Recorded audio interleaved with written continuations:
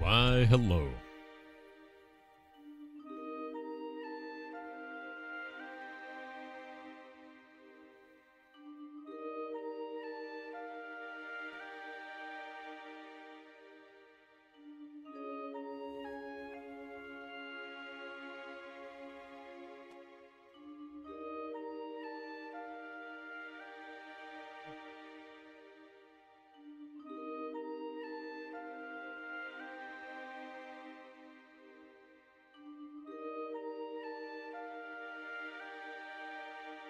Good morning.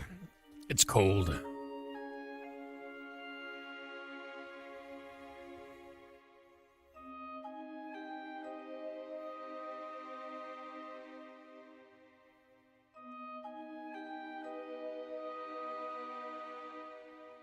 Monster Hunter Stories 3.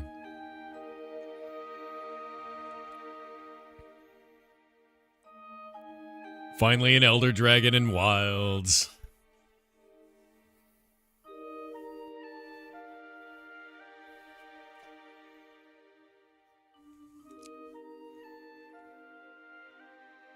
Dude, it's oil lead. We're so dead. I'm gonna die so many times to this dragon, dude.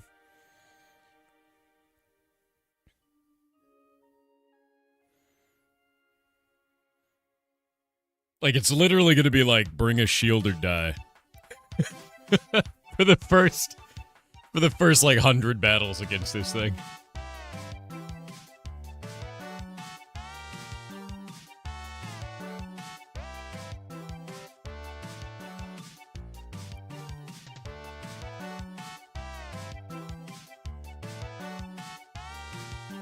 See Nemo's first tube? I did.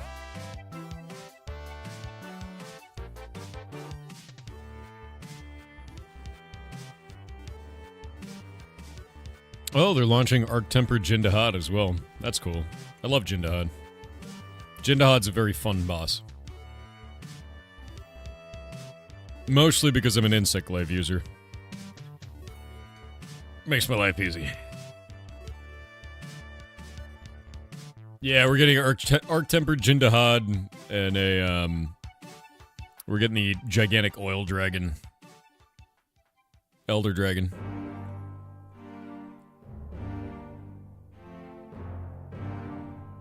Which is pretty sick, to be honest with you. It's title update 4. Oh shit, wait, it comes out on the 16th? No! Stop releasing stuff in December, god damn it. Got Gogmazios, Arc-Tempered Jindahad, and it comes out in 5 days. Son of a bitch. Oh, I'm so mad.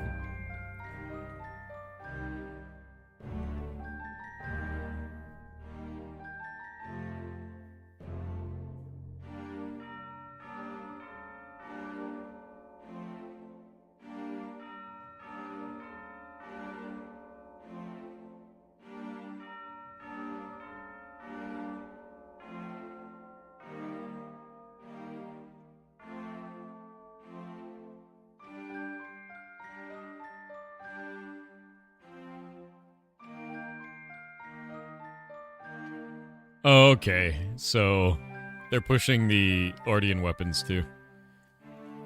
Interesting. They're making it so that you can make Ardean weapons, and then you can take Gogmazios' parts and upgrade your Ardean weapons with Gogmazios' parts. Which is ridiculous. Which makes Ardean weapons objectively the best weapons in the game now. You can't wait to not play Monster Hunter Wild Sword? Do you not like it, Zafra?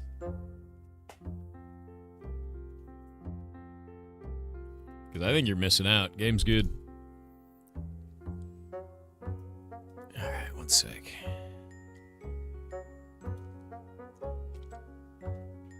And... boop. I exist. Games cost too much money. True. It has been out a while, though. Oh, the bread truck got owned by Automod, dude. Good. What if I just took the bread emote and put it on Automod? Dude, the power went out last night. We had, for like 4 hours, I was laying in bed, and I was like about to fall asleep, and then the power clicked off exactly as an explosion went off outside, and it was really loud. And I was like, all right, either war's on or a transformer blew. It's a transformer. And so, like, we ended up finding out it was a massive tree fell across the road, fell across some power lines, and then the transformer exploded. And I was like, cool. So it was about 8,000 homes without power. It happened, like, right up the street from me, which is great. Yeah, they were more than meets the eye. They were a literal bomb. Yeah. A lot more than meets the eye, dude. They rolled out for the final time. Any flooding in your area? No, there was no flooding here, but there was flooding all around us, which is like, the flooding looked terrifying, dude. Like it was not good. Not good at all. You love your generator and battery backup? I love mine too, when they run. Yeah, this is a bad thing. Yeah, streamer on a hill, you're goddamn right. There's a couple of reasons that I moved this place. Middle of a forest, rural area, so we could have unlimited ferrets for the rescue, legal concerns, and on a hill. Water go away now. Yeah. Power is also out in your area? Yeah.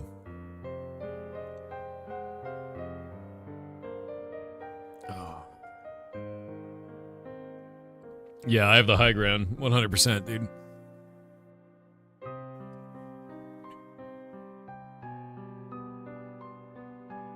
I'll throw on auto timeout when we say mods and bread. Dude, I might. But yeah, it looks like they're adding a shitload of stuff to Monster Hunter Wilds, dude. Like a shitload of stuff. They've got Gogmazios. So that's going to be neat. I can't wait to die to that. You know, Lord Oil Dragon himself. Available to HR 100 hunters. Dude, that's everybody at this point. Anybody who plays... If you have a pulse, you have over 100 HR. I had 300 in the first week. Did they fix performance, though? A while back, yeah. So you can have 4 hunters and 4 support hunters at the same time. So you could have 8. So 4 players and 4 NPCs. Wild. The Gogmazios upgrades are really interesting, too. Okay, so it just takes whatever your stats are and then adds even more stats. That's pretty ridiculous. Alright. Ridiculous.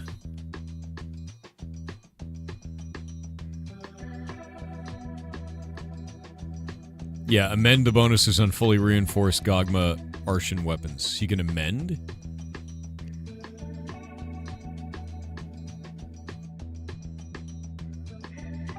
Oh. So you can reroll or amend? Wait, how does this work?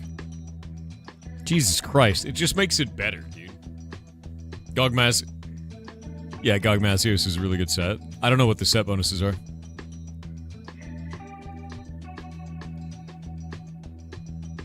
So you can carry over whatever categories you want. It can go... Oh, no, dude. I knew this day would come. Look. It's got Affinity Boost 1 on all of these. Like, it's Attack and Affinity Boost 1. And now it can go up to 3. And EX. You're gonna be rolling till you die. You're gonna be rolling until the day that you die, dude. What does EX mean? Oh, no.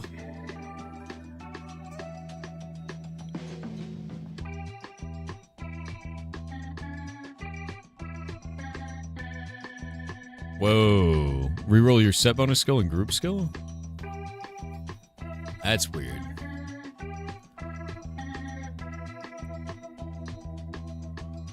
Tempered 9-star monsters now?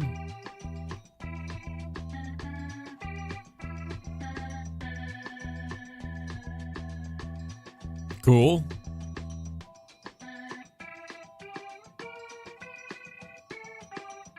Awesome. I really like the NPC hunters, actually. They're quite fun.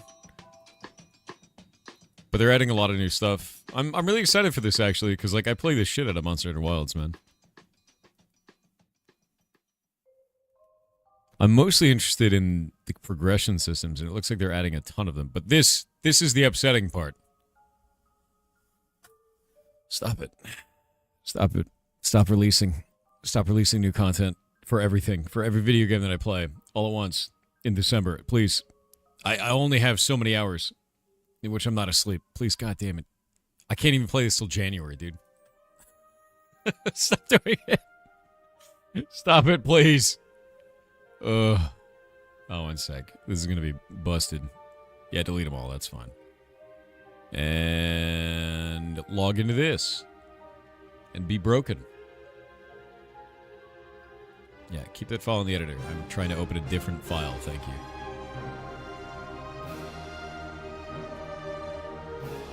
But yeah, everything was dead last night, man. It sucked.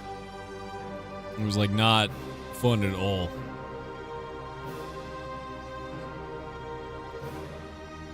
Alright, there we go. See if this will save. No, it will not. Alright, 1 sec. Because I was in the middle of working on it when all the power went out, which was great. Plugins. Harness the lightning to power your place? Yeah. Dude, I'm just so sick of the power going out. You playing Ashes today when it comes out at 10 a.m.? I'm going to tell you this right now. There's never been a time where Ashes of Creation has launched at 10 a.m. They always target 10 a.m. It always takes until 1 to 2 p.m. Every time. We will likely play it tomorrow in the morning because no one will be able to play it today.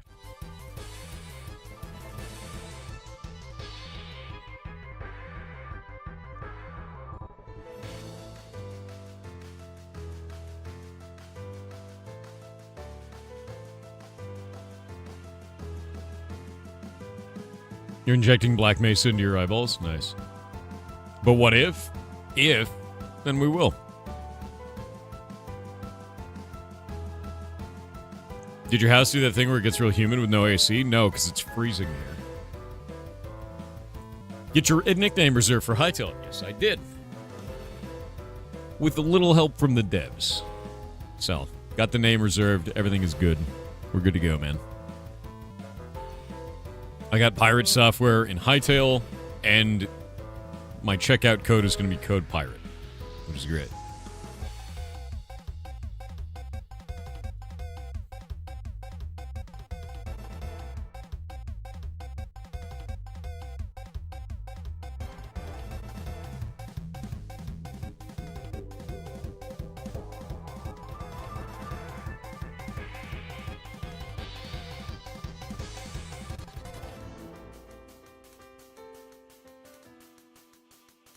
What?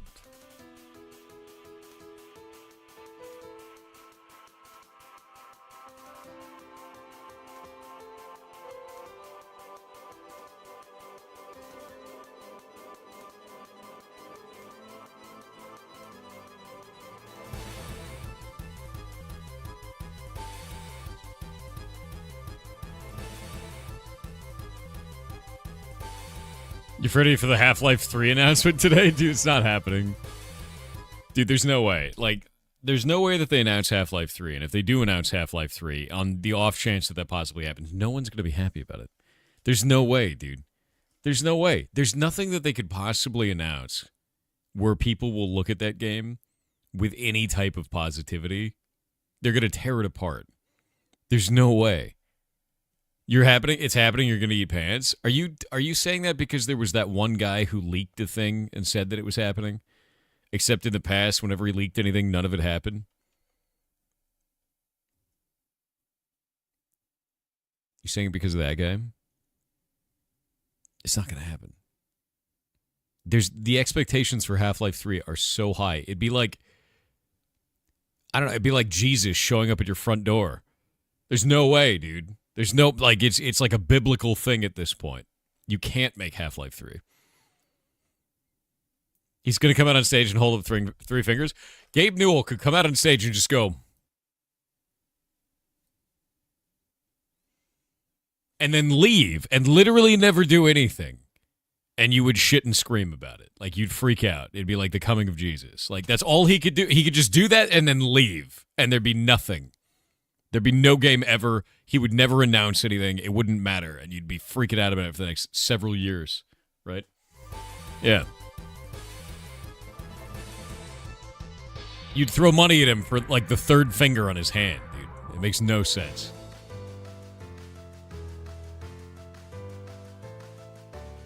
He doesn't even have to, like, they don't even have to show a game. Like, the level of hype around it is absurd. You don't even have to show anything. You just... and then leave. You know, like...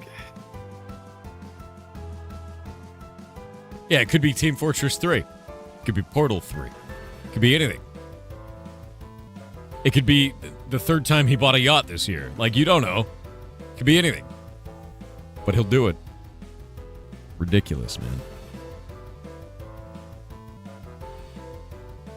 If that gets announced, I'm going to be blown away. Do you know what realm you're going in, AOC? So I heard that there's a US realm and an EU realm. I need to do an announcement to the guild. I'm planning on doing this on US realms this time. Is it a US? Do we know if it's US East? Is that a thing this time? Do we know how many realms we're even getting? I'm going to run it through Steam, actually.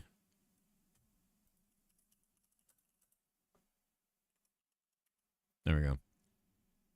Yeah, because it's coming soon to early access. I've already got the client installed, but I need to, like, get it set up through Steam. Because it's not set up through Steam. I have the base client, the Intrepid Launcher client. And it says, unable to update the Intrepid Launcher. If this issue persists, try reinstalling the Intrepid Launcher from our official website. Okay. Are you broken now? You're broken now, aren't you? Okay. Very cool.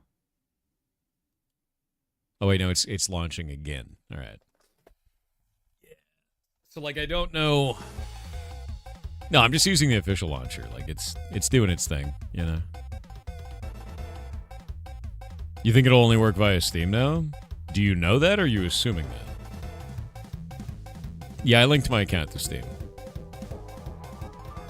It will not be used. Okay, we know. All right. Then why does the launcher keep updating? They send an email out? All right. Here's the thing that's really weird to me. Why are they doing this through Steam for a subscription service game? The part that worries me is this, right? The game is not complete. They're getting it set up through Steam. The game is a subscription service game. Steam takes 30%. Final Fantasy XIV is through Steam, yes, but not as the only option. Final Fantasy XIV is through Steam as a potential option. So it's like... it's kind of a weird move business-wise. Yeah, it's a weird move business-wise. Ashes of Creation. Visibility? I'm pretty sure Ashes of Creation has enough visibility. The problem Ashes has is retaining players. I don't think it's a visibility issue. I think the problem is that there's a lot of people that hit it, they like it for a moment, and then they bounce when the system gets a little bit janky.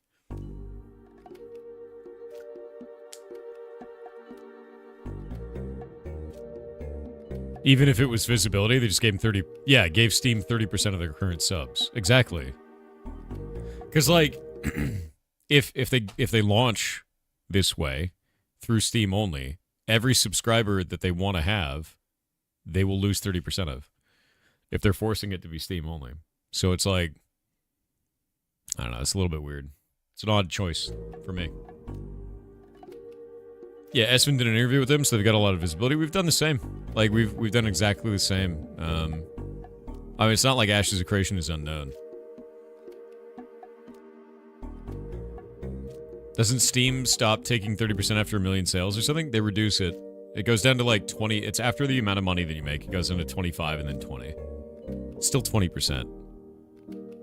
It's just an odd move, I think. So here's kind of how I see this playing out. and I've talked about this like pretty heavily in the past, is Ashes of Creation is in kind of a weird spot. I like the game, but I'm also waiting to see if they fix the in-game economy, right? So like Ashes, the way that it works currently is you have a lot of people that are very angry at the video game. They're mad at it because the in-game econ was changed drastically from Phase 2. Phase 2, fun. Really fun. That's the one that we played on stream. Everybody had a blast. It was awesome. And then they were like, what if we changed the way that you did all of progression? So we changed the whole economy, changed all of progression, and it sucked.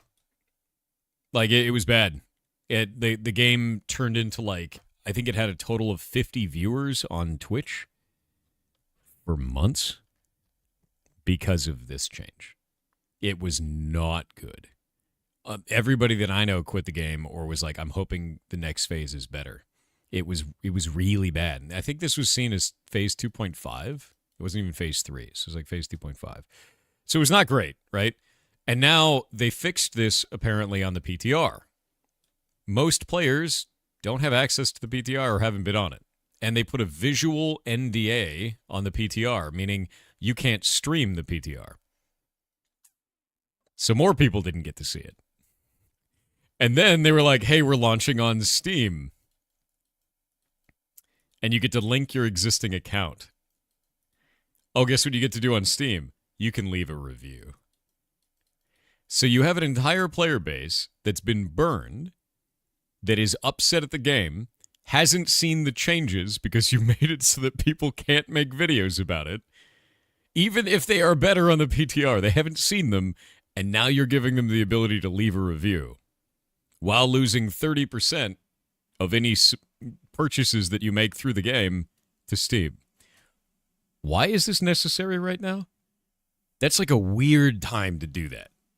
And I've been thinking about this the whole time. I'm like, the game could be awesome, but this is like, I feel like you might be shooting yourself in the ass just a little bit. It's like yeah, the Steam discussion board is already rough. Yeah. I just think that's the wrong timing. You know what I mean? Like, it just doesn't feel like the right time to do this. Maybe it'll work out, but like, yeah, that's a weird time, dude. The boards are never particularly good, though. Yeah, but they're a lot worse when you have a situation where the game was in a bad spot and then no one's seen the changes yet. Like, why did you put that on visual NDA? Just let people see it. Who gives a shit? Like, that's, I don't know. I just think it's a bad maneuver. It's kind of like watching a dude do a dodge roll directly into the boss's attack, and you're like, well, all right, yeah, very cool. Yeah.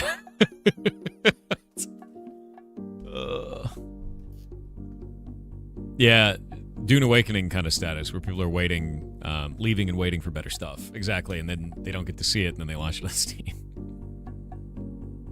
Because you have to think about it this way. Not every one of your players is going to be hyper engaged. They're not going to be. They're not going to know every one of the changes you've made. They're not going to keep up with the PTR. They're only going to be engaged with the stuff that they're allowed to see and that they can see. And if their favorite content creators are not able to show videos for that content, they're never going to know those changes are going on. You have to think of the normie audience, the people who have 9-to-5s that are kind of cursorily interested in your video game and may have played it in the past. Suddenly you're giving them the option to leave a review without showing them that any changes have gone on for the months that you've been making them because you put it under visual NDA. It's not going to work out that way. I don't think that's a good move, personally. I think you're just going to get a giant review bomb for the game. Yep. Visual NDA is very strange. Is Summoner launching now? I don't know. As far as I know, I thought Summoner was already out. I haven't even played for a while. Everyone playing had PTR access. Not everyone playing had time for PTR. Putting it under visual NDA is not helping them. There's no possible positive that comes out of putting it under visual NDA. Make that shit open. Show people what you're doing.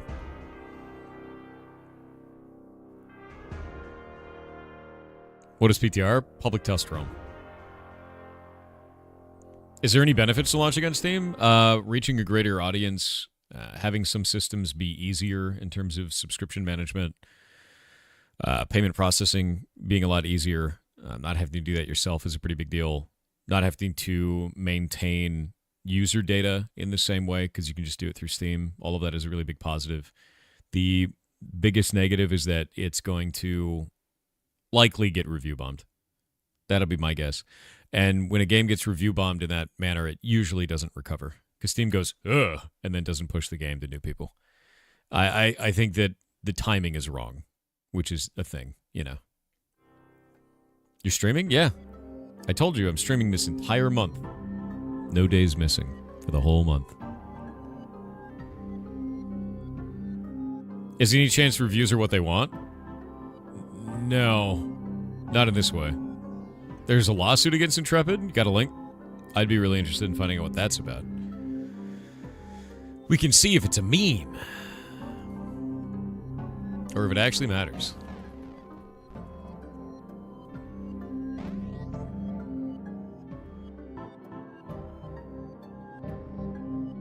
Where can one find a list of in-December games? Type in "in-December" with an exclamation point, chat.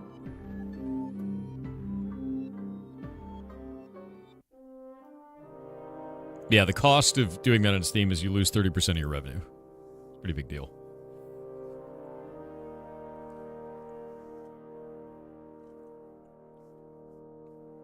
Oh. Wake it up.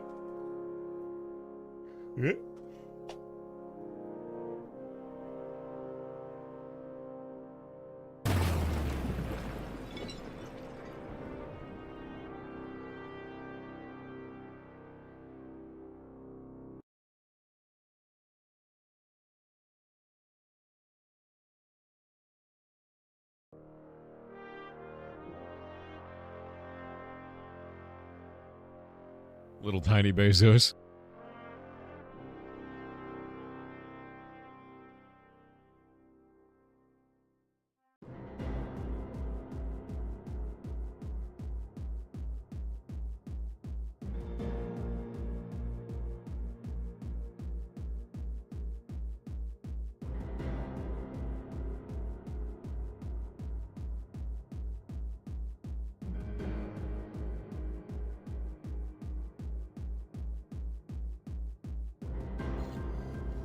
The cursed quest has begun.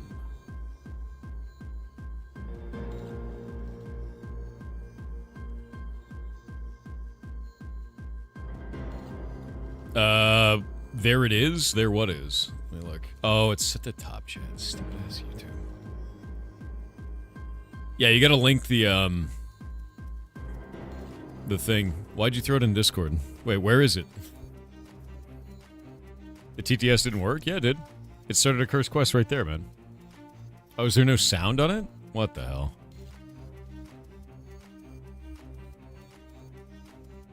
It definitely did a cursed quest, though. Speaker bot broken? Are you broken, dude? Okay, you cursed him with cooking.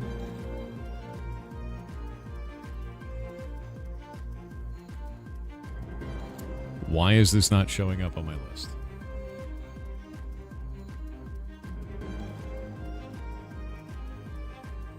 Let's try this now. Zafarov with 500 bits said, I know you don't usually do React content, but Simple Flips just uploaded a really cool new video you should check out. Oh? You got a link, man? Let me see. Simple YouTube. What did he do?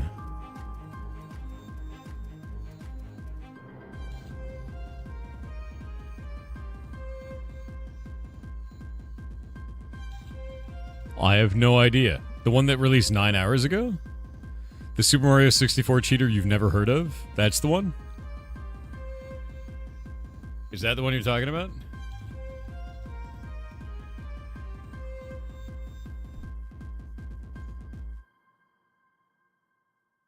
Buh. You have to link it to me, Zapra. We have audio? You're in audio. Alright.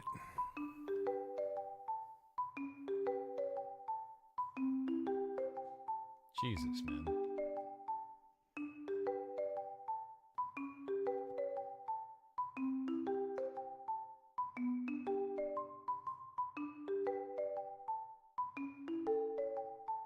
"100% skill issue? For what? How big can a game document be? Can it be too large? I mean, it can. Is it hard to manage? Right? And, like, it's not about size. It's about, is it difficult to manage or not? Anyway, Curse Quest. Let's go and grab that. I was waiting for Zaphiroth to respond, but he never did. He never did. Intrepid lawsuit with Aiden and life insurance? Life insurance? What? Dude, what? A life insurance company has filed a commercial and trade debt collection lawsuit against Intrepid. What?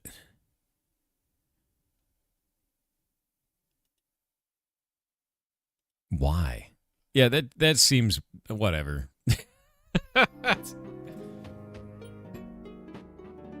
Yeah, whatever.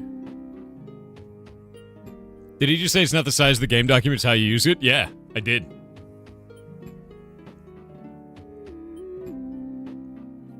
No, that sounds like a tiny dispute, to be honest with you. Life insurance never costs a shitload of money for companies. It doesn't. Like, I think out of all the insurances that we provide the staff, the life insurance bill is the smallest out of everything. Like, it's really tiny.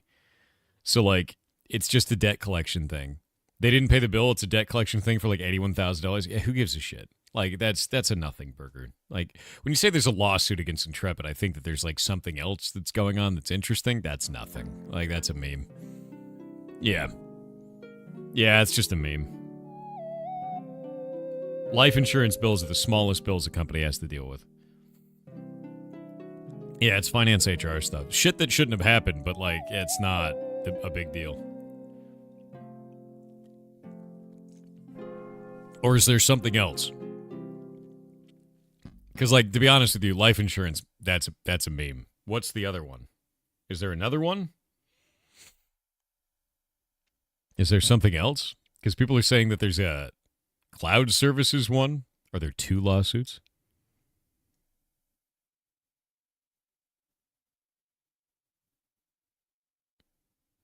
There's another article.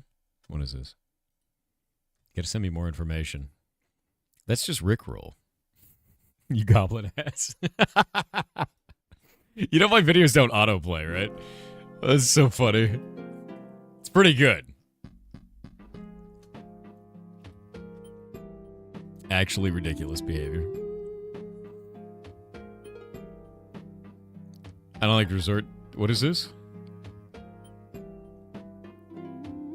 The lawyer's face is weird looking? What? Dude, your face is weird looking. My face is weird looking. We're all weird humans. All right. Let's find out what's going wrong here.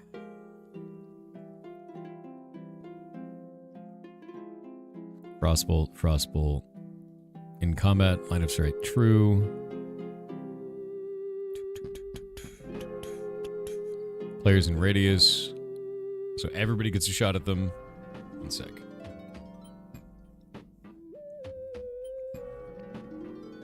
Your face is completely normal looking after having looked outside. Fair.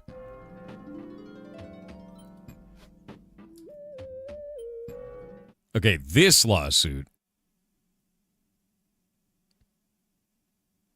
What is this?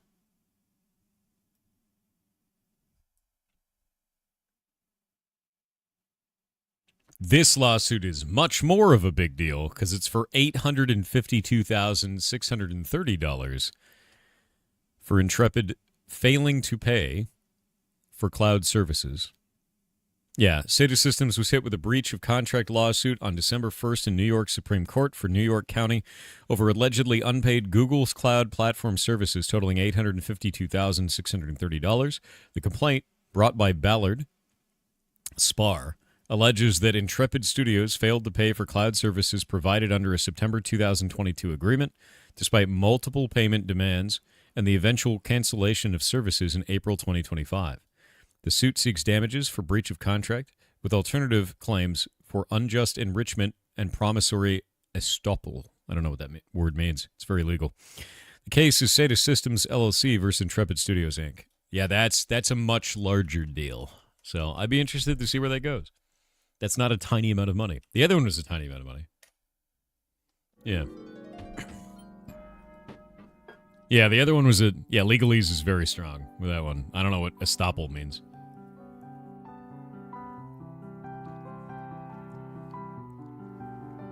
Waking up. Yeah. That's weird. I don't know, man.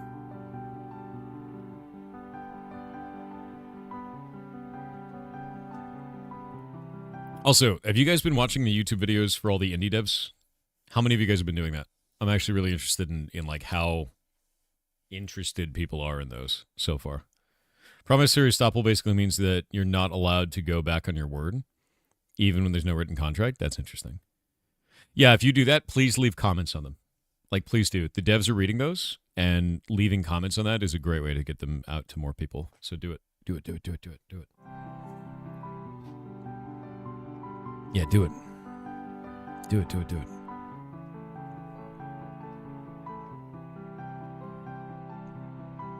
Didn't know you were uploading those videos. I was just watching the interviews live. Yeah, they're all uploaded. They all have, like, their own thing, right? Every single one of them.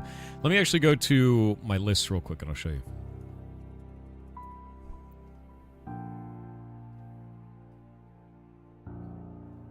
Let me see. We'll go into here. We're going to go to dashboard. Grab this.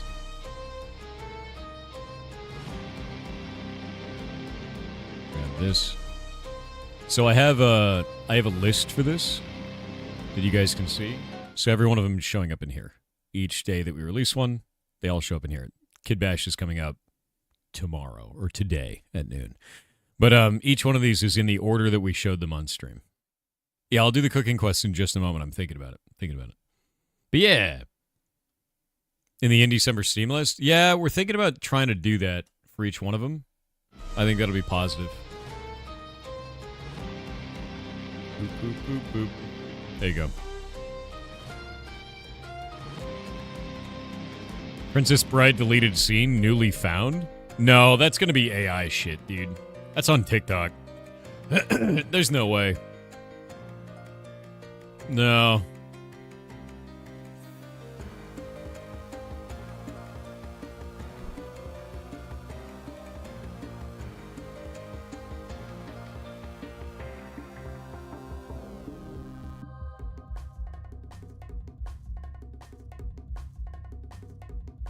Proud of you. Yeah, there's no way. With that, yeah, I think we're just going to keep releasing one of these every day. I'm waiting on Shadelock to finish the latest ones. I have a short that's coming out today called AI Slop.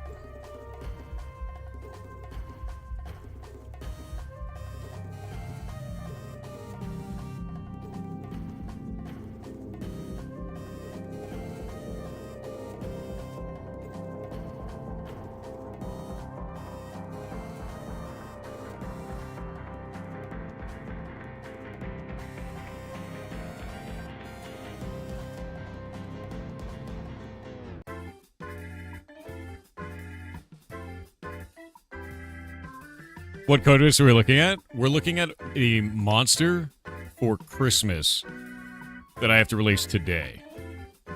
Boss fight. And my brain is like slowly booting. You can guarantee that's not AI?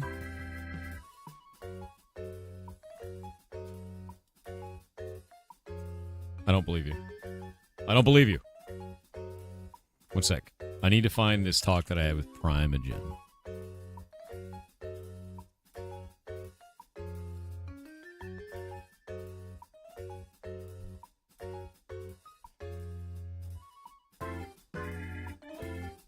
I had a really interesting talk about something a while back.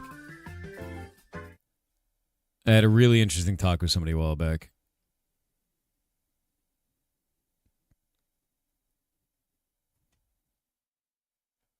I'm going to link this. So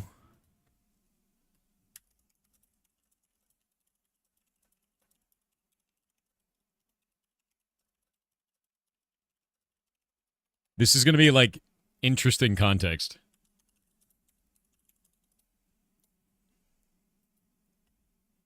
Because I have an AI slop short coming out that's making fun of AI and like talking about how stupid it is with this stuff. But I wanted to show Grok just failing entirely.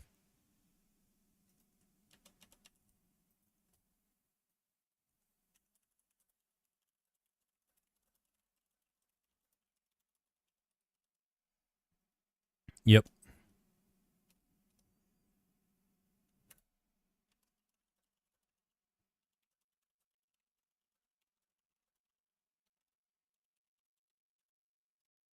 There we go.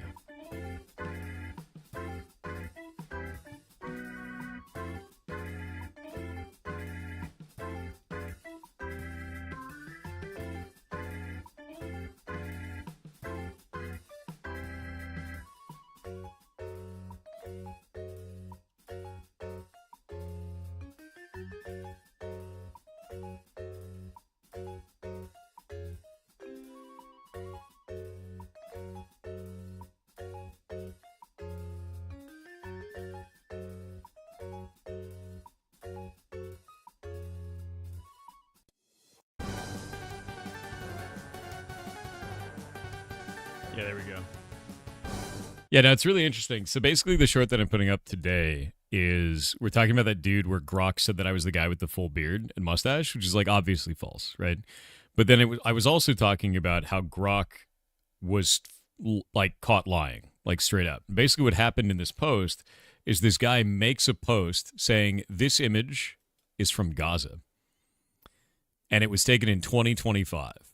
And this person reposted this, they requoted it, like quote tweeted it, right? So the image is in there. And they said, this is false. This is from 2014. Now, this one currently has 72,000 likes. This one, they deleted their own post. At the time, it had 20,000. And this one had like 60,000. Guess which one Grok believed? This one. Guess which one was true? This one. Because it was taken by the Associated Press and had a timestamp on it with all of the information released by AP. When Grok was shown this and shown a link to the AP imagery, Grok claimed, I can't read that. That link is corrupted. Stop believing clankers. Stop it. Yeah. Why'd they delete their original post? Because they got attacked by a throng of people online despite being right. Yeah. Really bad, dude.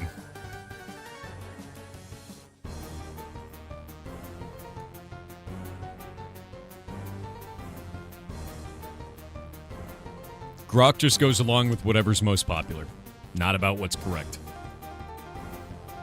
And if you would like to see links to prove this, I've pinned them in the actual short that's coming out, but if you'd like to see them now, you can see here the post lying about the information on this. And you can also see here Grok believing that, and then in this entire thread doubling down on it multiple times and saying that it can't read the Associated Press link. Neat. Gotta love that.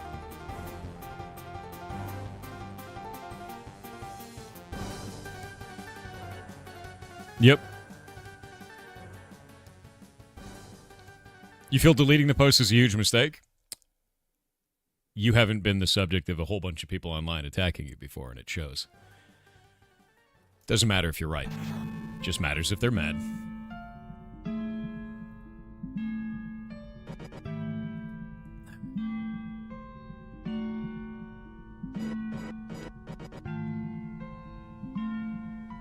All right, let's see here. I think what we can do here is we can set this up. I'm going to go test this next. X person isn't a good dude. I don't give a shit who's a good dude. I care about what is objective reality. And when you are faced with objective reality, and instead you trust Grok that is hallucinating some fake bullshit and then lying to you, and you believe that over it because you have an emotional response to it, you've lost the game. It's over. Yeah. This YAML is insane? No, this is just a configuration for a monster in a video game. That's all. What you're seeing is a number of different actions. Those actions are set up based on different these behaviors are set up based on different triggers. In this case, on a timer, which is 400 ticks, right? If it's in combat, if its health is less than 100,000 or less than 10,000. That's all. And that's all it is. So with this one, it has to be players in radius up to 100 blocks away, and the players have to be in line of sight. And this goes off on a timer of every 5 seconds, as long as we're in combat. And then we do this attack. And if we go look at the attack, we can go and pull this up. This is the attack itself. The target conditions line of sight has to be true. We look directly at the creature, right, that we're shooting at. We snap to look at them. There's a delay of about 1 second, and then we fire a projectile at that enemy. That projectile then has a tick mechanic of which every game frame, it's releasing particles as it goes to make it look like it has a visual. And then when it hits, it explodes and does this effect. So like you're looking at kind of just a logic tree for how this is functioning, right? If this was done in visual formatting, it'd just be a couple of nodes. But since we have to do it through this for Java, it looks like this, right? That's it. Yeah, it's 20 ticks per second. Sometimes people don't want to learn the absolute truth. They just look for validation for their own views. I wouldn't say sometimes. I would say that's the majority, man. But yeah, so this is all that does. We need to set up the summon system, so that's the next thing that I'm putting in, which is trigger location Y1. I'll probably do, yeah, Y1 on player kill. And that'll be at the location of whenever a player dies. So I need a guinea pig in block game. That's what we need. Actually, who hasn't seen this fight?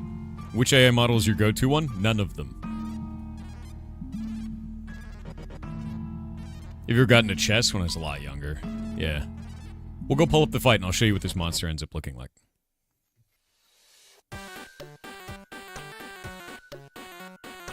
Snappy, let me join. Okay, take off all of your armor. You're going to die. Also, cooking quest. Let me think about the cooking quest. Answered TTS. Zevzi, are you there? Zevzi, are you there? You ready? Yeah, it's not even AI. People on social media love to make shit up 100% of the time, just for views, even if it's immortal. Oh yeah, dude, 100%. Like, it's completely insane. You've already preheated in your microwave? Dude, what? Hold up, microwave? Preheated. Let me think about microwave. What are you going to do for microwave? What do you do for microwave, dude?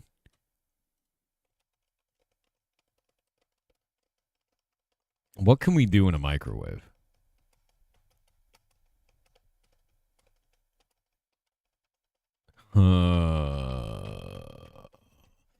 How surprising this statistical engine picks the value that statistically has the most impressions, not the correct one. I know, right?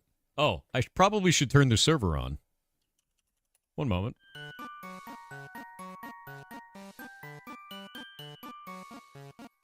Baked potato? Don't do a baked potato in the microwave. Don't do that. What, did you just say carbonated cheese? Technically possible, but that's not a microwave thing. Yeah, it's not a microwave thing. Cake? You don't want to make a cake in the microwave. Chef Mike is only good at a couple of things. Chef Mike can make the egg. The egg. Microwave baked potato? Oh, put it in the oven, man. Love yourself. Yeah, no. Don't do that. Carbo cheese? God damn it. What can we do for the holiday season? Something cursed. We could do a gingerbread house. Gingerbread house is kind of funny. I have an idea. Make my face out of gingerbread. And you have to ice it. You have to make my face out of gingerbread. And then you have to put icing on it to fill in all the details. A deeply horrifying gingerbread face. You already did that? I know. I want to see multiple examples of this. Gingerbread face. Is the house made of man or is the man made of house? Yes. All right. Oh. Hello. Thank. Shay has brought me the noodle. One moment. The noodle!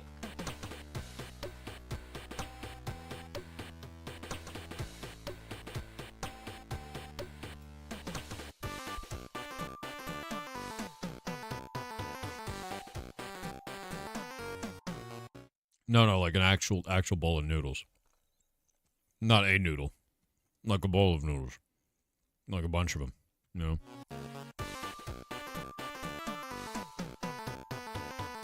Alright, so spawn, and we're gonna do, what is his name? Christmas. No. Arena. World Boss Summoner. So we have this. This will spawn every hour on the hour. That's the idea, right? Yeah, that's every hour on the hour. Get rid of that. And when you hit it, summons the dude. We can see he's there. We're going to do this. I should be immune to all damage. This is that frostbolt that I was talking about. So he fires it out. Does damage. Fires in a thing. Hits you. Does the frost effect around the edge of your screen. So it's actually applying frost to your character. Which is cool. Ends up being fun. His name is Jacked Frost. Yes, indeed. And he's nasty, dude. Gain a melee point there. All right, we're going to do this. And now I'm going to do... I basically need to do some kind of an attack that'll do enough damage to him to drop his HP, which I don't know if we have one that works for this. So I'm going to probably make an item real quick, and then we'll go from there. That will do 5,000 damage. I need to do one probably that's 7,500 damage. So we'll go into items, and then we'll go from there so we can push him into his next phase. Because I need the test to make sure that it's working on his next phase. Those are hit eyebrows? Dude, accurate. Yeah. But the idea is that he just is using normal frostbolts at first. And then after that, we're going to switch him over to doing other effects. However, we need to see if people die to this in a way that makes sense. Do 7,500 there. We'll wait for this to load. Come on. Come on. What if someone made your face out of fruitcake? Okay, that would be pretty sick. And horrifying. I think I would be sick if they did that. Okay, now we're going to go into here. We'll grab the old Jake Smells, which is a powerful sword. Did he just die instantly? Did I just crit? What the hell just happened there? Hold up. Okay, let's get rid of all of these. That shouldn't have killed him.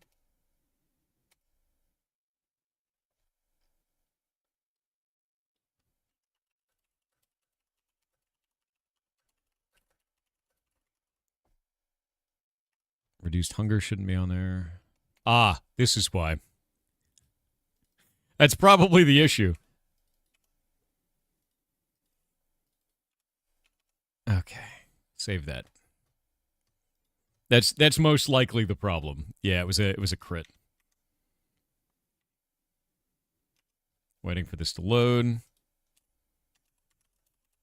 Grab this. Grab the sword. The new Jake Smells. Jake Smells is a pretty powerful sword, I gotta say. It's very strong. And we'll get rid of all of this extra weird bullshit that I have in here, and then we'll resummon the boss. And then we gotta do it like this. Spawn Arena Summoner. Slap it. Grab this. Hit him. Okay, he's under 10k, but he's regenerating fast. So, put him like that. Do this.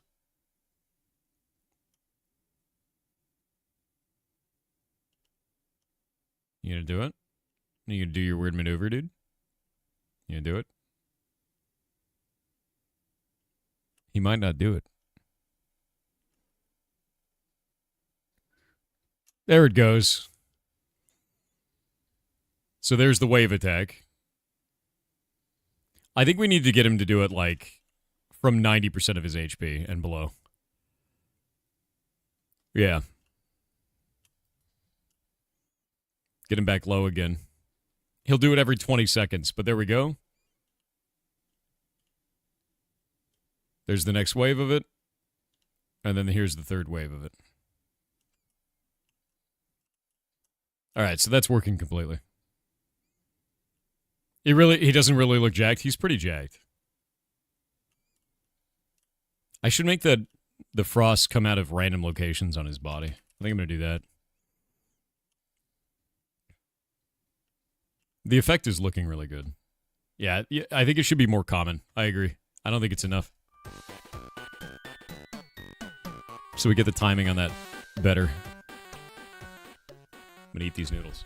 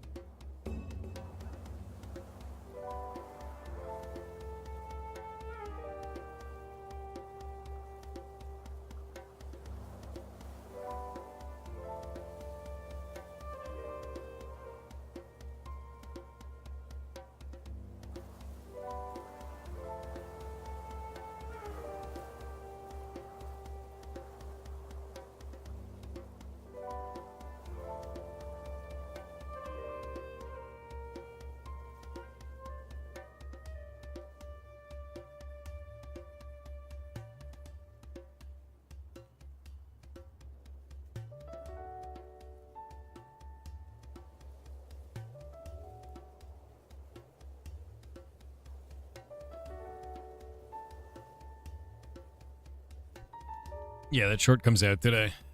I'm eating this noodle. Delicious.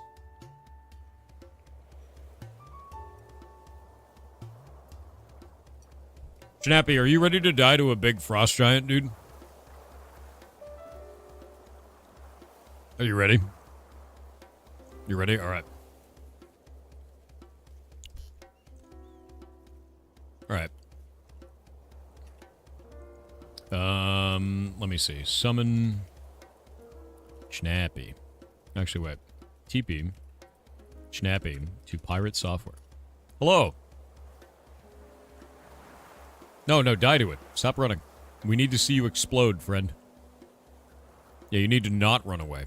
There we go.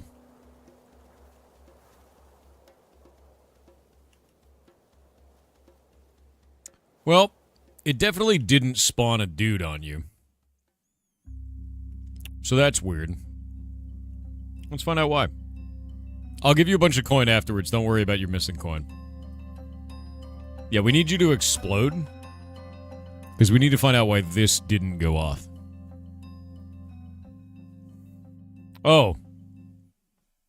That'd do it. Yeah. Yeah, that would do it. One moment.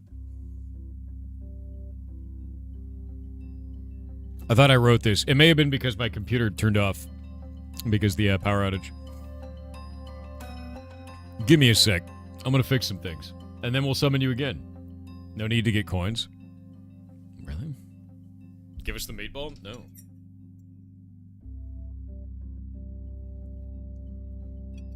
Meatball's in very deep trouble right now. Yeah, Meatball's in like super deep trouble right now. He's taken on this new trend, this new like thing. Shay changed his litter box once to a puppy pad, like the Ferrets, to try and make it better, to clean. Meatball used this one time and now exclusively shits in Shay's plant. And I had to explain to Shay, you cannot change things in a cat's environment. They will hate you forever. And once they have a thing that they do, they never undo that thing. So if you change it and they do something you don't like, that thing is now permanent. That's cats. That's how cats work. So he shits in the plant now. That's the thing. So my plan this week is to remove all of the shit from the plant, fill it up with dirt, and then put very large stones on the top to stop this from being a problem. Good morning, V. Hope you're having a good day. What is this?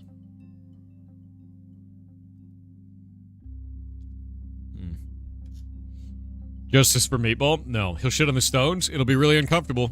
It's fine with me.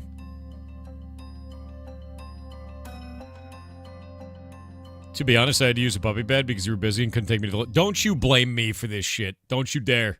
No, look at that. God, you're just like Meatball. Blame me for that.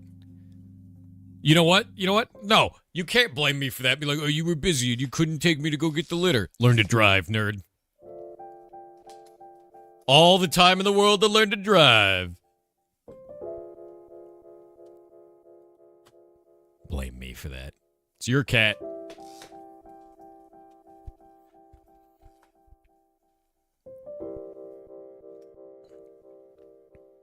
Dude, you would sell me for one corn chip, and then you would DoorDash with that corn chip as currency. You can get meatball litter. Don't lie to me.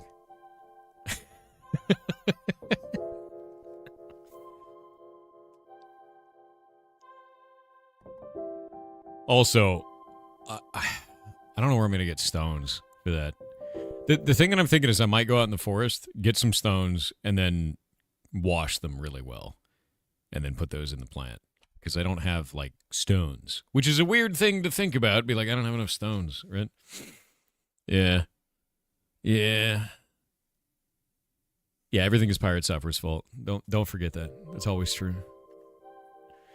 If you have any problem in your life, remember, it's Pirate Software's fault. Don't forget. Yeah. Bills unpaid. Homework not done. Didn't go to work today? Just blame Pirate Software.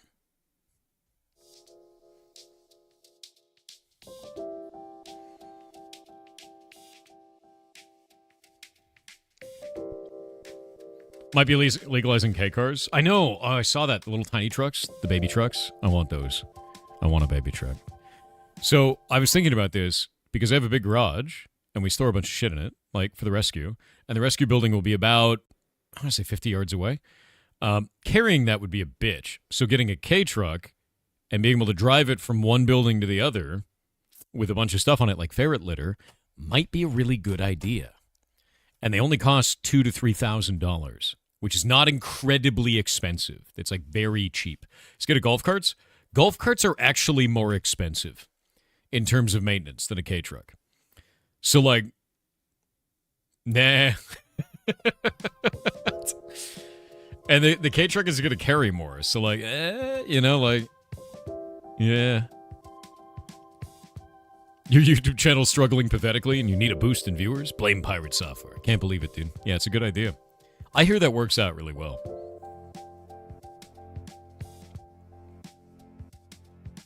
Wheelbarrow? Dude, no. Have you ever used a wheelbarrow? Like, the point is to not use a wheelbarrow. That shit sucks. You ever used a wheelbarrow to move like 150 pounds? No, more like 300 pounds of ferret litter? 50 yards over gravel? No one wants to do that. Just use a K-truck. No one wants to do that. No Indecember today? There's Indecember today. Yeah. Let me actually see how many games we have up today, because we don't have, I don't think we have a full 3. I think we have 2. If I remember correctly. Master list. Oh, no, we have 3. We have 3. No. Yes. No. Why is it red? Why is that red? Wait. No, that's tomorrow. Yeah, we have 3. Wait. This one says ready to go. No. They're the second game of the day, and it says awaiting dev response. Developers, you were slated for today. Yeah, we have a sponsored one today. We do. Yeah, we have a sponsored one. And it looks like a dev didn't respond to some communications, so. Or at least the sheet hasn't been updated. Oh. Little Nemo. Hello, little man. Come here.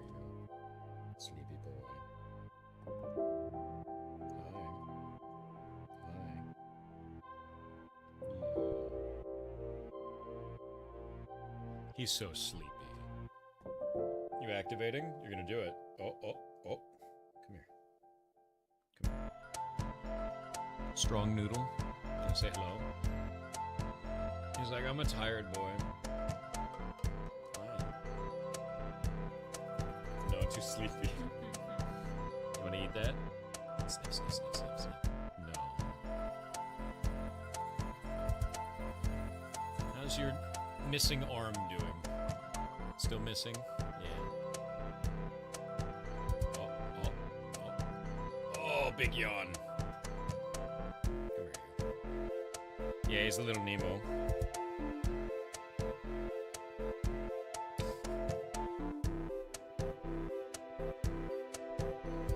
Sleepy. Hi. What you doing? He's like, I don't want to get comfy, I want to move. Yeah, he's Nemo. He's got his missing arm. He's got his normal arm. And he's so tired. You gonna go to bed now? It's bedtime. Noodle. Little Nemo, dude. Yeah, he ran out his battery in the playroom. That's very good. Melted today watching the video of you giving Henry scritches to Shay. Aw. Yeah. We're going to start putting more and more of those shorts up on YouTube. On the Ferret YouTube, by the way. So that's the thing. It's kind of noodle we're here for. Yeah, but I'm eating noodles, too. Just not the same kind. Has he had any more allergic reactions? No, we believe that was an autoimmune condition brought on by his amputation. Yep. Which seems the most likely. Happens. And he doesn't seem to be having the problem anymore, which is good.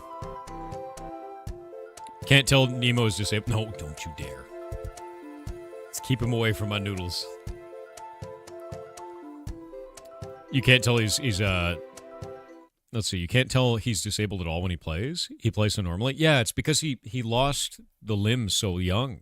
He's already adapted to it. And he moves really fast, you know. He's like, get in and out of the paper bin. Yeah. Yeah, I was watching the video. He's super fast. Nemo got out of the box on his own. Yeah. It's pretty impressive how quickly they're adapting, you know, like how quickly he adapted to the fact that he's missing a whole limb. Taking down Chili. Hmm? He was taking down Chili and flipping Chili over. That I didn't see. He'd beat up Chili? Yeah. Wow. How did Chili feel about that? Chili was upset.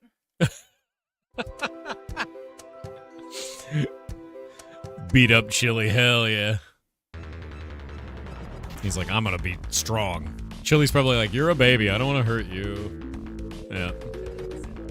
Huh? Sad on him. Wrecked.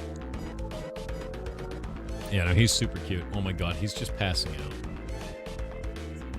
He's in that mode where he's like half asleep, but he wants to play really bad.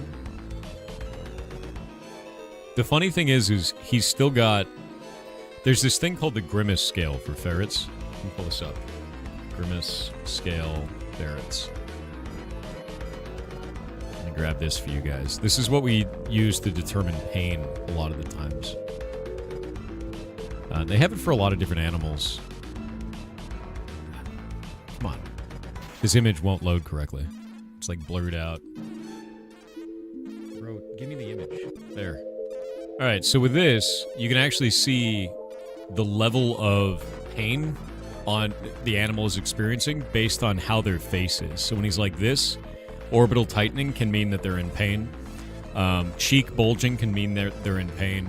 Nose bulging is the same. Ear changes, they'll hold them flat against their body in a defensive posture. And then their whiskers, they'll pull them back against their face, right? But with Nemo, his whiskers are always forward like this because he's curious and he's trying to get the most amount of information from his surroundings. So, like, you can tell really quickly when a ferret is in pain. Their whole facial structure changes entirely. They're very expressive with that, but you have to know about the Grimace scale, which is something that they use, like scientists actually use this and veterinarians use this for all kinds of different animals. It's pretty interesting. I think the Grimace scale is, like, incredibly useful. But yeah, he's always got his whiskers forward. He's always happy and excited, so we know he's not in any pain. And he doesn't like, he's not touchy about his wound site or anything like that. He rolls on it and doesn't care. Yep. Yeah. Tired enough to forgive you for stealing his grappling hook. God damn.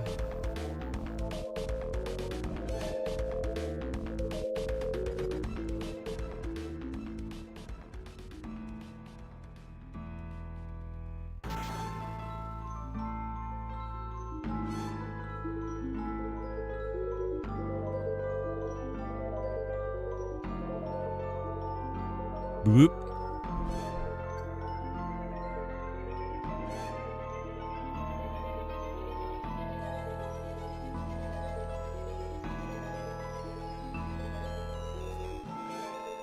This is actually a really interesting post. Hold up.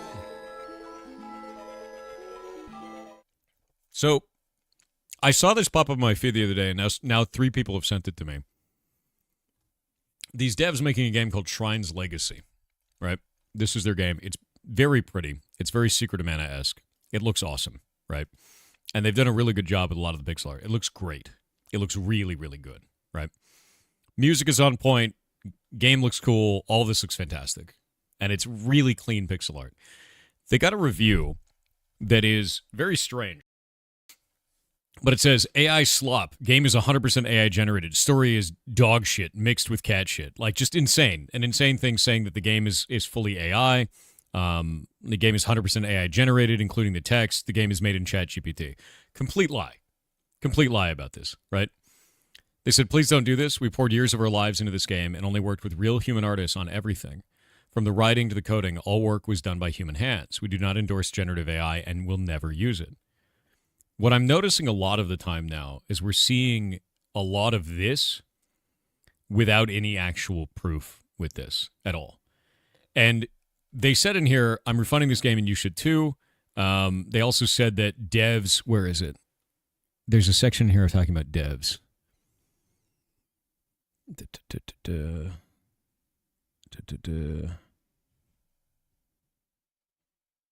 Yeah, here we go. Also, just look at the discussions forum. The dev is permabanning people for bringing this up. I don't know where the logical disconnect is for people that leave reviews like this. The dev isn't permabanning you for bringing it up. The dev is permabanning you for lying about their game. Because you're saying that they used AI to generate it all, and they didn't. You're spreading a lie about years of their work, and they're banning you for it. Not for bringing it up. It's not some hidden truth that you've discovered. You're just an asshole. And I feel like a lot of people online don't realize that they're the asshole when they do things like this. When you just go on there and tell lies about someone's years of work and then they ban you for it. It doesn't make you right and some freedom fighter. It makes you an asshole that's lied about their work. You deserve the ban. Like, that's crazy, dude. And I see this way too much online now. Like, people are going after tons of artists for this kind of shit. They're going after games for this kind of shit, and they're just saying everything is AI. No, it's not. Not everything is AI. Some of it is, but if you go all in like this, you better have proof. And if your only proof is, well, I feel that it is, and the devs banned me, so that means that it's real, you're just an asshole. You get to live with that. Because these guys didn't do anything wrong. They've just been making a really cool-looking video game, to be honest with you. Some people accuse some Japanese artists of using AI. Dude, they accuse everybody of using AI. They've told us that we've used AI. Yeah, it came to me in a dream. I've been on this receiving end of this shit as well. They've been telling me that I used AI to make stuff. And I'm like, no, I've never done that. They're like, yeah, you did. How do you know that? It came to me in a dream. It's completely bullshit. It's completely bullshit. If you aren't using AI to assist you, you're in the Stone Age? No, you're not. Do you think that every creative person uses AI? Because the answer is no. Incredibly, if you've spent your lifetime honing skills in any of these subjects and you don't need AI in your workflow, you won't use it. You just don't. You don't need that. It's not a necessary thing. And accusing everyone of using AI is insane. That's like, I need to fight my own shadow because it's always following me. Like, it's that level of nuts to me, dude. Like, not everything is AI. Some shit is AI. And you should be like, hey, did you use AI in this process? And if they go, no, we didn't, here's our process, leave them the hell alone. But this is nuts, dude. Yeah, there's no reason for that. Yeah. It's the everyone else is out of touch moment. It is. It's bonkers, dude. My shadow's AI.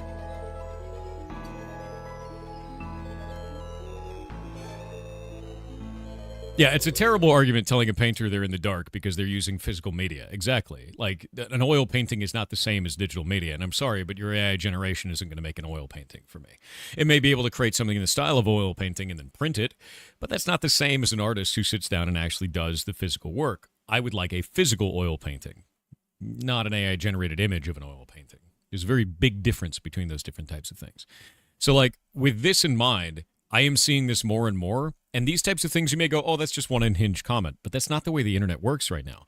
The moment that somebody smells blood with something like this, they run with it very fast. Unless the developers put out a post like this, they can get completely overwhelmed, especially small indie devs, with a massive wave of hate for their use of AI that never actually existed in the first place. Especially with a game that, as you can see, they've poured a shitload of love into for all of these all the pixel art that they're doing. This isn't easy stuff. This looks great. It looks really, really good across the entirety of the game.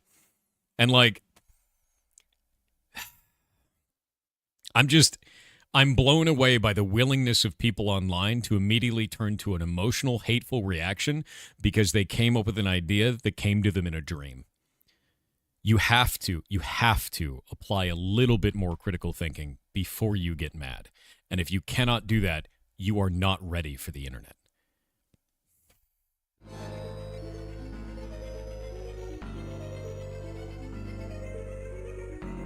The game is gorgeous. Yeah.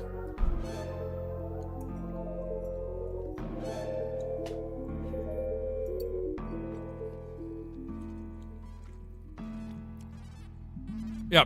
You know what it is? That's a funny one. You cheated on me in a dream, so you must be a cheater. I'm mad at you today. Why are you mad? Because you cheated on me in a dream. Dream you cheated on me, so I'm angry at you. It's the same, dude. It's the same.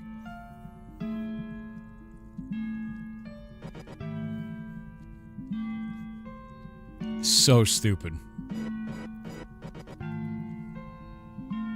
Kind of logic I live for? God, I hate it, dude. And, like, I'll be old man yells at cloud about this, dude. I will 100% because holy shit. The level of cognitive dissonance that I see on the internet is incredible now. Like,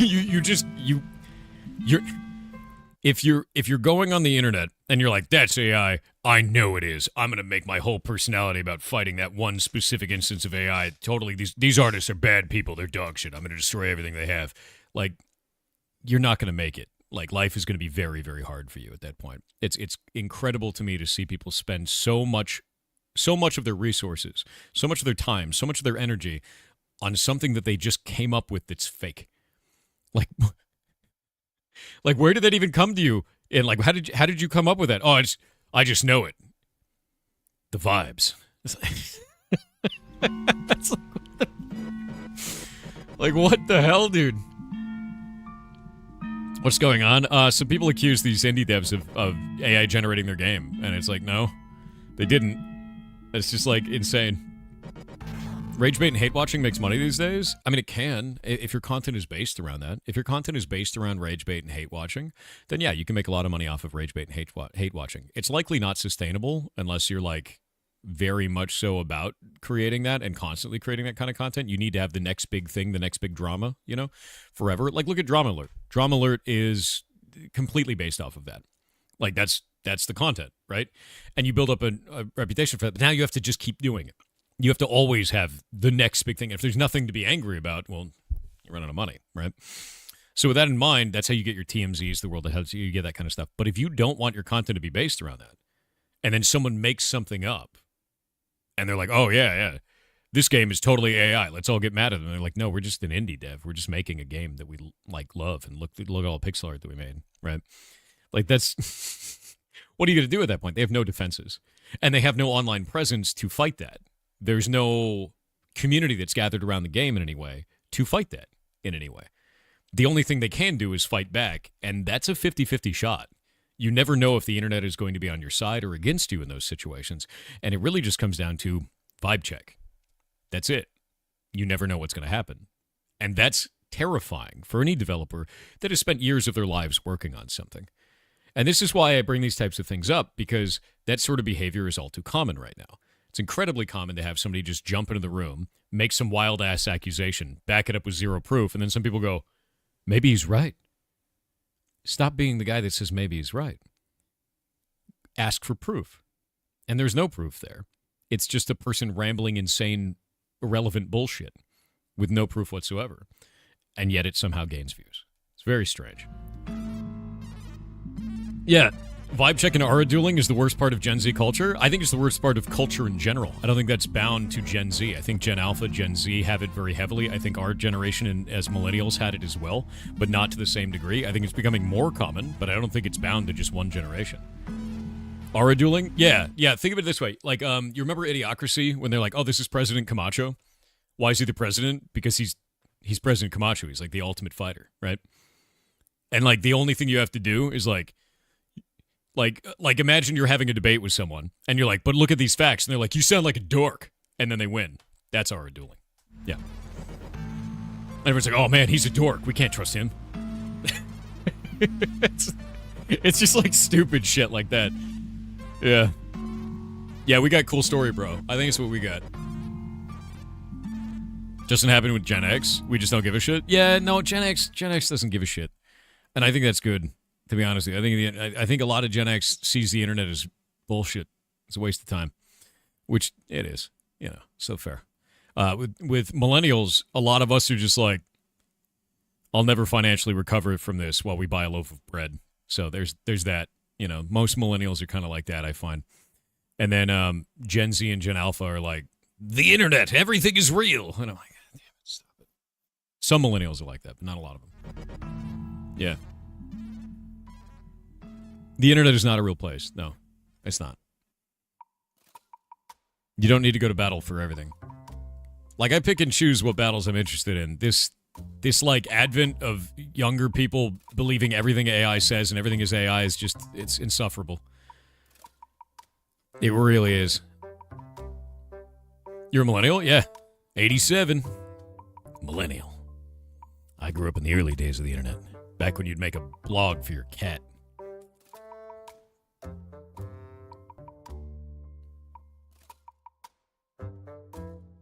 That was ages ago. Silence. Everything on the internet is obviously true. I know, right? The thing that I always want to impress upon people is if you find something that gives you an emotional reaction, stop a moment, take a step back, and go, do I have enough information to be mad? And if the answer is no, then shut up. It's like, you know, like that's the whole step, you know? If the answer is yes, then go for it. If you feel passionately about it, you find that you have enough information to be angry about it, you can actually prove to yourself in you know, on the side, be like, do I have enough information about this? Is the source of the information reputable? Can I prove it from another source? Is this the only source of that information? And you look through that entire process and you go, yeah, you know what? This is stupid. I am going to be mad about this. Then great. As long as you take that process to like determine if what you're being angry about is real, then the propaganda doesn't work on you. Because that's all it ends up being at the end of the day. Yeah. All right, we're going to summon a dude. Summoning a dude.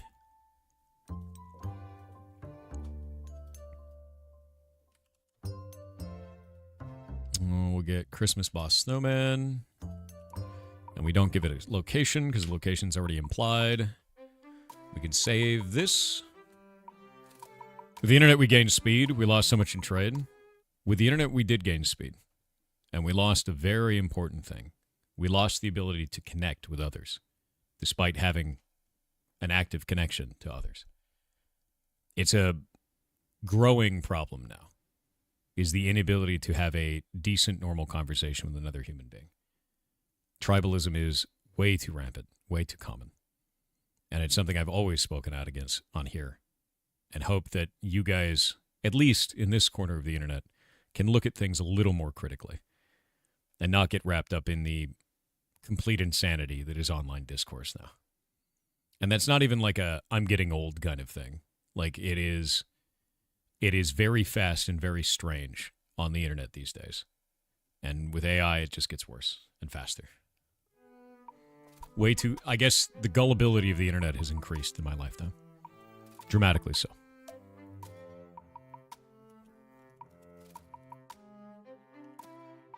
All right. Snappy, are you ready to explode again?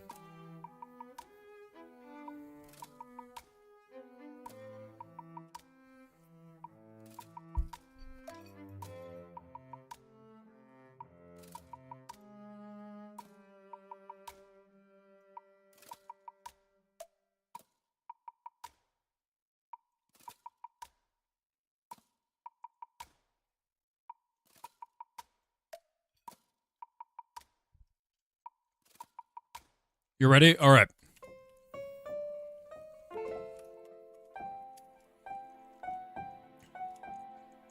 Just let it kill you, please. Thank.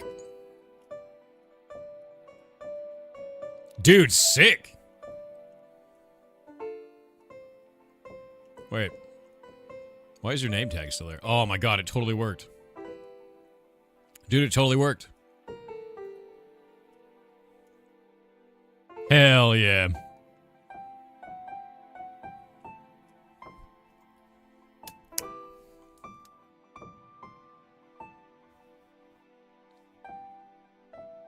It's not my birthday every day. How dare you?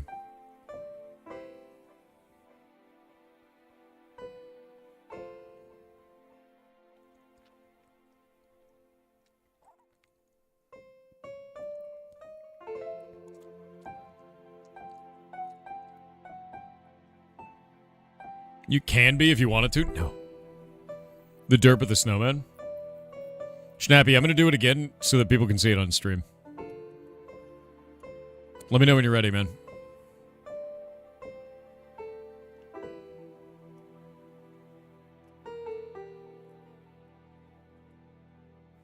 You ready? All right. All right, chat. This is the new way to do this. I'm going to teleport in Snappy. Snappy is there. He's going to get killed by this. And he instantly turns into the frozen friend. It worked. It worked. And now, frozen friend should be shooting bullets. So I'm going to do this. And now it shoots at a random threat target every second as well. So this turns into a cascade failure kind of situation, which I think is really funny. I'm excited for that. All right. I need to change one thing about this. We need to change the spawn-in location, because otherwise people are going to be in the walls. So we want it to be here. 31 negative 15 is what that one is. So we'll do 31 negative 15. What was it? 31? Yeah, 31 negative 1 negative 15. Or 31 negative 1 15, rather. Negative 1. And then 15. I'll grab that. And now I'm going to go up here. Yeah. And go there. Yeah, everyone else gets another enemy because somebody died, is basically how this is going to go. And I'm kind of excited for that because I want to see that work. Yeah, there we go. 31 negative... Oh, wait. What was that set to? 10.23? That's a bit weird. One moment. I have to change each one of these. Okay, it said it's 0. There we go. So it'll be 31, 0, 15. 31, 0, 15. Is it negative 15? It's just 15. Let me make sure again. I need to write down each one of these.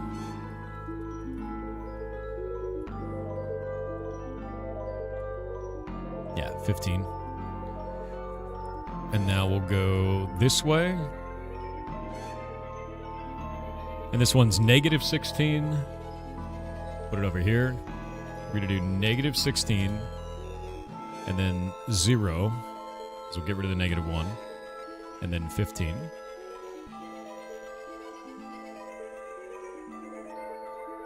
Put it here. That's the right angle. And this one is going to be negative 16, 0, negative 32.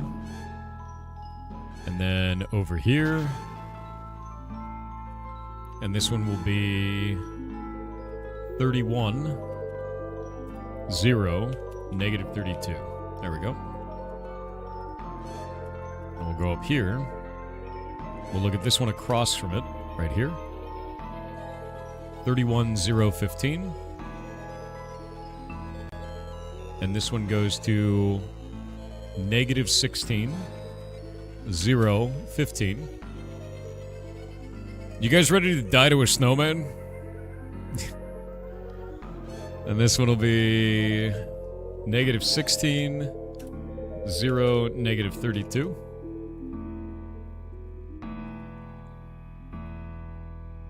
And then this one will be 31, 0, negative 32. Yeah, do you want to kill a snowman? Who wants to kill a snowman? Oh, actually, I need to make something. Alright, we've got all these locations down. Those are done. We need to now go into drop tables. And we need to make a drop table for that. Doing TTS. Thor's a little snowman? Maybe. Alex Giged said, hello Ball King, I have a serious question. Why Yeah. don't you have sound bites that can be activated with channel points or bits? Because I goblins have are some too ideas powerful. for sound Yeah, bites. no, 1. no, Why no. are you like this? 2. Who hurt you? 3. Who made you this way? 4. Balls. 5. Appendices.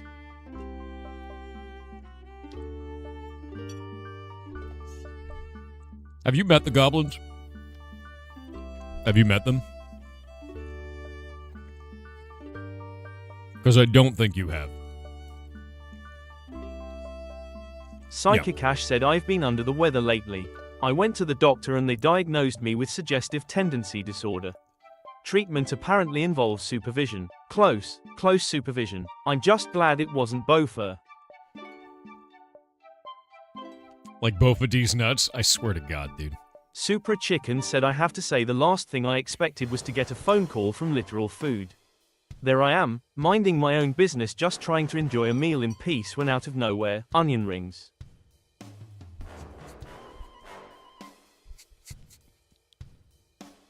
God damn it, dude. Noctis6502 said, fun fact. Theoretically you'd need 400 to 500 people's blood for enough iron to forge a sword.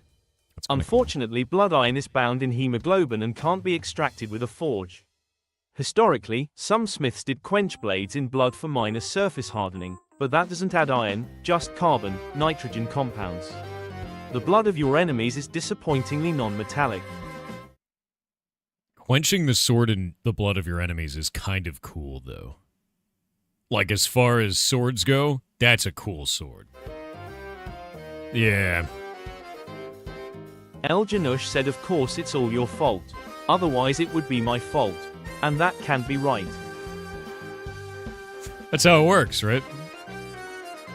God damn it.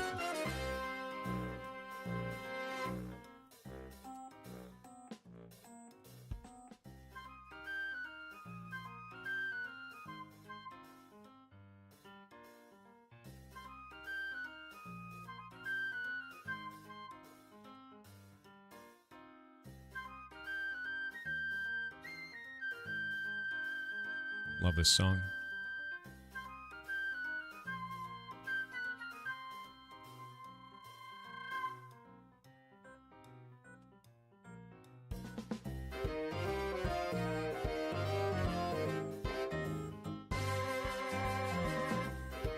We'll get rid of the sword drops on him.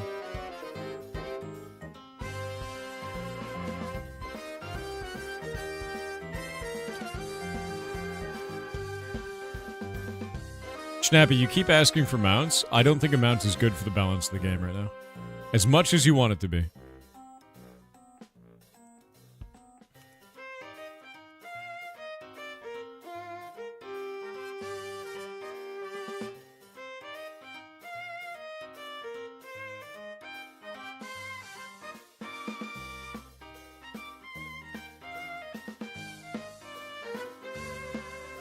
Cheers, mate. Sun's crying?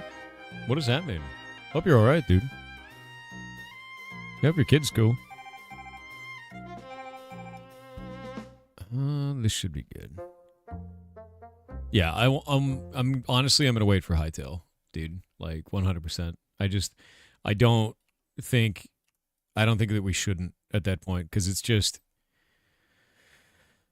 if we put mounts into the game and one person gets a mount, they're overpowered on the server entirely right now. It's just not balanced in a way that is a good thing. So I just don't think it's a good idea. Yeah. You haven't heard that meme? No? What's the meme, dude? Yeah, I don't know anything about this meme, dude. Make Snappy mountable player. I could do that. Mounts to make you slower. I know. Could do that. Can mounts carry items? Yeah, so like my plan is this, is I know this is going to be kind of weird, right? Player inventory is a really big deal. I like the idea of mounts being very common and being an extension of your inventory. So what I want to do in Hightail is I want to make it so that you can bring a mount, but that mount is more like a pack mule, and you go and put a bunch of stuff into the mount, and then you take the mount home. The idea of it being a weak thing that carries a bunch of loot is more what I'm after, right? So it's a target in PvP. I'd rather do that than I would do anything else, personally. Yeah, like a llama or a pack mule, something like that. I don't like the idea of you on a battle mount right now. And the reason why is because movement speed is power when it comes to large games like this. And distance ends up being defense in PvP. And if you can move faster than somebody else because you can mount up, that's a very big deal. The only other thing I could do is make it so that the moment you take damage, the mount falls off, right? Also in Minecraft, when you're mounted, you don't take fall damage. So we'd have to rebuild an entire system to make it so you take fall damage while you're mounted, which is kind of shit, you know? Like maybe a Yoshi moment sort of a thing where like the mount, you have to jump off of it with a double jump or something. I don't know, dude. Something. But like mounts just don't feel right. As much as they look cool, they just don't feel cool. You know?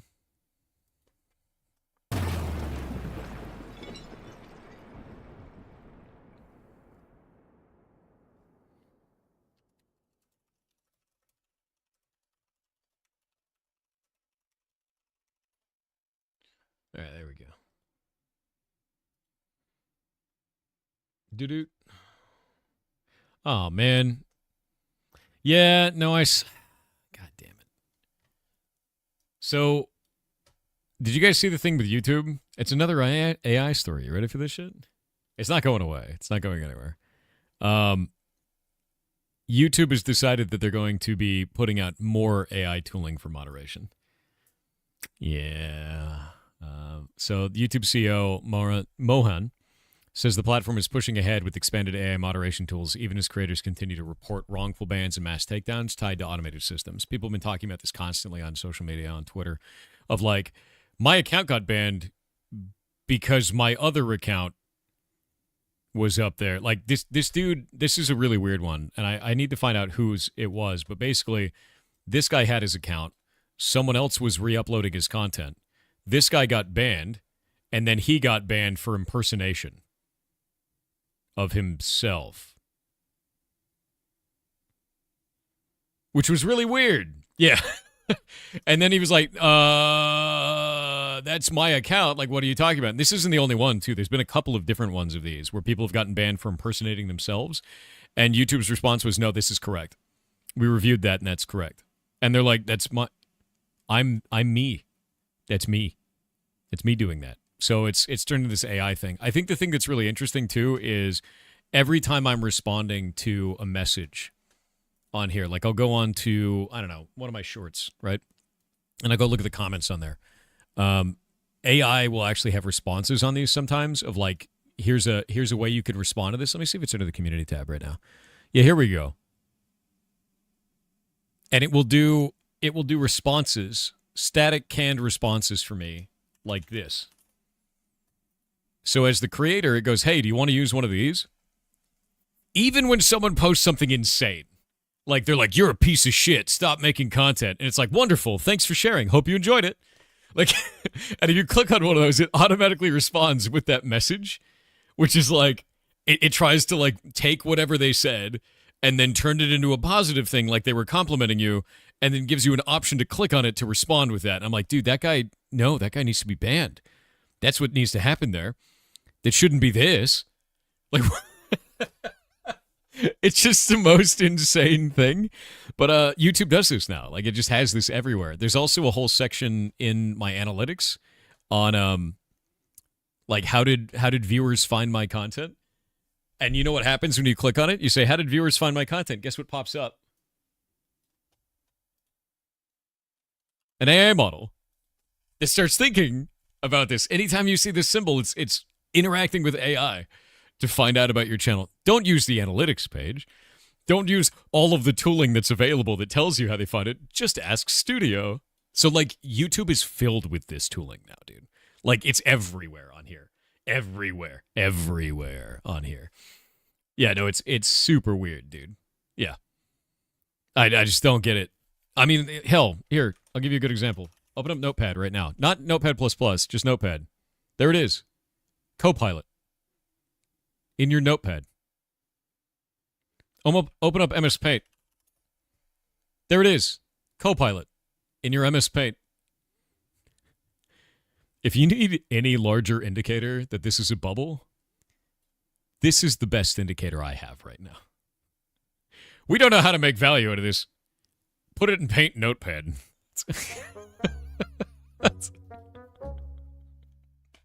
Don't think about the analytics. Don't try to draw any ideas yourself. Just make the robot do it. Jesus Christ, dude. Yeah, stop trying to make fetch happen. It's just super weird, man. Like, it just kind of blows me away, and I hate this shit. I think it's a very fast erosion of critical thinking, because like that question, the button that you can click of how did my viewers find my content with the little AI symbol next to it, is on the same page as discovering through your analytics how your viewers found your content. It's literally on the same page. It shows the exact same information, and yet you have to ask an AI model to effectively just read the page for you when it's already listed on the page.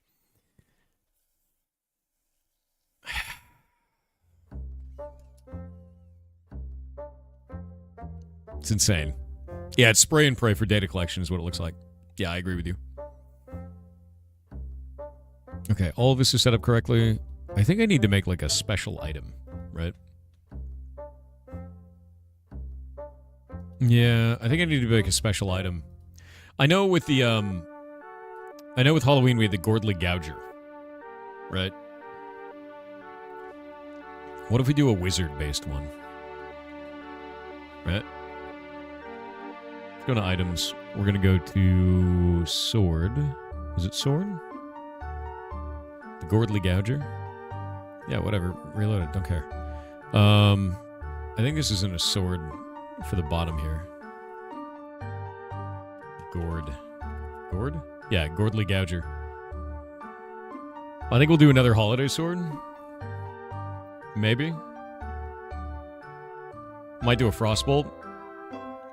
Yeah, it's a legendary. We'll probably do a legendary Frostbolt. Because he's Frost, you know.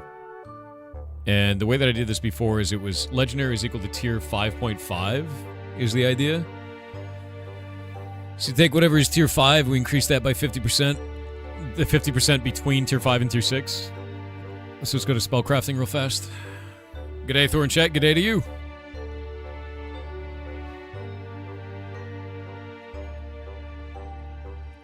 Frostbolt. There we go.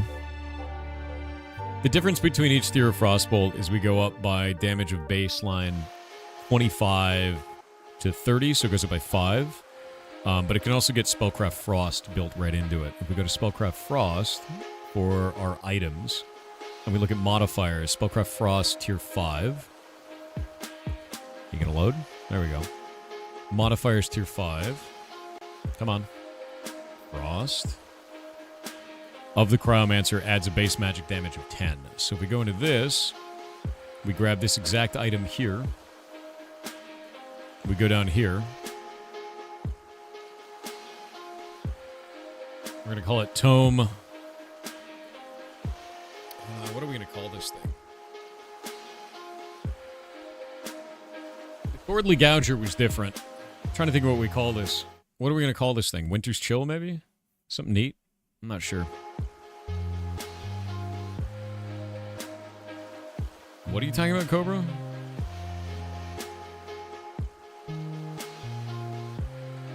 Talking about the Ferrets channel? Let me look, man.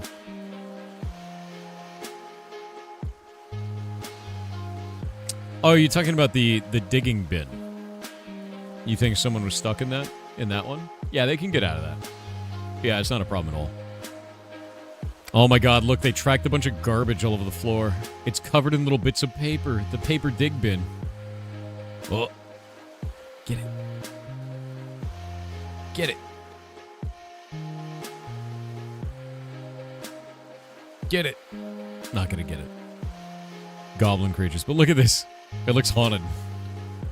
Because they just covered it in paper. Oh my god. But yeah, I'm not too happy about the direction of that in terms of AI tooling on YouTube, man. It's just more erosion.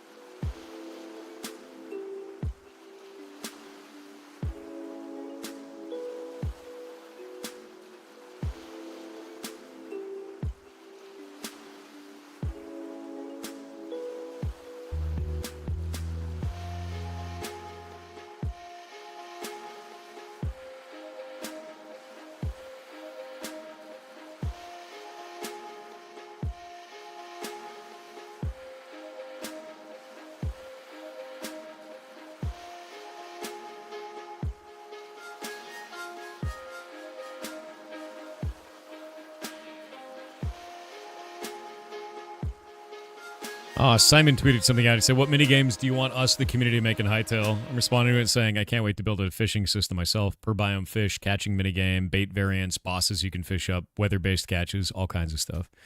Because I really want to build that. We've got most of it inside a block game. Cold Cuts would be a funny debuff name. That would be pretty funny. That would be hilarious, actually.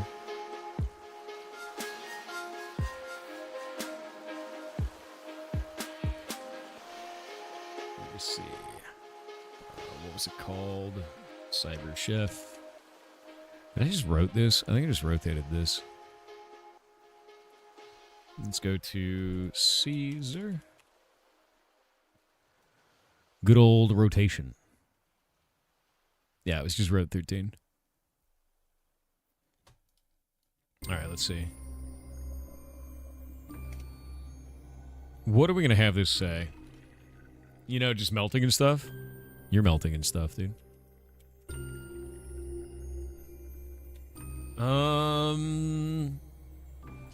We need to call this something.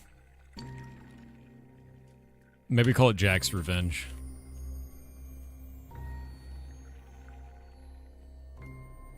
Or... Yeah. Yeah, I think that's fine. Legendary... We'll do 2,000 on that. I need to go look at the... Where is it? Sword.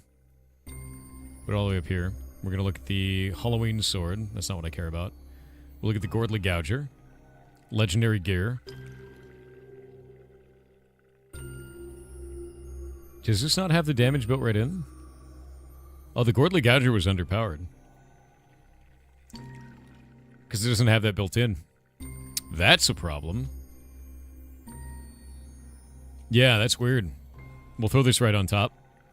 Do this.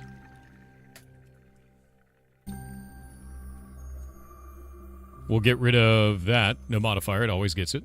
Yeah, nobody dropped it even. That's fair.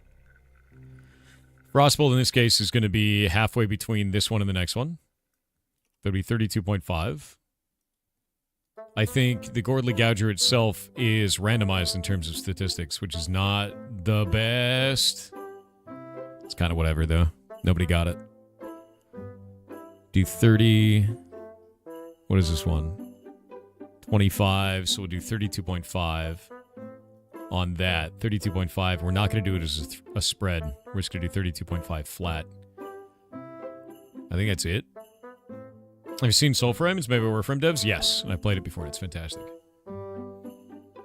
We didn't even get a single mount that was 1 in 100? Well, I told you, Snappy, I don't want to put mounts in right now. I'm fine that you didn't get them out. As much as you want them out, I'm happy with that, to be honest.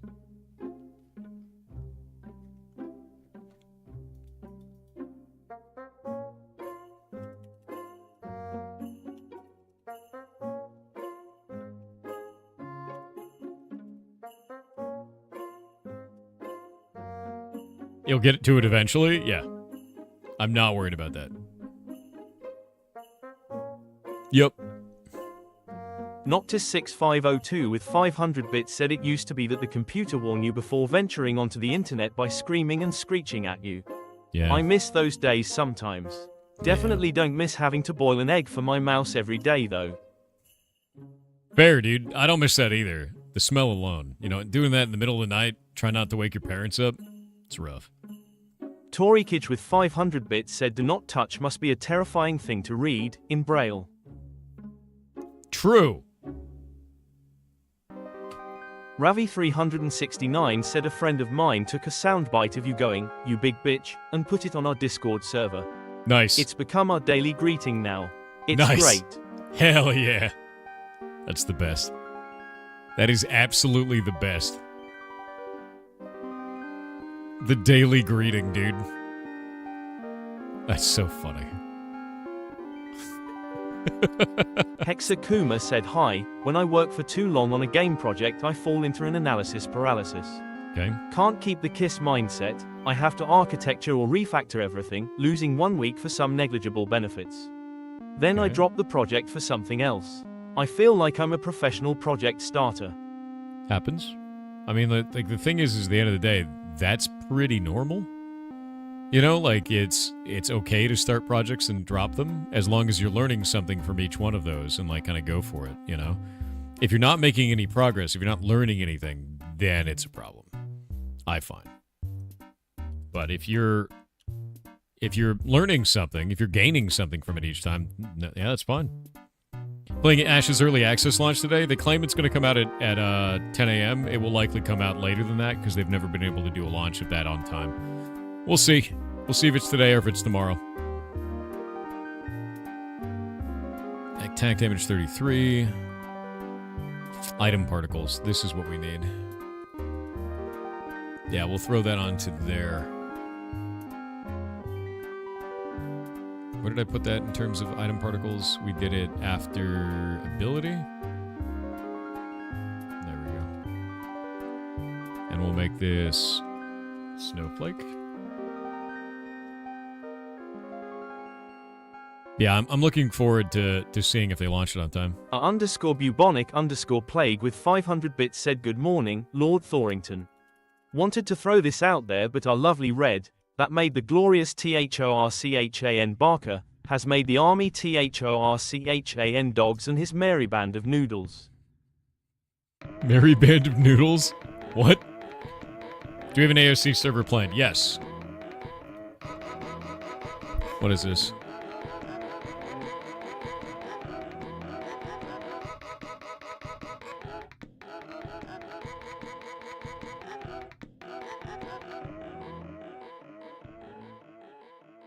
Okay.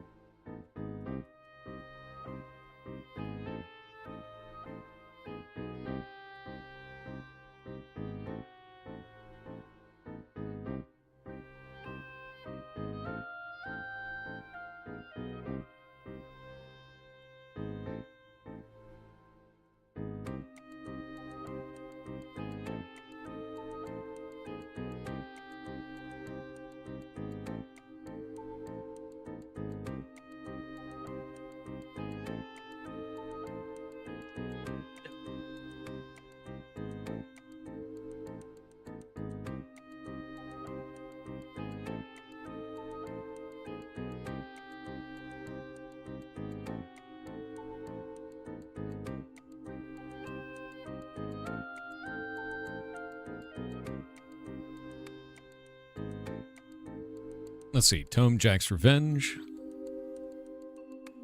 We'll call it Jack's Fury, I think.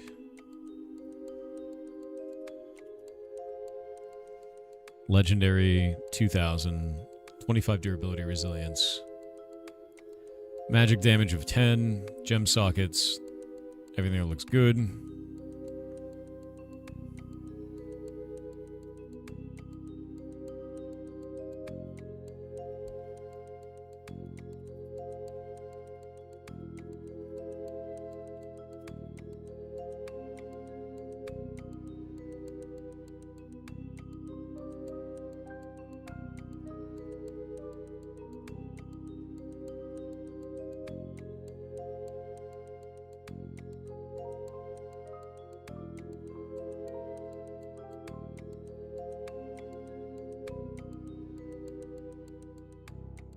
Talking to Kronos about what server we're going to play.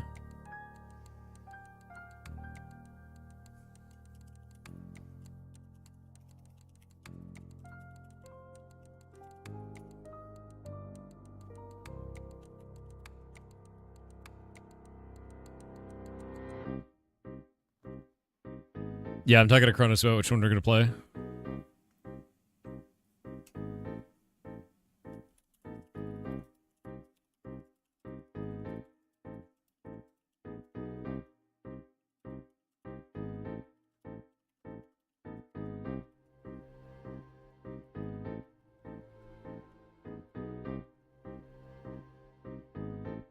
Seeing if Kronos wants to hop on so we can talk about it.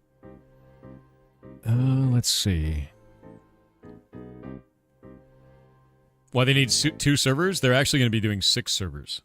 Yeah. Jack's Flurry? Okay, I like that.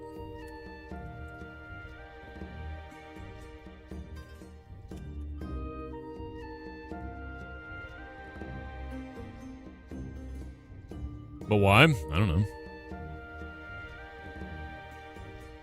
Okay, class level for these are going to be 25. We've done that with every other legendary piece of gear, I believe. Pull this up. Legendary.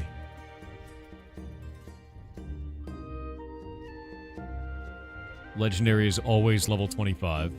Durability resilience is going to be 5 per level because it's magic, so it'll be 25 on this.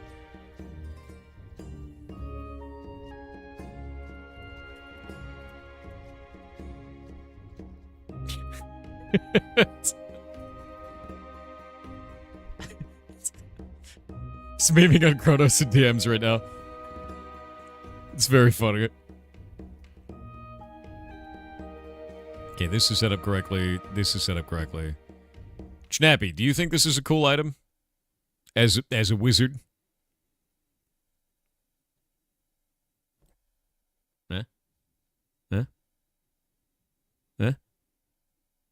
Should the damage be higher? It'll be 32.5 because we've got, it's whatever the 50% period is between Frostbolt 5 and Frostbolt 6. Frostbolt 6 is 35 damage. Frostbolt 5 is 30 damage, so it's 32.5. And it's static, so it doesn't roll. Firebrand is 31. Yeah, but Firebrand is weaker. I guess we do a whole number, so we'll do 33. So whatever the middle ground is, rounded up. Right? Yeah. Is Kronos still a mod here? Yeah, why wouldn't he be? What? Will it be easy to transfer Hytale? Oh, yeah. Very simple. I think we'll do 33 then. What will be the drop rate? Pretty low, man. It's a legendary. Like, you know that. This is more, like, it's less about it being the god weapon, and it's more about it being, you know, kind of a fun thing. It's more like, oh, shit, I got the thing, right?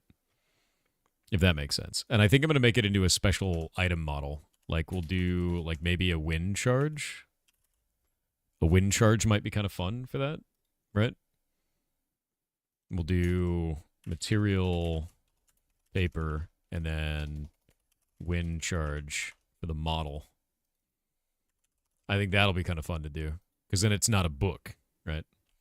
It's like a orb that you're carrying. Which is kind of interesting. Even though I know you hate wind charges.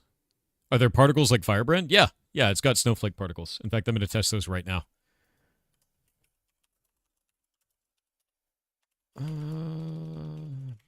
Browse. There we go. Let me go into this. Spellcrafting. It's like all the way down this way. There we go. Jack's Flurry. So when we wear that, it should do particle effects. Is that not working?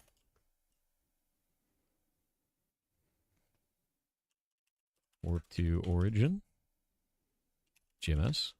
Are you not functional? Are you broken? It appears to be broken. That's a bit weird, right? Let's go back. We'll go to spellcrafting.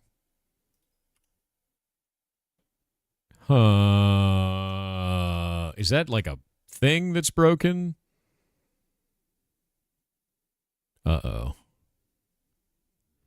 I do believe something has broken here. I do believe something is actually broken. Oh, I know what it is. I'm not a high enough level to wear it. Here, Schnappy. Put this on your character for a moment. There we go. That looks cool. I like that. Neat. All right. What'd you break? Snowflake effect. I'm not level 25. So it wasn't working. I was like, why is this not working? Actually, wait. Schnappy, can you come here real quick? Can you use this real fast?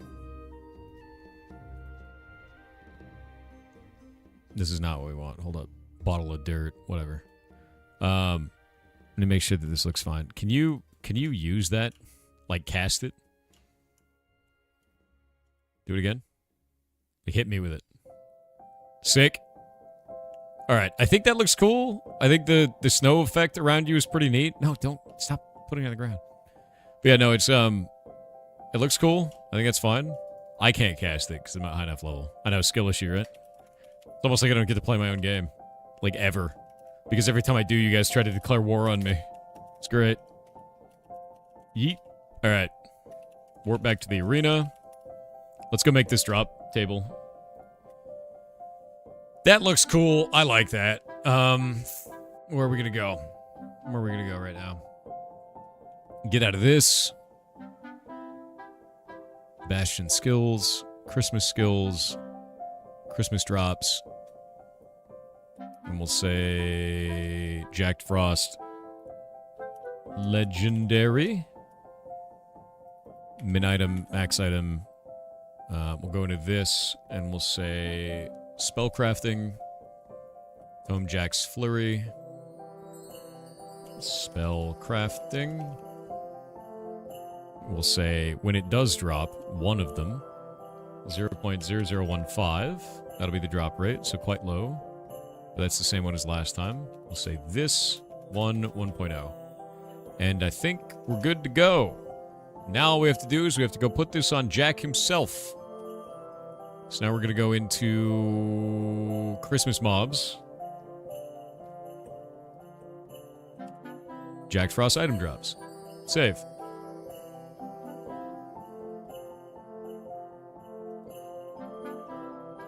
Neat. And then this has no drop. Neat. You still have to make the buttons for in December? Yeah. Yeah. Eventually. Mob, kill, Christmas, boss. There we go. And now we're going to say this on clock game. Actually, wait, did I make a spawner? Fine. Shit. I just put this on clock game, did I? This is like a clock game thing. I think I did this in clock game. I'm going to go look in clock game. One sec. I have to hide the screen for a moment because I don't remember if this shows database information. It does not. Okay. Neath. Don't worry about it. Rotten Maw. Don't worry about it. I think I have to do the spawning through this, don't I?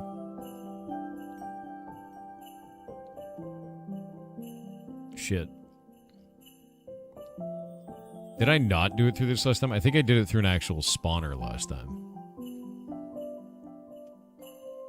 Let me go look through mythic mobs. Spawners. Did I put an arena spawner in here? Dude, I don't remember how this shit works. Would you load arena world boss YAML? Did we make that? We did do that. That's what I did. Okay.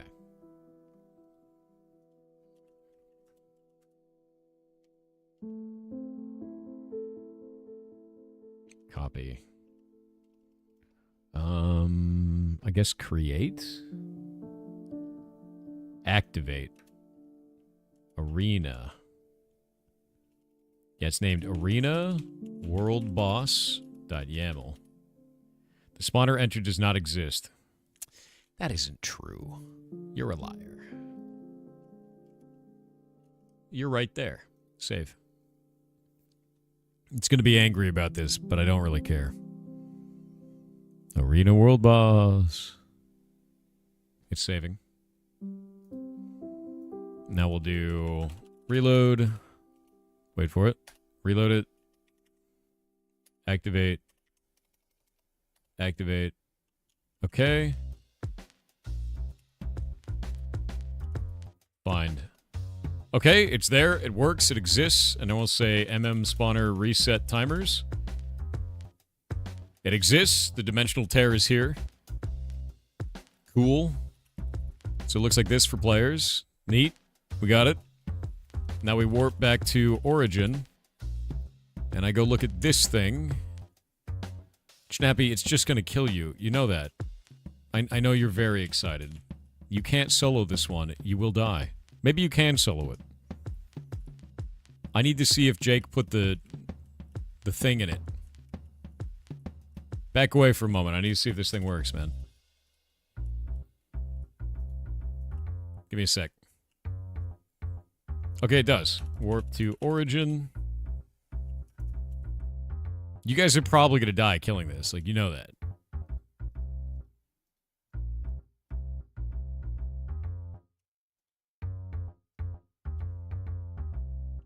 Alright. Portal cool. I think it's funny that Jake made it like a standard-sized portal on the inside. What is that?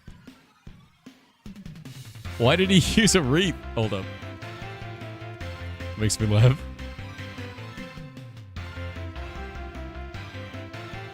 Alright. See if the portal works, Chappy. Go for it. Or not. That also works. See if it works for you. Jesus Christ. You waiting? No, there's in December today, dude. In 30 minutes.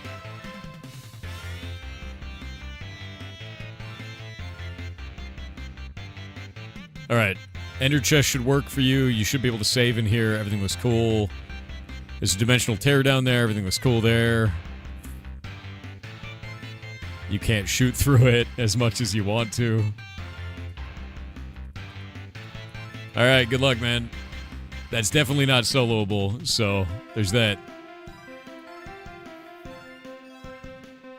Arrowhead's making a Helldivers roguelike? I thought Sony owned the IP for Helldivers. I was under the impression that that was the case, and that they were going to be making their next game without Sony. So how would they make a Helldivers roguelike? Right? Is that not the case? I was under the impression that they didn't own it. If they do, that's great. That's good news. Yeah, heck jumpers. That's funny. Okay. No, I was under the impression that they didn't own the rights. If they do, that's actually really cool news. Like, I'm super down. And I'd be excited to see what they make. You know?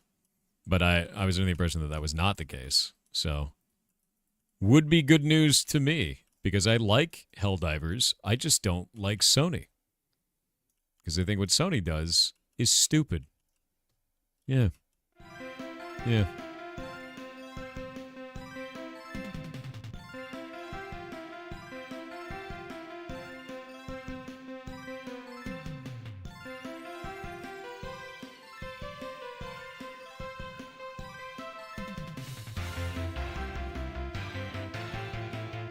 Okay, that's cool.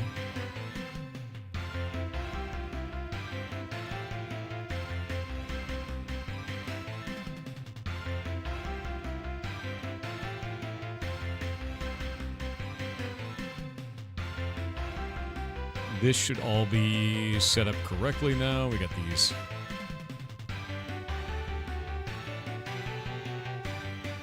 Neato burrito.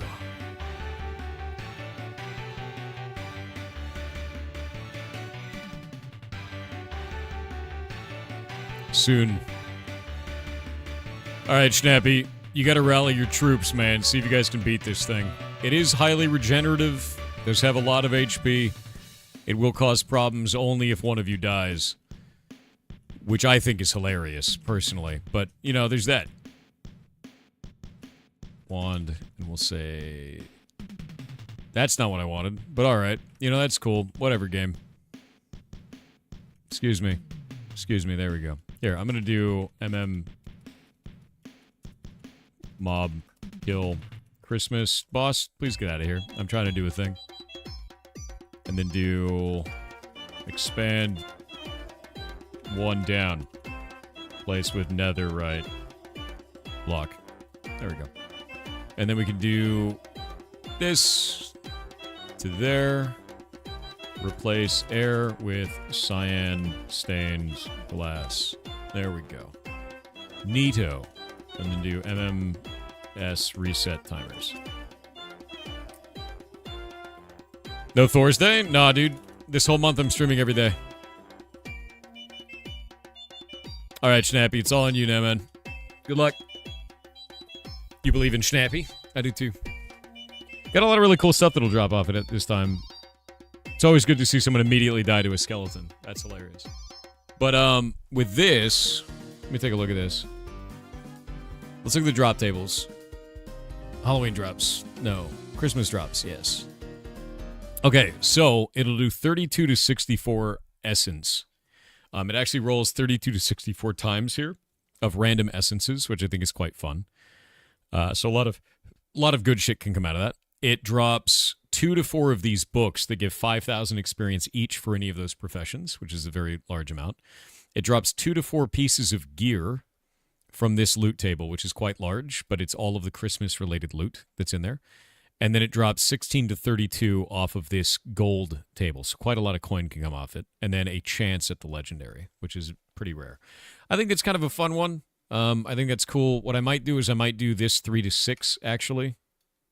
That might be more fun, because we have it at 2 to 4, maybe 4 to 8. Yeah, 4 to 8 on that might be... Actually, I'm going to leave it at 2 to 4 for now. We'll see how much you guys can farm it, because this is definitely a farmable boss. It spawns every hour on the hour if you kill it. If you don't kill it, whenever it dies, the next spawn is 1 hour from the time that it dies. And that's it. ETA in December 1st game, 26 minutes. But yeah, that's kind of the idea. So it's just like free bonus loot if you can take the thing down. Maybe scale with the party size. It already does naturally, so it fires frost bolts at everybody in the room for one of its abilities. So the more people in the room, the more it scales upwards, and that's kind of fun. You know, it's something that's like it increases with chaos as you go, sort of a thing. The arena has been completely rebuilt to be themed for that. The loot table is out there and interesting. So I'm trying to think about what else. Do you like linguistics? Sometimes. Depends. I think that looks good to me. Yeah.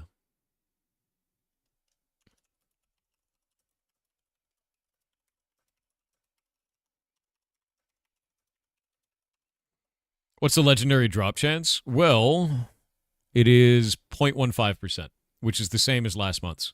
You guys got to farm, is really what it is. I'll probably leave this up until January. Like into January should be kind of a thing. Also, we have the other thing. So if we warp to the Great Tree, you can now go into there, and you'll have all of these items available as well. So there's all that too, if you want to go and do that. I think what I might do when we're getting to... It's not way too low. It's the same. It's 0.15% is fine. It's a legendary, man. It's a higher drop rate than any other legendary in the game. By like a factor of like 10. So I don't want there to be a lot of them on the server. It's meant to be rare as shit.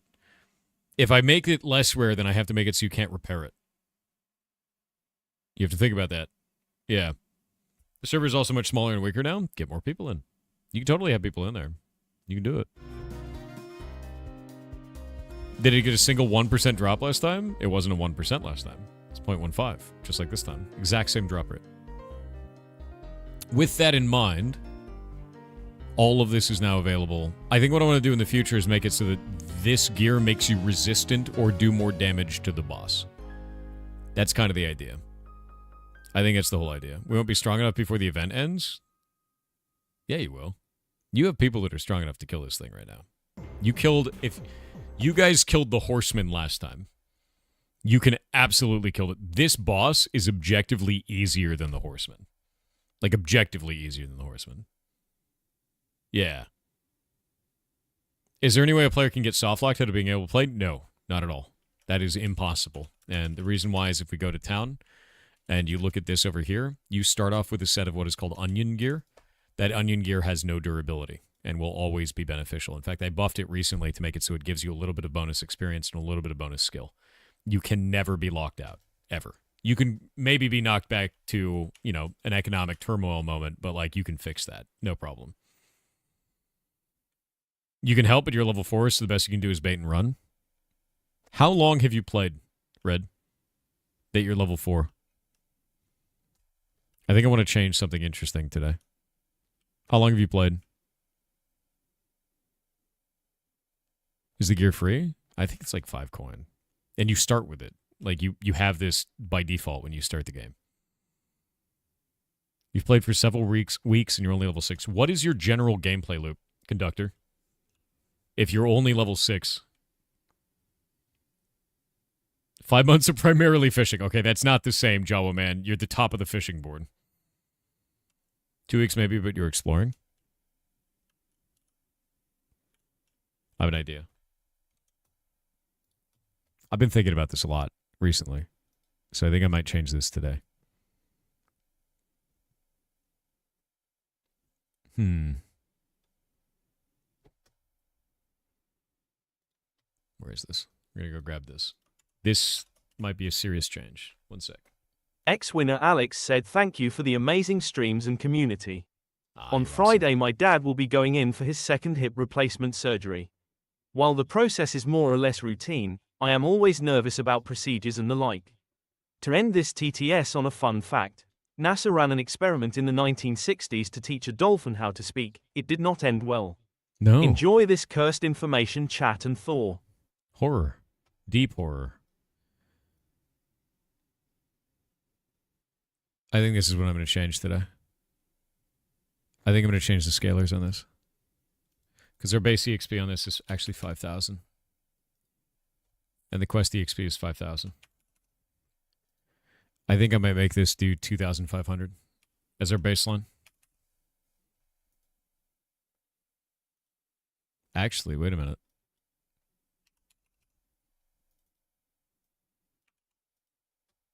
This is our scalar right now. And that's a little bit harsh. That's a little bit harsh. Something is draining your thirst? Where? In what region, Schnappy? In the arena? I know what it is. Stupid ass Minecraft.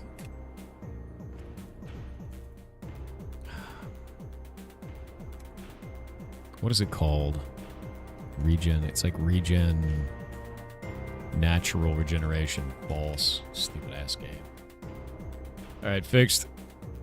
That won't happen anymore. I hate Minecraft, dude. Basically, I have to turn off natural regeneration every time because Minecraft's baseline regeneration system has to be overwritten every time we make an environment become available. Because if I don't do that, if I don't turn off that flag, your hydration flies out of your character. Like it's just draining all of your food away. Dolphin experiment ended because the dolphin refused to do anything unless it was helped first. Oh no. All right, idea. Schnappy, to go from level 24 to 25, was it incredibly awful feeling? Was it just a shitload of grinding? Not at all? Did it feel okay?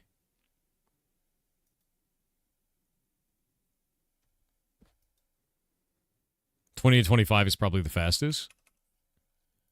So it's the early game that's the problem.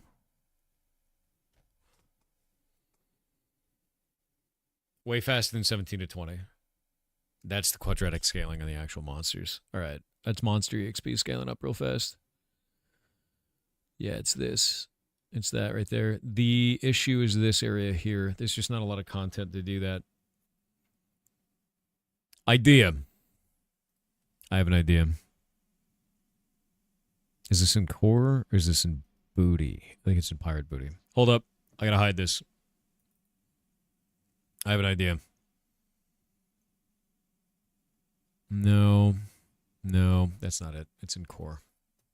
I can't show this on screen. It will reveal all of our data for logging into the database. And I'll fix it, but then Jake will shit and scream, so.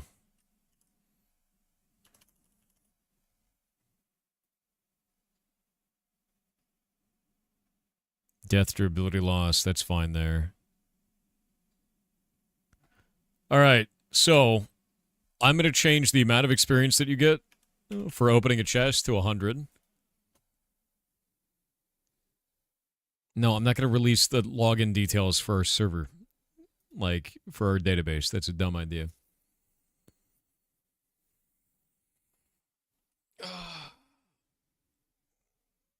Yeah, we're going to do that. I'm going to leave the amount of experience that you need per level the same. The scaler here is fine. I'm going to make it so that we get double the amount of experience from chests. So we'll do that. New content.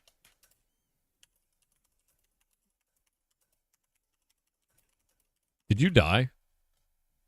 I think I heard death. There was fighting going on, and then the fighting stopped. Is there a snowman? Oh, there's a snowman in the corner. How did you... They have 1,000 HP, by the way. You guys can't two-man this. He's getting triangulated by snowmen. Deeply hilarious, really. How to read your level? Do /profile. It taught you that in the tutorial. You didn't read the tutorial, did you? It makes you do the tutorial.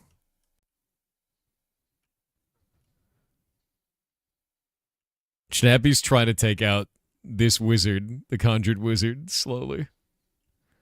It has 1,000 HP. Which is pretty funny, really. Oh, Schnappy. Oh, no.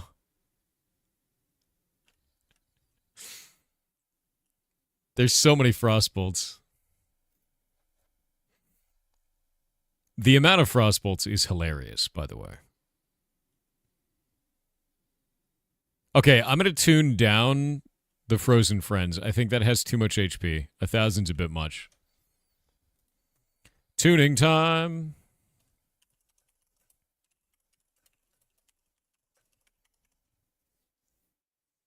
$200 HP? I guess we could do that. There are people who do that in 2 hits, though. It's the portal in Origin City.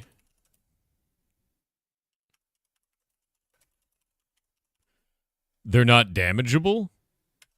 Wait, the snowmen are not damageable? Really, now? It might just be that he's in the wall. Let me check his flags. If I made him invulnerable, that's going to be very funny. This is why we test things. Let's find out. No, he's definitely damageable. Let me shoot him in the face.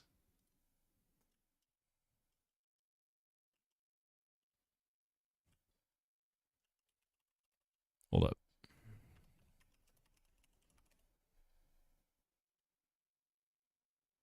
Let me do Frostbolt 4. I can't even hit him. Hold up. MI browse. We'll do a sword and we'll do... I'm class level 5, so I can do that.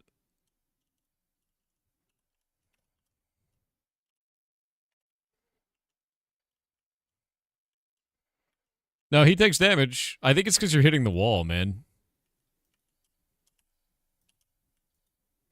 Hit him with melee. Yeah, hit him with melee. Totally works. Let me see if I can hit him with ranged. We'll do Frostbolt level 1. No, he takes damage. He's just kind of a bastard. Sorry you cannot harm that here. Okay, that's a different thing than I just can't damage it. Is it counting as PvP? I hate Minecraft. What do you mean you can't harm that here?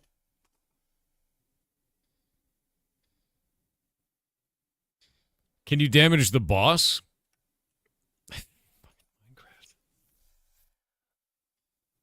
All right, I know what's going on. Minecraft's a piece of shit, and it thinks that you are breaking an... It thinks you're breaking a built object. God damn it, dude. Because you have build set to deny.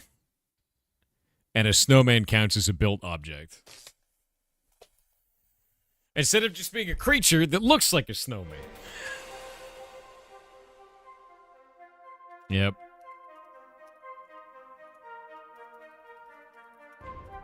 One moment. I'll fix you. There you go. You're good. Minecraft, I hate you. I hate you so much. Model skeleton, here's the problem. If we make it a model skeleton, we can't apply the derp effect to it, which means he's going to have a stupid-ass pumpkin on his head. That's not Minecraft's fault, though? That's the plugin that handles that? Not really. The reason why this is happening... I'm getting shot even though I'm vanished. Stop it. Stop being a piece of shit. The reason why this is happening is stupid, and this is why I hate Minecraft. In order to use the flag on a certain monster of derp to make it so the snowman is not wearing a pumpkin on its head, we have to set it to type of snowman. You can't just disguise it as a snowman and then apply that to it unless I can find a set dynamic for it for that specific thing. The problem with this is Minecraft models are hard-coded, meaning that when it is a snowman, it is hard-coded to have snowman things, and we have to remove all of its AI and then overwrite it with whatever we want it to do. It looks like in this case, things that are snowmen count as snowmen, meaning that you can't break them in areas where build is restricted. So what I have to do is make it into a skeleton and then find a way to remove its snowman helmet, despite being a skeleton and the option of derp not applying. Into disguises and see if we can do this. This is why I hate Minecraft. If this was Hytale, I'd just be like, yeah, be a snowman. That's it. That's just look like one.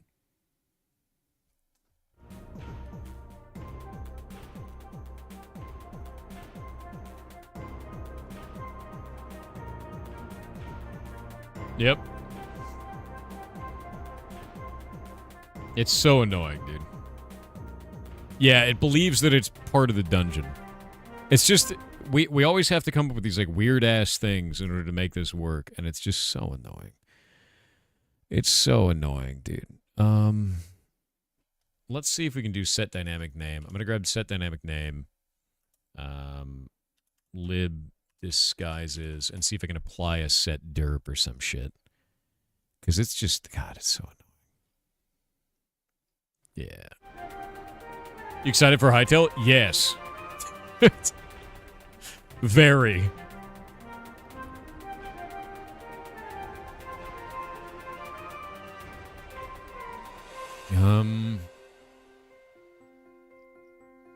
Can we get set dynamic name but do it for derp? Is there a set derp? Please God, let it be set derp. Set derp? Set derp? No? No? And before it has its own flavor of jank? Oh, it will. It absolutely will have its own flavor of jank. Don't get me wrong at all. It will. But that's okay. It'll have a completely different flavor. I just don't... I guess what it comes down to is I don't want to work in a modding framework anymore. I just want to work in a game engine. And Hytale is more like a game engine. That's it. That's all I need. I need it to stop being this weird, janky, half-formed bullshit all the time that I have to deal with. Instead, I just want to make it so that this monster behaves the way that I need it to, instead of finding out how do I get the video game to let me build the monster in the way that I need it to. It's always jumping through hoops with Minecraft, and it's so annoying, dude. Like, there's no reason to have to do this. You build an MMO in Game Maker? I wouldn't want to. You could, but I wouldn't want to.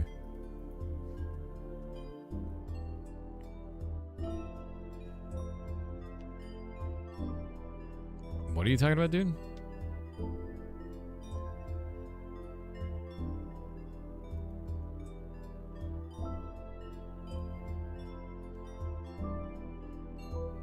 Oh, you would have never come with the idea that Minecraft being the problem in this case? Honestly, it's just because I've used this for a long time, dude. Like, yeah. There was a time where I had no idea how any of this shit worked, and I had to like watch tutorials and like not know what I was doing. There's still moments like that. Like there's probably deep magics in like Jigsaw blocks. Like I have a really good understanding of Jigsaw, but like there's still likely areas of Jigsaw that I just don't understand, right? Like I started building processors and like learning about processors in Minecraft just a week ago, but now I have a pretty good grasp of them. And there's definitely functions in there I don't even know. But like the idea is, with situations like this, I know exactly what the problem is because I've dealt with this jank a million times before, immediately. And the moment he said, you can't do that here, I'm like, okay, that's World Guard. That's World Guard stopping us from doing that because it's stopping you from breaking a block, and it thinks the snowman is a block, which is technically a problem with World Guard, but at the same time, it's a problem with Minecraft because I can't set the type of the monster to skeleton, so you think it's a monster, and the game thinks it's a monster, and the other plugin thinks it's a monster. Because then derp doesn't work and he still gets the pumpkin on his head.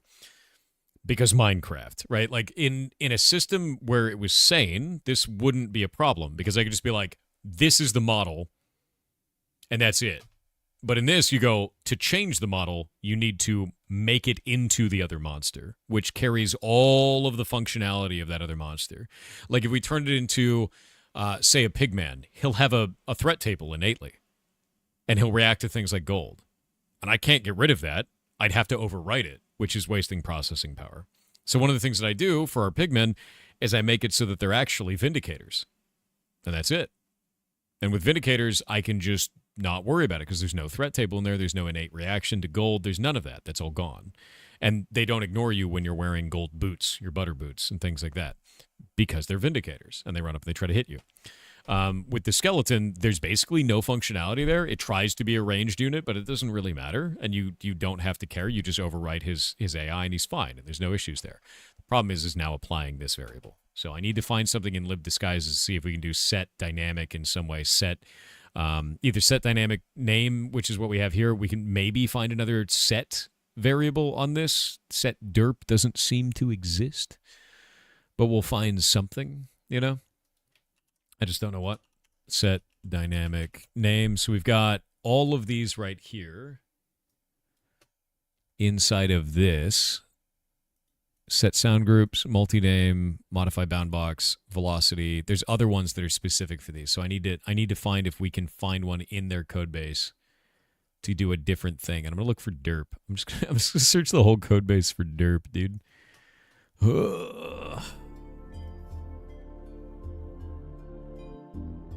Explore. Derp. Nope. Okay.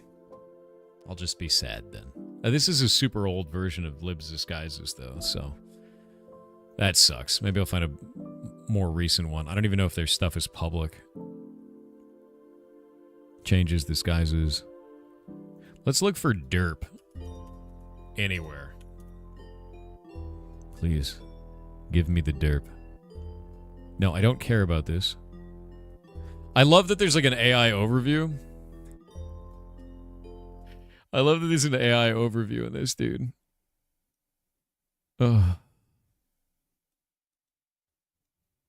Yeah, look at this. Look at this.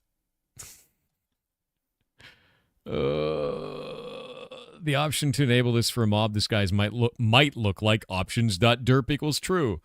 That's not set up that way in any other context. So shut up, AI. Like, stop it. Stop just hallucinating answers. I need the actual documentation.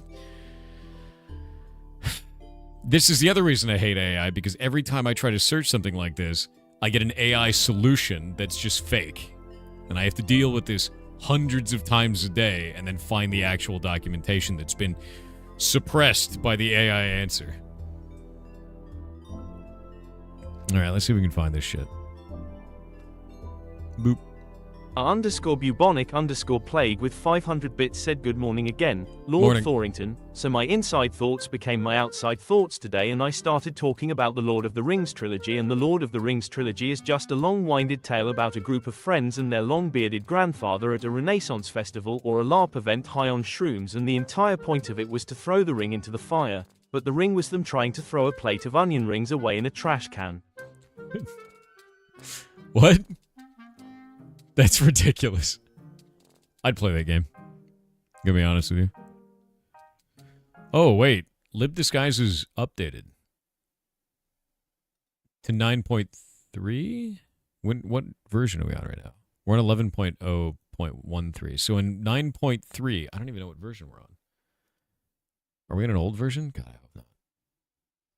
Do we have a version? Is it listed? We're on 11.0.3. Okay, so we do have this functionality, but unfortunately, the plugin creator just gave us this, which is just fix Snowman's derp being disabled by default. How do I enable it? Man. What if we just did, you know? What if I just did that and then hoped? Streaming a Thursday? I'm doing it all this month.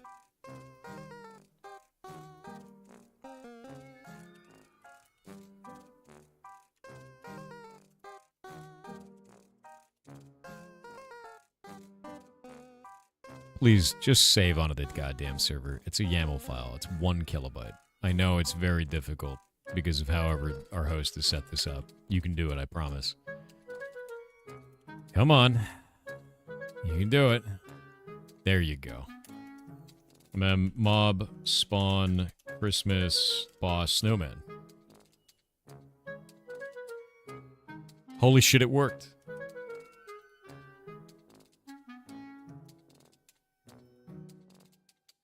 Hey, Snappy, can you come try something for me?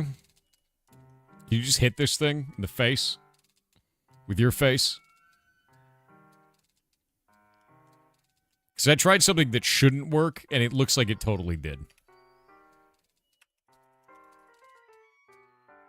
Time till game 1? 1 minute.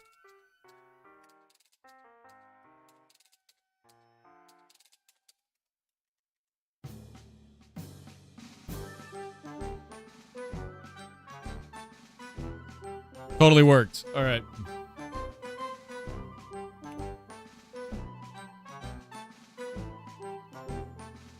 Dude, sick.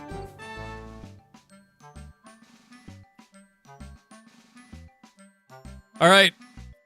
Even though there was no documentation for it, even though there was no set derp in Google search, set derp true works. Whatever, man. They still have 1K HP. They're going to have 500. I'm dropping it down. Please. All right.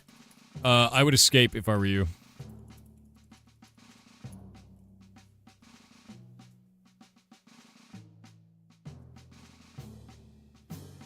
There we go.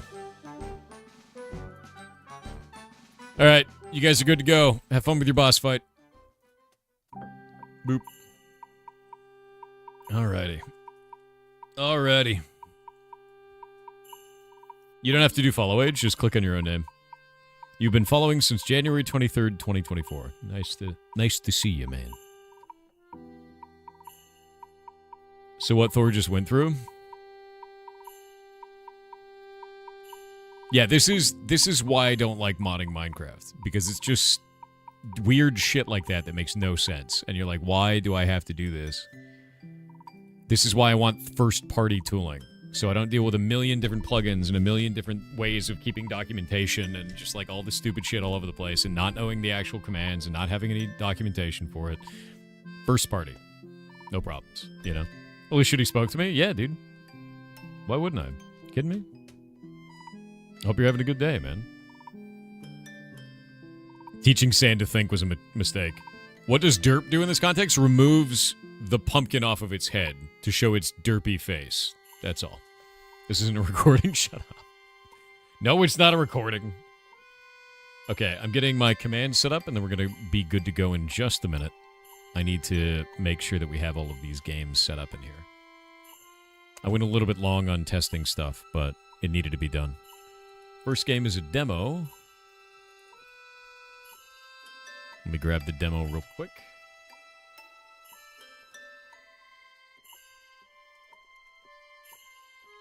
But yeah, it's always like super strange to me to deal with, I don't know, Minecraft, man. It's such a mess.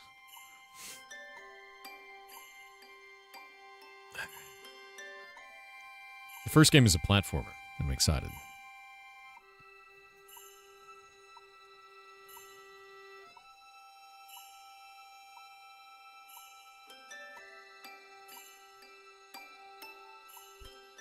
Give me just a minute. Looks like I have everything set up. Mods, I'm sending you the list of links for the day.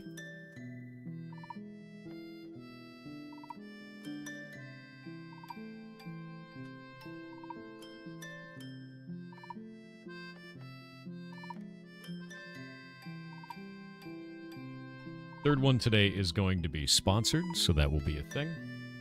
First two today are not. So the sponsored ones allow us to have more games as a part of this that do not pay any money at all, which is great. Just give me just a few minutes. Get everything set up.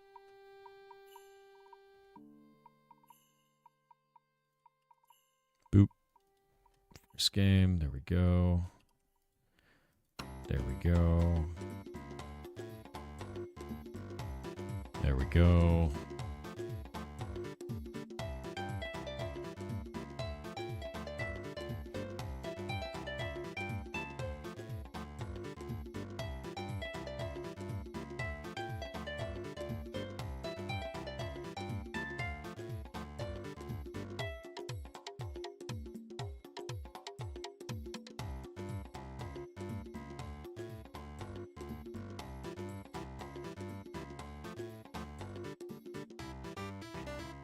The third game today is sponsored. None of the other ones are. Sponsored games allow us to do like really cool stuff. In this case, it doesn't have a dev interview for the sponsored game, which is kind of a shame. I was hoping they'd do it, but they didn't want to swing it. But them throwing money at the event allows us to show more games without a financial burden, which is great. So, good on them. Do that. We're going to set that one to say, come on. There we go. Sponsored on this. That'll be the third game today. Sponsored. There we go. Let's do it like that. Do it like that. All right, I think I have everything set up. Probably, maybe. Not at all. We've got 3 games today. These are set up now. Let me see if the commands are going through correctly. Nope.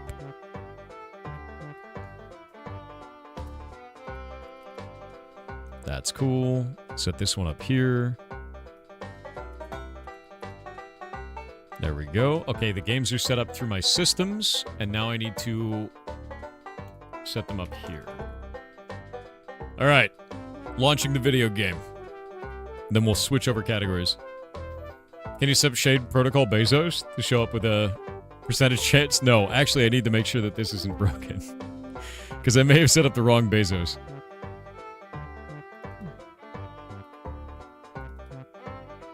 It was actually the wrong Bezos. Thank you for reminding me. That would have been very funny.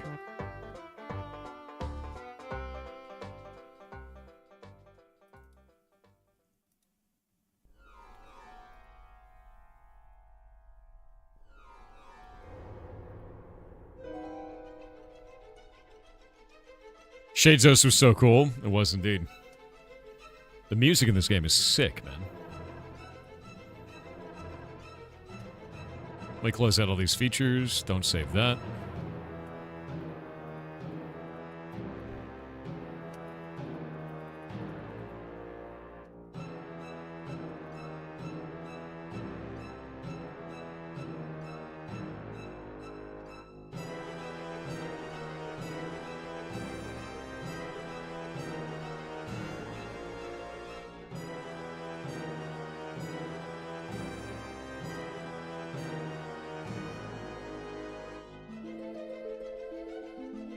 All right, pause that.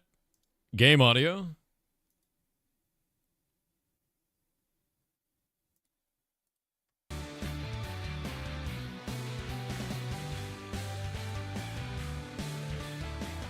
Listen to that sound, dude.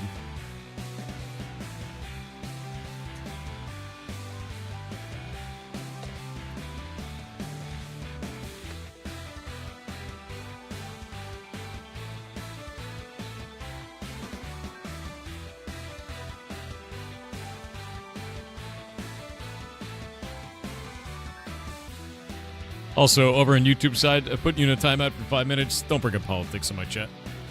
I don't care about your soapbox. I don't care about who you voted for. Not my problem, not my business. Keep it that way. All right.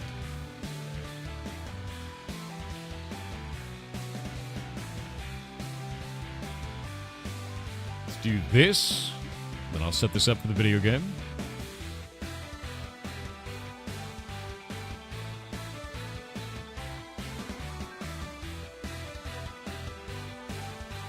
Look at this splash screen, man. It's like super bright and colorful. Take a look at the settings. Audio starts off at 7. I'm sure chat loves that. How do you feel about that, chat? How do you feel about all these 7s? Oh, I see you have a lot of feelings about this. So the first game today is called Tito. Should have changed the category over correctly. I'm hoping so. But yeah, let's get into it. This is actually really cool.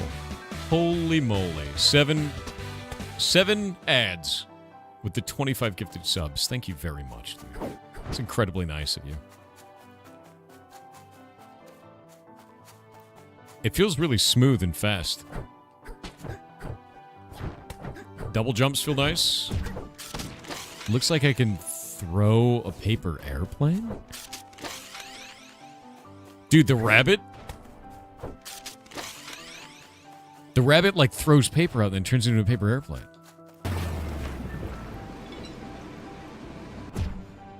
He's also got a gun. Dude, the rabbit has a gun.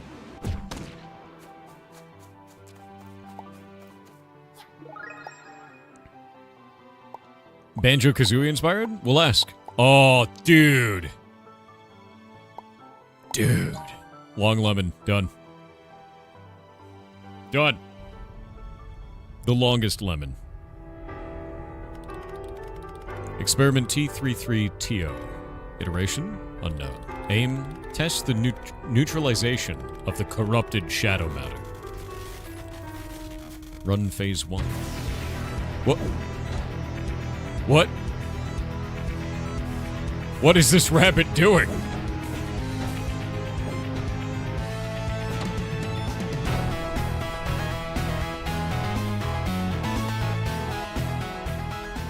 Phase 1 complete.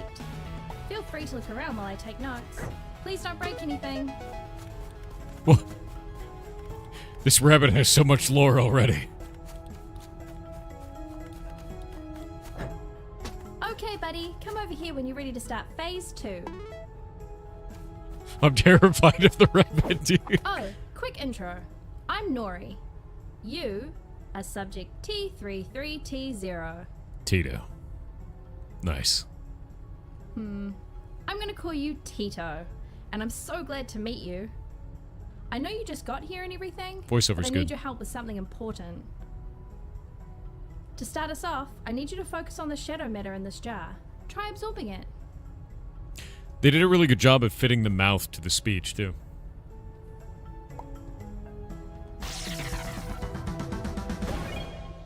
Nice. Effectively neutralized. Good job, I ate Tito. Give me. I'm gonna see if we can change in the settings. Can we change the camera? I cannot change the field of view. A minute to write this all down. Feel free to Hoping- hang out for a hoping to moment. change it. Make yourself at home.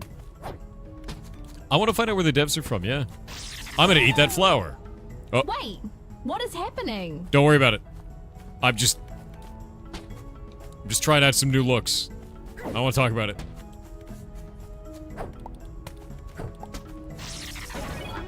Sick. I'm a danger to myself and others. That's so crazy. I know a way we can use that. I know you're only like 5 minutes old, but I'm gonna blow your tiny little mind. Hey, come over to the big screen. I've got something to show you. I've become literal garbage. Wait. Oh, that's cute. Look at that. What a fantastic thing to do, man. What else can I turn into? Yeah, it's super cute.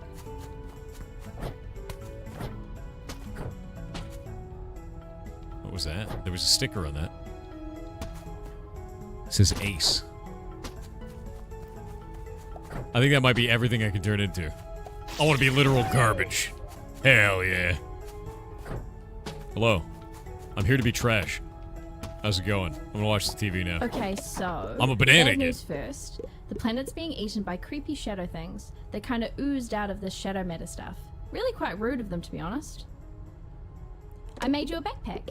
It's got a machine in it that gets super cool powers from your weird absorby forms. It runs on vionites, powerful shiny crystal things. Very stable-ish. Meet my proudest failure. So I made a guy named Michael, and then he duplicated a lot. Now the Michaels are scattered across the land like glitter. Tiny, confused glitter. We've got to rescue them. Okay, we have to save Michaels. Villains. It's a lot of Michaels. Danger. Lost baby Michaels. Bring it on.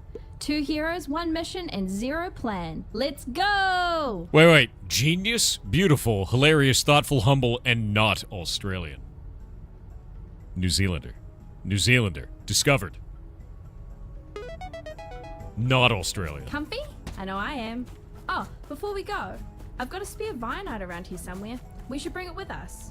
Use the arrow finder to track it down. I do have to ask a question then. Tasmania? Might be Tasmanian. Could be. Go find your Aussie hat? I don't know where it is.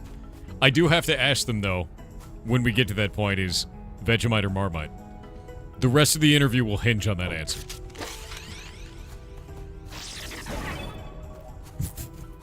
Look at him go. Hello.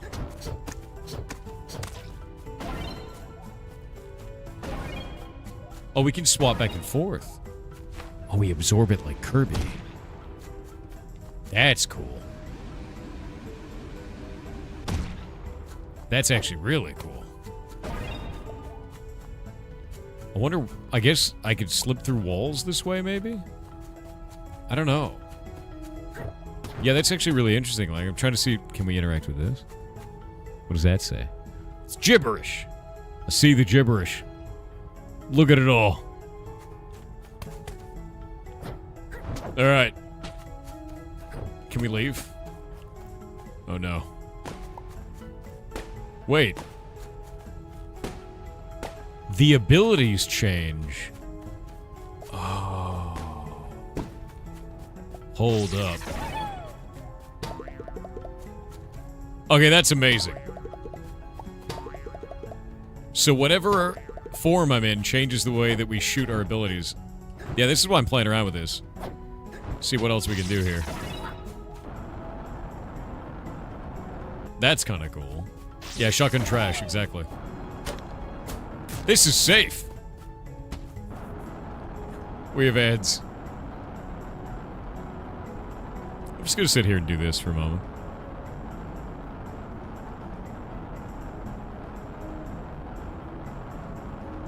That's a great idea to just keep doing this, you know? Yeah, chaos.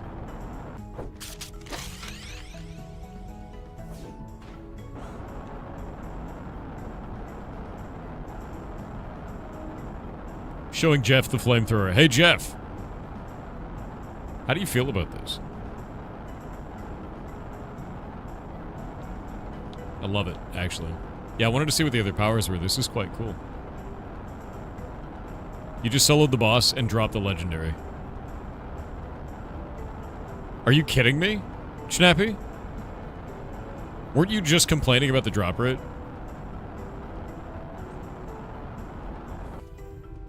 Wait. I think I know why. I made a mistake. I made a mistake. The drop rate is 100% right now. You get to keep it. But I made a mistake. I'm gonna fix it.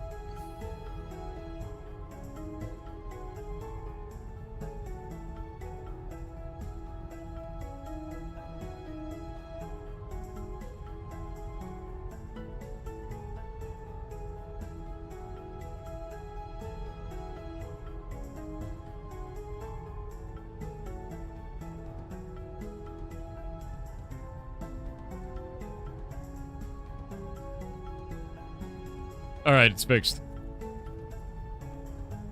Yep. No, I got patched. I patched it.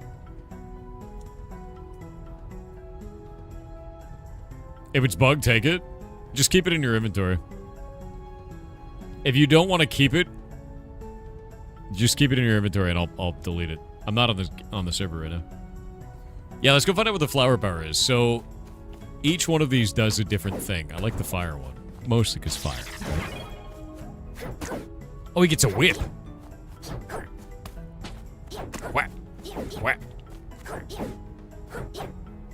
I like that it comes out of, like, the gun. That is also, like, out of the top of his head. Fire it is. Alright. Airplane. There we go. Nice. Now let's get out of here. I'm taking this box with me. A baby Michael, quick, catch him. It's a Michael. Whoa.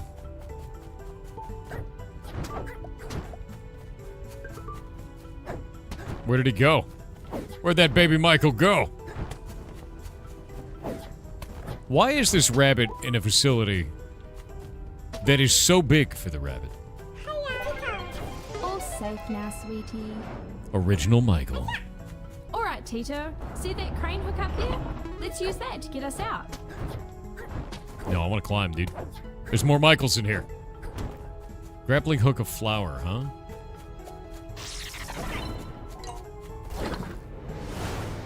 Okay, that's cool. That's a neat system. Sorry this place seems like a bit of a junkyard.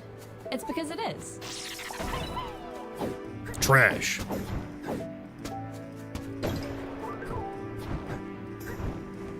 The range of movement feels really good. You can just glide, like whenever you want. Wait, I could be a rock. Sick. I've got a big callus. Huh. Yeah, it feels really nice. I love just blowing stuff up, too. Dude, I'm basically a callus right now. It's fantastic. What is that one? Interesting. It's full of a lot of stuff. Hey, that drone has a Vionite. We need to get it down somehow.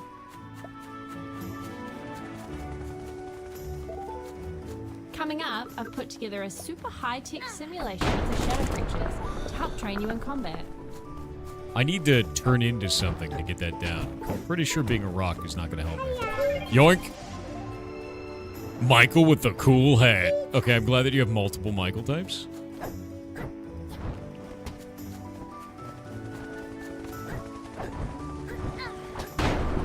Actually, can I do... I can, okay. Butt slam. Nice. I also really like that these have like a Poland effect. It's just cardboard. At a range. But, oh, wait, there's more. I'm a big Got a bug. bad monster thing. I'm a bad guy, an evil bad guy, and I will never be defeated.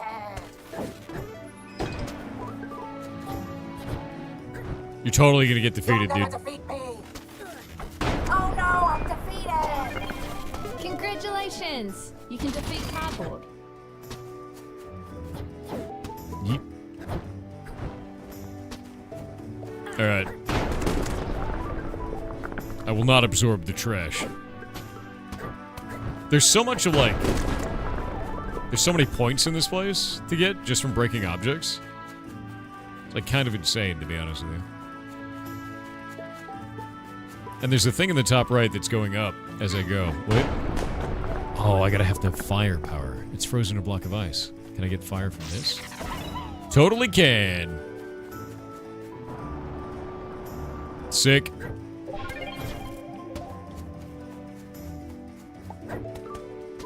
Oh, that feels really good. You stick to it. Ew. Oh. Yeah, the fire particle effect seems to be missing right now. There's a couple of little minor bugs like that. They're not that big of a deal, though, that I found so far. It looks like we have a little bit of, like, Mario coin-style mechanic for getting more that looks points. Like it might be a bit far for us to jump.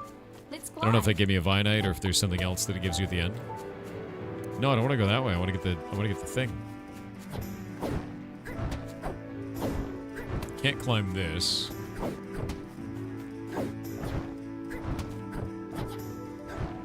There we go. Nice. Good latch on that. That feels good. I'm Michael. Hiker Michael. Alright, now I'm up quite high. How far can we glide this way? Not very far. I was hoping to be able to get the one that was way up above. There's got to be a better way. Doesn't seem to be any plants.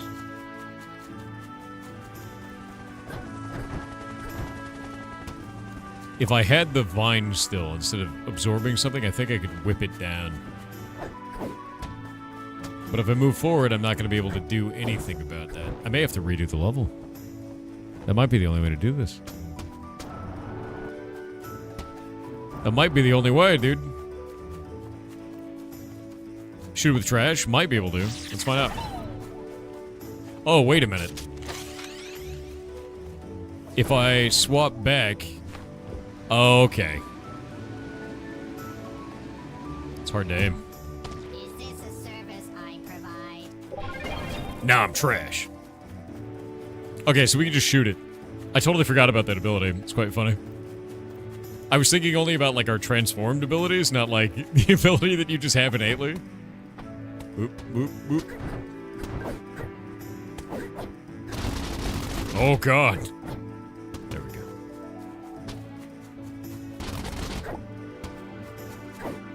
go. Mods, can you pin the comment for the video game?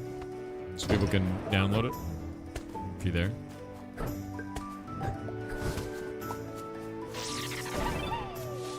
A bush. What does that do? Oh, you sneak when you're a bush. Okay. Over there, a shadow creature. Lucky it's just a pesky little one. Yeah, I'll do it. 1 sec.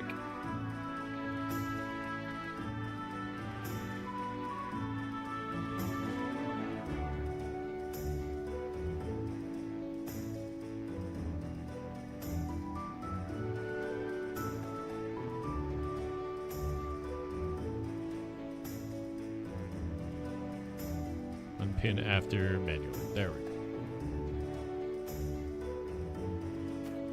Cool. In a shared split screen co-op? Yeah. Okay. Whoa, wait. I have an ability that's very bad for that. Oh god, no, I'm gonna die. I need a power that's better than this. It's so aggressive. I shouldn't have been a bush. I was trying to be sneaky.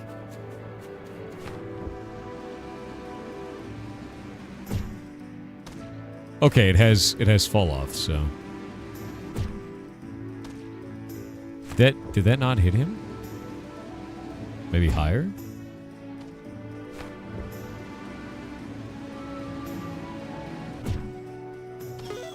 Alright, there we Ah, go. look at that. Look. I was a like, cave holy up crap. ahead. Let's head that way. I have like no HP left. I have 1 health left.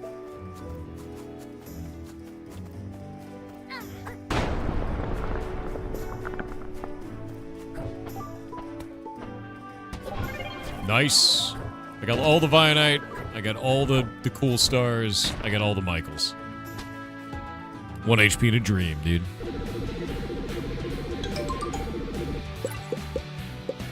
Alright, so you get level clear bonuses for all the different stuff. That's cool. I want to see what those do.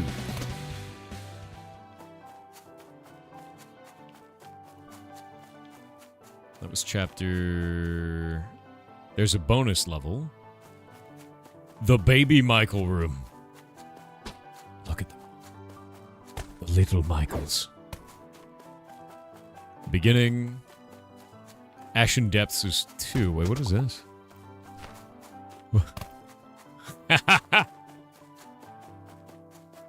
Fantastic. It's everything it needs to be and more.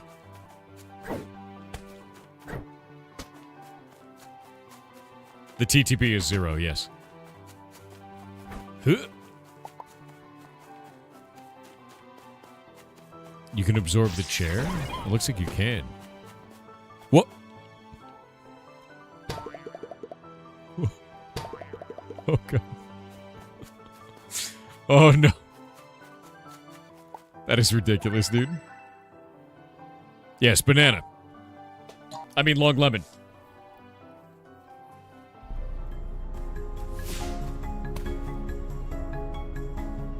Sec.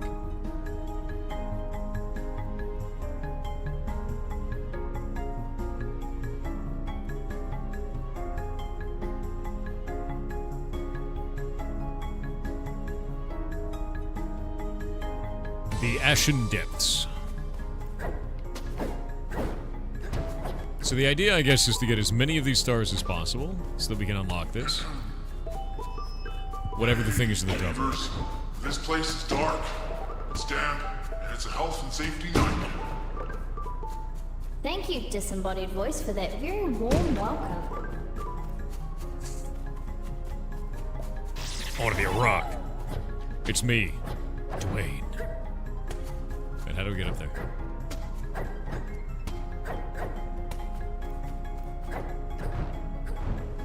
Nice. Yeah, it feels really... It's smooth for the movement.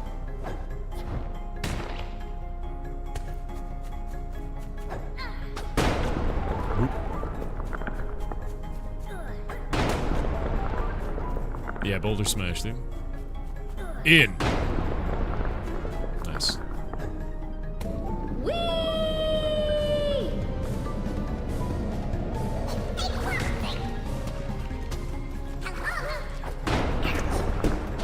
Pop. Oh, the wind up on that is slow.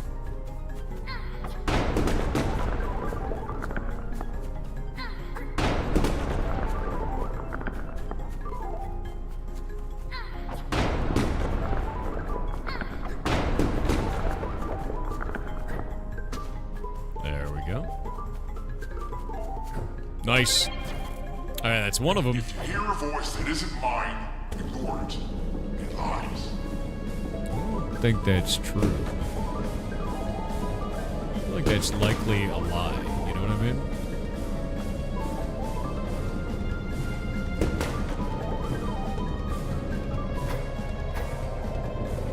You know what I mean? I feel like it's probably a lie.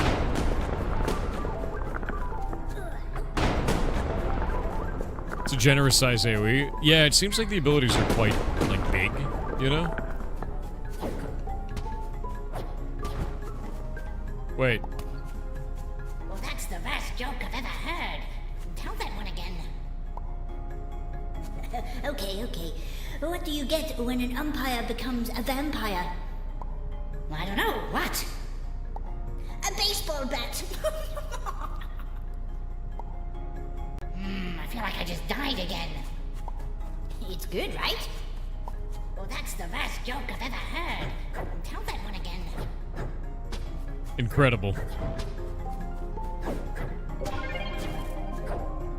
Incredible. Yeah, I hate it here, exactly. Can I grab that? I want to grab it. I want to be the fire. I can't be the fire. Okay, so it looks like some things cannot be absorbed, it seems. I want that one.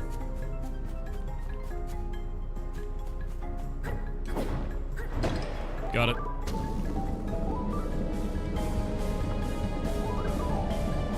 Oh, wait. There we go.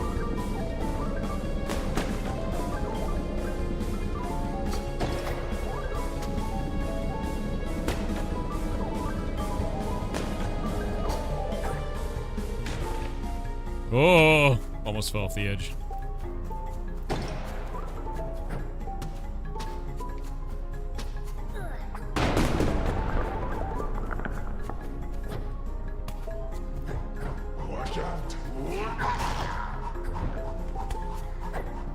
Rude, sir. Incredibly rude. Just a reminder that enjoying yourself is strictly prohibited. It's outside our insurance coverage. Shoot it! Shoot it down!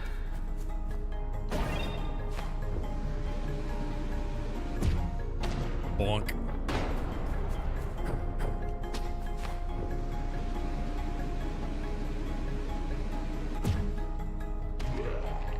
Eat it. Nice.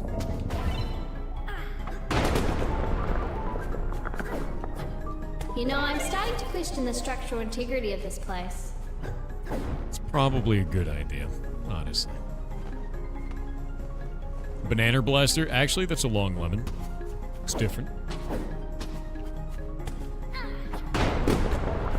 About halfway through all the points that I need. I have not found a single Michael, though. Which is starting to get concerning. No Michaels, Chet. No Michaels.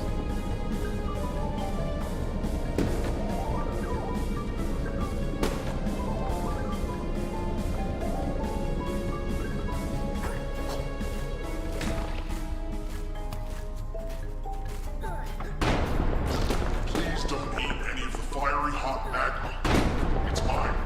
I brought it from home. Oh, I'm gonna eat it. I'm gonna eat it. Your name isn't on it.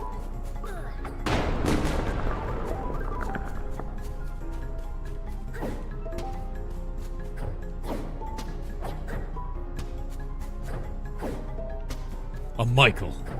We found one. Conspiracy Michael. Which conspiracy is his? We need to have a Michael conspiracy now, Chet. Yeah, I love a conspiracy. Oh, dude, we should have a conspiracy emote. Wait, why am I not movable? There we go. I need a conspiracy emote.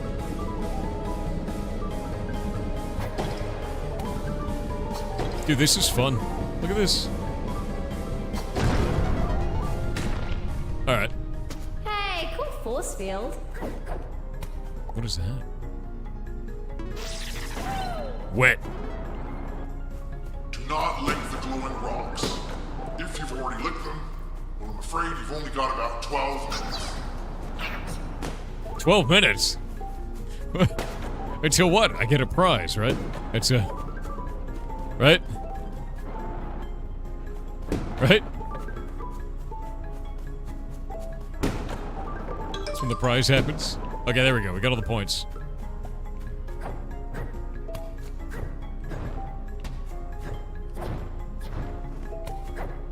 Falling platforms. I love the little wiggle when you land on the platform that shows that it is unstable.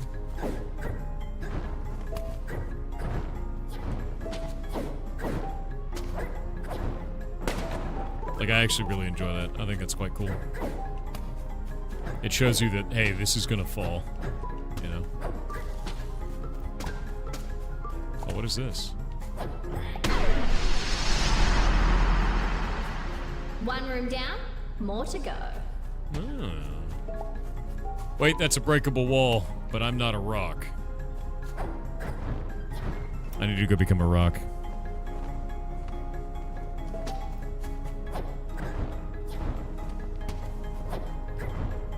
Unfortunate. Yoink.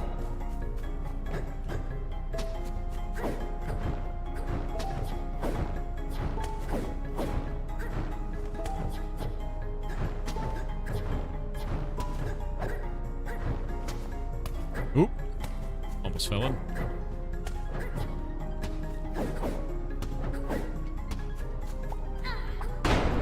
Got it. Yoink.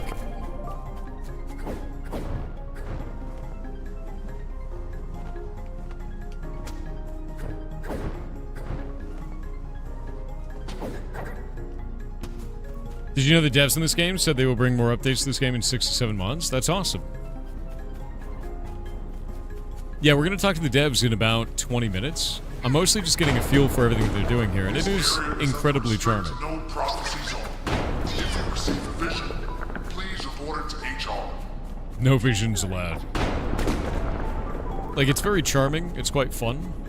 It's more of a manner of, you know, kind of feeling out what they're doing and how they're doing it, you know?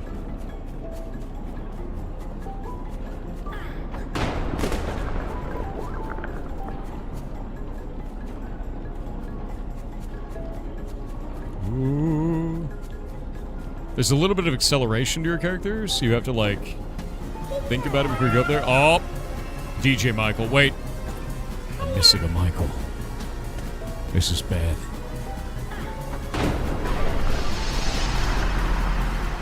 That counted as a ground slam. Interesting.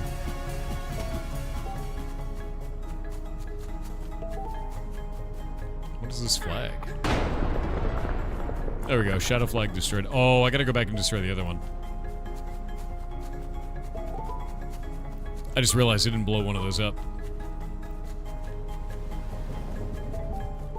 In the unlikely event of a cave collapse, please remember that flailing is not an effective escape strategy. It said not to lick the rocks, so I need to not touch those.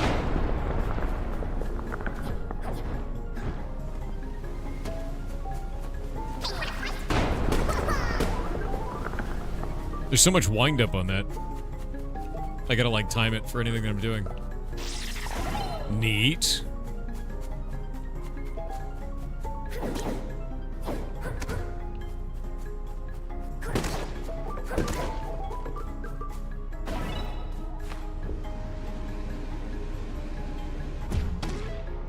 Neat. Love that icon. Whoa, okay.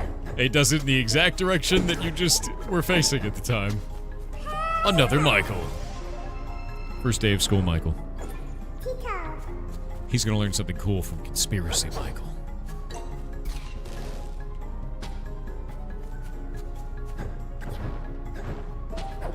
The head slam has hella range, it really does. It has a massive amount of range. That's kinda cool.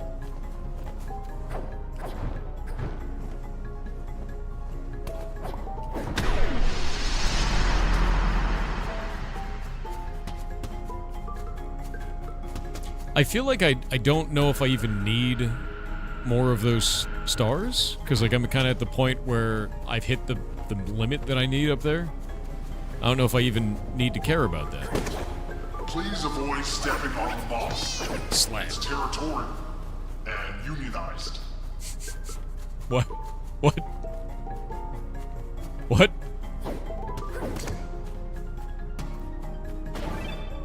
Not the unionized moss, dude.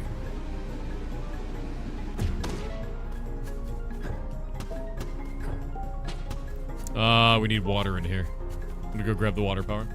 Yeah, unionized moss, dude. Alright, I missed one of the flags, so I need to go back. I believe that was over here on the left.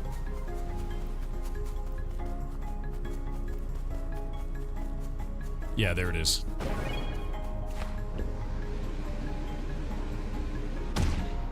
What?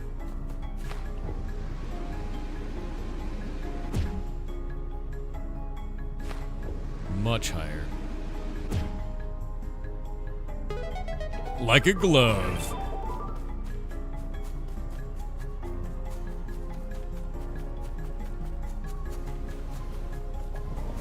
You're asked to verify your account in another chat. Twitch does that.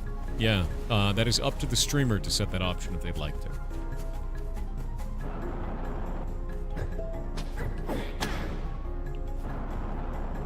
There we go.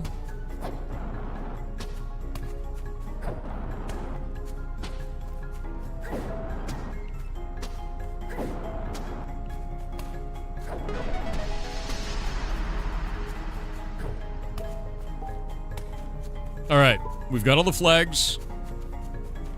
We've got all the Michaels. We're about to have all of these.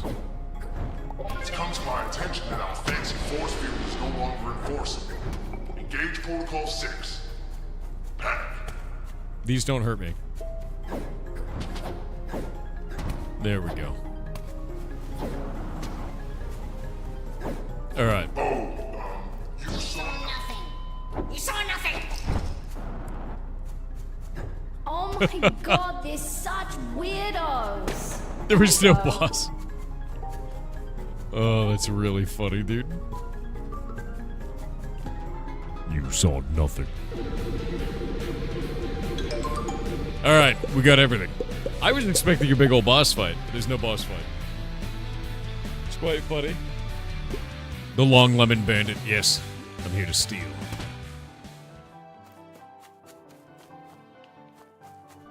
All right. It's very funny. Yeah, the voiceover's really good. It's just very charming, you know? Charming game. I like it a lot.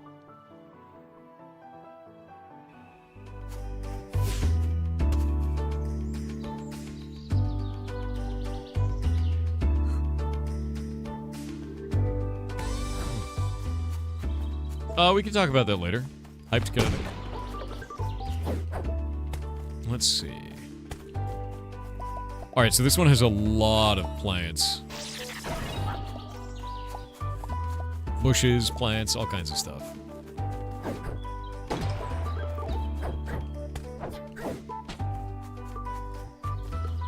You like an old school game? You love it so much? Same. I don't want to know what's down there. You don't want to know what's down there? I do. It's death. That's what death looks like.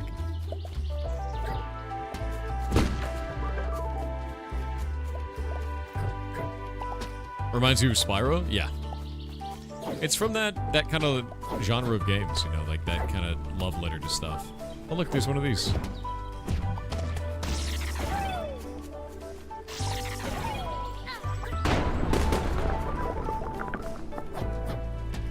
So destroying the shadow flag seems to be like an extra objective. Overstimulated Michael. What is that? Rot comes for us all.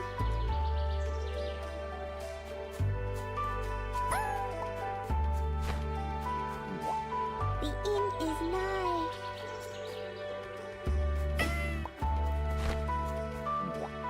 My destiny is to become jam. Don't worry, it'll all be over soon. The worms are waiting for me. Oh. Hope is a candle, slowly melting into nothing. I see the light at the end of the tunnel. How many of them are there? Smiling helps the existential dread slide down easier.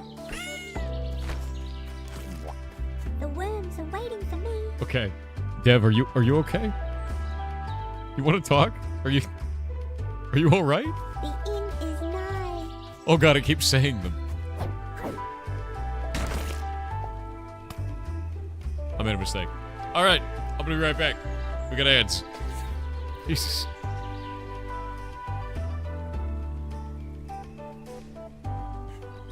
I guess it was technically right, yeah. I'm gonna get some water. I don't have any. One sec.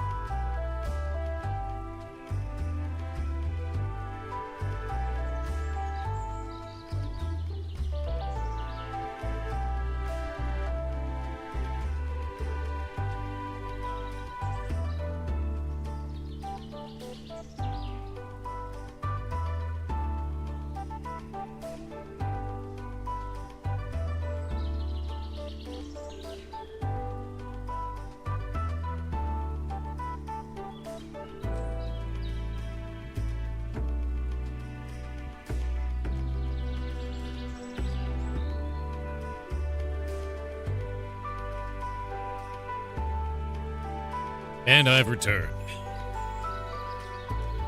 Sorry about that. I need to get water. Alright, let's see.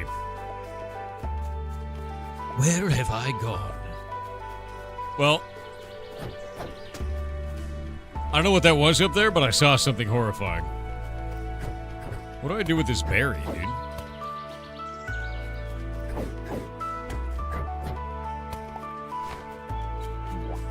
The inn is nigh.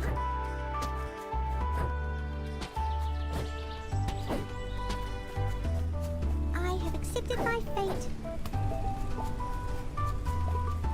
Are you okay, man? My destiny is to become jam.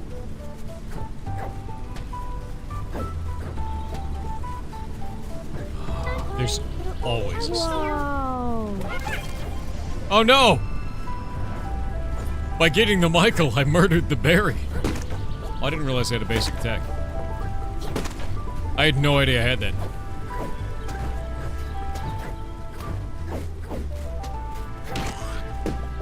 That's so much faster. I had no clue. Hell yeah.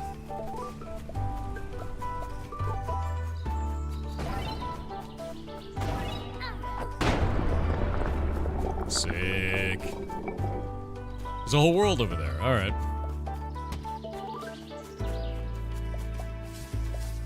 More secrets? Sneaky, sneaky. Passive-aggressive Michael.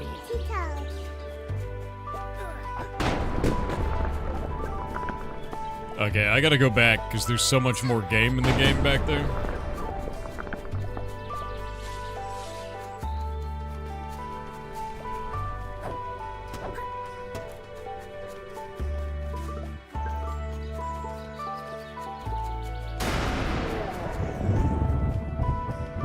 What? Oh, that's rude.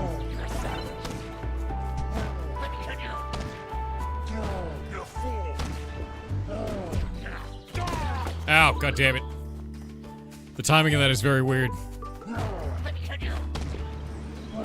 No. It's so hard to do. It's so sensitive. Yoink.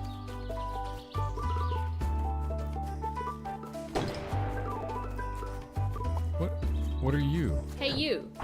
The fate of our entire camp depends on Bing Bong reaching the summit of that pint-sized peak over there. Are you a crab or a frog?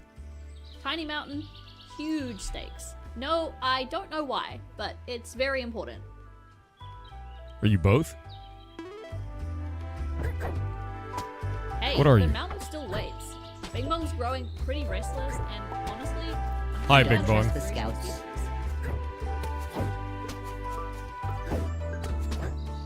I'm peeking.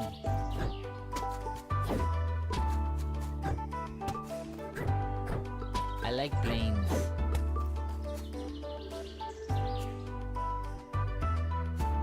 Are you taking me on a plane? No! How did I get here?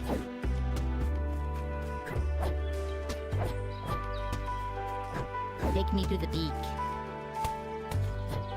Yes. What the? I think he landed up there correctly. I don't know. Yeah, the scout even had a pin for peak on him, which I thought was quite cool. Oh no. No! How am I supposed to get him up there? There's got to be a better way to do this. I threw him up there so I could go back up and get him, but then he despawned. Is there a better way? Is it Ivy related? Really? Why are you No. holding me? Don't! I'm gonna do it. Oh, why? Throwing you is hilarious. Bing, bing, bong, bong. No! Yes, Am I a good father? probably. Bing, Yeah, I have no bong. idea how to get up there. Makes me wonder if there's like a movement thing I haven't done. Hey, don't. Get slammed. This is big.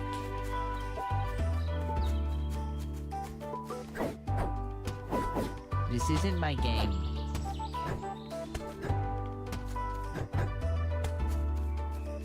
Bong.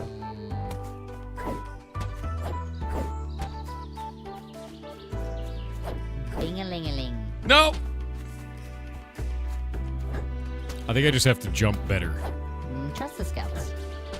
No, you told me not to trust the scouts before. That's a lie. I am not Bing Bong. Oh, wait, I just made the jump. I just sucked. Okay.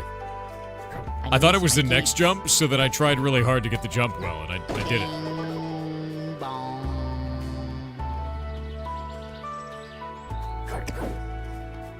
Alright. Yeah, it was just a get good moment, you know? Alright, now that, You like... did it. Bing Bong has planted his flag upon the summit. The prophecy is finally fulfilled, and now you are worthy of the Scout's uniform. Wear it proudly, fellow Scout. I've done it. Super rare. Puke. Code New Zealand. Hell yeah.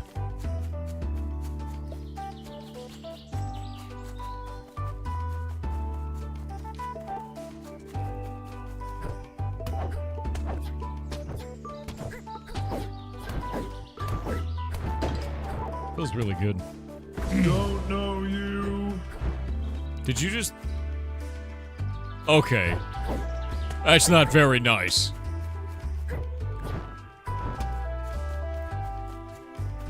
No. Rude. Rude. Rude. I wonder if there's anything around here that you can absorb to help us sneak past him. A big mushroom.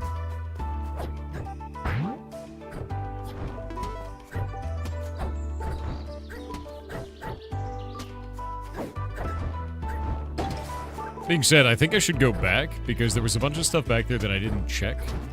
And I'm missing a Michael and 6 of the purple things. So I think I want to go back in the level. It seems like there was a lot of level that I left behind. Oh, there we go. Purple thing. A D20. So well made, it really is.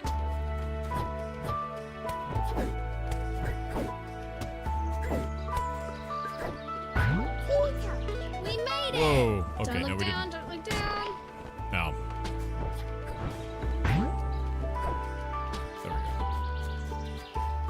There we go. What? Skater Michael. The Michaels are mine, dude.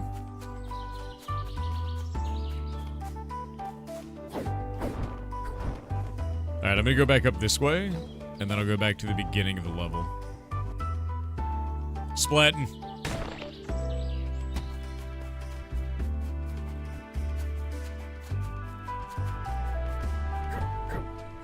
Hell yeah. Waterfall Secret. Already did that one. I need to know what to do with these berries, man. There's something over this way.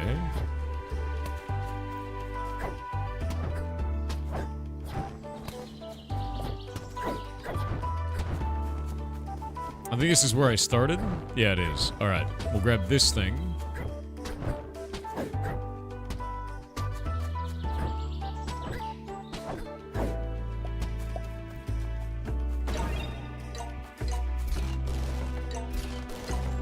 Love the multi.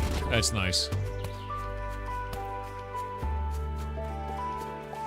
Hey guys, I need your help. Birds aren't real. There's a berry all the way over there. It's just calling my name. Karen, Karen, eat me please. And I'm like, of course I will, little berry. I am starving.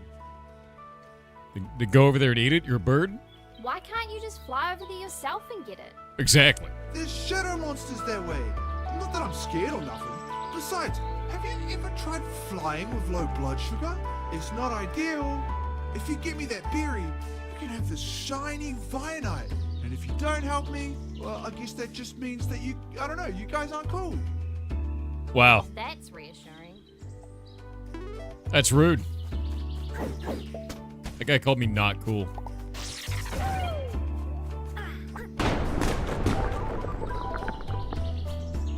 You're lucky. You're lucky that government drones are immune to that ability.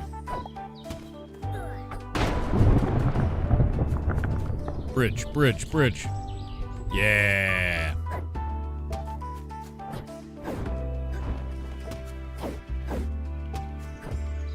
Alright, now I have to get the berry to that guy.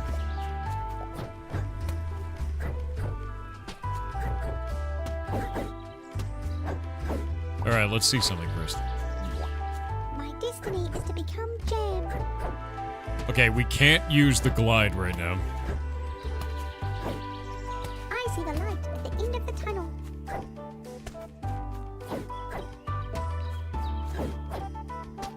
The berries. Hope is a candle, slowly melting into nothing. Why are these berries such a bummer, man? Smiling helps the existential. Oh, yum! This is so good. It tastes even better because I ain't it, you know? Here's that Vionite I promised.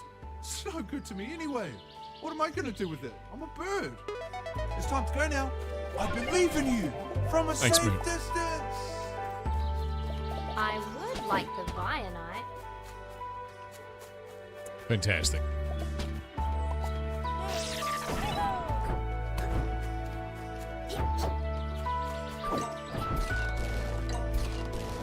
Nice. God, that feels really good, actually. The grappling feels really nice.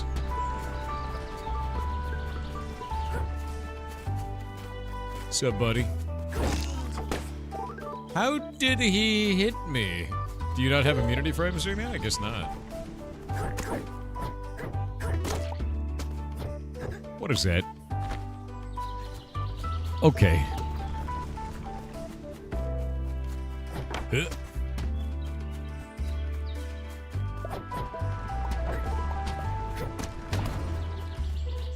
What?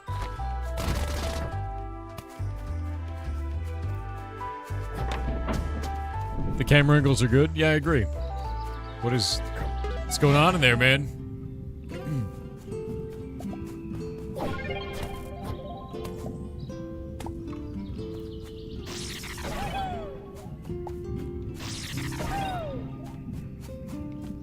Wait.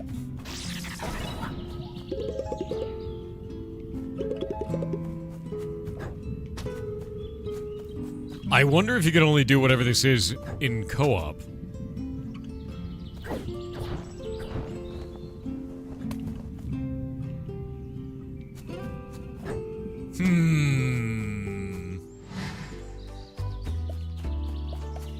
Hell yeah. I bet that's a co-op thing. Yeah. Marriage stream with Chronos? Dear God. The horror. I wonder if we can hit enemies with this.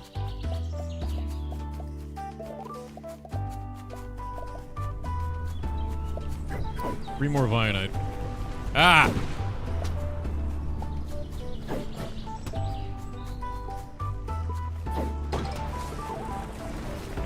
Cool pine cone.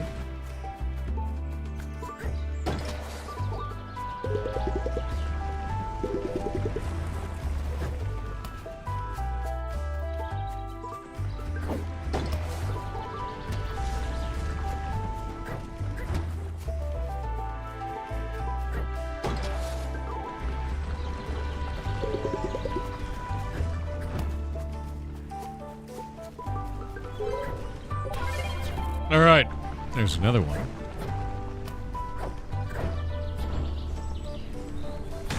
And I've got all the stars now. And all the Michaels.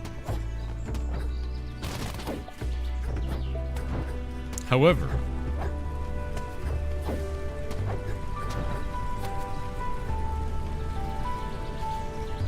it's about time because the devs need to come on. So, Let me turn down the audio. Still a little too loud.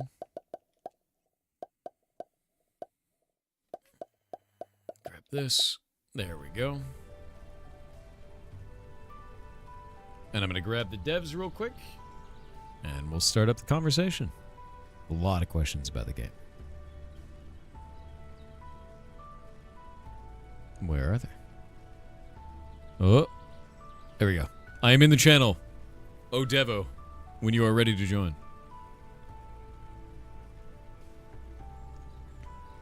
Hey, one sec. Let me set up the audio so they can hear you. Hello, how's it going? It's going good. All right, so tell the chat a little bit about yourself, what you're working on, who you are. Sure. My name's Mitch. I'm one half of Eat Pant Games. Yeah, it's our super serious studio name. It's a great studio name. Thanks. This is our first ever game, Tito, basically. Obviously kind of inspired by all the games that I grew up with: Spyro, Banjo-Kazooie, Crash Bandicoot, Super Mario. Yeah, all those games that are like 20 years old, so yeah. You know, feel it. I think they're good games though, and like this feels absolutely. very reminiscent of that. So like, yeah, no, I think you guys are hitting the mark there. It's quite fun. Oh, thank you. So tell me a little bit about that process. How long have you guys been working on this as a team? And it's just the two of you, huh?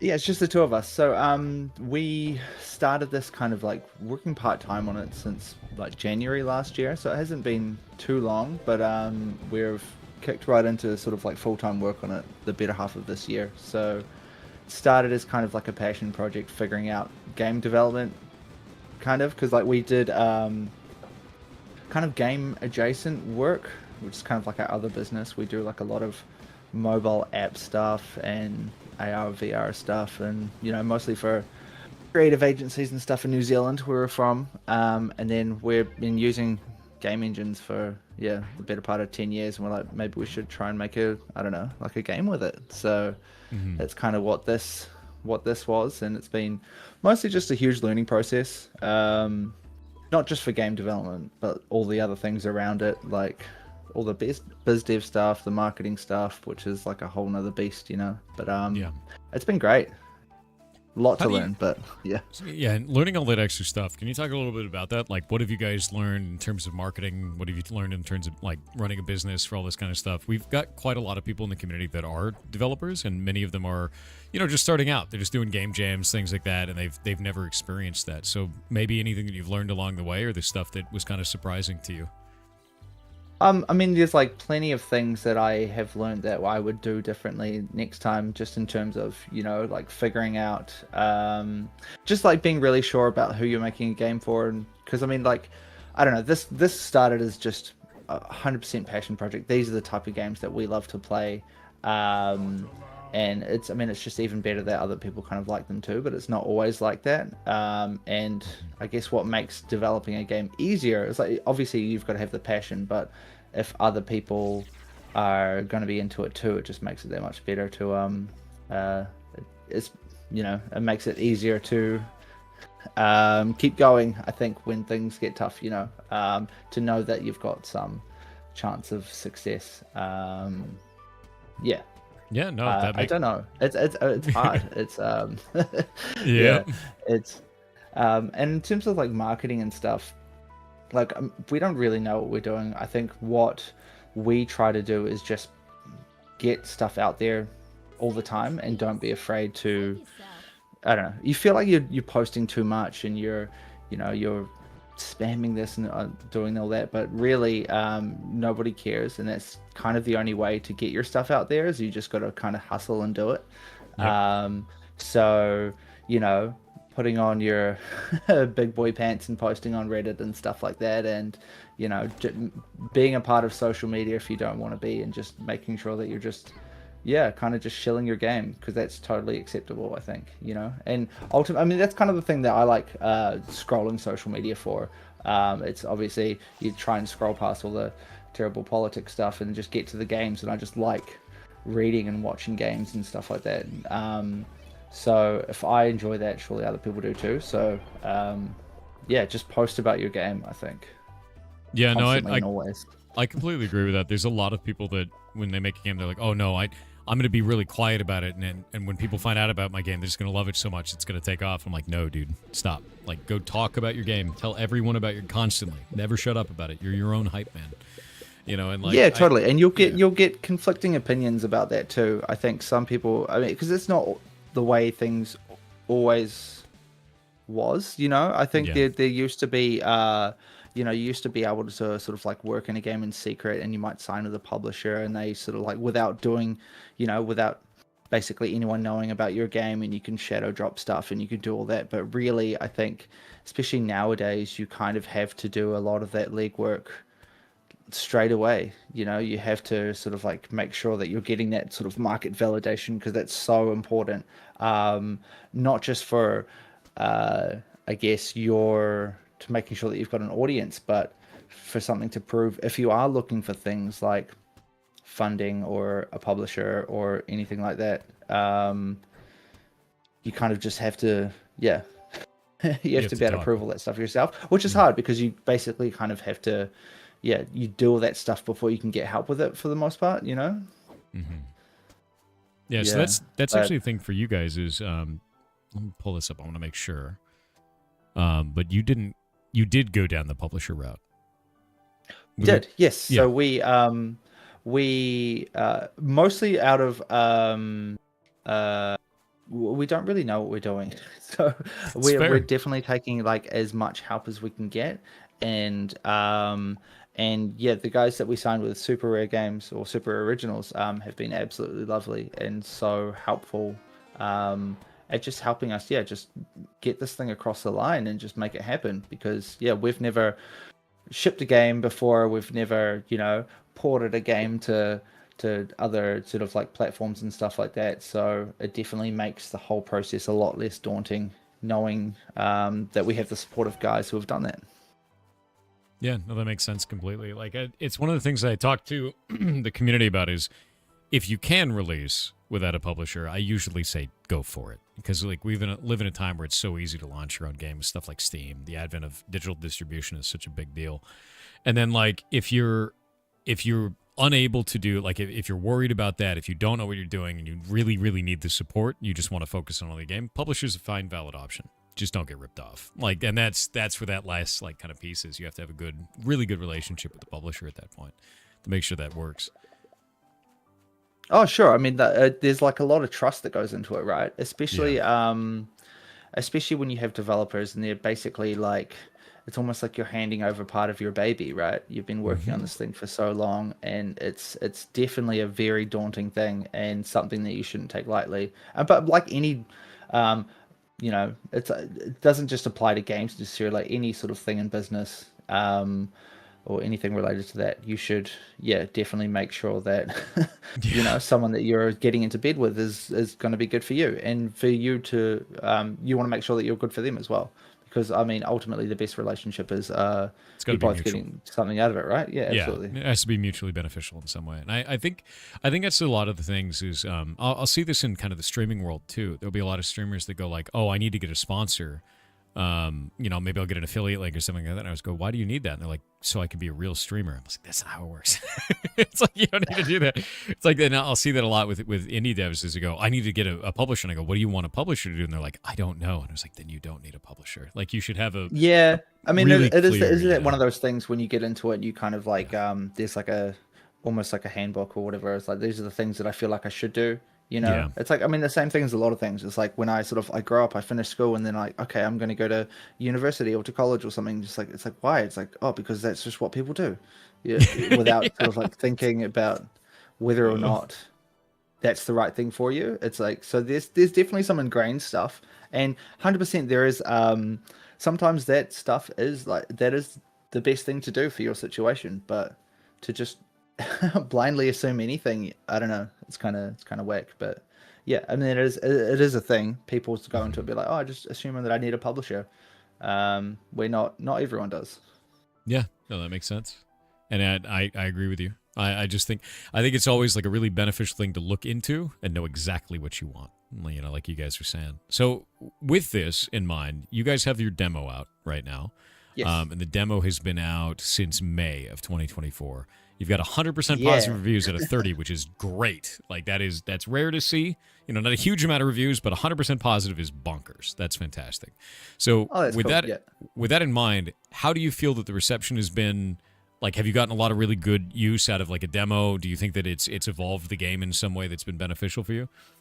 Oh, definitely. I think it's one of those things as well. Like knowing more about it now, you realize, oh, releasing your demo could have been like a really huge marketing beat and all that stuff. I'm like, we released the demo as soon as it was basically playable, because we're just two sort of naive kids, just been wanted to get friends and family to play our game, and we'll bang it on Steam and we'll get them to have a go. But that's been so helpful for us, just in terms, because when we first released the demo, it was super shit. It was like it didn't play well at all. Yeah. The jumping was bad, everything was bad. But we just got constant feedback that we just took in, and we just continued to craft and craft and craft till it got to the point. And some of the game's still a little bit jank now. We've still got some time to cook it a little bit longer. But a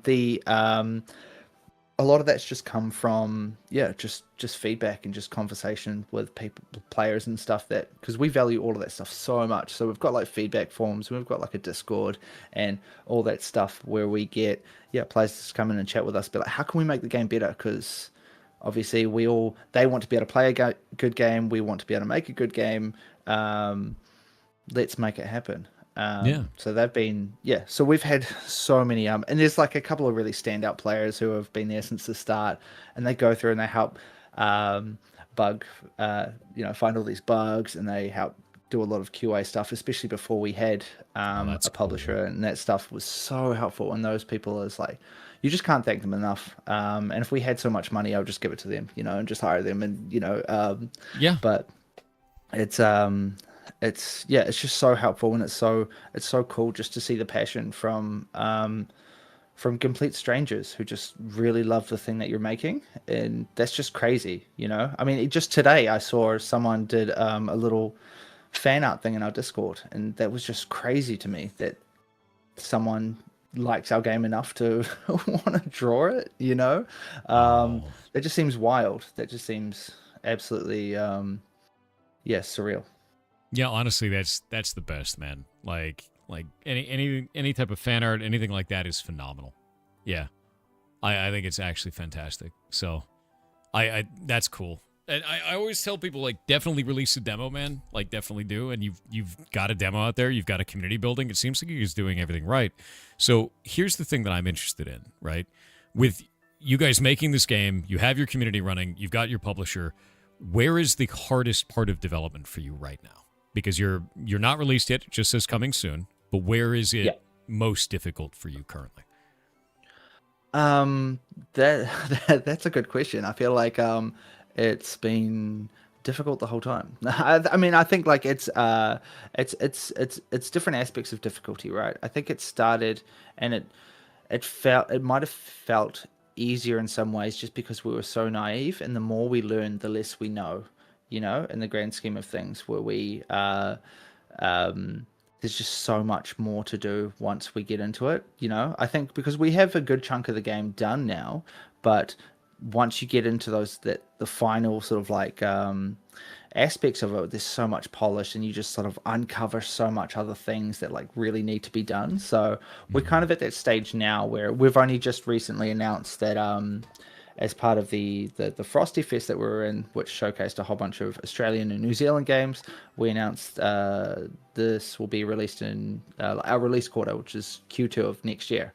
So that's not too far away, I think. We're basically at the end of the year now. So we are in that stage where we are really locking down a lot of the content that's going in the game, and then it'll need to be a massive polish pass and all that stuff. And obviously we're going to get heaps of help from the publisher from that and everyone else, but it's a little daunting, just to be so close.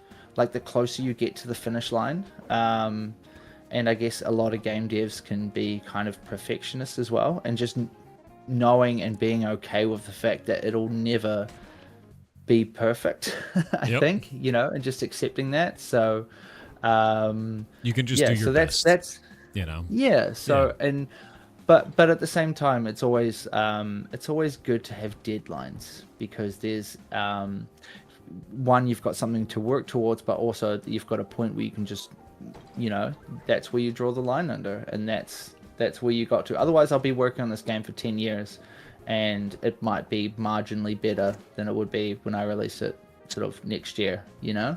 Yeah. And you want to get it out there and be like, hey, this is cool. Like, what is your game plan after you launch, by the way?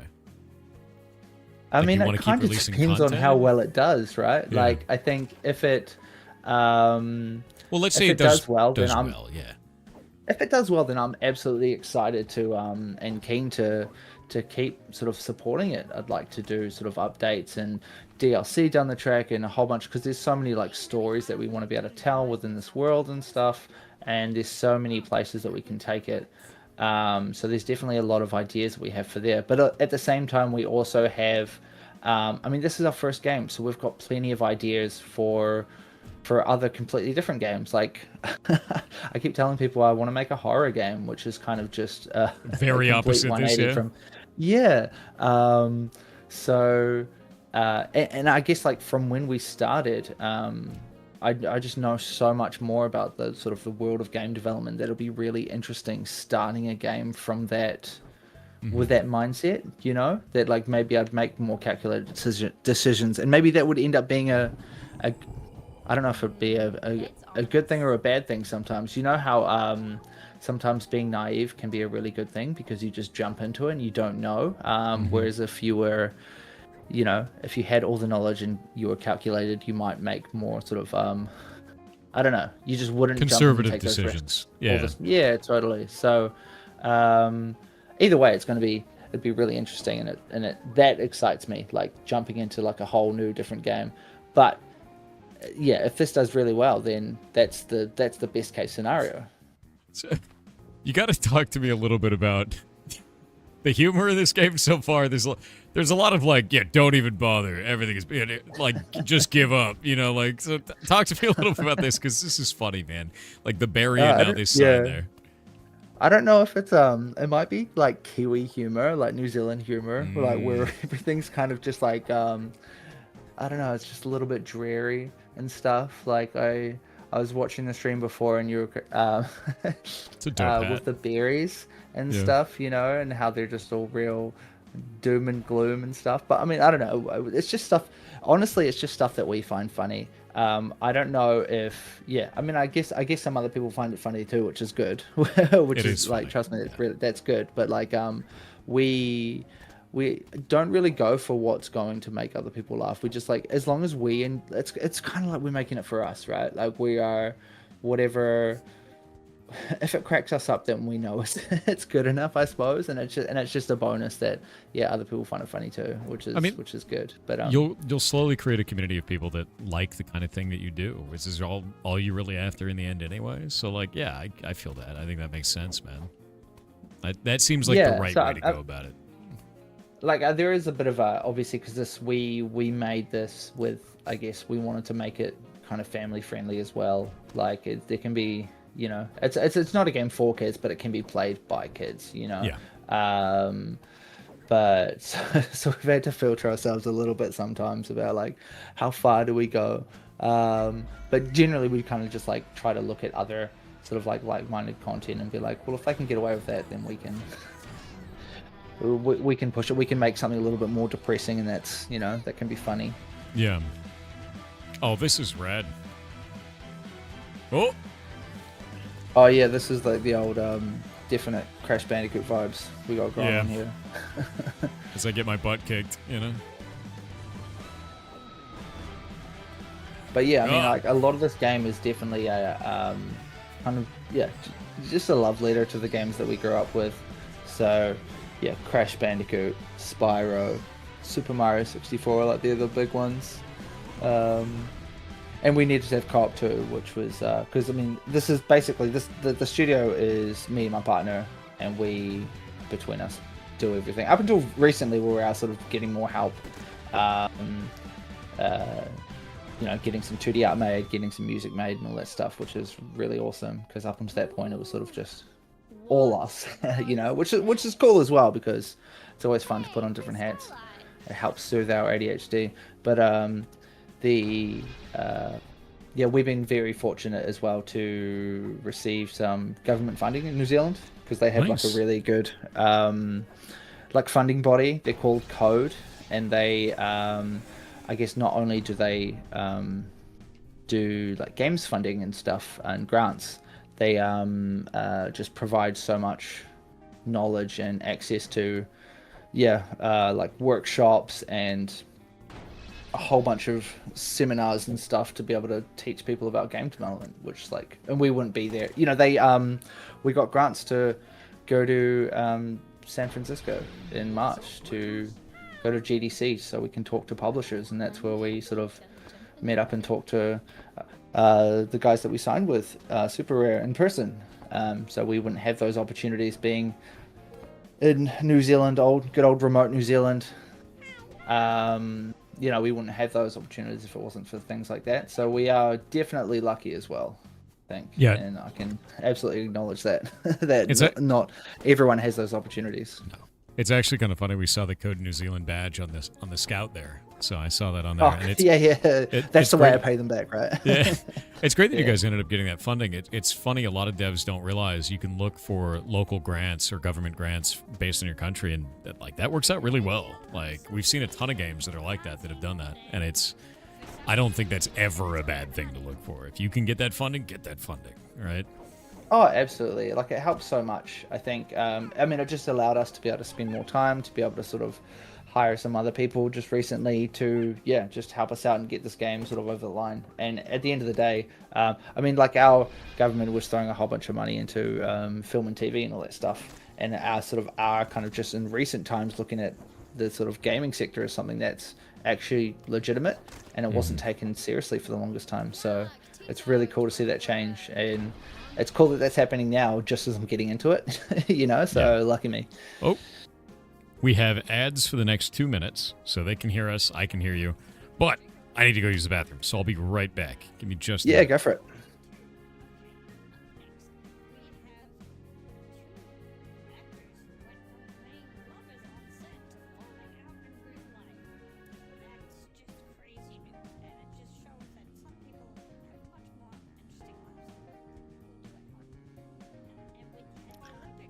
Hello. I'm just reading the chat now. Hello. You guys can hear me, right? What is the stapler in the fridge? Oh, it's an office thing. It's just the game is just filled with a whole bunch of stupid references to things we like. Yeah, it's my stream now.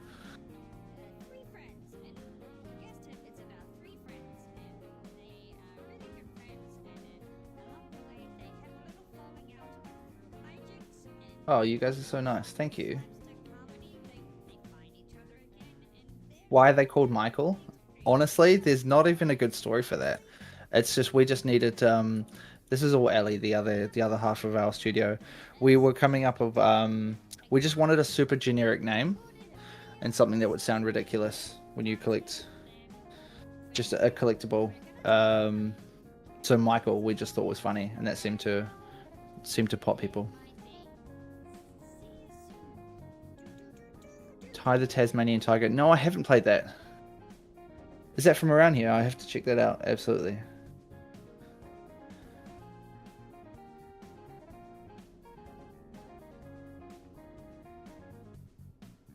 Bread. Oh gosh, I don't know what that means.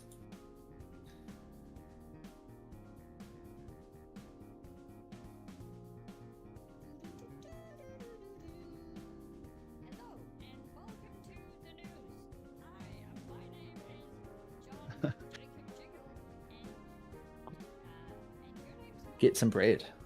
Okay.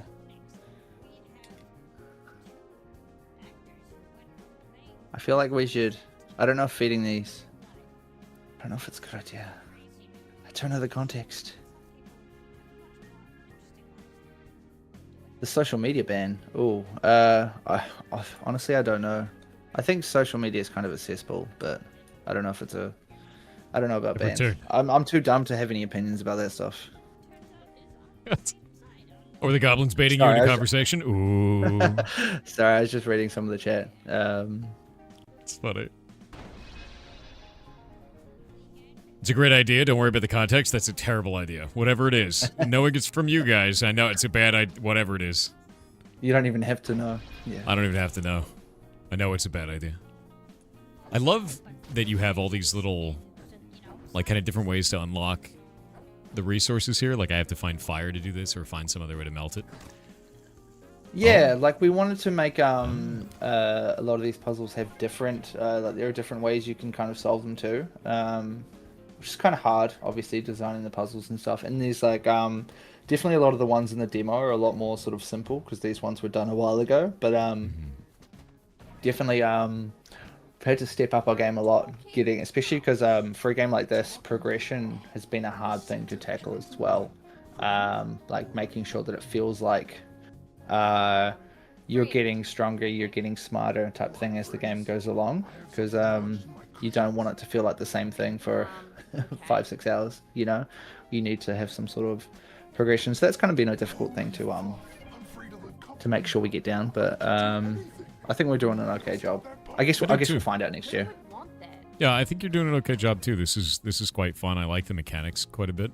I'm interested. What is so you've got kind of your community? You said giving you feedback and give you bugs and things like that. What would you say is the largest thing that the community has alerted you to that ended up being a change in the game? Oh, I think, I mean, it might be a really simple one, but it's incredibly important. But one of the things was our jump never felt right until kind of not super recently, but like more recent than it should have. I think, especially for a platformer, because for games like these, I think like the controller and the way it moves is everything, right? And we've still got a bit of work to do. I think we are playing around with speed a bit. Sometimes it feels too like it goes too fast. Sometimes it feels too slow, especially in because we're dealing with some of the levels being quite open worldy, or a little bit more open worldy than sort of other sort of platformers where you've got to like travel a little bit of distance. So there's a lot of value messing around with values just to make sure we get the feel right. But early on, our jump just felt rubbish, and we got like a lot of feedback, and I basically just worked with people just to make sure like is this right, does this feel better? And we got it to a point where like I finally figured out what I was doing, and then the game just felt a lot better. So lots of things like that, I think they definitely helped us tool the character controller, which was a huge part in making the game feel pretty good. Yeah, no, it does definitely feel good, and these moments like this feel insane. So like I've been trying to get the hang of this and like find out where all the rewards are in it, because I missed 2 of the resources this way. Right, yeah, gotcha. That's quite fun. I do like all the different like play methods that you have, all the different ways of like turning into different stuff. Can you talk a little bit about the inspiration games for you? Because like this has quite a lot of different stuff. Like, I grew up in the era of Spyro and Crash Kirby, Bandicoot and everything, Yeah. Kirby's a big one for the, like, I guess the main mechanic, right? Like being able to become other stuff. Like Kirby's so good, so silly, and so cute, really, I think. So that's definitely a one of the big inspirations. You've got a bit of Banjo-Kazooie coming in there with like the 2 sort of like 2 characters in one type situation going on. Mm-hmm. I guess a lot of the movement was kind of like a little bit more arcadey, so we're looking a little bit like a Hat in Time is a big one as well. A Hat in Time is definitely like one of the we love that game so much. So a lot of the movement style comes from that. But I mean, that's all just derivative from things like Super Mario 64 and those type of games, all those Super Mario ones, which really, really kicked a lot of that stuff off. I mean, there's a little bit of, like Croc and stuff in there too. A lot of those games that we loved. But I guess more recent stuff, I think because we need to have co-op in there as well, which has kind of been a little bit annoying to develop for, but necessary for the game that we want. But so like we've been playing the It Takes Two and Split Fiction and stuff, and even though those games are light years ahead in terms of what we can do with co-op, definitely good inspiration. You'll get there. For... I wouldn't worry about it too much. I think what you guys Oh, are building totally, is really yeah. cool. Yeah, I mean, ultimately there's 2 of us, and how many of them? But but it's always good to go back and play those games. And I think a really important lesson for us is to not get too bogged down in development and making sure that we're taking time away. I think, and especially if we're taking time away and just playing games again, because that will kind of like even subconsciously help you become a better developer when you start to see things differently. I think just by playing games, like there was a long period where I sort of got into game development. I just didn't play any games for months, Really? And it's only when you go back and play stuff, you're like, oh yeah, that's like, they've already figured the stuff out. What am I doing? Yeah.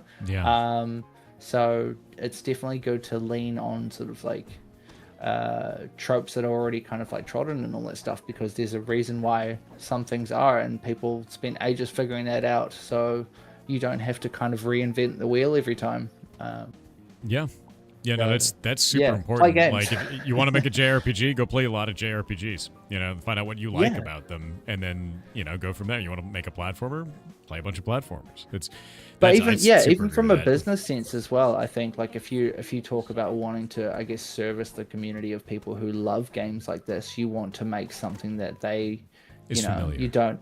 Yeah, if someone is a huge fan of 3D platformers, you don't want to like stray too far from, I guess, the norm, because they just love playing games like these. I felt like that weird spinny there. I'm just going to say it's intentional, right? It's a little vortex. But so that was definitely a lesson for us, just to take some time away and play some games, and even just taking some time away because you get too close to the development process. So making sure that you put things down and come back to it with fresh eyes, or getting someone else to take a look at things for a different perspective, because you just get too close, especially in such small teams. Like there's 2 of us, so there's only, and we're both neck deep in it, so you can only have so many opinions, before you you're just too stuck in, I think. I mean, I agree with you. I like the way that you guys are doing your development process. I think it makes a lot of sense. I think for me, what I'm wondering at this point, because you guys have had the demo out for quite a long time, do you have a target date or even general quarter for when you want to release this? So Q2. So Q2. Whatever that is next year, I think. But that's what was sort of just recently put out. What was it, like 2 days ago? Oh, nice. 2 days ago. Yeah. So they had this big Frosty festival, which is cool. We got to be a part of that, which was awesome. So planning to release on consoles as well. So PlayStation, Nintendo Switch. So another thing as well, when we developed all this, we developed always with Nintendo Switch in mind. So it's been, I guess, so we're working to those limitations, and that sort of like is filtered into the design style and choices and stuff that we make, because we have to get it to run on that potato of a platform, So I mean, they got Switch 2 now. It's like Potato Plus, yeah, totally. And Switch 2, like, absolutely fine. I think, but I think we're thankfully going to save a bit of time and a bit of headache by because we've thought of that from the start, kind of, or roughly from the start, that making sure that we're doing everything right and having the right systems in place, so that when we come to port to Nintendo Switch, it isn't like, oh shit, we have to gut everything because we have a billion polys in the scene, and we've got a million draw calls and stuff like that. So we definitely tried to do things kind of smartly. I say tried to, like, talk to me in 6 months, but yeah. I mean, that's always how that goes. With that in mind, the most difficult question that's going to make your publisher just go, stop talking, right? Okay, here we go. Do you have a general price point for the game? If the answer is no, it's fine. Mean, we do. I also just don't know if I can. Yeah. If the answer is I don't know, then that's also fine. Yeah. Yeah, I always ask. We don't know. I don't. I mean, yeah. I mean, we have one that I've gone into thinking like it will be around this price, from the start, and I think we're pretty aligned with that with the publisher as well. Sure. I mean, it's not going to be sort of Nintendo prices type thing. I guess that's all I can really say. Like, it's So gonna, $70 AAA banger, got it. yeah, it's going to be 4 times that amount. Yeah. Nice. Yeah. We're aiming to make one sale. Yeah, one and ever. that'll get us All you kinda- need is one. Yeah. Right? You know, it's fine. The game will be $1 million, and we'll make one sale and just call it a day. That's perfect. Yeah, that's great. One person will play. Think of the exclusivity. Yeah. Sell yeah, a single copy. Yeah, no, that's no. It's always tough to do that. And like, if you guys don't know, you don't know. There's nothing wrong with that at all. That's something you work out as you go. You know, and when you get closer. Yeah, to and launch. it's also one of those things that it can sort of change between now and release anyway. Yeah. But yeah, I mean, I didn't want it to be too expensive. I want it to be accessible, right? Yeah. But at the end of the day, I sort of, I'm happy just to not make those decisions, kind of, because Yeah. that's kind of like part of like Why you what have a we're sort of publisher. leaning on the publisher for. Like, Yeah. you guys sort of know how to sell games, we don't. So, just tell us what to do, type thing, in that sense, you know? Yeah, 100%. And like that's always the thing is I'm always interested to see how a developer feels about that, about pricing for kind of stuff. Because what I find more often than not, especially in the indie space, is a lot of devs will be like, my work sucks, it's only worth $1. You know, like things like that where they undersell so heavily on what they've created, and I find it fascinating. You know, it's always a unique answer no matter what. Usually Definitely, undersell. and it's something that it's always a tough one, no matter who you are, to get right all the time. I think there are some really good games that have come out that have potentially even priced themselves a little bit too high, and you could see that. Like, you hear stories of people being like, "Well, I had like 100,000 wish lists, and when I went to release, I didn't make that many sales." And one of those factors could be, well, maybe your game's priced a little bit too high and people are just sort of sitting around waiting for it to go on a substantial sale. I mean, I don't really know. I think you're right, this though. is, Yeah. I mean, You're it's right one on of the those money. things where you kind of have, there's always a compromise, right? Like, you want to be able to make it accessible, but at the same time you want it to make money for yourself and for to cover all of the costs that you've incurred, and to be able to set you up to be able to make it more games in the future, because at the end of the day, it is a business, you know. Unless you're a hobby developer, and where it doesn't kind of really matter how much sort of you sell, but if you're in this for like, if this is a job for you, then absolutely you have to be looking at like sustainability down the road, you know. Yep. Which means, making money from it. So yeah, there's definitely, I've definitely known other people to, sell themselves too short as well. They'll put their game up for $10, and then, 6 months later it's on 75% off, and it just seems like a kind of a bit of a shame, you know? Yeah, no, I agree with that, and it's always tough to figure out like what it's worth, because it also changes the perception of the purchaser, right? Like, if you put your game on for $1, people are gonna be, oh, that's shovelware. Like, if you didn't respect the price, a lot of people who want to go buy it also aren't gonna respect the price, which is weird, kind of a feeling thing, because like the game could be amazing and you made it $1 and they're like, oh, that's probably trash. Yeah, like, I mean, I think where we got the base price point. Yeah. Where we got our base from just looking at similar games with a similar scope, like playtime and all that stuff, and what people expect, and that's kind of how we can get in the rough. Like, okay, then if we set up for something like this, it shouldn't be too bad. And considering you'd be like, okay, well, we'll probably make most of our sales when the game's 20, maybe 30% off or something like that. So as long as you can do all that and it still makes sense financially, then that seems like a pretty good sort of. So I think whatever that formula is, I think should get you going like 80-90% of the time, I think. But at the end of the day, who knows, you know? Yeah, no, it's that's actually the case too. It's kind of funny, is like sales are such a big deal, man. Like, it's a lot of devs don't, I think, utilize this really well. I see people all the time, they're like, oh, we made the game 10% off. I was like, don't do that, make it 20, because it doesn't email anyone unless it's 20% or more. Yeah. Sure. So if you make it 10%, no one knows. Like, it doesn't do anything. Make it 20. Make it 20. Yeah, Steam does that. They and I think that. There's definitely like an art to that stuff as well, which is like another plus for people potentially working with publishers, because that's kind of like a lot of what they do They as handle well. it, It's like they've yeah. got systems where they're figuring out like when's the best time to go on sale and when you sort of like drop that stuff, and it's like a whole sort of it's a whole formula, a whole system that they sort of like have set up for that, which kind of just goes over my head. So yeah, there's definitely an art to it. Yeah. No, that makes sense. Well, with that in mind, what next do you have to work on for this? What are you most excited to build? Oh, the rest of the game. That is a large yeah. thing, yeah. Yeah, so I think we're sort of right now we're in the sort of like halfway through making the final act. So the game is 4 acts. Each act has roughly 6 or so levels each with like a big boss battle at the end type thing. So we are in the final stages of the sort of like the final act and putting that all together.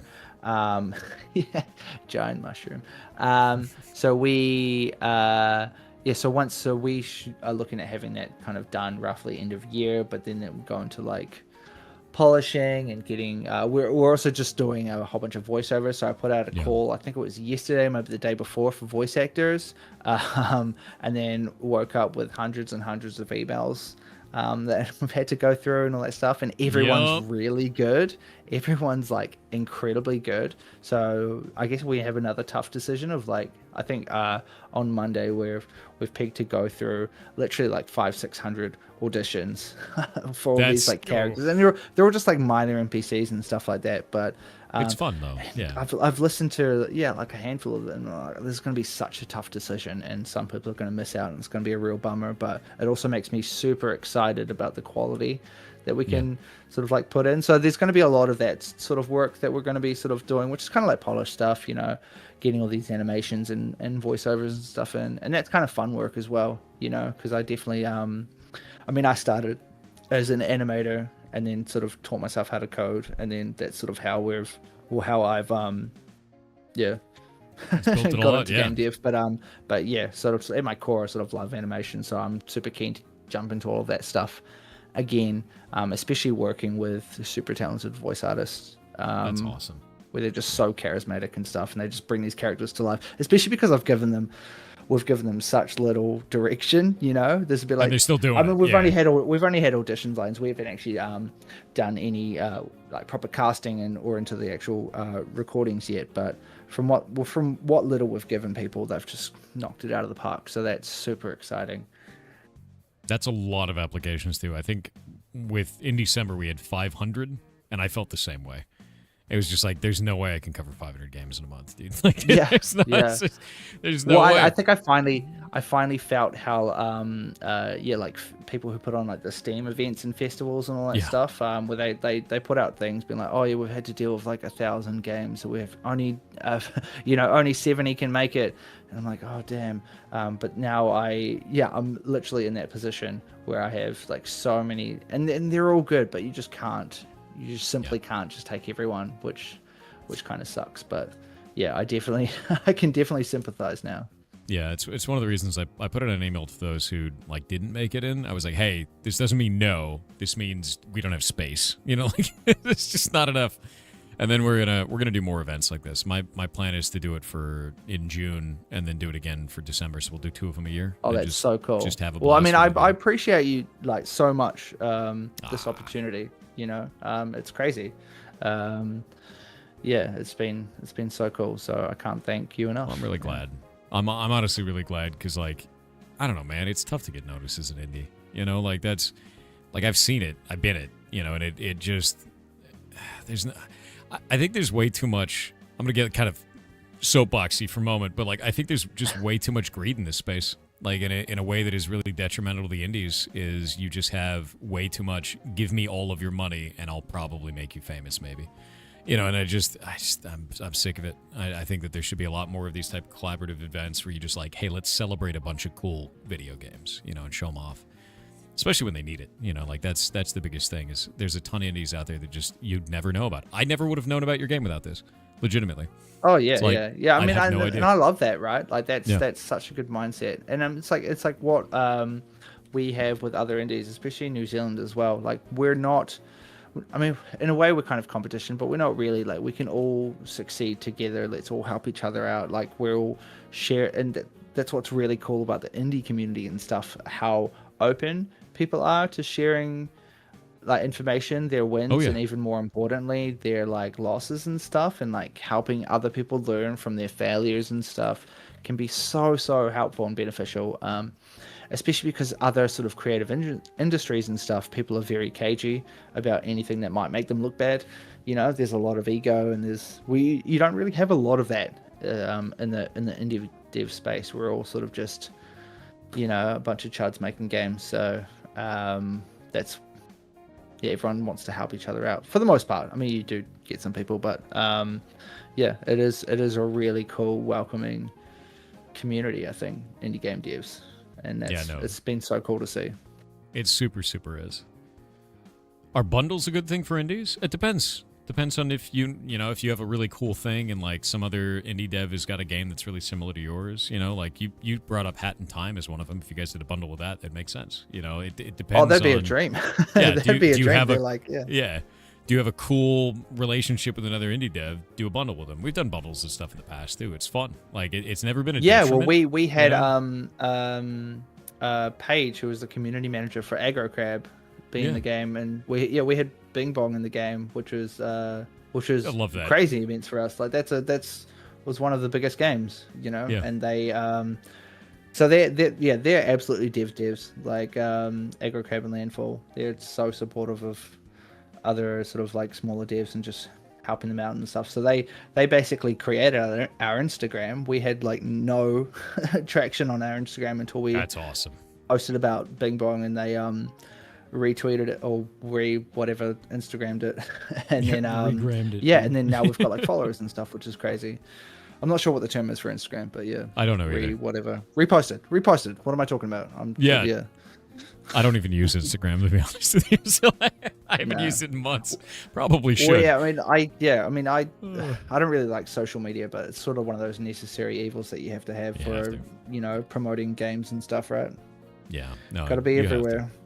It's one of the things is engaging all that kind of stuff. If you're out there and you're trying to show off your indie game, there's tons of stuff on social media you can do. Things like Screenshot Saturdays and like even stuff like God, what was it called? It was like a pixel art one that was really interesting where you just go make pixel art and like show it off, the things that you're doing based on themes. There's tons of stuff like this. Like it all exists everywhere, you know. Regionalized pricing stuff will likely be handled by the publisher. But since you guys are in New Zealand, actually, this is a really interesting question. What is the indie scene like in New Zealand? Because like I have no idea whatsoever. We've been talking to so many devs, international devs throughout this, and I'm always interested. What is it like where you're from? I think it's really great, and I think it's one of those things that is because of the support that we have from like code and the government and stuff. It's just been able to flourish. Like we've had quite a few big titles come out of New Zealand. Like Dredge and Into the Dead. It's just another one that came out from Pickpock. Is really big.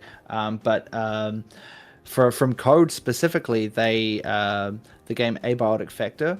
And if you haven't played that, like it's amazing. Chad keeps yelling at me to play it. I gotta play it. You gotta play it. Yeah, you absolutely gotta play it. That had support from code and stuff as well. So, and they obviously are doing really well. While there is like a whole bunch of us sort of smaller ones, definitely we have good games rise up, right? And we do have the support of like the government and other sort of devs around us in New Zealand. We all sort of want each other to do well. So in that sense, it's really good. Yeah. No, that's awesome. I'm really glad to hear that because it's always interesting to hear. Like there's been so many like indie renaissance moments. Like Brazil just had one recently in the last couple of years where suddenly the government's like, hey, do you want to run an indie studio? We'll make it easier. And now there's just a ton of cool stuff coming out of Brazil. So it's neat to see like what that culture is like in each area because it's going to be completely different, but it's all very collaborative. Like the indie scene is super collaborative. So glad to hear it, man. Yeah, I love really that. Glad to hear it. Yeah.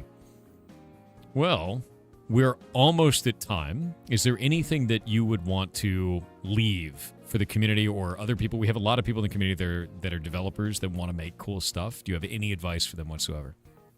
Oh, advice. Ooh. Just make things. I think make things and show people what you're making. I think is the only thing I can really say. Oh, I mean, just and make sure, because game dev is one of those things that it's easy to get into a process of just crunching and just making sure and just working crazy long hours, and you get really stuck into a project. So make sure that you take some time away and take some time for you and step away and look after your mental health and stuff like that. But once you've done that, get back to work, because you're going to make that game. But and just make sure that just post all over social media, all over Reddit and all that stuff, and get feedback from people, because I mean that's what we did, and it's been so helpful, I think. And especially if you can get people who are really into your game, it just makes you feel that much more sort of like passionate about making it, because you know that not only you want to play it, but other people want to play it too, which is the drive sometimes that you need to keep going when times are tough. Rock on. And for the final question, this one's all for all the marbles. Everything on the line. Everyone's going to judge you very differently, basically. Vegemite or Marmite? Oh my god, I feel like this is a very political question. It is. It's deeply political. Well, I mean, I'm going to sit on the fence on this one, because I grew up with Vegemite. Even though Vegemite is, I think it's Australian. We grew up with Vegemite, but then I was converted to Marmite. I didn't try Marmite until I was like in my 20s. Really? And I mean, I love both. Honestly, I don't really eat either, but like I eat Vegemite all the time. As an American, I'm a weird one. Like that's. Like Vegemite is good and Marmite is good also, but I feel like it's different though, because with Marmite you have to. I feel like Marmite's more potent. You use less. You have to use less, otherwise it's too strong type thing. With Vegemite, you could just slather that bitch up. Yeah. Like Chad is saying, Vegemite rocks and Marmite gang rise. All right, I'm a Vegemite enjoyer myself. Bovril beats both. We can't get it here in the U.S. We can't have it. It's not allowed. Yeah, we can't get that. We can get Bov right, which is different. Everyone tells me it's different. It's like a meat thing, but. Yeah, never had Bob. But yeah, yeast-based spreads. Gotta love them. They're so good. They're so good. Yeah, I want to have that with, what is it, Tiger Toast? Yeah, I need that. Need that for the day. All right. Well, it was lovely having you on, and I hope you have a wonderful day, and I hope your guys' game succeeds. Like, this looks really charming. The mechanics are quite cool. The controls feel really fluid, and for those who haven't done it yet, wishlist this. The best thing you can do for any indie game that's out there is to wishlist it. It costs you nothing, and it tells Steam to show it to more players. So do it. Do it. Go do it. Yeah, do it. And play the demo. If you have any feedback, please let us know. There's a feedback thing in there. There's Discord. Reach out to me. Unless it's like really hurtful and all that stuff, like I want to hear it. But even then, I just want to make a good game, and I just need feedback for that. So, and just thank you. Yeah, thanks. So much. Like, this has been amazing. And no, thank you for coming on. Yeah, like it's awesome having all you guys on here and showing off your cool stuff. So thank you very much. Oh, cheers. I hope your game does really well. Seriously. Oh, thank you. I hope so too. Well, you have a good day. I'll see you around. You too. Bye. Bye. That game is really charming. Really charming. Yeah. Where's the list of games you reviewed? Do ! in December. It will show you all the games that we've covered so far. And I have to do it soon, but I need to update it with today's games. So, yeah. You have some BTC in your wallet for the demo. It's free, you goblin. It's free. All right. We're going to swap this back. But no, that game is fantastic. That is awesome. I had to stop playing for just a minute there because I was starting to get motion sick. Because I get motion sick with games like this, and that is not the dev's fault. That's me being a weak human. Anytime the camera is like attached to a dude and you're like slightly away like that and it moves like that, every time it happens. Yeah. It's 100% me. Yep. Field of view slider might do that. Actually, I'll send them that as a message. That's a good idea. Let me grab this.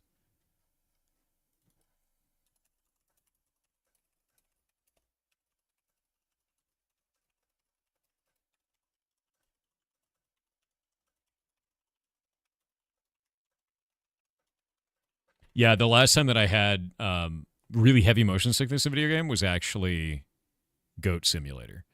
So if that gives you any indication, like, I just get owned by games a lot of the times for if the field of view is in any way a little bit weird, or camera reaction speed's a little bit weird for me. If it's just a little bit too fast, I feel like I'm gonna vomit. There's nothing I can do about it. Yeah, it's nothing I can do about it. Yeah, I was getting motion sickness in Katamari Damacy. That's true. That is true. That's just how it works, dude. When you played Stray, you had that. No way. Really? Holy moly. Yeah, playing in VR, I can't play VR games at all. Like, I can't play VR games even a little bit. Like, whatsoever. All right. I need to fix this. Let's change it back to dev. I need to fix this boss before the next indie game. Yeah, if you guys have any questions outside of that, I saw a bunch of people asking questions that weren't related to the video game. Just throw them in chat. We'll talk about it whatever you want, man. Feel so sick each time you start VR. Yeah, I just can't do it, man. Like, I've always been that way. It's just not something I can do. You say anything about field of view? I just sent it to him. Yeah, we'll find out. I didn't think about it till afterwards. You're fine for regular games, but VR games absolutely send you. Yeah, no. It depends on the game for me. Like, if it's a VR game, I'm done. Like, I'm over. But if it's like a regular game, if the camera is on, it's like a third party kind of thing, and the camera moves a little bit too fast. Yeah. VR is definitely immersive, yeah. It's about a VR headset. You can play for hours and hours. No motion sickness. Really? Yeah, I can't do that. You gonna play Ashes of Creation? Yeah, it doesn't launch until 5 hours from now. And even then, we don't know if it's gonna launch well. So we'll see. I'm gonna do an announcement over on the Guild Discord real quick.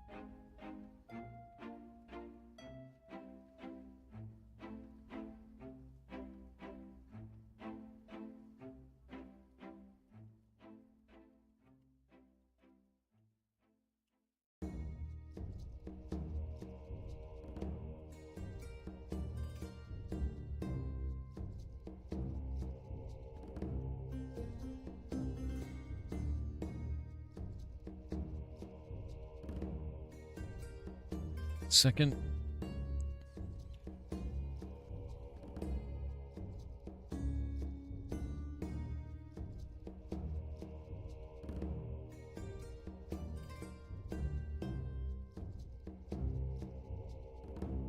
Setting this up.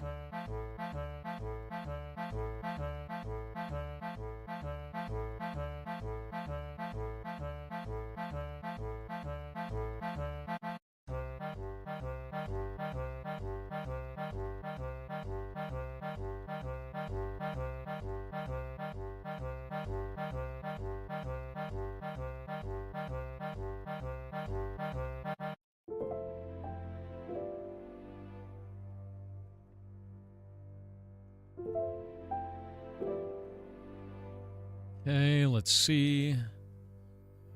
I'm setting up all my Ashes of Creation stuff right now. We're almost there. Yeah. I'm just going to change this back to just chatting for right now. Gotta log into my stuff. If you get motion sickness from a game, you're done for the day. It hits me for like a couple of hours, so I'm a little bit scrungly right now. But I'll be alright. I didn't get to the point where like I started getting cold sweats, so I think I'm okay.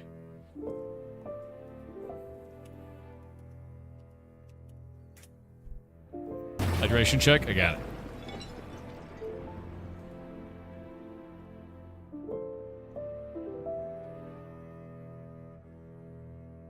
Boop.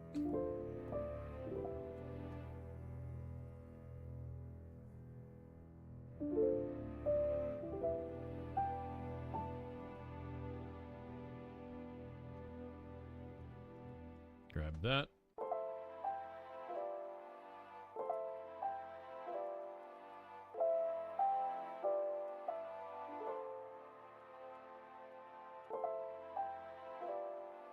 Okay, Ashes of Creation. I've got the announcement there.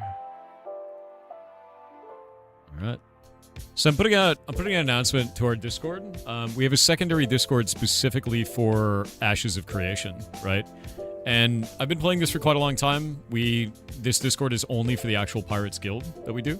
But I said today is launch day at around 10 a.m. Historically, there have been server issues at launch. Don't be worried if you can't get in right away. The servers will come up eventually. We're going to be playing on Lyneth this time. I don't plan on running a Giga Guild like before. The in-game systems don't support it. See 200 plus guilds without an alliance system from last phase. So it's just a big pain in the ass at the end of the day. I will be streaming the game again and showing off bug reporting and general content. I want to see if Lyneth has adequate ping for our EU community, so let me know how that goes. Feel free to form your own guilds and play through this entire phase. Use this place as a meeting ground and source of information about the game. Golden Rule still applies, regardless of which side of the battlefield you're on. Don't be dicks, be pirates instead. So have a good time in Vera, and I'll see you there. And now we're putting all this stuff up, and that'll be announced out in just a moment.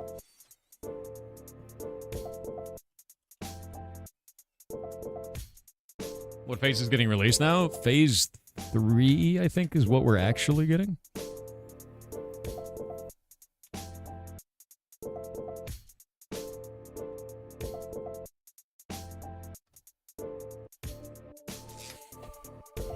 You playing Ashes today? If the servers are up.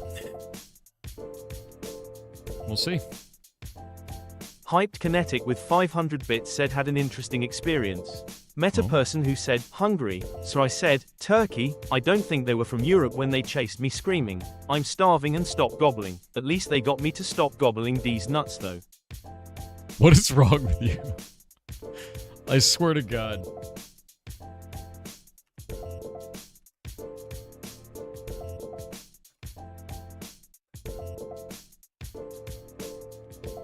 How many hours till release of AOC? 5 hours. Yeah. And it's going to be, to be honest with you, it's not the release.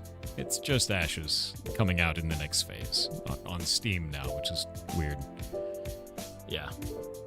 WoW is not a social sandbox, no. Yeah, no, it's not.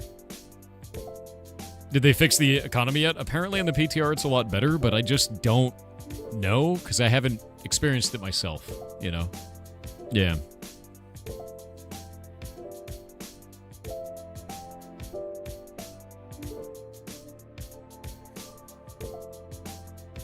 But I've got a sign-up link for it here if you want to make an account. And if you want to play it, it's going to be up on Steam here. There you go, man. Yep. Yeah, so that should be in about 5 hours. Is Ashes still planning to be a subscription? Yeah, they wanted it to be no cost for the game, but then a subscription model. Kind of like, I don't know. It's kind of the reverse of Guild Wars, I guess is the thing.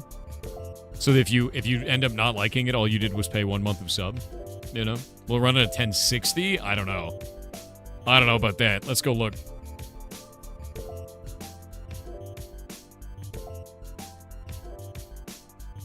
Kind of like WoW. No, WoW, you have to buy the game.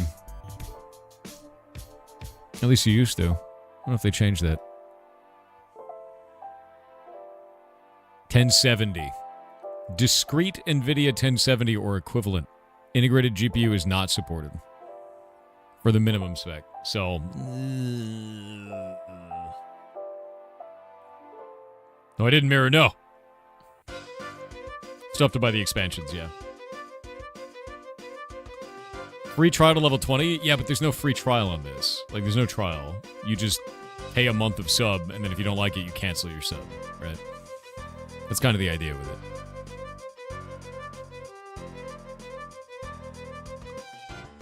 Time to turn your PC into a jet turbine. Nice.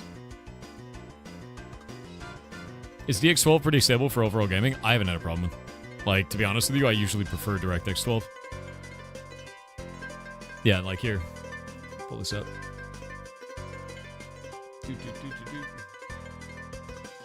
Compatibility. Because you really just have to check to see if your GPU is compatible. Yeah, which is... DirectX 12 goes all the way back to GTX 700 series. So if you're before that, like... Ugh. You gonna make a guild? We did that before. We had to do 200 plus guilds because we had so many people in the game. We were like the server. And the problem with this is they don't have an alliance system. They don't have any way of setting friend and foe. So we had 200 plus guilds. All of them just kind of named things. And we had to have holding accounts run every one of them because you can only have 50 people per guild. I'm not doing that again. We're not doing that again. That shit sucked. That was not fun. That, like, at all. They want a blue. They don't want a blue donut. The map's big enough. You're not going to get a blue donut, man. Like, it's not going to happen. It'd be too much. There'd be a backstabbery at some point too quickly. The biggest thing with that is you can't stop Giga Guilds from running. You can just make it annoying for them, and we could do that. I just don't want to, because we're going to get our progress wiped. It's still alpha. What the hell is a blue donut? It's an Eve term to say that the entirety of the galaxy is all allied and nobody fights. That's a blue donut. Because everyone's blue to each other, which is allied. It's an Eve thing. Yeah. So they didn't increase the guild limit as far as I know. And I don't want to deal with that again. I don't think anyone wants to deal with that again. And I think it's fine. What I'd really like to do right now is probably act as Eve players, if you know, like Eve University. That's the kind of thing that I'd like to do for the game, where we can do deep dives on all of the systems, deep dives on all of the character classes, talk about stuff, be a source of information for the game, while also teaching people how to put in bug reports correctly, like we did before. We had thousands and thousands of bug reports submitted to the game based on the things that we found, and the game got objectively better as a result, and the developers thanked us for doing it, because they got bug reports that instead of saying, shit broke, it was like, here are the steps. This is what happened, and things would get fixed very rapidly because we turned in bug reports like that. So I think that's the important thing, is that we can be like a source of truth, source of information for the game during alpha. When the game comes out, I'm going to play it competitively. Like, I'm going to build a guild. I'm going to go fight, but like, it's alpha. That's not really what this time is for. How are things going in AOC? They had a really big misstep, I think, in Phase 2 with in-game economy that I didn't enjoy. I hated it. It was not fun, and I stopped playing the game. I gave them feedback, and I walked away. And I'm now at this point where I'm like, okay, they changed a bunch of that on PTR. I'm willing to take a look at it. They're launching on Steam, which is interesting, and I'm just going to kind of wait and see. I'm going to wait and see. There's no user reviews yet. This is going to go today. My guess is this will go to mixed or negative because of the fact that most of the players likely have not engaged in PTR, and their last way of playing the game was a very unpopular version of the game, right? So, like, with that in mind, it will probably get review bombed very quickly. That is my anticipation.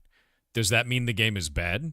No. It means the game is in alpha, and unfortunately, the developers decided to put a visual NDA on the PTR, which means there's no streamers, there's no YouTubers, there's no video that goes out there, which means you have a very large number of uninformed players that likely think the game is still in a terrible state and have not engaged with it. So that's not good, right? So I do think it's a weird time for them to launch on Steam, but we'll see how it goes. What's PTR? Public Test Realm. Now understand, this isn't the launch of the game. This is still alpha. Like, alpha. Which is interesting. Yeah. Alpha is not a finished game, a guarantee of uninterrupted progression, a fully balanced or content complete experience. It is not ready. It is not that. Yeah. Yeah, no. I'm going to do that. Yeah, with that in mind, public taco repository, yes. You live for the jank. It's going to be jank. It's going to be jank. Yeah, 100%. And like that's the experience you should think about going in. You are playing something that is not ready.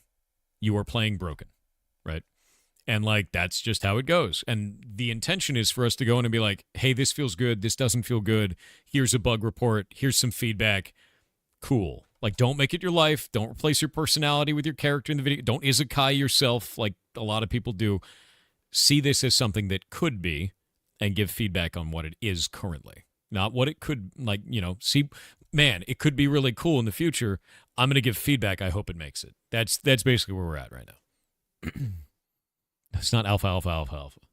Goblins. Yeah. I feel like there are people who are going to shit on it from that before the latest beta. Oh, yeah, no, 100%. Yeah, they will. My anticipation is it's going to hit mixed or negative very quickly.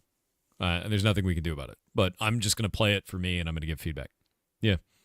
You're making a weird game that sounds fun? Good. I'm going to do TTS.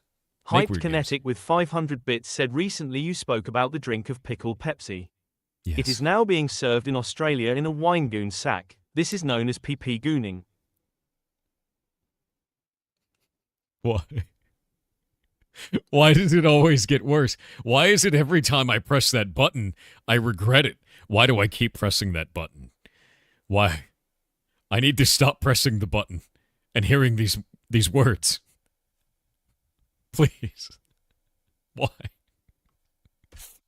M. Mayra said again. People in chat don't forget to check out the Frosty mini event on Steam. It is a celebration of 80 plus of the coolest games made in Australia and Aotearoa, New Zealand. Ooh. Tito is one of the games that you were able to find on that event as well. Yeah, that's cool. I need to do like a background for our stuff. I think this event is neat. I need to talk to Steam about how we set these up, because all I have right now for us is a list, and we don't have like a background. And I don't know how this works. Like when we set up ours, it's like kind of scuffed because I don't know the way to do that, but it's just the In December Game Show. We just have a list of all the games. But I'd love to do like a graphical background and stuff like this. I don't know. I don't know how that works. It's neat though. I think it's really neat. And I think we could set that up. Maybe next time when I like learn how to do that better. Yeah. Oh, you're doing the egg. The egg. Several days ago, I wrote that you can't find a job for 9 months. And you said very warm words to me. Today I signed a contract with defense tech company in the UK. Thank you for the support. Dude, badass. Congratulations, man. Awesome job. It's tough. It's really tough out there. I'm glad that you kept with it. I'm glad that you are employed now. Joining the legions of the employed. Seriously, though, well done, man. 100%. That is not an easy thing to do right now, man. Schnappy is snapping. I'm going to blow up Schnappy real quick. That's what I'm going to do. VVVA with 500 bits said, hello, Mr. Soft Hair. What's up? All this talk about motion sickness. Mirror's Edge had a big problem with that. They fixed it with placing a dot/crosshair in the middle to focus on. Doesn't fix it for me. Yeah, no, what I need is I need to put a fan that blows on my face. That's it. That's the only thing that works for me, is I have to get a fan. If I don't have like wind blowing on me, it doesn't work, and I need to set one up in my office. But it's cold, so I don't really want a fan at this time of year. Yeah, it's not the best. It's very cold right now. Wait, what's been where since 2008? What?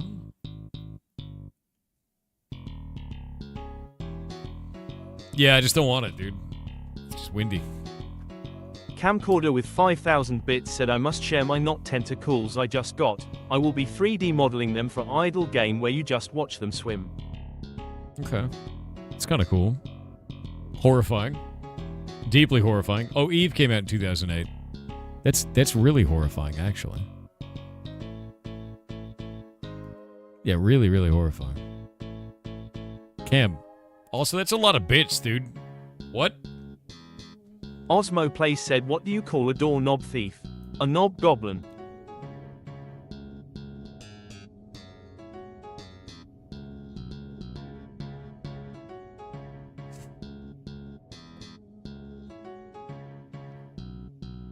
AIR036 said, I found this game called The Wandering Village.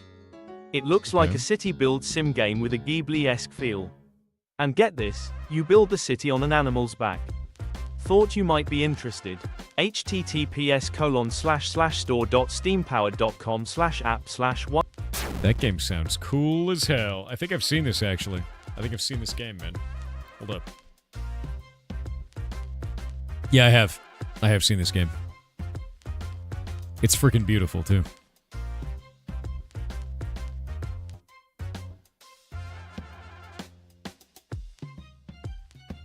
Awesome.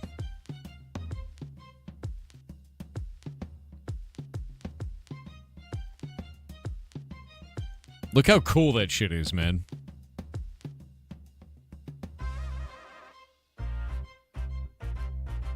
I wonder if that creature even cares, you know? The art is beautiful, too.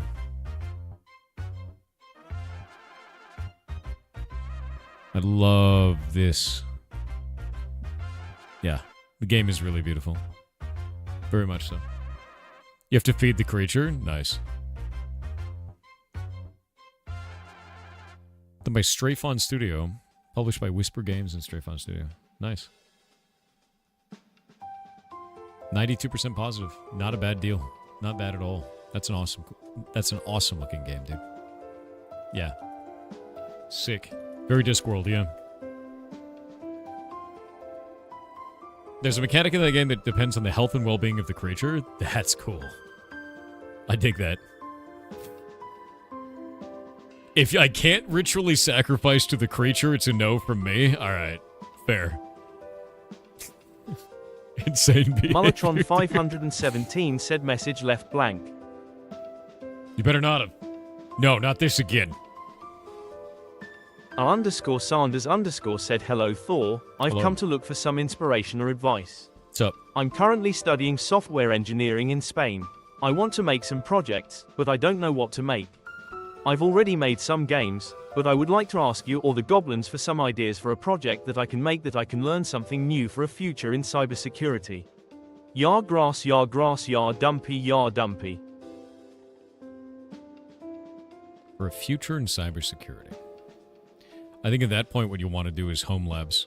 Home lab work is probably the best way to do it. Is set up a home lab, set up some vulnerable applications internally and hit them, dude. That's a really fun thing that you can do that can be very enriching, you know, is like set up intentionally vulnerable stuff and then go from there. And a home laboratory gives you a test bed to do whatever you like, you know. We've also got a number of stuff on the Discord itself, is if you go to the Discord like this and you go to channels and roles and you choose hacking, you can go down here to the hacking section. You won't see all these channels. You'll just see the ones that you want. And you can go to, where is it, hacking, and go to the resources, and you can see all of these links to other areas that you can learn cool stuff from. Most of these are free. Grand majority are free. But they go from like really kind of novice stuff, like just kind of crypto puzzles, like hack this site, all the way up to stuff like try hack me or over the wire, you know, or hack the box. And like those get very fun. And then real bounty programs such as HackerOne, you know, like, yeah, I think you might really get a lot out of that and have some fun with it. So I hope that you do make a home lab and have some fun. Yeah. I think that might actually be pretty rad. And if you do learn some shit, share it with the rest of the community. Hey, Sanders, thanks. Anytime, dude. Yeah. There's a whole section in there. We've got sections for red teaming, blue teaming, social engineering, hardware, lock sport, cryptography, and just hack the planet, right? You know, like there's the general chat in there is just a bunch of cool shit. A bunch of people being dorks. So if you learn something neat, talk to people, you know, and have some fun.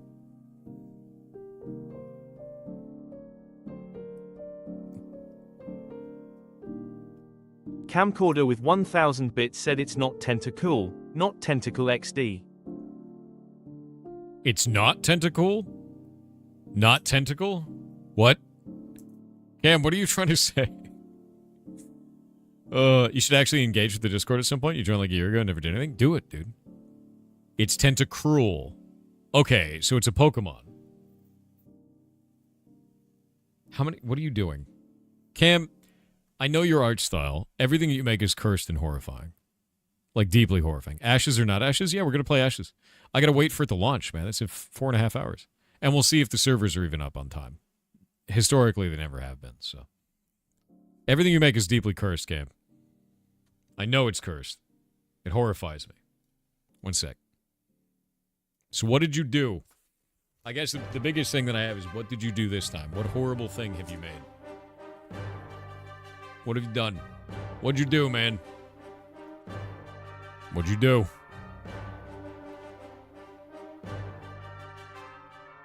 Was Tito the first game of the day? Yes, it was. Yeah, Tito was. You tagged me? God damn it. Tagged me with what? Where?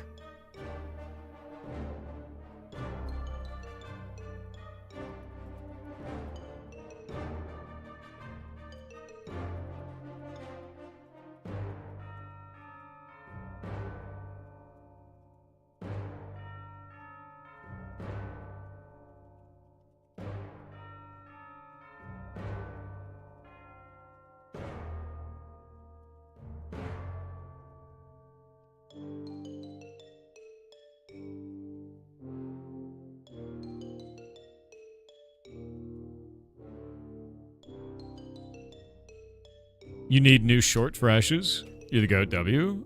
I mean, I could release some shorts and stuff for it. I mean, we gotta play it first, right? Like, I already put out the announcement to our guild of, like, what we're gonna be doing this phase. I don't want to run a Giga Guild again, because that was not fun.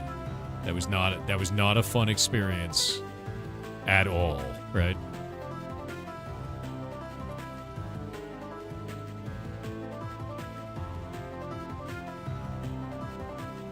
Yeah. I'm going to put that link up there, and then we'll pin it. We'll have that pinned. Or we won't, because Twitch is a piece of shit platform and doesn't know how to pin things when it's embedded in another platform. Alright, let's go fix this manually. God damn it, Twitch. Why can't you just be normal? Yes, pin it. I swear to God, dude. Thank you, Twitch. Jesus Christ. If you embed Twitch chat in OBS, it just won't do it. Like, randomly. And you have to, like, fully restart it and, like, do all this. It's so annoying. I don't know why Twitch has been broken like that for ages, but it has. So what are you gonna do? Chrono sniped your pin? He did. I'm gonna be right back. I gotta use the bathroom. One moment.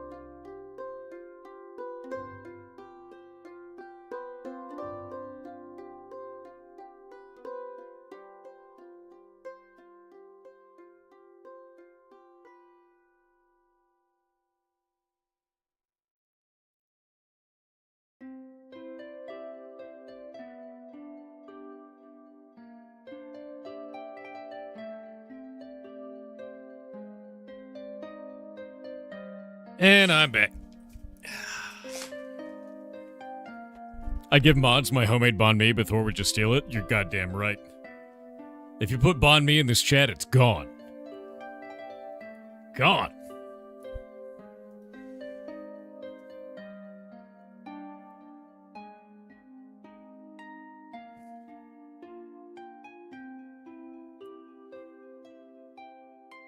Whoop. Wait, since when Steam doesn't accept credit cards? Wait, they don't? Since when? That's weird.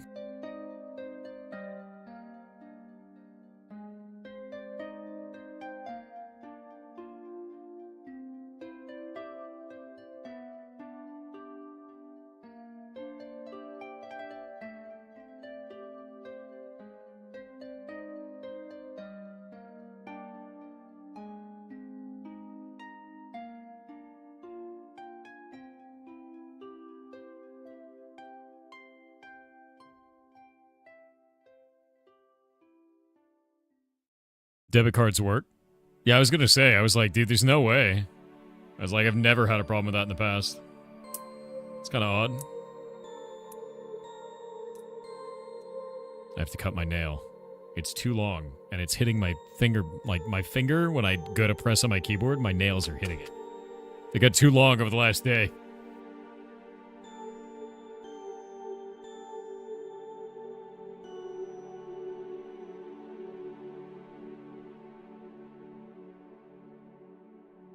My nails grow too goddamn fast. There we go. They're mostly gone now. You excited for a hightail? Very, dude.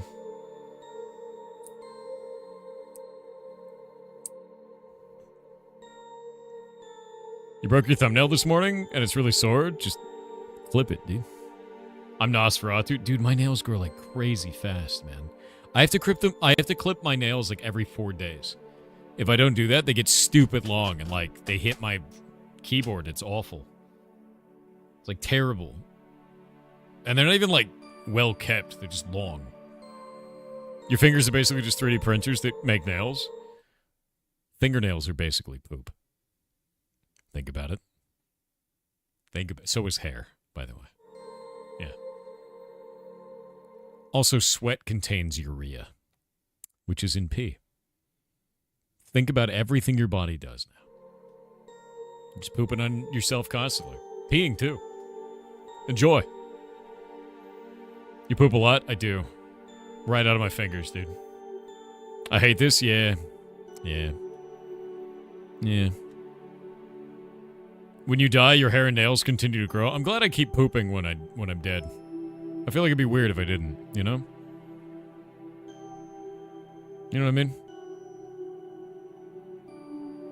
That's why showers exist. It only seems as if they continue to grow. I'm pretty sure it's just retraction of skin that makes it look like it grows more, right? But I might be wrong about that. I have no idea. I don't know if it actually grows, or if it's just the illusion of growth. The skin dries? Okay. That makes more sense. Oh, wrong button. Rain Prowler said, have you seen the game that released this week, Unbreakable? No. It's a rhythm game with a real neat vibe to it. Wait. https://store.steam-powered. I think I did see this game.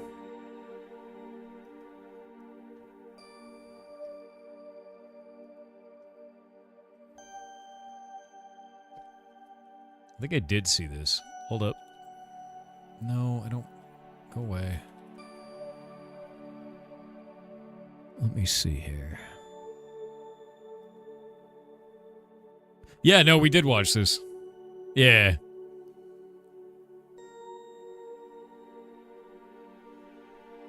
Unbreakable looks sick, dude.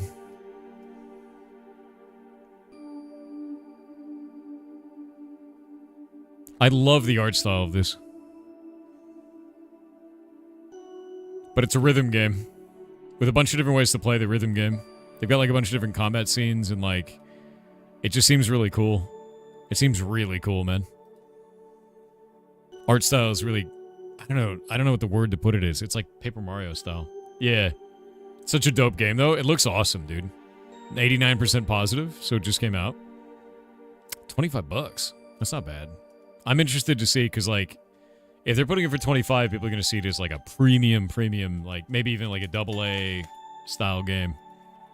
Unbreakable, dude. Or Unbeatable, rather. Yeah, Unbeatable, not Unbreakable. Yeah, that game is sick, though. We talked about this before. Yeah, it's like Jet Set Radio, dude. Yeah.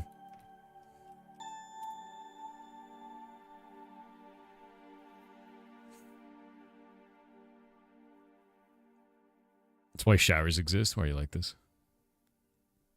Oh, no. Plague. I mean, you're over on YouTube side, so you don't really see the rest of the community. We always have, like, between 5 to 10 times as many people over on Twitch, man. So if you want to, like, join in the community, come hang. But if you're just, like, a tourist, whatever, dude. Nice to meet you. Yeah, YouTube side always has a small amount of people, man. Been a demo out for a few months before. Been great to play. Picked it straight up when it fully launched. Yeah, it looks awesome, man. Looks really good. Yeah. All right, I need to change this. I kind of want to make some monsters that I want to make the boss spawn some dudes. And we need to put in a win condition for the boss. See, Guild Wars Reforged? I did not. Yeah, I did not see that, actually. Let's do in combat.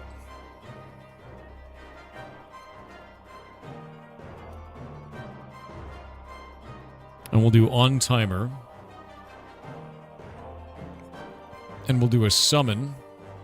And we'll do a random location nearby. Yeah. We'll do a thing for this. And I don't know which one I want to do, actually. Let's see. I need to pull up a targeter for Mythic Mobs, and we can see if we can do a targeter specifically for a random location. Multi-target, multi-unit. No, we don't want that. We don't want self-location. We want target block.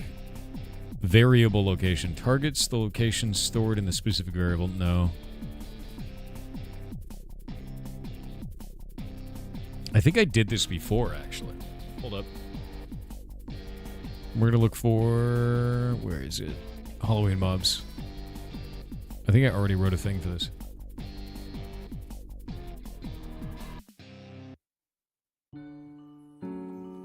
Summon Archer, Summon Slayer. Let's go grab that. We're going to go into items. We're going to go core. We'll go to... Where is it? Mobs. Skills. Halloween skills.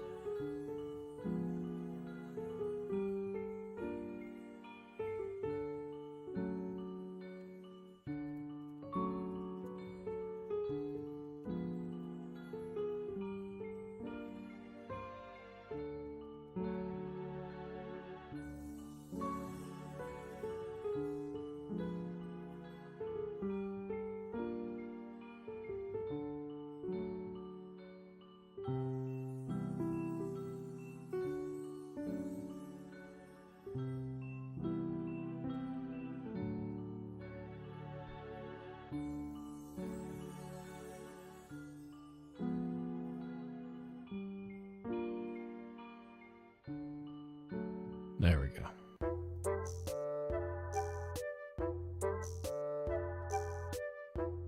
For you, the Twitch stream lags. On YouTube, it doesn't. Ergo, you watch on YouTube. That's fair. I wonder why it lags for you. That's kind of weird. Maybe it's like a hardware acceleration thing with your browser. That's the only thing I can think of. Yeah. You probably answered this a million times, but are you going to play AOC later? Look up, gamer. There's a pinned comment right above you.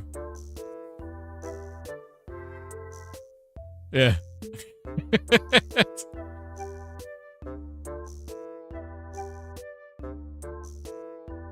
It's there.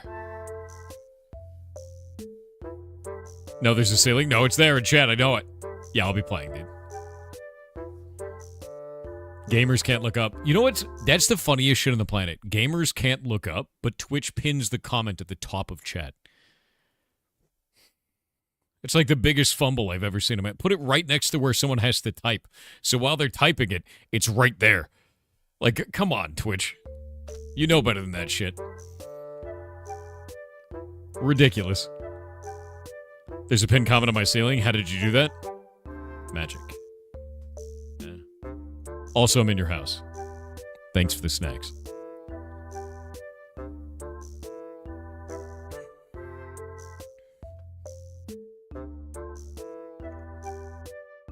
On Brave, Chrome, and Firefox, you still have the same problem? That might be your machine, man. That's weird. Yeah, it's super weird. I don't know why that would happen. I'm in the walls. Want some tea? God, I'd love some tea.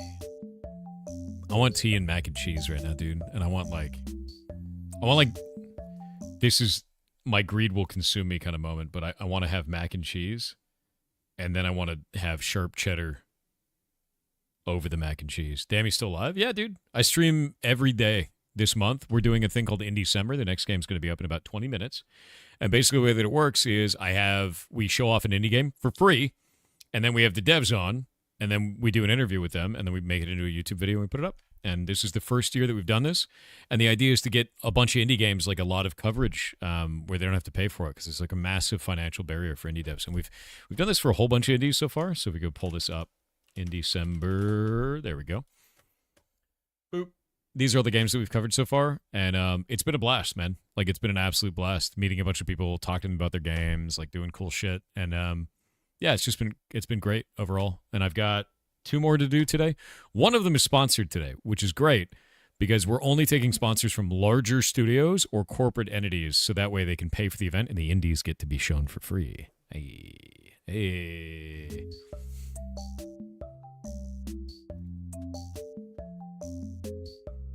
Instead of bread, you just scoop the rest of the sauce? No, I just want to shred sharp cheddar over the top of it, dude. Yeah, it's super nice.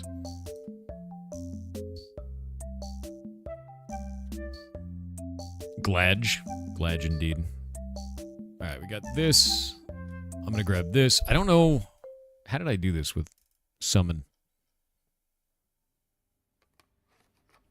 Oh, it's just a range event. Wait, really? We just do something in the range of that? All right. Cool, I guess. We'll do that. That's cool. Halloween mobs. Christmas mobs. Christmas drops, we gotta do Christmas skills. We'll put some stuff into this.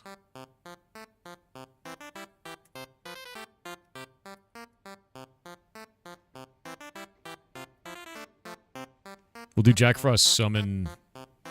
I think I'll call this one Summon Death, right? Yeah, we'll do Summon Death and then we'll do Jack Frost Summon. I think that'll be fine. Like, Summon Death won't have this restriction, and then Summon will have the restriction, so it's got a random amount. They get summoned up, and they have to fight them back. And then we'll go grab this Halloween skill real quick. Real quack. There we go, grab that. Throw that in here, and then we can do the boss on there. We'll do it within 8, that'll be fine. And I think this works just fine for that. Quack! Exactly. Shredding cheddar into lemonade, never speak again. It's horrifying. It's making a Christmas-themed Eldritch Horror? I mean, yeah, technically. The monster's already in the game.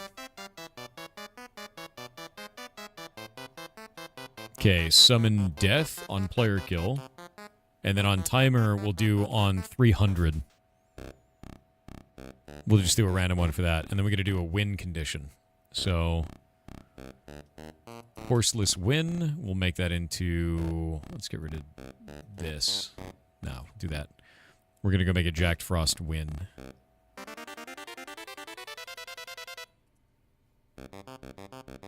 His name is Jacked Frost. Go to here. Horseless win. On despawn.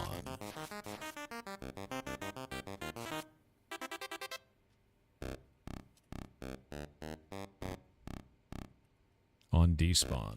And then we'll also do Halloween mobs on death. Let's go look at the death in this. Okay, that's fine. We'll make him explode. That'll be kind of fun.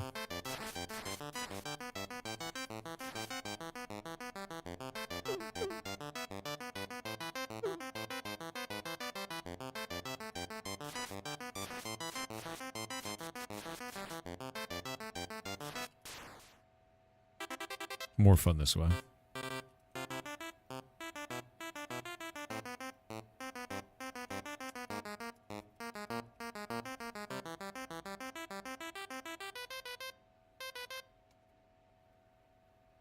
go. Get rid of the bar set. Remove children. Cause him explosion. I think it looks fun. We'll go to the mobs. Jack Frost death. We'll put it all the way down there. Everything here seems good. Got the win condition there. I kind of want to do something fun with the summons. So what I'm going to do is we're going to start this off. I guess on the beginning of this, there might be a way to do an on timer. Because the problem is the timer is going to be set immediately, right? So what I'll do is I'll set the snowmen and then I'll kill them off.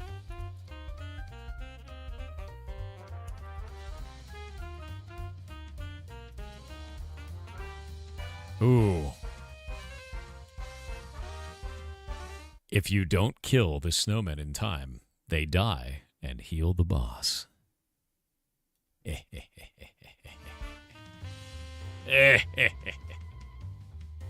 That'll be interesting.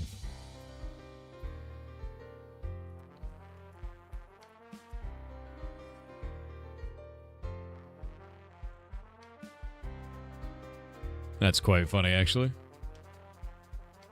That's why we don't have mods. Have the bread BBVA on with our- 500 bits said Super message funny. deleted. No. You message deleted me. Full of shit. Don't you do it. Basically makes it Donjo non-soloable. TV said good day, he already Goblin regenerates. Lord, Gobbler of Balls. But I you have a can't- game suggestion that might be up your alley. You're an agent with big swords and powerful guns, but you can also hack computers, people, toilets, and even bullets flying at you. You're a monster. And your well-being is managed by a healthcare system run by a corporate overlord. You're a monster. Game is called Deadeye Deepfake Simulacrum on Steam. Thanks for all the wholesome streams. Love you, monster. chat. You're an outrageous monster. That is ridiculous, dude. That sounds cool, though. What? You wonder if the CIA recruits game devs because of their skills? No, not that I know of. What the hell? I mean, you'd probably have to have skills outside of that, right? That's a bit odd. Remove this out. We're going to the Christmas mobs. Sacrifice will do... I think I'll do a beam effect. I think a beam effect would be quite cool. We can do the beam. Beam. Guardian beam. We'll do Guardian beam to the location of the center of the room when we do that. And I'll give it like a certain amount of time. Yeah, we'll do this. Guardian beam to the parent location. And then we'll kind of go from there. I think that'll work. And then we'll change the parent set on that. So we'll go like this, and then we're going to do... Where's the parent heal? Jack Frost heal. We'll grab this. So we need to grab that all the way. Come on, stop. Grab that. So we'll heal the parent. We're going to put an effect around them. We're going to show off a beam hitting the parent, and then we'll go from there. Boop. Your apologies for the oddness? No, you're good, dude. I think that's kind of an interesting topic. Like, no one brings this stuff up. The Culinary Institute of America. Yeah, it just makes me laugh. I'm like, wait, what? Probably not, you know?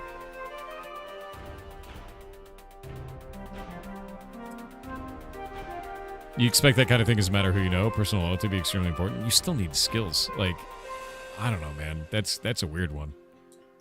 CIA is a hell of a thing. I don't know shit about that. Let's grab this. Okay, so when it dies, if you don't kill it in time, it's going to do this. I think it'll be fun.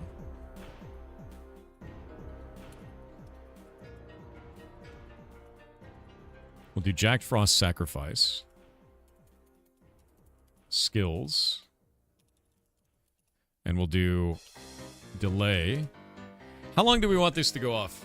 I think it should be like 20 seconds. Like, if you don't kill it within 20 seconds, you probably deserve it, right?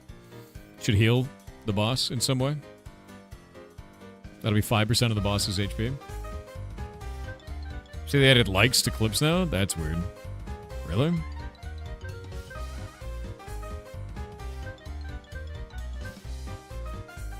Politics adjacent, so maybe we should think about something to talk about. Whatever.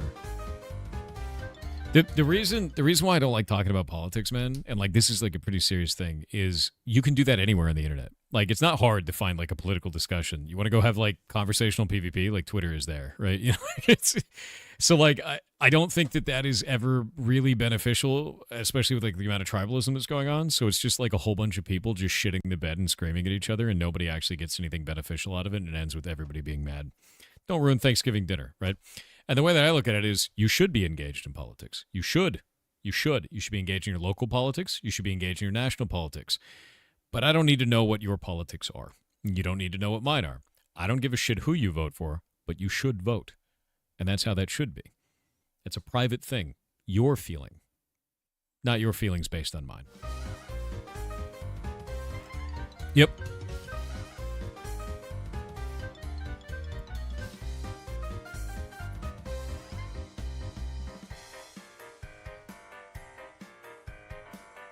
How am I?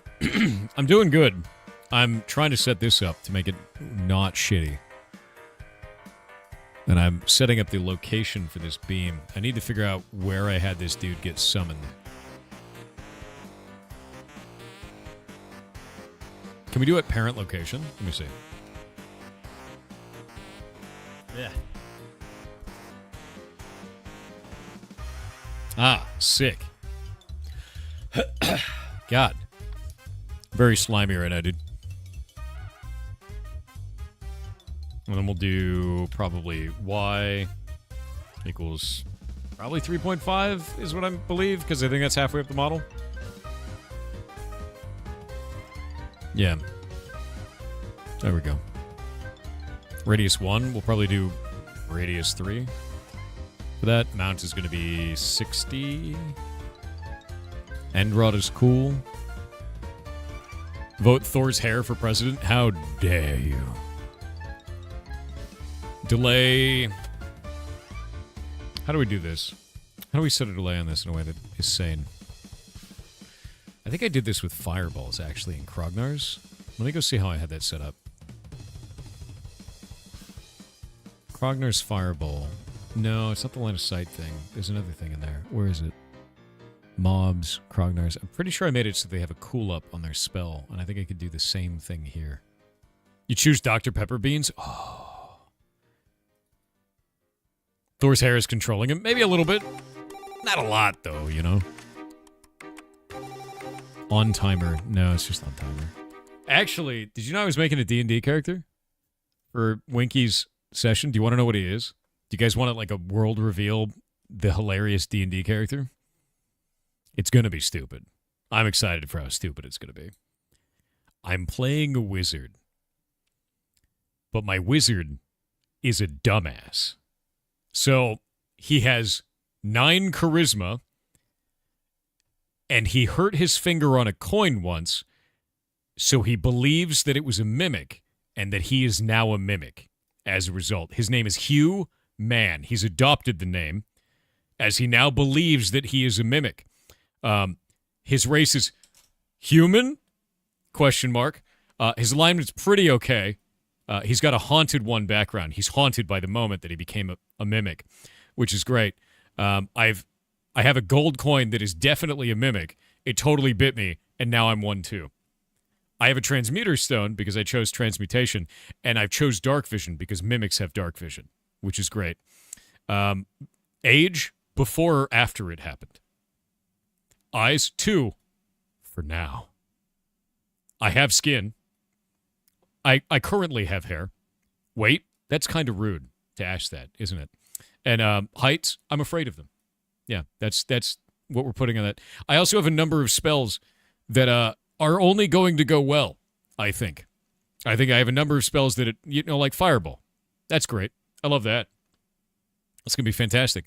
And things like Arcane Lock, so I can lock us in a room and forget how to get rid of it. It's going to be great. It's going to be a really fun time. Definitely not going to be a menace. See polymorph there? Yeah, you do.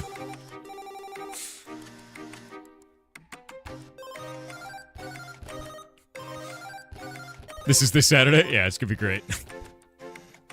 Ugh. Human. Will this be streamed? Yeah. Normal stream time is going to be the end of my stream, so I'm going to be streaming 14 hours on the 13th. It's going to be a hell of a time. I need to get a lot of sleep for that. All 5 hours, dude. Can he speak Mimic? He can actually speak Undercommon, which is the thing. But I don't know if I want him to speak Undercommon or if I want him to use spells to do it, where he's convinced himself so hard that he has magic, that he has the ability to speak these, that he casts the spell innately. Also, his drawbacks, he has 2 flaws. One of them is every spell he has to have a verbal component. All of them. So if he doesn't have a verbal component, he's going to have a verbal component. So every time we're in combat, he's going to say things when he casts things. Also, he has no internal monologue. So that'll be fun. He has to say his internal monologue out loud. It's going to be great. It's going to be fantastic. Yeah. He's also got negative charisma, so it'll be it'll be great. It's going to be a fun one. Yeah. Yeah. Non-stop yapping and 0 social skills. Yeah. External monologue only. What was Winky's responses to the other ideas? He responded that I could do all of those things, but then he was heavily restrictive and mean about it. So I was like, okay, how about this? What if I'm not a mimic? I just believe I'm a mimic. And he's like, all right. And I was like, cool, yes. He was trying to put like such restrictions on it that I was like, I would just die. Yeah. But then he let me take Fireball. So that's cool. Oh, he also let me take Silvery Barbs.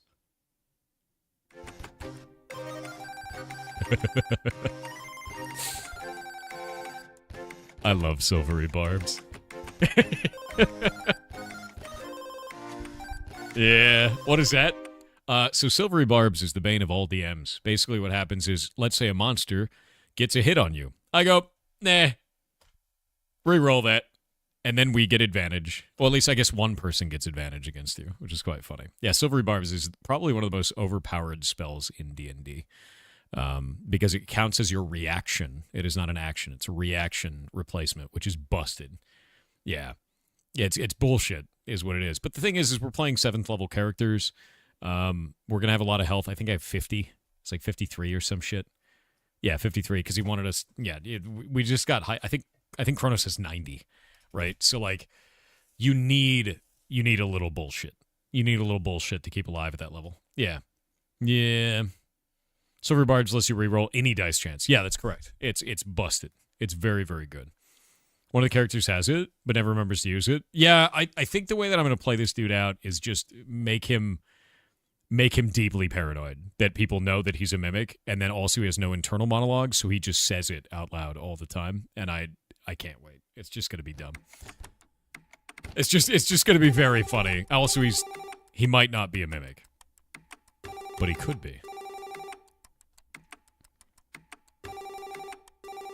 Divination Wizard, plus Lucky Feet, plus Silvery Barbs. Oh. Yeah, no, I chose Transmutation, and the reason why is because eventually I can transmute things, but they're also really good at transmuting themselves and, like, modifying themselves. So it's all based around, like, what would a mimic do, right? All of his magic is based around, can I modify things? I am a mimic. It's just all themed and stupid, you know? Oh, I think I gave him tongues. I might not have. I'll probably give him tongues. Yeah. If he doesn't know tongues, I'll probably keep a tongue in my bag, and then when I throw a tongue at someone, and then my party's like, what the hell are you doing? I'll be like, I'm casting tongues. We need to talk to him. You don't know anything about magic. You wouldn't understand. You know, things like that. Just like insane shit. It'll be great. Blueprints creator said he won't make a sequel to it. That's fair. Game's awesome. Fireball because exploding is modifying too. I just wanted Fireball because if you don't take Fireball, you're not really a wizard, right? Like that's, you know, at a certain point, that's a requirement, right? All right, we're gonna get out of this. I got 2 minutes At 1 minute, I'm going to switch over. Get out of this. Christmas spell, sacrifice. We'll do the delay as 400. You got 20 seconds to kill him, and if you don't kill him, then it's over. And then it goes Guardian Beam, this, and then...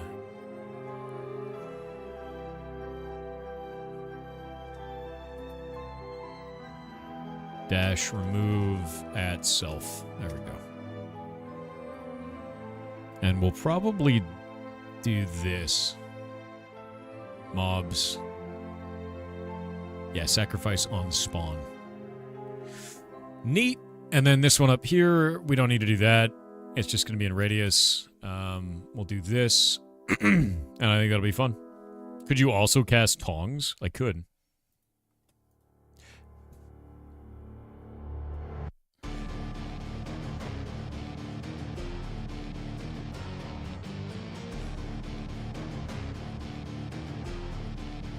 Yeah, no, you totally could.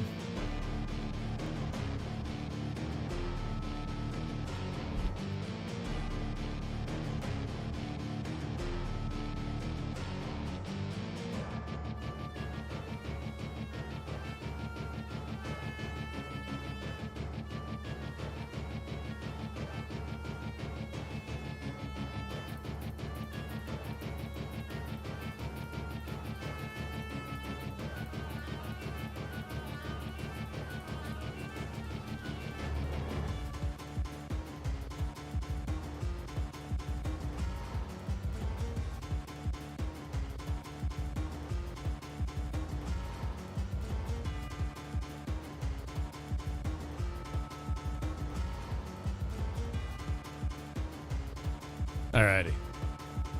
Almost have everything ready. Turn this off.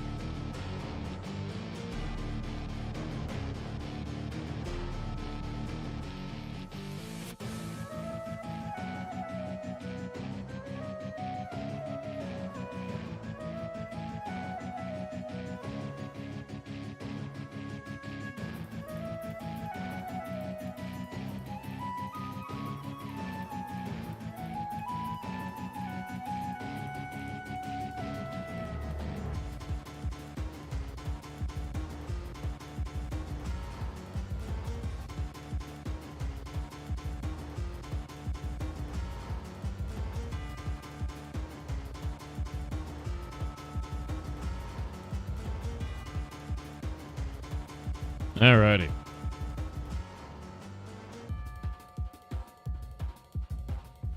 Why am I still streaming? Because we have a massive community here. Like, what you're seeing over on YouTube side is a very small portion of the community. We've usually have like 5 to 10 times that many people over on Twitch, man. But yeah, nice to meet you. If you just here to tourism, yeah, that's cool. I hope you're having a good day, dude. Anyway, we're going to show off the next game for in December. So give me just a minute to get everything set up. Yeah. Yeah, YouTube side is always much smaller. Always has been. Very tiny comparatively. What is the next one that we have set up? Let me look at my buttons and stuff. Okay. I gotta get the game real fast. I believe this one already had a key. Did it not work? Let me check the sheet. One sec. It does have a key. I'm dumb. Activate. Boop. Activated. Activated.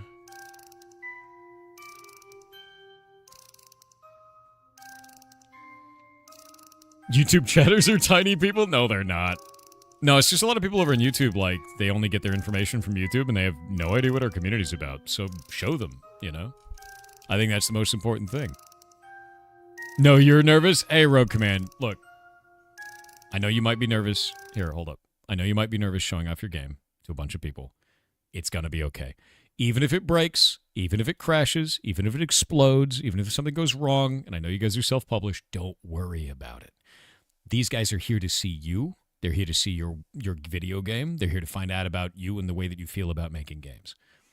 That's it. So don't be nervous. You're gonna be nervous anyway. Nothing I say here matters. But It's going to be all right. Promise. Even if it blows up, I'll try my best to blow it up for you. We're here for the ideas. Yeah. All right, I'm going to pull it up. We're going to grab it here. Yeah, the fact that you even built something is awesome. Exactly. Waiting for it. Oh. Music is cool. Yeah, we're going to link the game in chat. Pass this around to each other. Remember, the best thing you can do for an indie dev, the best thing possible, is to wishlist their game. Doing so will allow Steam to push it to more people. Do it. Do it. Do it. And also, if we go look at the store page, game is $20. It released in November, and it has 91% positive reviews. It's an RTS. It's doing good. All right, let's grab this. Rogue Command. Waiting for it. Waiting for it. Analytics request. Use the analytics service, Unity Analytics and Unity Cloud Diagnostics to improve your gaming experience and avoid future errors and crashes. Yeah, I'm fine with that. All right. Database. What is this? What is this?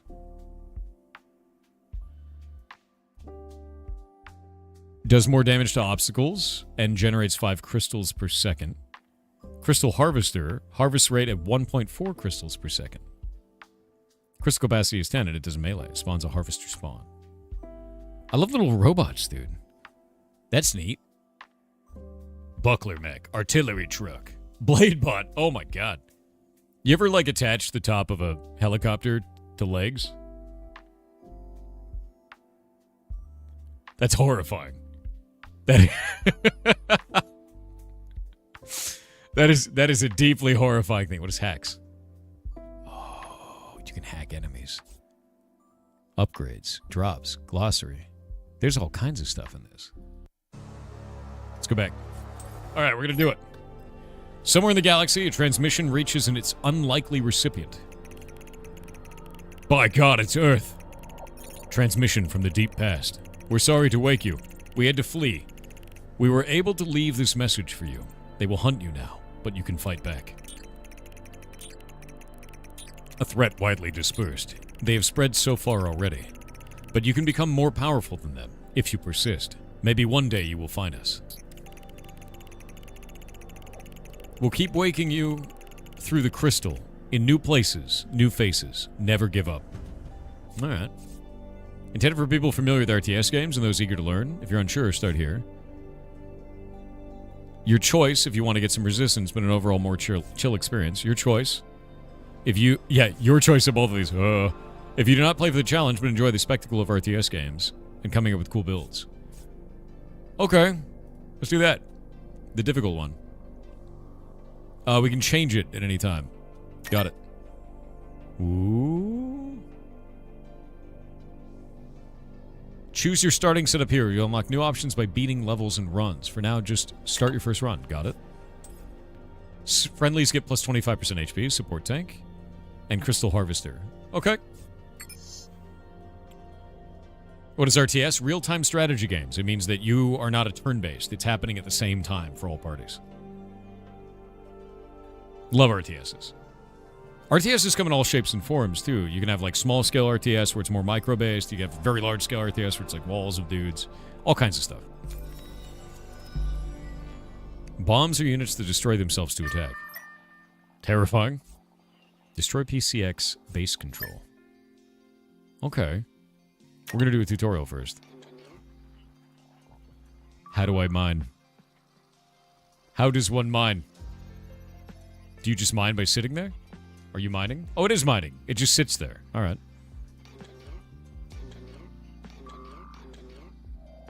We can call in a crystal mill. Boop, boop, boop. Love the animation for that. Whoa! Your harvesters will always start harvesting on their own and keep searching for the next free crystal field. Build more refineries and harvesters when you need a stronger economy. That's quite cool. Another! Tanks. Produces T0 tanks. And it looks like my engineer can actually just be wherever, and he just produces crystals automatically. That's quite cool. Can we produce more of these? Yeah, like so we can set up bindings for that. That's quite nice. Tank, tank, tank.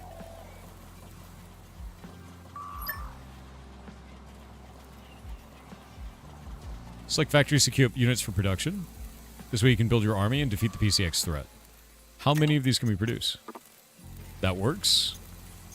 Support tank there. And I can build probably more crystal harvesters. I don't know how many it can have. Like, does it matter 1 per this, or do I want 2 per? The answer is I have no idea. So we're going to play around with that and see what, like, the capacity kind of is. It looks like probably 1 per. Can we blow up old buildings? You get 25% of its cost back. Cool. I'm seeing what all the features are for this, because RTSs are always different. They always feel different. Need more pylons in there, right? Put this guy over here. It's kind of a chill music to it, right? Oh. What are you? Scout drone, dude.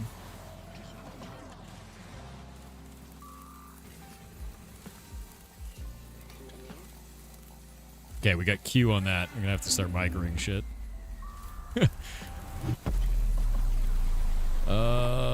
Don't have enough units for that. Don't have enough money for that. The secret to RTS is to build 12 carriers. Yamato cannon. Eat it!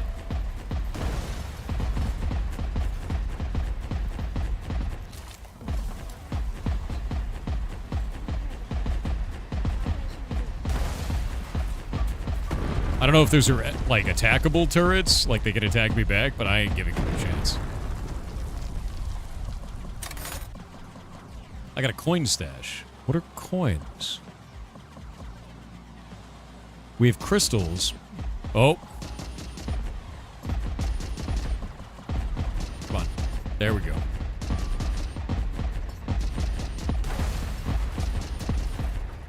The support tanks are doing really good. Yeah, support tanks are actually doing great. So we have support tanks that heal nearby units. That's fantastic. I like that a lot.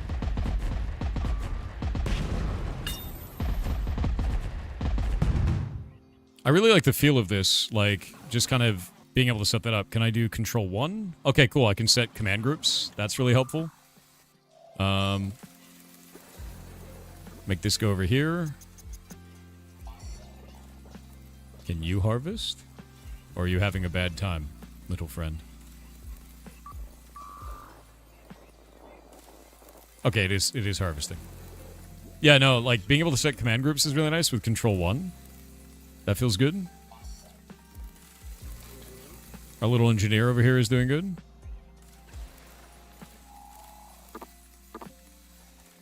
Unit cap.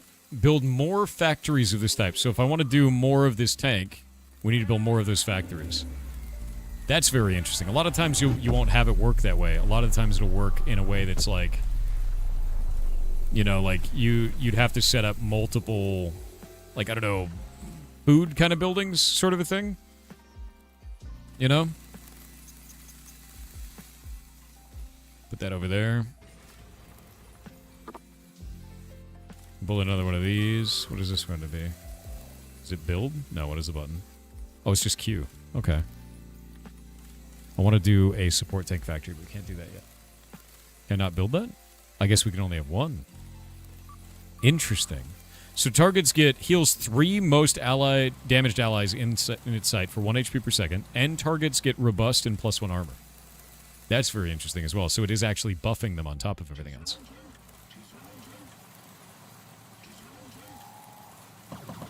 Off we go.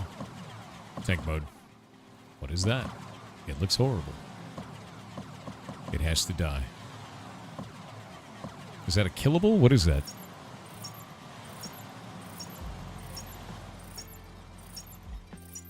Wisdom. Oh, we're capturing it. It's a capture point. So it has map objectives.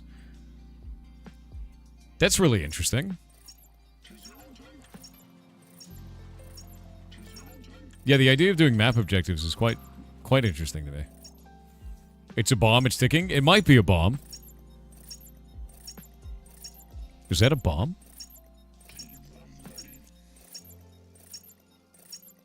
Is that a bomb?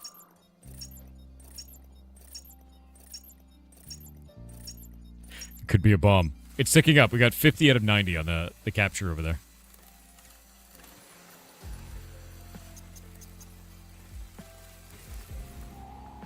The horror.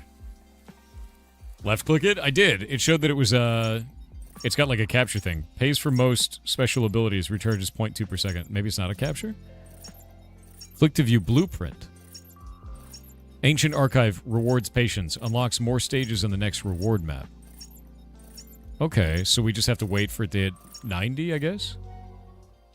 Ancient research recovered. Additional rewards await. Okay, so it did do a thing that we wanted. Nice. Is this a different type of mineral? No. It's blue. Tank. Tank, tank, tank.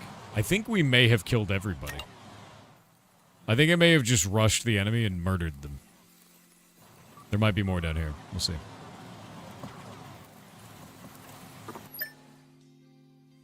Armor reduces incoming damage by its value. Negative armor increases damage received. Minimum damage taken will always be 0.1, even if armor would reduce it to 0. Interesting. So there's always a little bit of damage taken. A ticking bomb that rewards patience. Yes. You miss Impossible Creatures? Impossible Creatures was quite cool. I remember that. Very awesome game, yeah. It appears... Ah, what is that?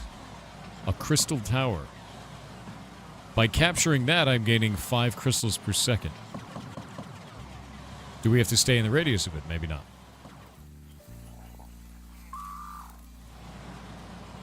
Oh, we do have to stay in the radius of it. So if we keep a unit there... Let's take our engineer, for instance. This guy doesn't have any marines? Who needs marines? Covered in tanks, bro.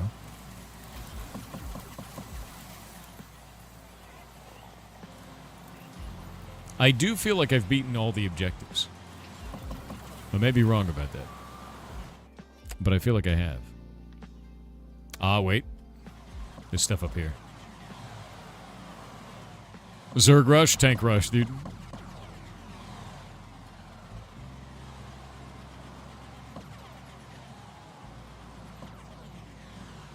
Oh. PCX base control module. Oh, I just left him with his command center.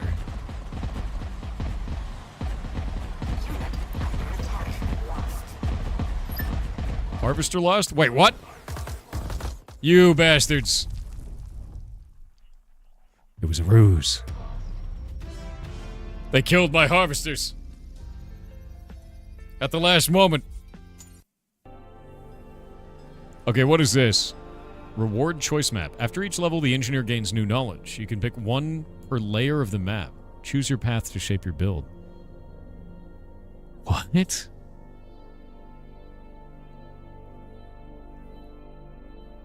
Wait, what?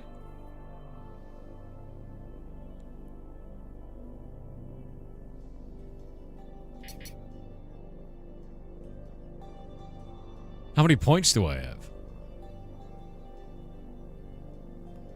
So the engineer only has 3 lives. Oh. Do I start at the bottom? I start at the bottom, alright. A random selection of blueprints add to your arsenal. A selection of blueprint cards allow you to construct tanks. Robos. I kind of want to get the hacks, because the hacks are global effects that last for the rest of your run. That seems overpowered as hell.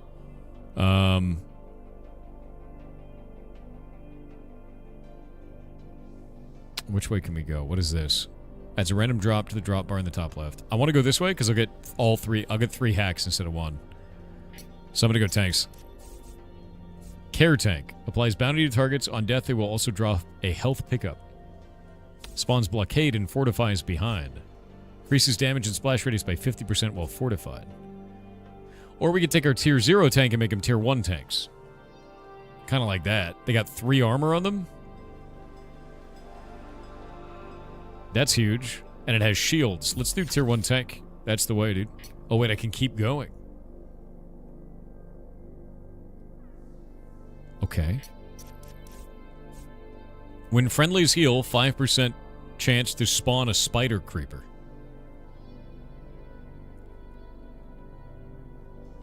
That's insane. When veteran gets healed, they will heal itself again for 25%. I saw the veteran like thing, and that kind of reminds me of old Command and Conquer. That's rad. I dig that. Yeah, support tank making spiders. Units slowly heal near obstacles, which take damage for the same amount. I'm gonna go spiders. I want to generate spiders out of my bones. Attacking from high ground gives plus 20% crit chance. When building a harvester factory, it will be accompanied by an ancient turret. Yeah, that's sick. Friendly heal effects from all sources heal 33% more HP. I'm gonna go turret, dude. That's insane. Another hack. The first time a friendly building takes damage, enemy units around get stunned for 3 seconds. Yes. That's busted. Alright. Yeah, the idea of just like bonus turrets is kind of insane.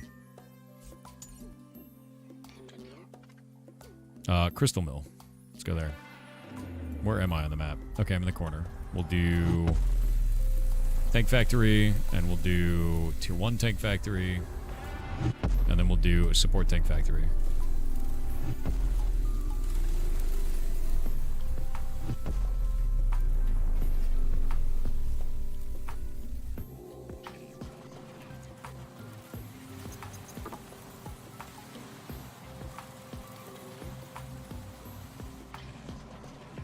Hello, friends. It is me.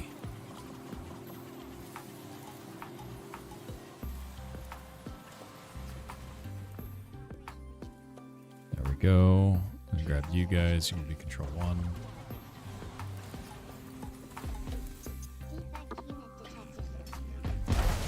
Eat it. Attack and move. Got it. What are these? Crystalline obstacle, huh? Alright, we got 2 tanks. We got 1 healer tank. We got 1 baby tank. I think it's enough to start doing stuff. Cute little voice. They're really cute. Yeah. The whole game's really cute, to be honest with you. The hell is that? What is that? Is that a wolf? Is that a robot wolf? I don't know what that is, but it looks rad.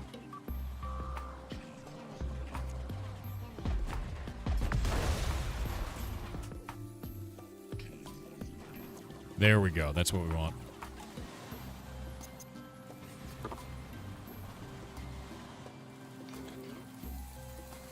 Okay, we need to build some more stuff.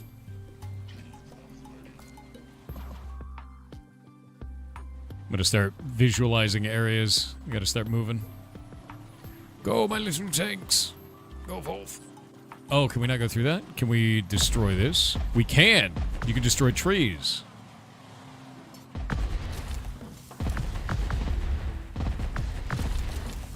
That's really... Destroyable terrain is sick.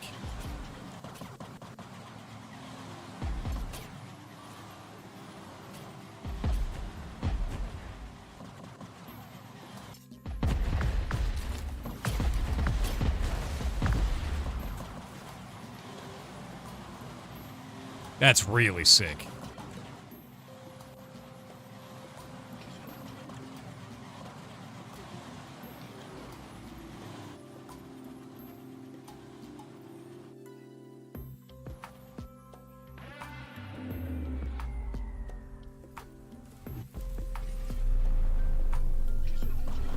Oh, little dudes. Whenever you need to catch your breath, you can slow down time by 10% by pressing the spacebar. Really? Oh, those are awesome. Look at them go.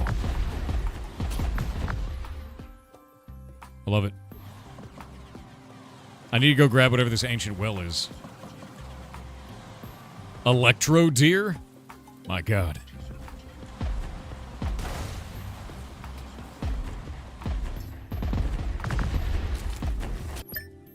High ground advantage. Alright.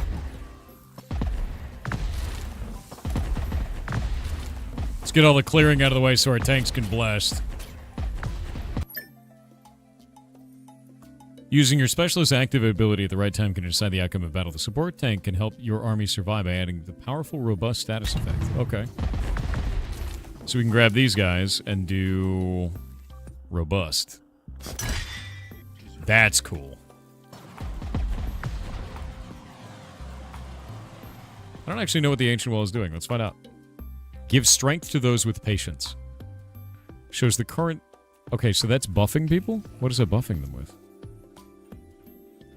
Increases damage by 40% and the size of skills and attacks with a splash size of 25%. Holy shit. Okay, so that just buffed all these guys permanently.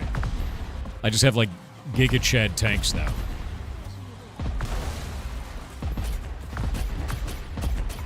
You fools! I've grown too powerful. You let me have the well.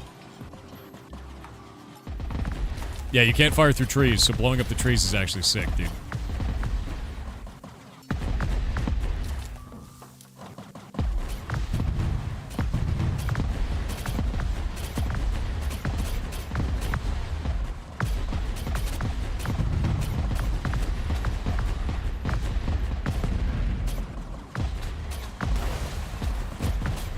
Run them over. Run them all over. Delete everything. Oh crap. That's bad. I made a huge mistake.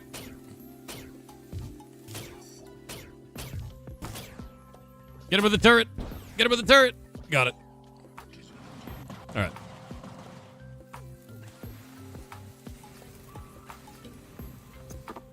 There we go. Should be fine now.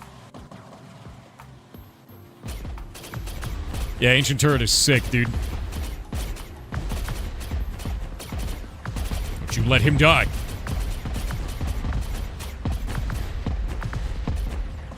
Oh my god, look at all the little bugs, dude.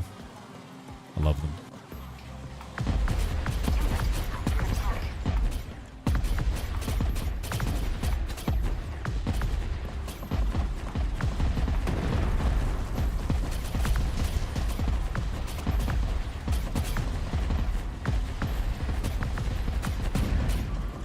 It's funny because, like, I could totally build more buildings and, like, have more tanks, but I just don't need to.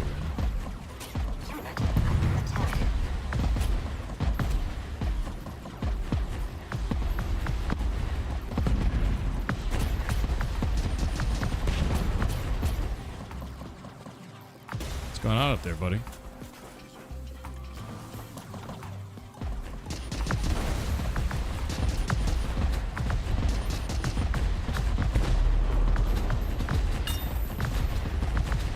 Nice. Where's my little bro? Hey, little guy. I need you to build nothing. I win. Yeah, tanks seem really solid. You don't need it yet? Yeah, I feel like this is gonna get insane. It's gonna get way out of hand. So now do I keep that for the rest of the run? More tanks. I just want more tanks. Laser tank. Teleports and get turbo. Alright. Alright.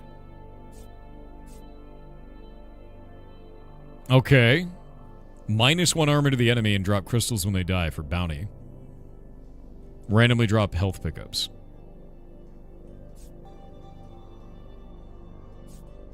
I'm gonna do care tank.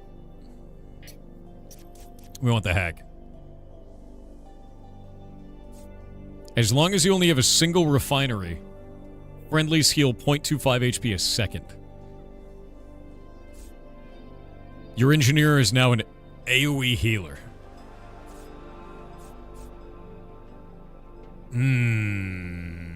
Healing Frugality seems not great. It limits your build options, but the Healing Engineer seems really nice. Yeah, that just generates spiders. I want my bro to generate spiders. How much coin do I have? I have 450. Maybe I'll go to shop. That'll give me more coins. Maybe we'll do coins and then start crystals. The increase in starting crystals seems really nice. Yeah, AoE heal seems good. I might go to the shop. We do the shop. See what it feels like. Deals massive damage in target area and leaves a new crystal field behind. Consumable. Robo drop. MG turret. Okay, so those are drops. We can buy new hacks.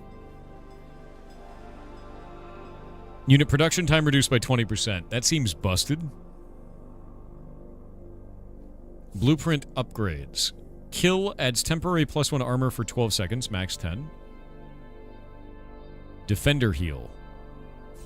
Drop-off point. Building becomes refinery. What? That's weird. Advanced charging, so everybody gets +1 MP a second, or at least the upgrade does.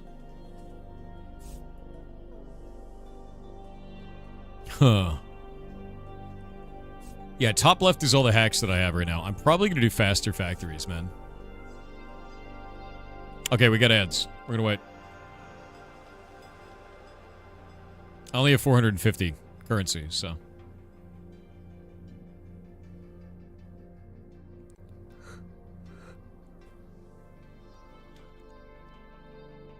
Does that mean that every building gets the ancient turret? I don't know. Maybe? That might be true. That seems like it'd be insane, right?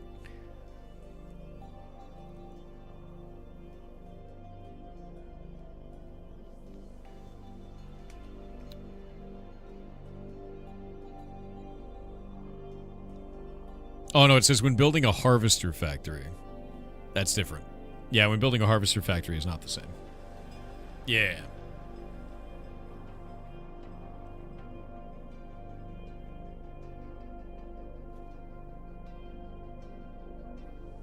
Can you heal people with the AoE engineers faster than you can damage them? Well, I can only have one engineer at a time, but, conceptually, maybe? Is it a roguelite? It's a roguelike RTS, which I've never seen before. It's incredibly unique. I'm gonna get the faster factories, though. Boop. I've decided.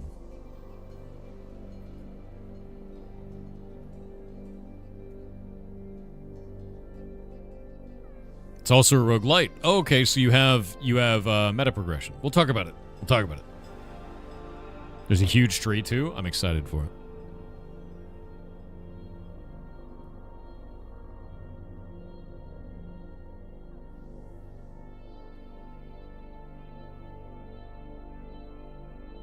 The real Heisenberg? Yes. I'm following what you're putting down. You're back? Welcome back, Tech Priest. Hope you're having a good day, man.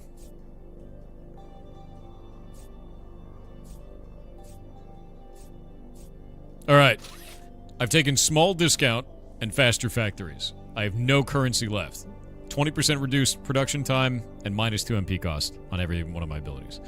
I want to cover myself in as many hacks as possible, because they're global. We've returned? Yes. Destroy the core extractor. Alright. We're going to do Crystal Mill. Where am I? We'll put it all the way over here because it'll have a turret. Support tanks. Excuse me. No, come on. That's a bit weird. There we go. I need a support tank. I need tier 1 tank factory. I need a care tank. And then probably another tier 1 tank factory. Fine with me. Where's my way out? There? Control 2. Queue it up.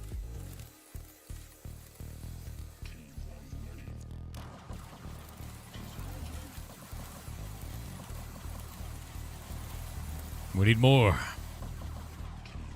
Support tank, care tank, tier 0 tank. Did I make 2? I made it tier 0. That's what the problem was. That's fine. Need a little bit more fodder anyway. Support tanks first. Tier 1 tanks. Let's start getting those out.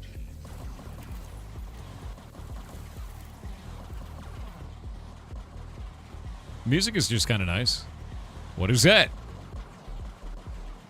Looks like Tiberium. Liquid horror.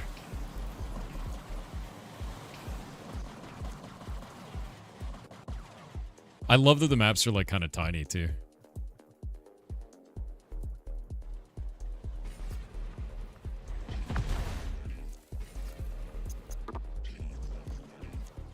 All right, here we go. Scout came from that direction, so maybe over here?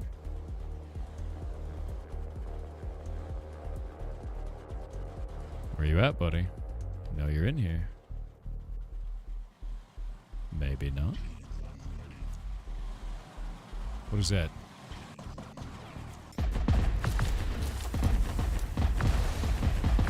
Oh god. I don't know what that was. I didn't like that. I don't know what this is either. It won't let me do anything. I'm just gonna blow it up. Oh, it's casting a slow. I don't like that.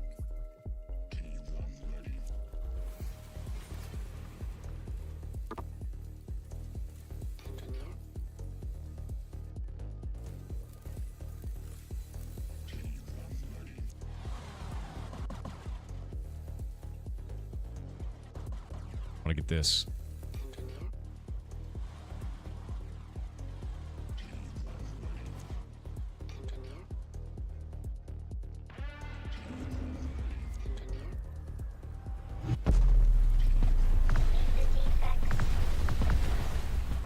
Actually horrifying? Whatever those are, I feel like they're like banelings. Yeah, they're bombers. Okay. Just like a baneling. Get that thing away from me.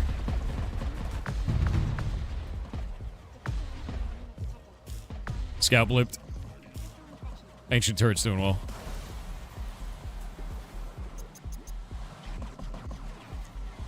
Delete the defects. Delete the defects, dude. It's all yours. Really? I can't wait to talk to you about your game, dude. This is cool.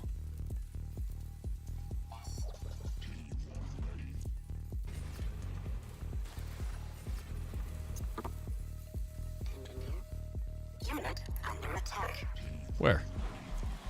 How the hell is my unit under attack? What? Did something get close? I don't even know how it could get close. That's weird.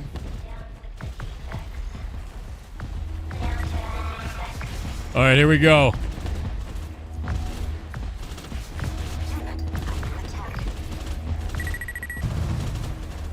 Oh, they're up top.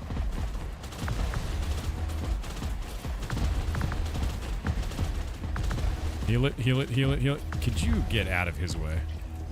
Micro is rough.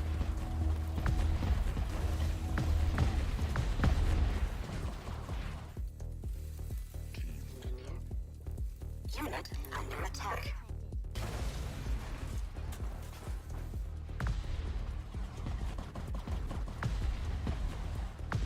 Get it?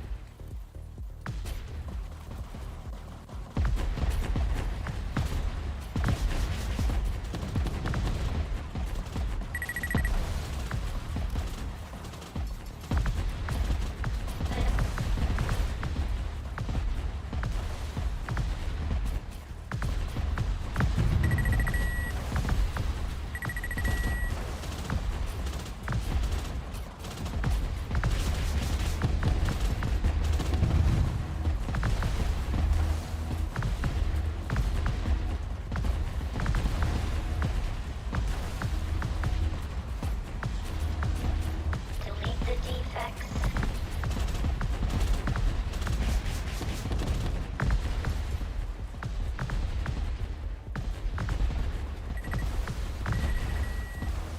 Nice. The spiders just baited out the explosions.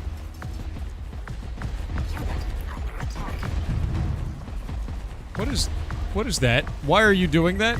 What? My crystal harvester's like, yeah, I'll get that. I don't know why he did that.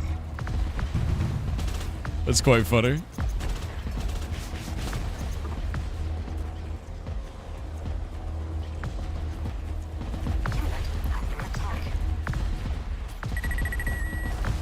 Eee.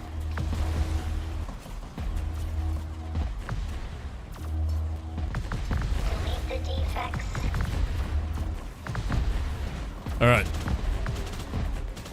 We're doing okay right now. They can't do this forever, and I definitely can.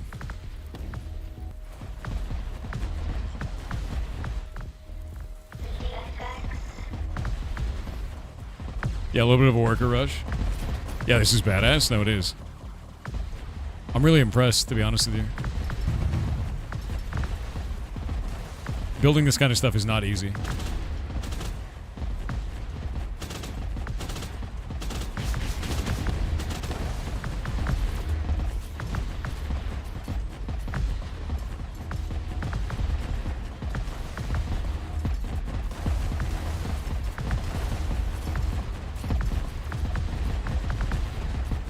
And doing micro work like that is quite fun.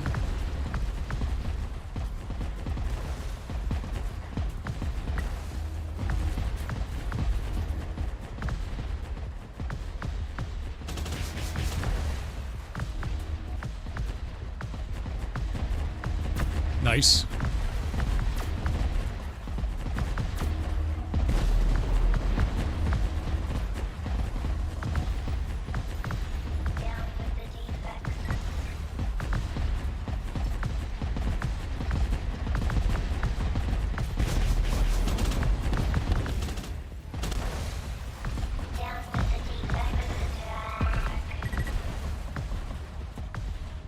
Okay, let's go down here. Unit under attack.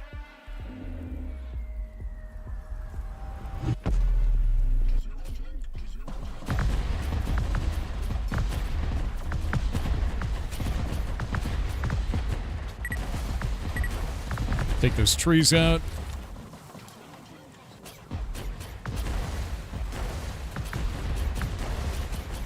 Yeah, I think I got this.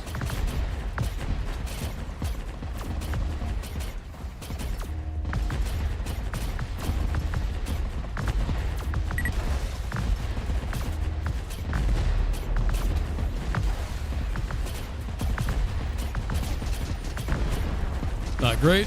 Get away from that. I don't even know what some of these buildings do. I just know that they're red and need to die.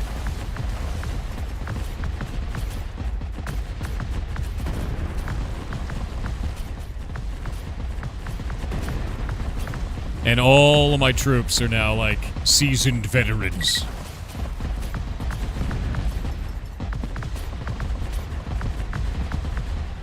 Ah, supply tanks, huh?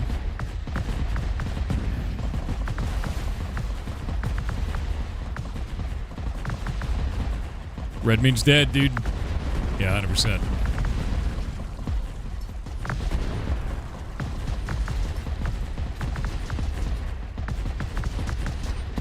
Honestly, being able to micro through that and have fun with that was awesome. Like, I really, really enjoyed that. Yeah. Really enjoyed that. There's a lot of kind of room for interesting gameplay there that I think is fascinating. Yeah, I really do. And I think that the bonuses on here is cool.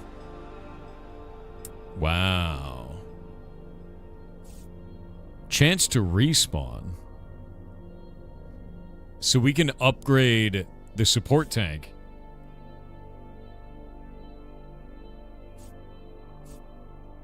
Able to spawn a copy of itself when destroyed. That's crazy. It's Command & Conquer and StarCraft? I disagree. Because of the roguelike aspect, it plays completely differently. There are the basis of things like Command & Conquer and StarCraft in terms of it being a RTS game, but there's a very different overlay on top of that. Completely different gameplay feel overall. I'm gonna say support tank healed fully. Oh, wait. Oh, can we increase? I'm gonna do that. That seems busted, because that auto-regenerates. A selection of blueprint cards that feature spawns in some way. I'm gonna go debuffs so I can get 2 hacks. Robo-poker. Burn target for 1 second. Double damage against shield. Spear size scales with weapon range. What? Its range is 1.5, so it gets a longer and longer spear? That's fantastic. Okay, I'm gonna do the fire one, though, because burn is hilarious. Wait, What is the range of that? 2.5? 4.5. 1.3. No, I'm going to do Rushmore. Yeah, the slow is just... I hated dealing with that. Harvesters get a beam spirit as permanent protection. What is Harvester? Can extract crystals? Okay, so our Harvester now also gets a beam spirit. And they also get turrets. So we could do beam spirit and turret now. Yeah, we're doing that. I have no money. Collector. Collector's not like the shop is not the way right now. Tanks get plus 50 max HP. I love tank. Yeah, Harvester Rush, exactly. Units protected by armor get a 10% chance to ignore incoming damage. All my dudes have armor. We get plus 50 HP or 10% chance to negate damage.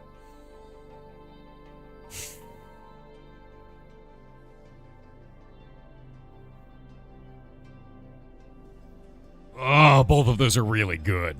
Yeah, I'm going to say negate, dude. No, we have heals. We have heals. No damage is sick. Yeah. If they negate damage, they can't heal and won't respawn spooters? Incorrect, because it said earlier that when it negates, it will always do 0.1 damage. The heal will always be there. Start crystals plus 200. I'm going to go upgrade. Upgrades improve a blueprint for the rest of the run. Choose one and then assign it. 2 extra armor. Who's going to get 2 extra armor? Probably your tier 1 tanks. They already have 3 armor.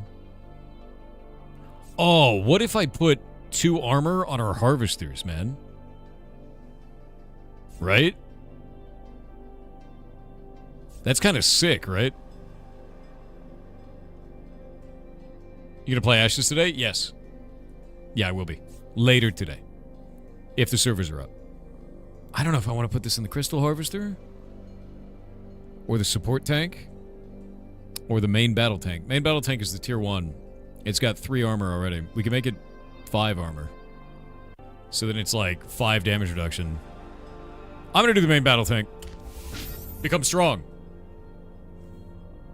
Let's get out there. Yep. The MBT, dude.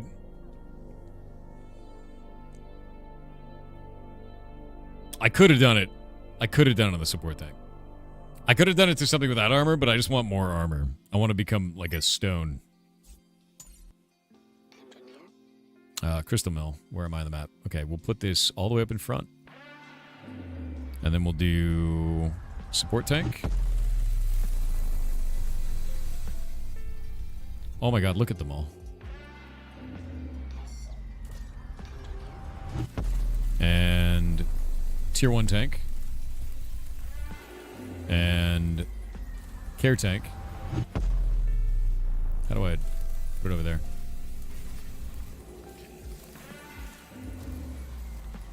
Oh, this map is very small. Wait, what are you guys doing? What is happening here? Where am I going? Oh, we're going up this way. Oh, that's weird. Weird map. Really weird map, actually.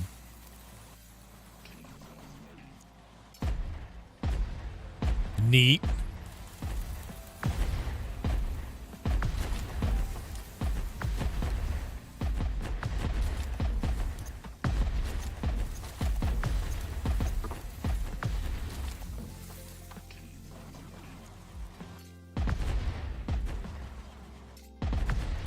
Yeah, now our MBTs are like busted, you know?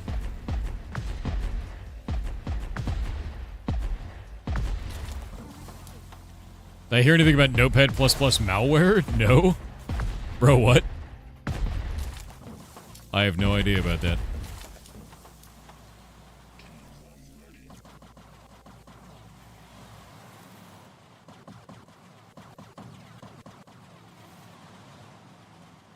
Alright, we got our tanks going. Everything here looks good. Everything looks fine. We can take our engineer up here. See if the engineer can get any visibility anywhere. Nothing? Nothing interesting? T1 ready. Alright, these are our crystal roots. And we got a crystal tower here. That's perfect.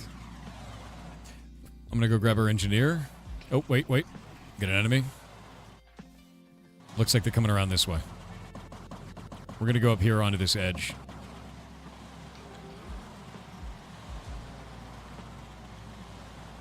Put that there.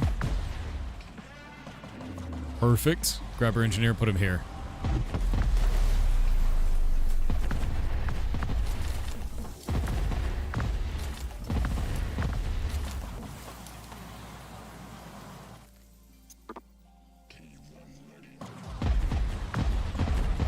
Nice, they have a rush now. That's kind of cool.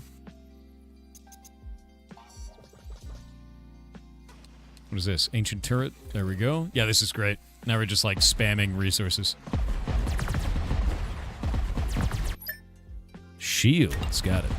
Oh, these are neat. Look at them like back up on their own. That's kind of cool. I need to get probably some more T1 tanks in this. Excuse me? Why are they not shooting? That was weird. Fires might get extinguished. Rain. So there's environmental effects as well. Well, isn't that? That's really interesting, actually. That's like super interesting. Huh.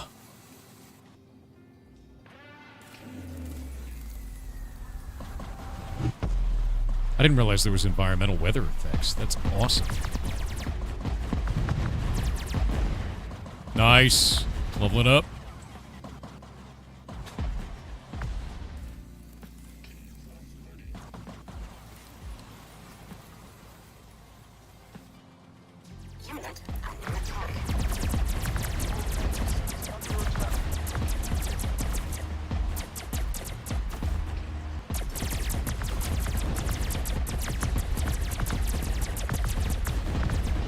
Horrifying. Got it.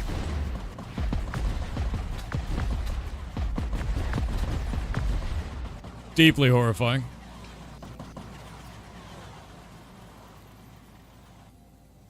I need more support tanks.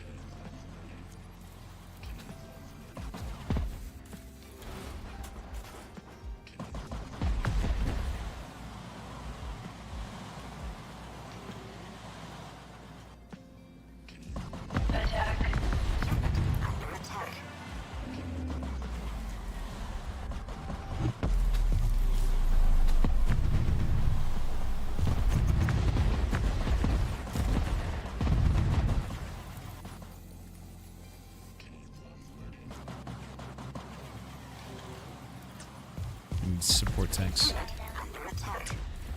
Oh, look at that.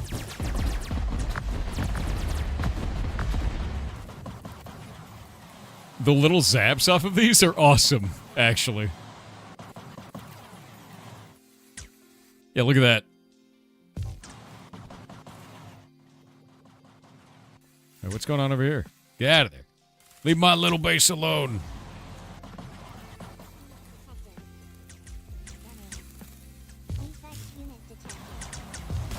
Look at them go. I love this. What is that? A decelerator. Alright, let's see here. I'm going to grab... Where's my support tank factory? Can I not build another one of those? Why? You cannot build more of these buildings. Build more factories of this type, but I can't build more factories of that type. Okay, so support tanks are like a limit. There's a limit for that.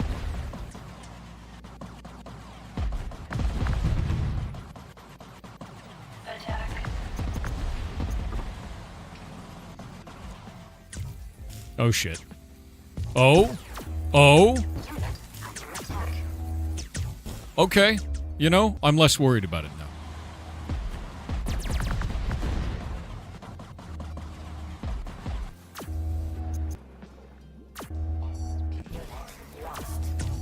Sir, I need you to...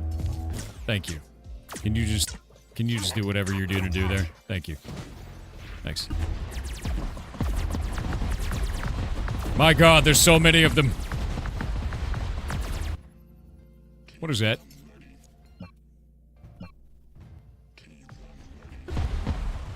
I love the time focus ability. Can we see the Rushmore unit? Sure. I mostly just want to find out what this thing is. Oh, it's building the stuff. I have to kill it.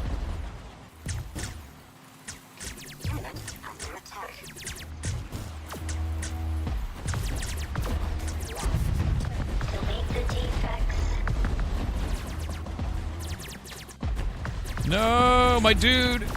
You must live.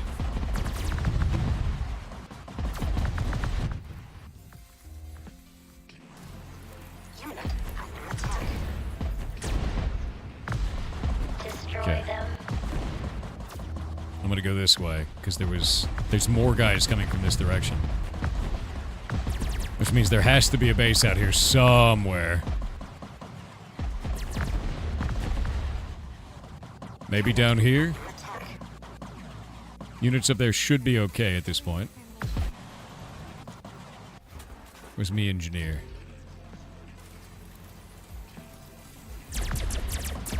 Oh, wait. Eat it! Nice.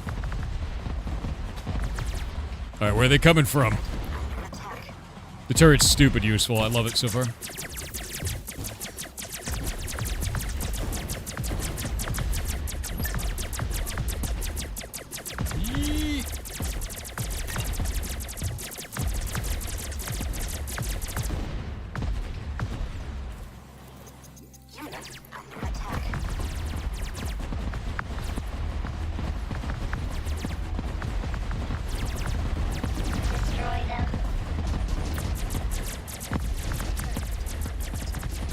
There we go. Rip it up.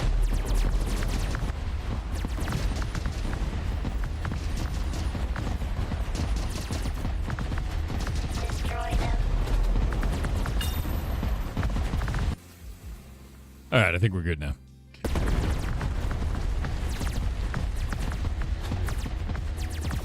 I'm really glad to destroy the Clanker Menace, to be honest with you. It's a fantastic time.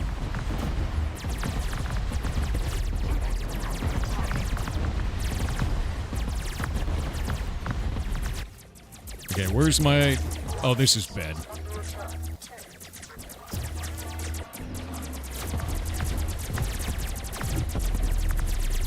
Not great, not great, not great, not great, not great.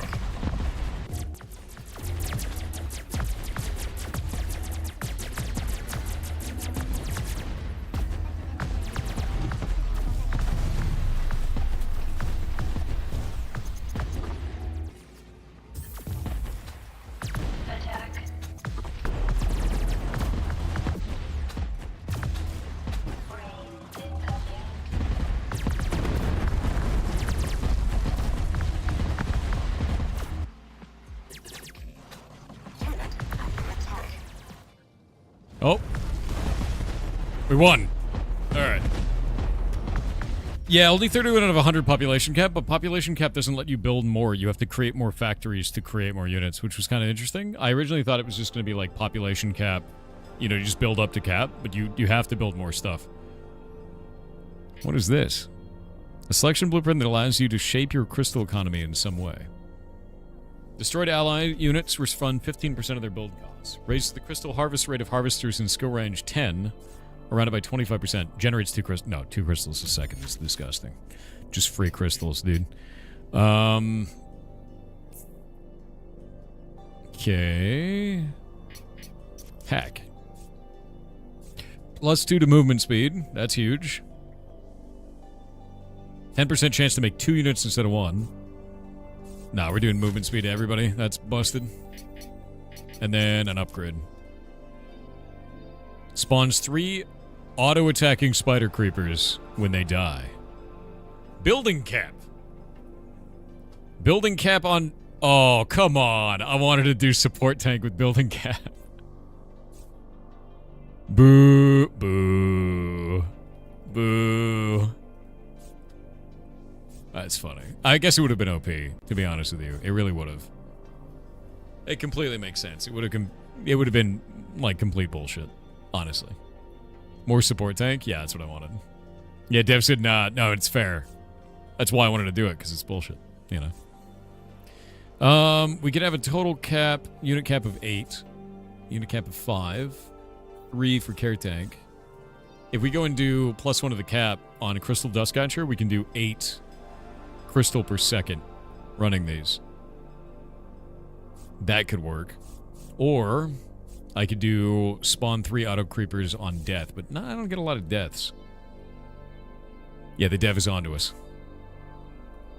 I'm going to do Crystal Dust Catcher. I'm going to do more of those. That seems cool. With that in mind, let's go get the dev. I'm going to pause it real quick once we get in so I can set everything up.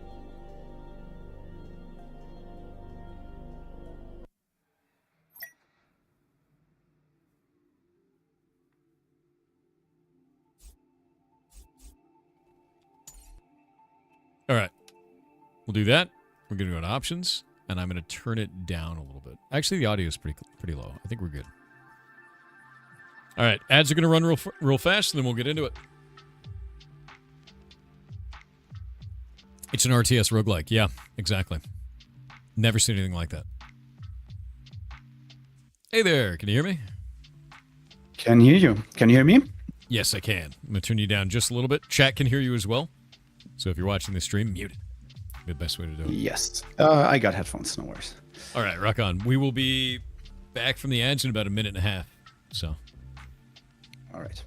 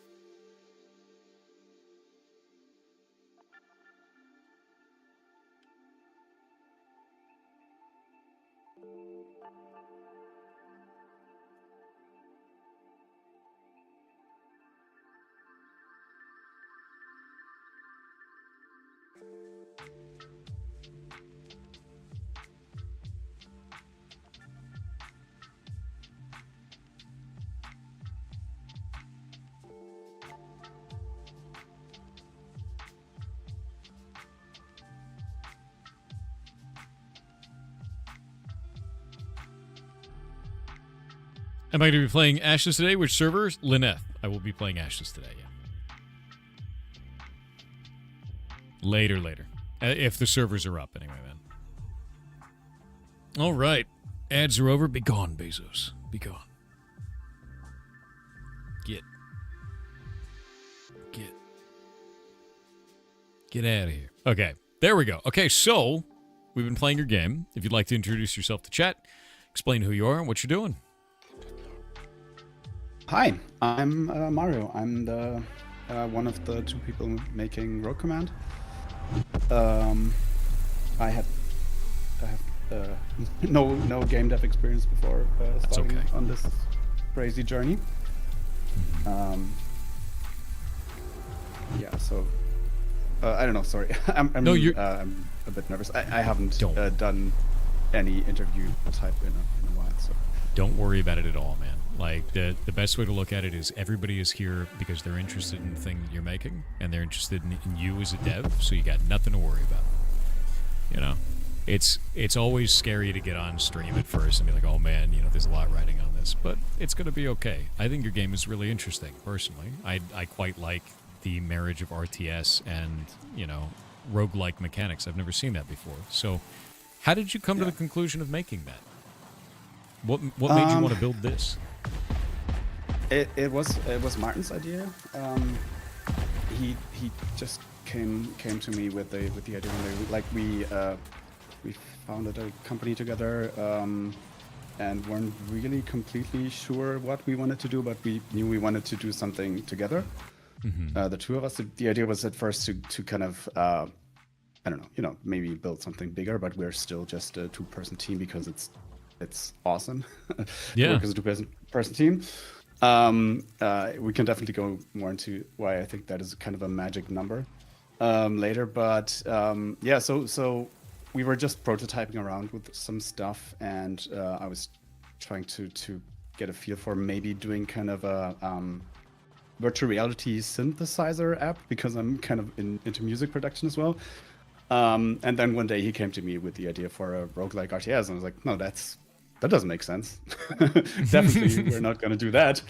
And then you did anyway. And then it kind of the idea percolated in my head for a bit, and then I kind of started to realize, oh, there's actually a lot of potential in this, and then we started to prototype it out, and have been working on this thing for 6 years now. Really? So it's been 6 years of development time. What would you say has been the hardest thing you've had to deal with throughout that so far? Because it's always going to be difficult. Like that's a lot to build, you know. Yeah, it's so hard. It kind of, I think it changes over time what the hardest thing is, right? I think overall, like in terms of just making it a success, it's definitely just the market, getting visibility. I think that's probably what everybody's gonna say or keep saying, and for good reasons. I think there's just a lot to learn, and then also there's this thing that comes up when you have a project that's just so big. There's just so much content in there that you kind of wish to burn it all down at some points and start something new, because it's just there. You have to kind of learn. You have to live with decisions that you made like 4 years ago, where you just didn't understand a lot of the concepts. Yeah. So yeah, I think that's definitely part of it. And yeah, I'm basically the way that the game is built is that Martin is a very experienced developer, and he kind of builds tools within Unity, and I built the game with that. That is kind of the split that is like 98% true, I'd say, and then there's some finer details in that. And yeah, I think he would probably say that the hardest part is just the pathing and making all that stuff work correctly in an RTS is an absolute nightmare. And every time you change something to improve it, then something else, you break something else, and there's been. I'm sure that is the most challenging technical aspect of the game. No, that's fair. I mean, like it's always really difficult to build anything, and when you start adding pathing and AI, and you guys have a full working RTS, robot enemy, that's not easy to do. Like that's a very difficult thing to accomplish, and you've managed to pull it off here. And I kudos, especially in a 2-man team. Did you guys have any contractors or anything, or was it just you guys? No, we only have contractors. Like we work with people for localization, and we have someone who did the key art, and we have someone who does the trailers for us. But everything that's in the game is from us. There's some UI stuff that we are using a couple of assets, but nothing that is really like a big part of the game, like the options menu. But for the most part, it's all kind of hand built. And I mentioned that in stream earlier. I haven't done anything related with game development before starting this thing, so except making music. So I really had to learn everything, and that's why. Yeah, I mean, it's not the most technically impressive game in terms of looks, but I think it's, if you look at screenshots from 6 years ago, there's a definite learning curve that has happened throughout that time. Yeah, there is nothing wrong with that. I mean, it takes time to build stuff, and it looks like you guys are building something really impressive. Like I am kind of blown away by this. It's cool because it feels like a really, what's the best way to put it? It feels like a really, really well-built RTS game. Like, it feels good. The game feels like I'm pressured all the time. And then you've added this roguelike element on the top of it. I'm mostly interested, how do you balance that, man?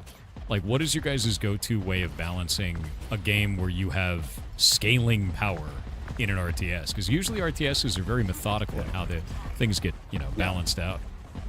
Yeah, it's the exact opposite of that. It's just, I do it all by feel. It's feel, and I think a huge part in general for the game has been our Discord community around the game.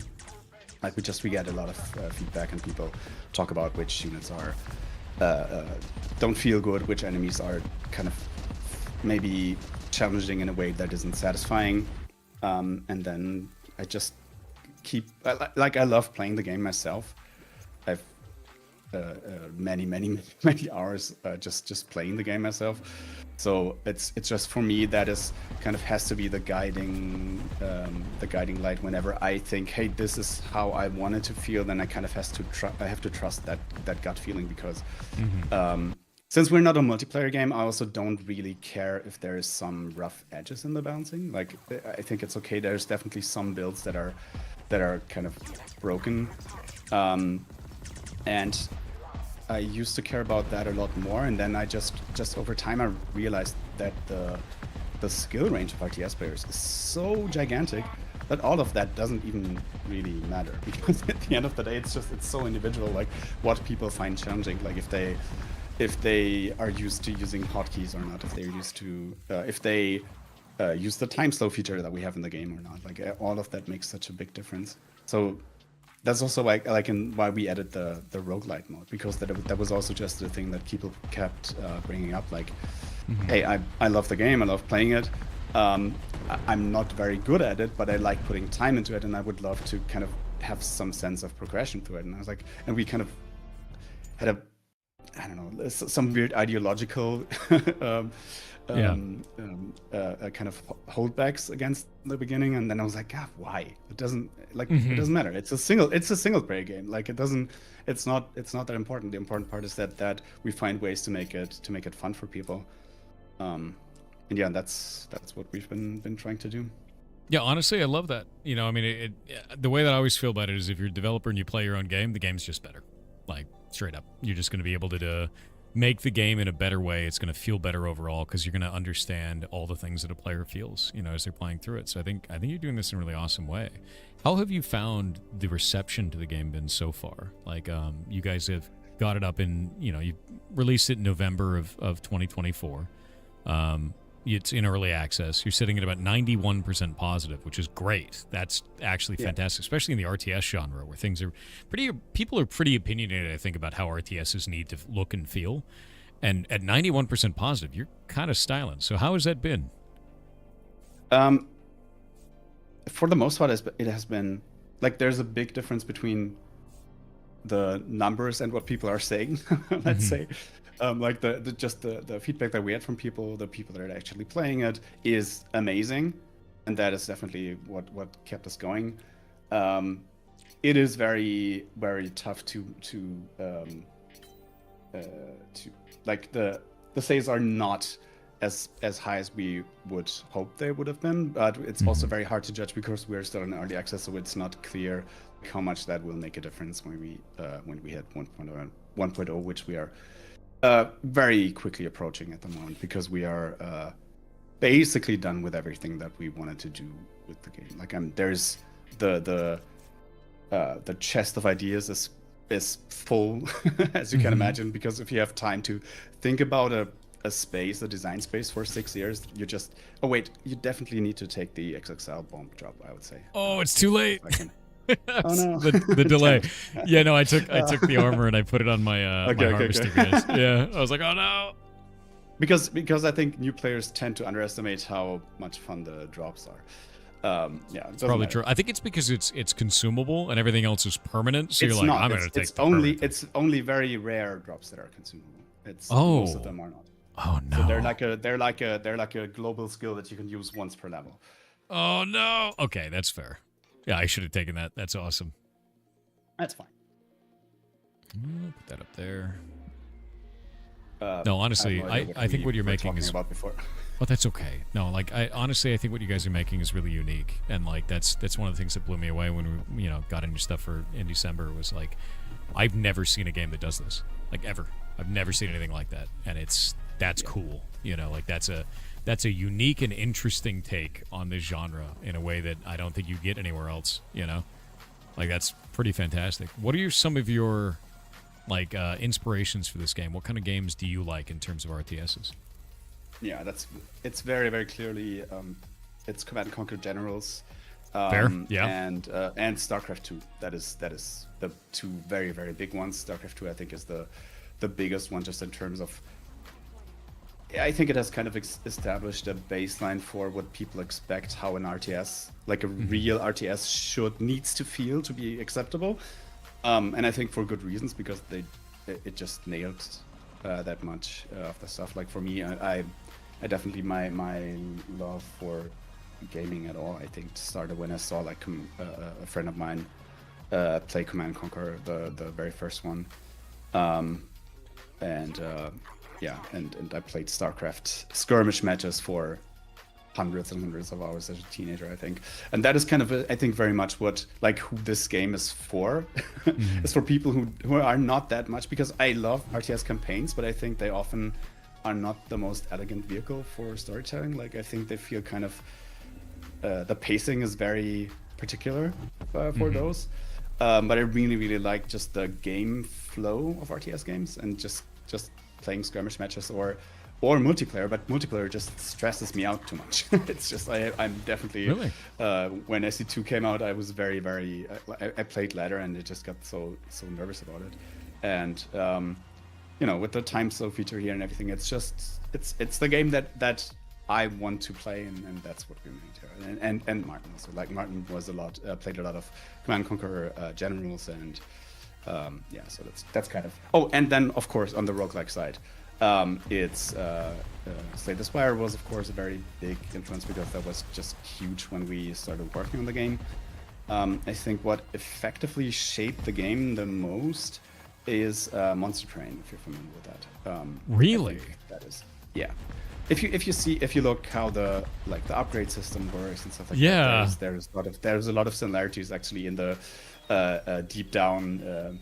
I just never would have expected that. I guess that's really interesting. Yeah.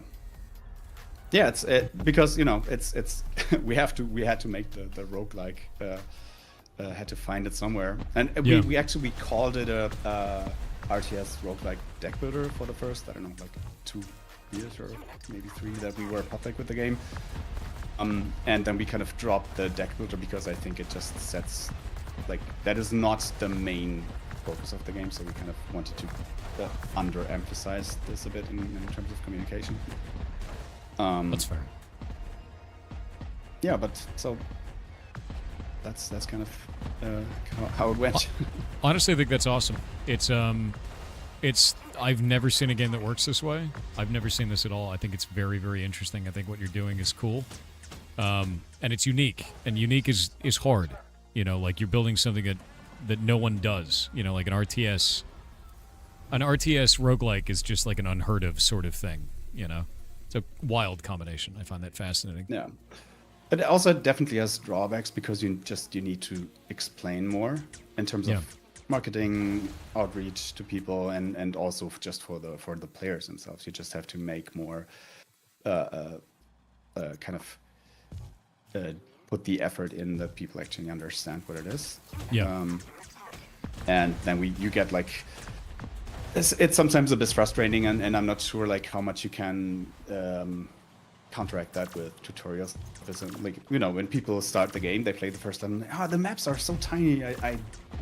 That's just it's just a boring, super unchallenging game. And I'm like, well, that's the first level of a roguelike run, right? You're supposed to, like, the boss level will be a lot more larger, especially if you go into the difficulties and into the ascensions, like, the kind of the typical roguelike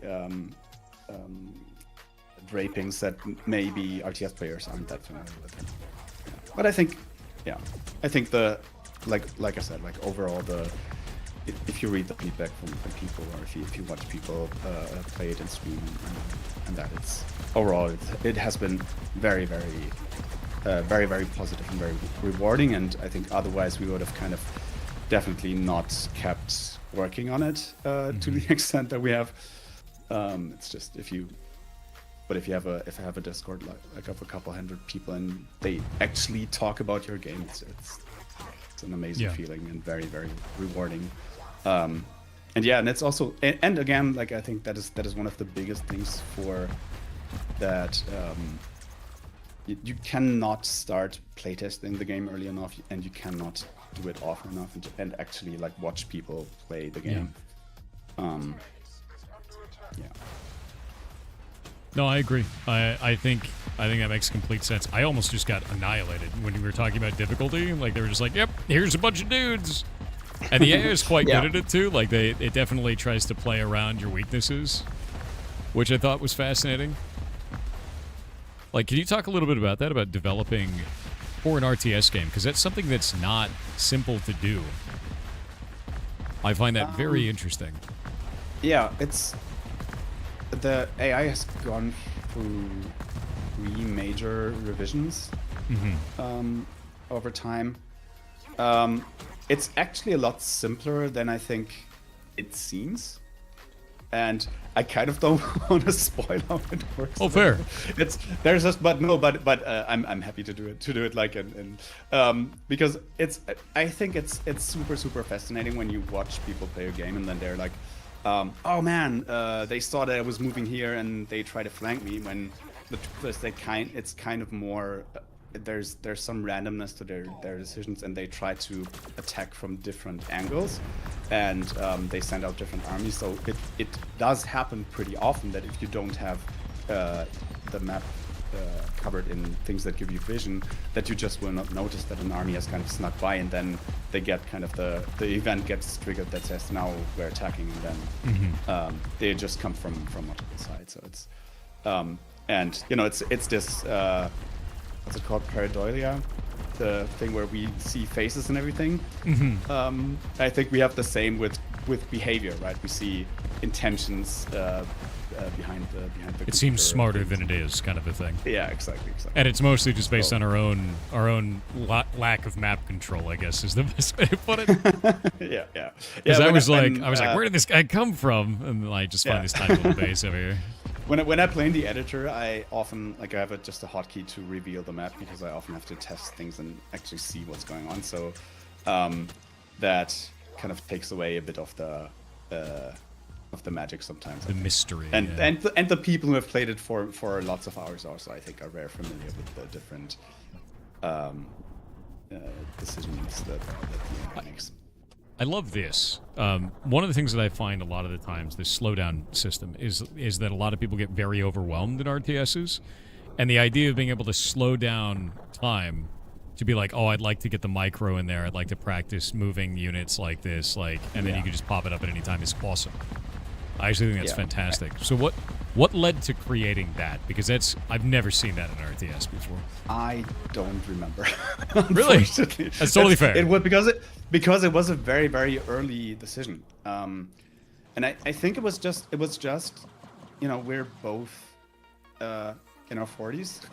So we're not super high APM players, and we're not and it just felt like a need. Maybe it even started as a debug tool. I don't think so, but it might have. You know, it's just there was definitely a need on our side, and then we were like, you know, there's games that do like real time with pause, and I really don't like the feeling of that. Like I definitely understand why you would do it, but I think just having having it go down to 10% gives you enough of the feeling of still action happening. That it kind of keeps that aspect, but it also gives you enough control to be able to most of the time kind of get an overview of the situation, go back to base, macro up a bit. Yeah. That's cool. No, I mean, I love it, honestly, like, because I know one of the biggest problems with the RTS genre is that for a lot of people it ends up being more fun to watch than it is to play.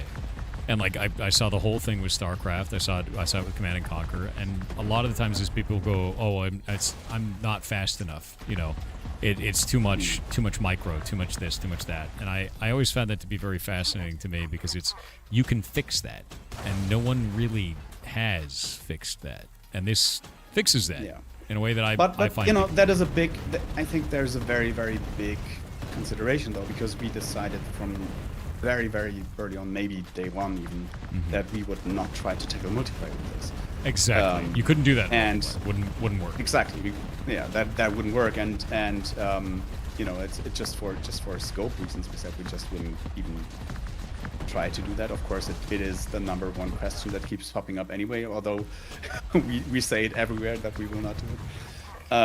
But yeah, that gives you a lot of freedom, right, in terms of balancing, in terms of how you structure the game. And especially in quality of life stuff like this. Like there's also, if you trigger an active ability, like then that also, like if you want to target your caretaker ability, that also slows down time. I think that is just, it's a very, very nice quality of life feature that we have also gotten a lot of feedback from, you know, people, just like you said. Usually RTS are too stressful for me, but this kind of makes it work for me. And I definitely noticed for myself that there's definitely a correlation between the difficulty I'm playing on and how much I use it. Like if I play on really high difficulties, I play slowed down for probably like 30-40% of the time of a match. Really? Yeah. That's very interesting, actually. No, that's cool though. I mean, like that means not only are you adding kind of an accessibility feature, but you're adding something that you also like to use tactically at the same time. Like that's cool. That's awesome. The skill ceiling gets so high, it's unreal. It does, and I think the idea of having a RTS game that's accessible in the way of like, oh, I can learn micro movements. I could do this where it's not like super fast paced and really devastating. Why having a feature like that might bring more people into the RTS genre, because like I said, like a lot of people just don't even touch the genre because they're like, oh, it's too much for me. But if it's single player, it's PvE, they have the ability to slow down time. I think people would really want to get into that, honestly. Yeah. Ooh, the skill effect. Ooh. Invincibility. Skill targets teleport back to base instead of dying. That's crazy.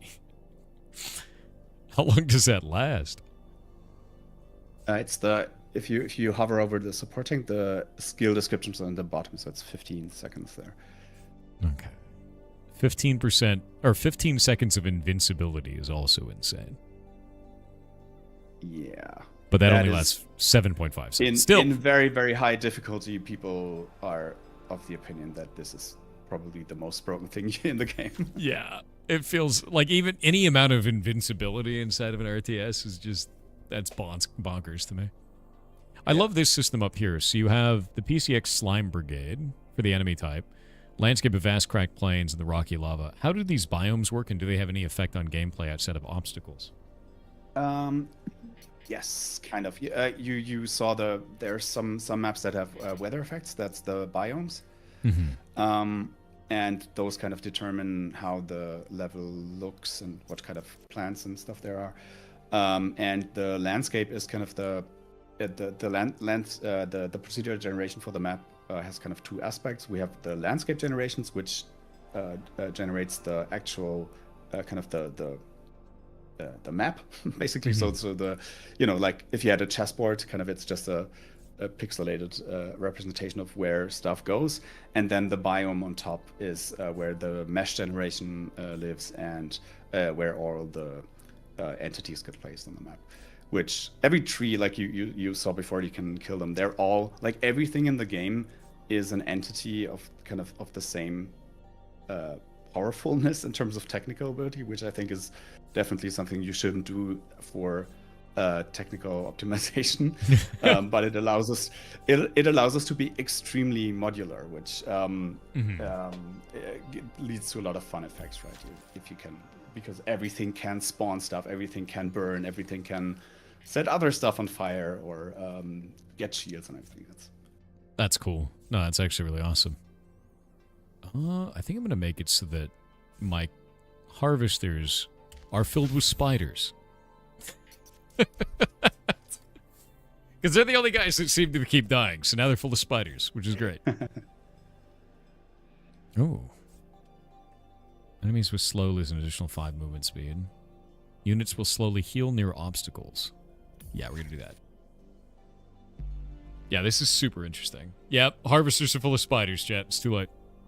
Too late. So, out of everything that you've been building on this, What do you think you're most proud of in this game?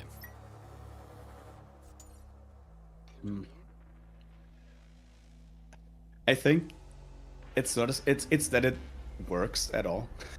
It's definitely, I think, because fair. it's just it's kind of, you know, like when after we started, we started to read more, like, you know, game dev chatter and everything, and we would stumble upon articles like, you know, which are the best genres to start making games, and which should you definitely not tackle. And RTS was always like to only one notch under MMORPG, to never try to do that if you've never made a game before. And I was like, well, it seems to work though. Yeah, So, we did it. we You just know. keep going. So I that's fair. think in that sense, for a complete, like for a first time game, I think it works better than it had any right to be, and that is, I think, what I'm proudest of. And I think the other thing is, that might sound a bit sappy, but it's just how well the two of us work together. Oh, wait, we have Because ads. Oh, I didn't mean to cut you off. The ads just started. I'm sorry. that's fine. That's the platform. Yeah, give me just a moment. Once they go away.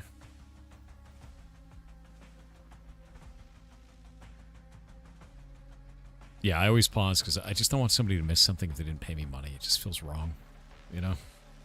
It's just gross. Yeah. No, I totally get that. I like that approach, definitely. Yeah. It's a miracle from God that the code functions, period. Yes. It's the way. Yeah. I guess in that sense, a not super important answer to the question would be that UI is doing what it's supposed to, because UI sucks. And just that things have the right size and stay the right size. That's fair. What a nightmare. Snacks? No. No, don't eat that. I don't know what that is. I don't know where it's been. Neither do you. Chat, don't eat that. What is that?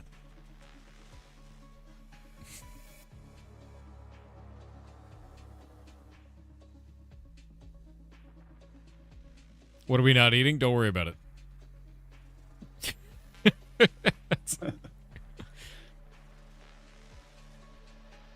It's like when you find your dog and it's eating something, you're like, what are you eating? And it starts eating faster.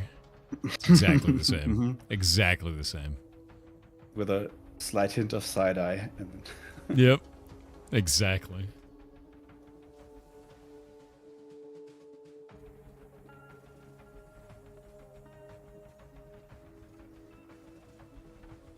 Be gone, Bezos. The ads. Be gone. Trying to get rid of him. Look over there, a yacht. A tax evasion. A lot of money. More money. A gold bar. Oh, there we go. Okay, he's gone. He had to be incentivized properly enough.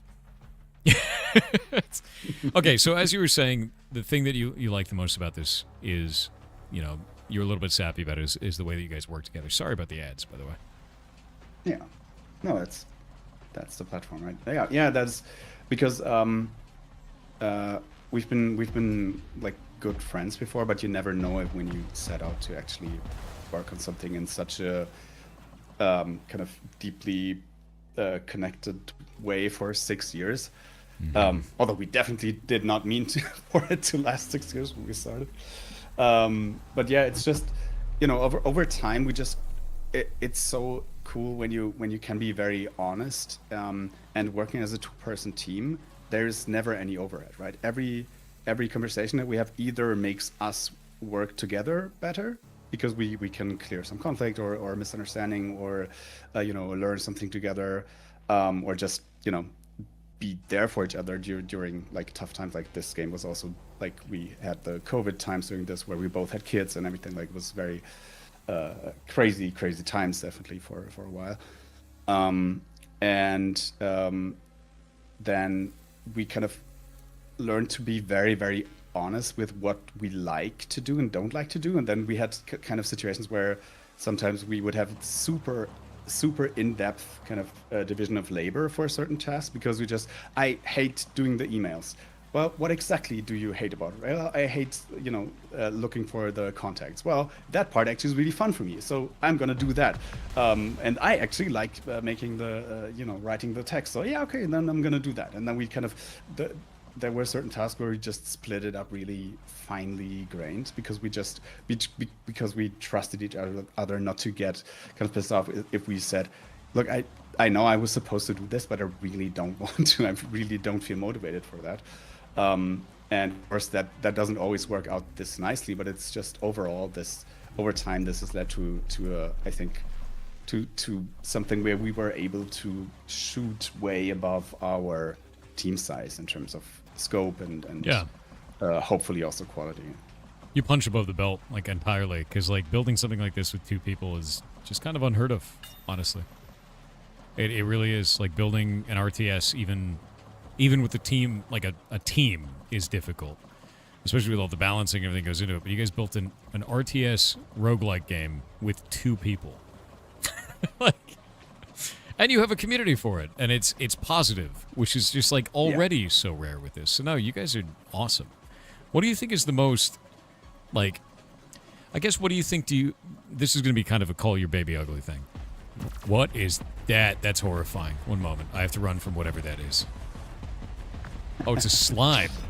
What do you think your game does the worst? And I know that's always going to be a really difficult thing because it's literally calling your baby ugly. But every developer has something, Yeah, for sure. I think contrary to what a lot of players believe, I think most devs are actually the people who are most critical of their own games. Yes. I think actually, I feel like balancing is actually still a really big issue, which is totally fine I think for newer players, it's mostly fine, but the people who put into a bit more time, like you just get options where you feel like, well, this really, like I've tried this hack 3 times and it just never really made sense in a build that I had, and stuff like that. Let me phrase it maybe in a different way. I think there's some content that maybe doesn't justify its presence in the game in enough, and that is something that always really hurts me to see when I see people play the game. Like, man, yeah, that is too weak or something, and that is definitely that is one of the main parts that I still want to get better before we call it a 1.0 release, because I think in terms of just the technical stuff and everything, we're basically we have the package that we wanted to have. Fair. Yeah, no, I mean, getting to a 1.0 when you're in early access is a very difficult thing, especially when you're doing an RTS and you have some ideas about how it needs to change, anything like that. Is there anything the community can do to help with that process? Like, do you have a feedback forum? Do you have ways that people talk about this stuff? Yeah, we definitely we read everything that comes in the Steam forums, and we're very active in our Discord. So whenever there's feedback that we try to address it. Of course, sometimes it goes in a direction that you disagree with or something. But for the most part, I think that is also something that I was very, very astonished and happy about, is just how much how people perceive the game and how we perceive the game has matched up almost identically, which has made it very, very easy to make the right changes, because we always kind of agreed to what the different problems were.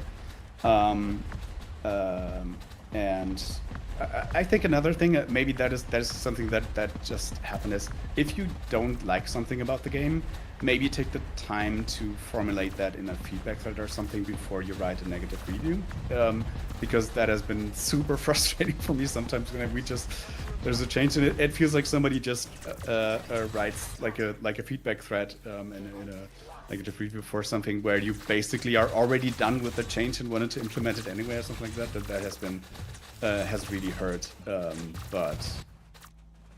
Yeah, I think that is just if you like if you like something, tell people, because I cannot tell you how often it happened to me that I had a really shitty day. I lost my mom last year, and when people would just take the time to write something nice about our work, it would always give me a little boost in my day. It would always make my day a bit better and make me kind of keep working on it more. And yeah, I think that is be nicer. Yeah, no, I think that absolutely makes sense, and I do think that there's always a problem with that generally, which is when people like something, they generally don't say anything. When people don't like something, instead of giving feedback, they're quick to slam, you know. And yeah, for indie devs, a lot of people don't realize how devastating a negative review actually can be. Yeah. If you have something, contact the devs first. And I think the biggest problem with that, I think one of the reasons that it's like that, is because people are used to being treated the way that they are by AAA. You know, they buy a AAA game, their feedback is meaningless, so then they go, well, game devs don't care about me. If you contact an indie dev, you'll find very quickly that a lot of them care more than you could possibly know. You know, if you want to have a conversation. And on top of that, like, I'm really sorry for your loss. That's a horrible thing to have to deal with, especially when you're building things, you know, and it's very public to do that kind of stuff. Thank you, and thanks chat as well. And sorry for dropping that just out of nowhere. I just had Don't worry about it. it. Just in my stream of consciousness scenario. Yeah, no, I mean, there's nothing wrong with that. You know, devs are people. That's how it goes. Oh my god, a gigantic, horrible worm. I hate it. I hate everything about it. I'm just gonna make more of these. Tough. I think you have a really good build. You have the nothing of mine ever dies build. Yeah, I don't want no one can die. It's, you know, feels good, and I'm slowly just leveling them up. Can you talk a little bit about the leveling up mechanic, actually, like becoming, you know, these guys are all getting markers. The veterancy. Yeah. The veterancy is just that is kind of like I think you said that earlier. It's a remnant of Command & Conquer, and it used to be more granular, where units would have just an integer rank that would count up. But I think the way it works now is more interesting because it's just everything in the game can be a trigger for other mechanics to hook into. And the veterancy is just one of those, and it's a mechanic that, of course, clearly works well if you have builds that go for, like, there's builds that go where you want your units to die all the time, and then of course you shouldn't go for veterancy hacks, but there's like a bunch of hacks that make veterans even stronger, or help them to get healed better or stuff like that, and that is kind of why we settled on that. Makes sense. Yeah, no, it feels really good, to be clear. Hell yeah. Yeah, it makes my units feel like, I could take on the world, you know? And then I find something that I've never seen before, and it's a giant worm, and then I'm scared. Yeah. That is the thing that I find really interesting, is that the way that Cal's difficulty versus actual difficulty works in a game like this. I think it's very, very important for us that the player kind of always feels a bit under pressure, but there's a pretty big window where you can kind of make them feel under pressure without them actually being in a lot of danger, unless they get really careless with their engineer or something, which is definitely something that's preventable. But if the enemy just keeps showing up at your doorstep now and again, then you never feel safe. And I think that is that was really important learning as well, kind of to give the enemy kind of behavior routines and also units that fit into that kind of just keep on harassing a bit or show up unexpected from different angles, stuff that moves quickly and can kind of catch you off guard. Yeah, it definitely does feel like they're constantly pressuring you, and like there's different enemies types. There's definitely ones that like I want to kill first. There's healing mechanics. There's like buffing mechanics. I really like the kind of commander buff mechanic system like that. It just feels good, and that's that is also something that you haven't. Sorry. Go for it. No, you're good. The supporting that you're using for this run is one of.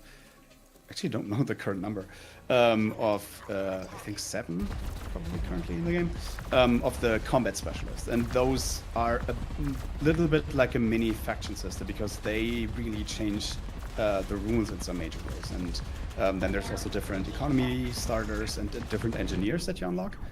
and those really kind of add a lot of variety. And yeah, you know, there's like the Mantis Mech Specialist, which is all about just keeping that one unit alive because their health just keeps scaling up. So in the end, if you play a long level, you might have a unit that has like 2.5k health points. That has been that is keeps being so much fun for me, just to come up with stupid ideas and trying to make them work for just new content, new units, and new specialists. I mostly loved this because I can put bounties on all their like little units and just get a ton of materials out of it, or generate a bunch of spiders and then make them invulnerable, which I thought was hilarious. Yeah. Like, I love these abilities and I love the way that they feel. It feels very, very cool, honestly. There's also Spider Specialist, which is a lot of fun and a bit of a nightmare for performance because you can just a million spiders. Yeah, we need to find ways to kind of optimize that a bit more, and probably also just cap the number of spiders in some ways, because it can get really, really out of hand. I mean, I'm gonna be honest with you, that sounds hilarious. It definitely that's is. Like, awful. I honestly think that I'm actually not even sure if it would be a good idea to scale down the number of spiders that you can have, because I think there's also a certain satisfaction to making the game go to its knees if you're able to get enough stuff out. Yeah, definitely. I super agree with that. It's like, can I lag the game out? Hilarious, you know? Yeah. So there is satisfaction with this. Plus, it's a single-player game. You know, like that's always one of the things. You have the slowdown method. You have all that kind of stuff. It kind of reminds me, like I used to play Eve a lot. It's like time dilation in Eve. It's like you can just be like this, and then it's like time dilation. That works like if the servers are under heavy load, they kind of force the game to run slower, right? Yeah, yeah. It feels basically the same way. And you could see, like in this, you could see every bullet. You know, it's just fantastic. Yeah. Yeah, as long as there's no crashes. I never played Eve. I always find Eve a game that is super fascinating to read about, and I've never played it. Honestly, good for you. You don't want to. Don't start now. You know. Yeah. I also made a very, very conscious decision to never get into any MMORPG, like especially when I was at university, because I thought, man, that is a hole that seems very, very deep, and I'm not sure if I have a ladder high enough for that. Yeah, don't get into Eve, don't get into League of Legends, love yourself, is usually what I feel about. Oh yeah, dude, this invincibility is insane. I love this. It's insane.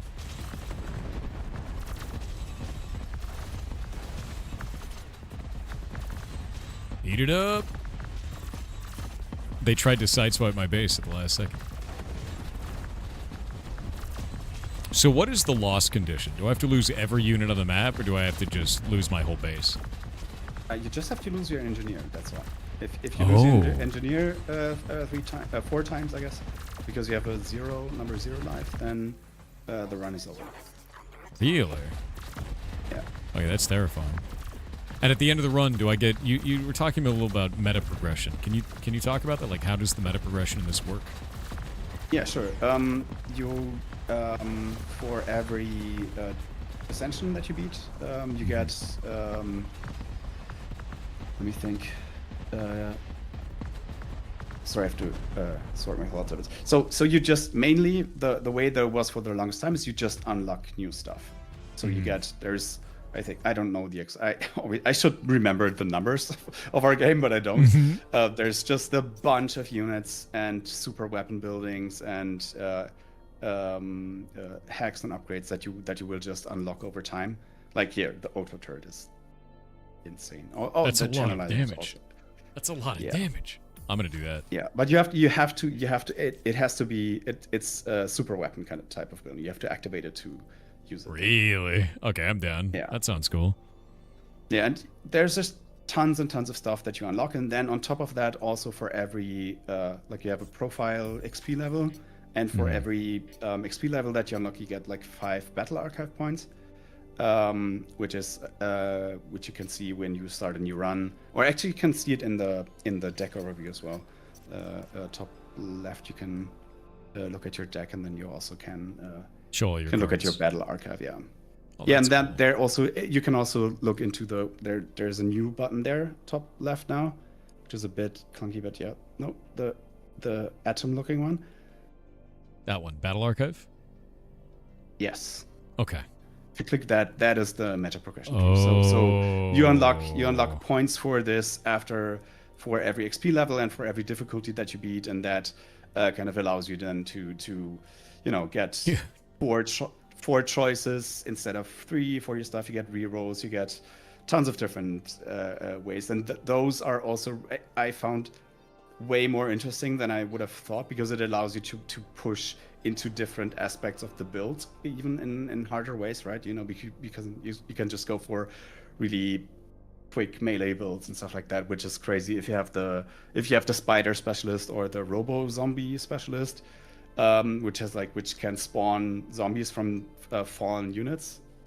There's a lot of stuff that you can get into with the game. Like it's very, very chunky in terms of content. Yeah, this is nuts. Like universal armor, everyone gets +1 armor, or a chance to revive. Like these are crazy. No, I love this. I think this is really, really cool, man. Can you just choose anywhere on this tree, or do you have to start in the center and then work your way out? You have to. The way that the branches work is you have to unlock at least one level of the previous one. Okay, and so you just go from there. Yeah, and you can just if you shift left click the one that you want, then it will automatically spend all the in between points that you need to get there. Nice. Yeah. Oh, I love the engineer build. I didn't realize the engineer even had an attack.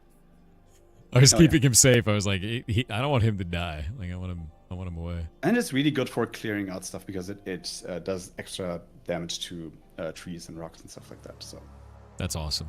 Oh, continue run. I love that I can just drop a run and continue it at any time, by the way. That feels really, really nice.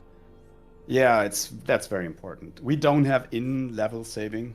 That would be a huge nightmare, but you can quit out. Also, if you accidentally started a new level, you can still go out in the first 2 minutes without losing your run, because we felt it kept happening to me. It's one of those another one of those things where I just played the game so much, and it got really frustrated if I accidentally clicked next just out of flow, and then I realized, oh shit, I had to do something here. Yeah. And yeah, that's why you can just quit out of the level in the first, I think it's 2 minutes, without any penalty. Cool. I mean, this feels really good. It feels like you guys play it all the time, that you've given it a lot of love. Like, so what comes next? What are the things that you're working on most difficult? Like, what are the things you want to work on right now for this? Like I said, it's mostly I want to work on the balancing between the player arsenal things, basically, all the units, all the hacks. I want to go through that and make sure that there are no things that you kind of never want to take, and want to get rid of the things, or not get rid, but kind of tone down the ones that feel like you would be an idiot if you get offered this one and you don't take it, then you would be an idiot. Like, it's fine if they're not even. Like, I don't care about that at all, because it's so situational that often things that somebody, like I've heard this thing is completely useless, or this thing is super broken about the same thing from different players so many times based that on I how really they play. don't. Yeah, because it's just so different. But there are definitely some things that are just plain better, to an extent that they kind of. I don't want stuff to be so good that it makes other stuff lose its value in the game. That is, I think, and that is the goal, and that is what we kind of have to work on. Except apart from that, we're mainly doing like quality of life, polishing, adding options that people have been asking for in the options menu, and stuff like that. Yeah, and I think, and then for the most part, there's some more content coming. Like, I have some new specialists prepared, and then it's gonna be like, reaching out to people and trying to get a good 1.0 launch. And then I think it would be awesome if it goes well enough that we can support the game for a long time. And if not, then I want to send it out in a state that we can be super proud of. Yeah, I think that is the goal.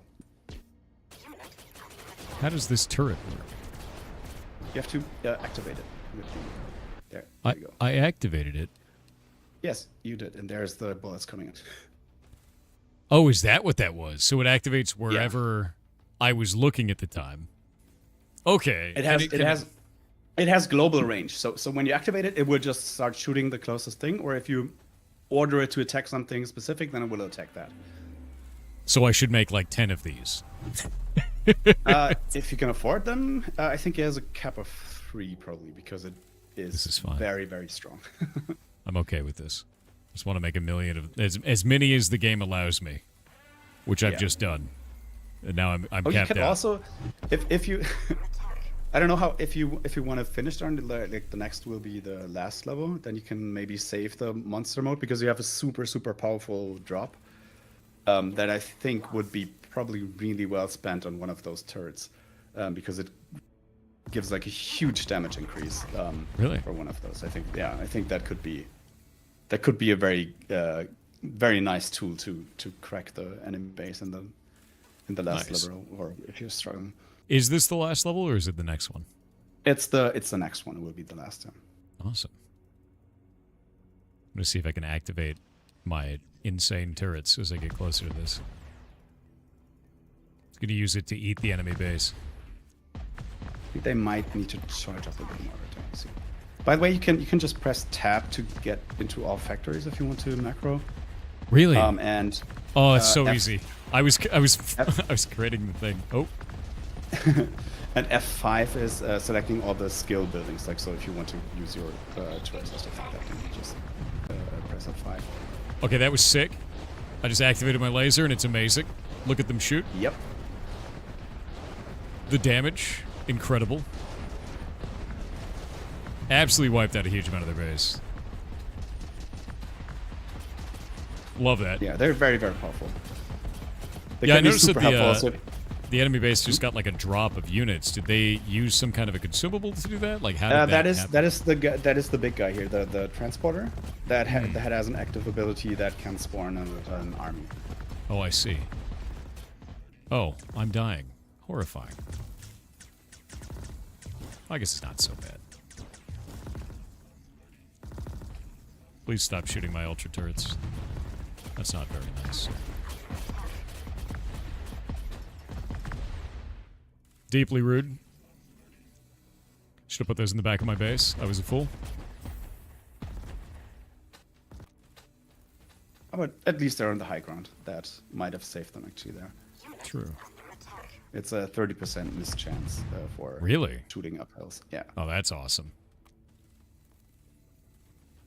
I love that the care tank can actually just heal nearby buildings too. I love that. I think that's really fantastic. I think that's very cool. It's just so interesting to see all the different combos, you know? I just noticed that it's still missing the description that it actually has a passive heal that doesn't get mentioned on the card. I was gonna say I didn't think that was in there, and then I was like, oh man, this is cool. Yeah, no, that was the first bug, and the only one that I've noticed for the stream here. That's fun. That used to be very, very different. Whenever we would get like a video or a stream, there would be like 2 pages of notes afterwards for, oh my god, this is broken and that doesn't work. And that's always how it goes, though. Like, to be honest with you, you'll always find something that's wrong. You'll always... Oh, not great. I didn't realize there was a base of dudes over there. Thankfully, I have a hack that makes it so that they can't just roll over me. Oh, yeah. The moment they attacked a building, it, yeah, that's a very very good hack as well. Yeah, anything that I see that's there's a crowd control. You know? That hack is kind of one of the ones where I'm a bit torn, because it has I think the third specialist that you unlock is the rush beacon, which works a little bit like the creep tumors, except that it's also a turret, and you can just you can build 3 of those, and then you can every one that you build can spawn 1 child, and that can spawn another child, spawn another, and so on. So you can just cover the map in those guys. And of course, those have a crazy synergy with that hack because the enemy just takes like an hour to shoot its way to your base if it gets stunned all the time. Yeah. But on the other hand, you know, that is the stuff that is what I'm a bit torn about, because that stuff is why the game is, I think, awesome. And I don't want to break the broken things, because that would kind of break the game, if that makes sense. Yeah, you don't want to break the fun. You know, I mean, if this was a competitive multiplayer game, I'd totally understand. But you know, it's a single player game, and broken stuff can be incredibly fun in you know, the settings like that. Yeah. So I get it. I really do. I think broken stuff is super fun. I think it has to be kind of unlikely enough so that you don't run into it all the time, or you feel like you have to lost my turn. Restart if you don't get one of them. Ah, yeah. That sucks. You could also use your tank drop if you get rushed. You have that is a reusable one. That is true. I think I just need to put better unit management and not be dumb about my super turret or ultra turret placement, because I put it in the wrong location. We just added a patrol command that you can just have your units run back and forth in your base. I should do that. I think I'll set that up next. Oh, we have ads again. Yeah, I actually think this is fantastic, man. I think what you're building is really cool. I didn't expect this. You know, I didn't expect an RTS roguelike. Yeah. It's really interesting because Age of Empires and there was another one. They just added the DLC that has kind of a roguelike mode. What was it? There was one other game, another RTS that kind of added something after the fact. But yeah, I think it's not quite the same because it's just not built from the ground up to kind of work with that. Mm-hmm. And yeah, we were really scared because once we realized that it actually works, we felt like it was such a good fit that we were sure somebody else would be quicker than us. Really? Yeah. I mean, that's great though. I mean, that means that, you know, you hit something that I've never seen anyone hit. You did it in a way that's compelling. All of this seems really cool. Like, and nobody beats you to the punch. You know, like that's the best. You know? Yeah. At that point, we also thought that being unique would be more of a marketing boon than it turned out to be. I think it's actually kind of a double-edged sword a bit, because like we hit that topic earlier, right? Because you have to explain more. I think there's real value in people just looking at a thing and immediately knowing what it is and how it works, and if it is the thing that they like or not. And I feel like we kind of have a harder battle to fight with that sometimes, but yeah, I don't know. Overall, I gotta say, I'm just really, I'm very, very proud of the game. I have to say, I did not expect, like when we started this thing, like I still have, like, I don't think it's the very first, but one of the very first builds that we ever made of the game.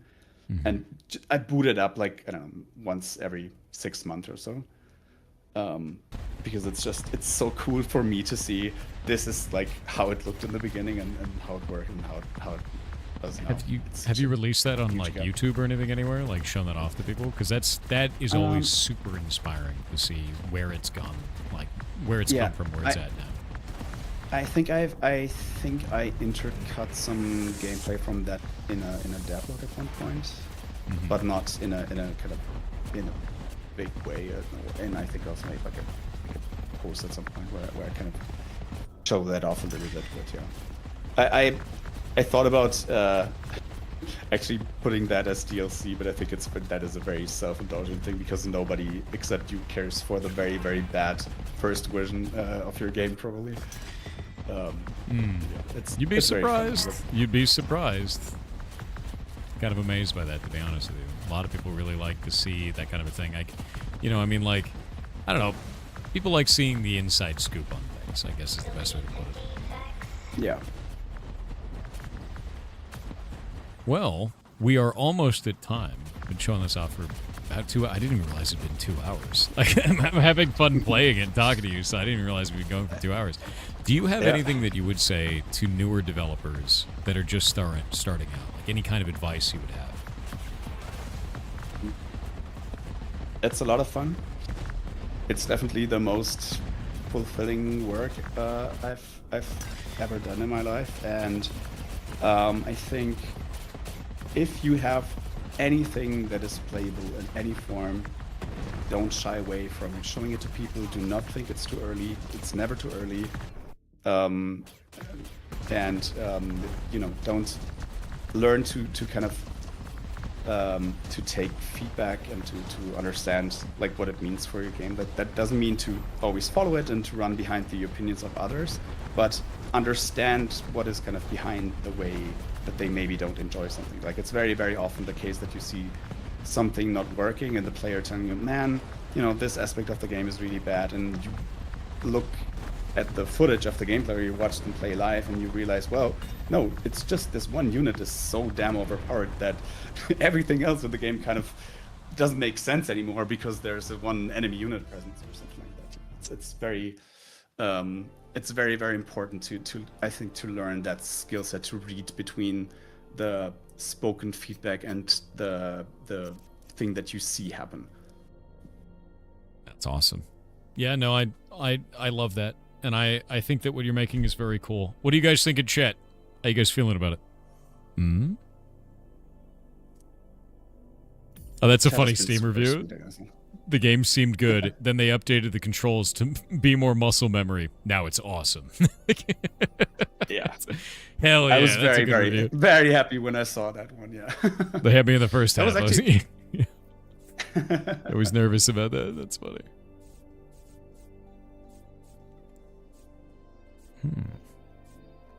Yeah, very interesting that people are asking for a demo. It was a lot of work to have the dual track, keeping the demo up to date in the game. I have to say I'm very, very happy at the moment that we don't have it. But I definitely understand why.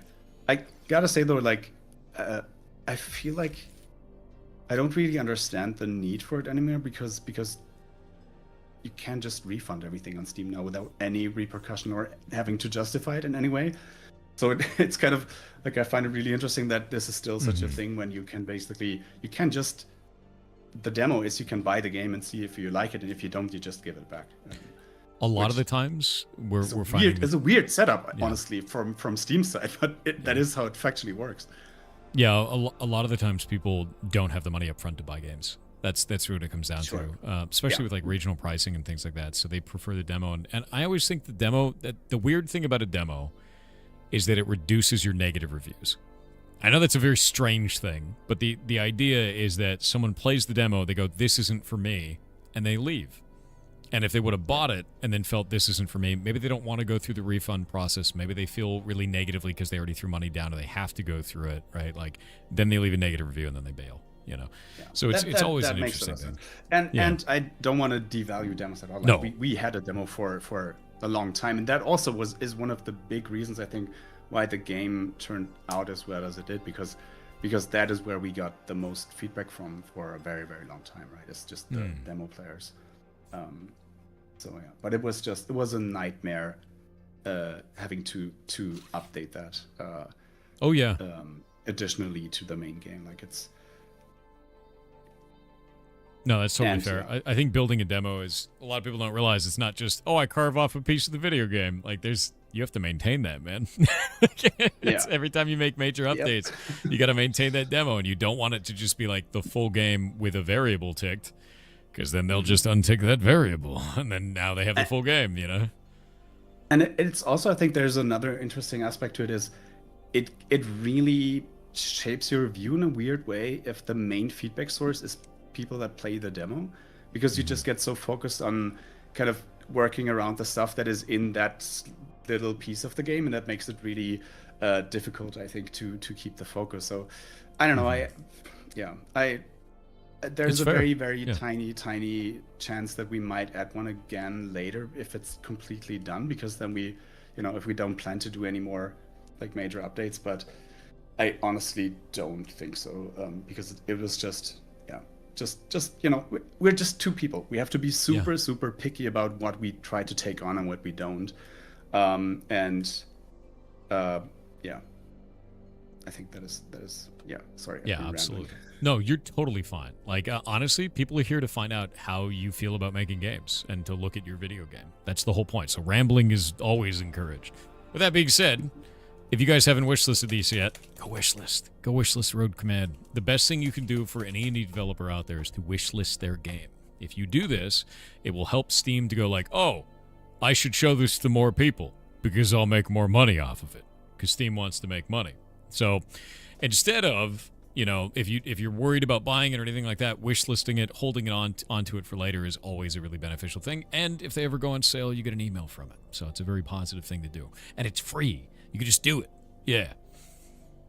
Yeah, 100%. Yeah, rambling dev is better than a PR news statement. See? There you go. Yeah, that's true. I think what you guys have made here is really unique and really interesting. And I'm looking forward to Senior 1.0. Is there a place that people can get in touch? Can you send me a link to your Discord so I can show it out to everybody? Actually, don't have it handy at the moment. I'll get it off your Steam page. Stolen.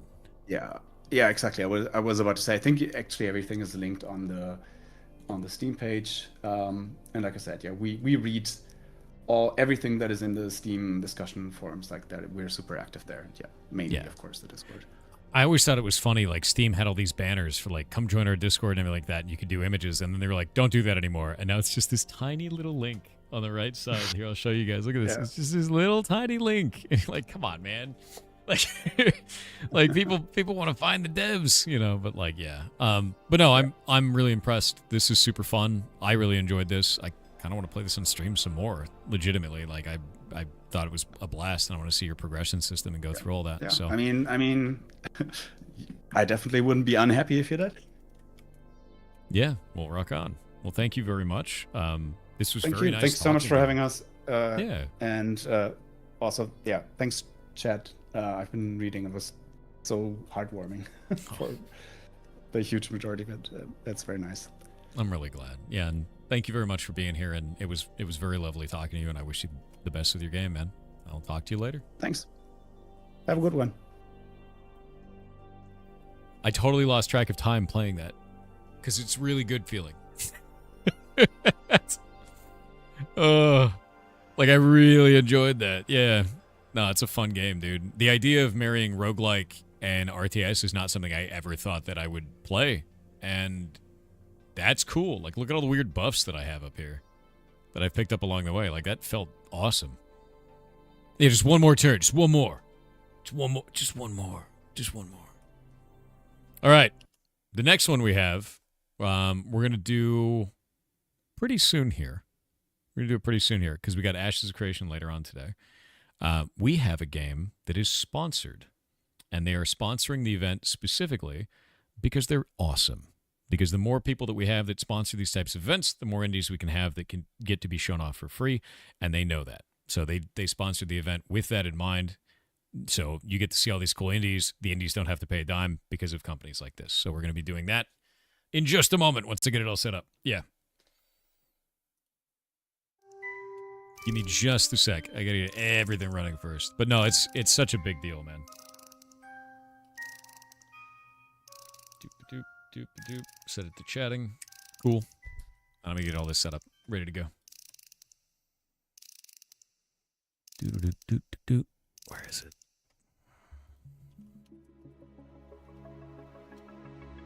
Grab that. Add it to here. Add it to this.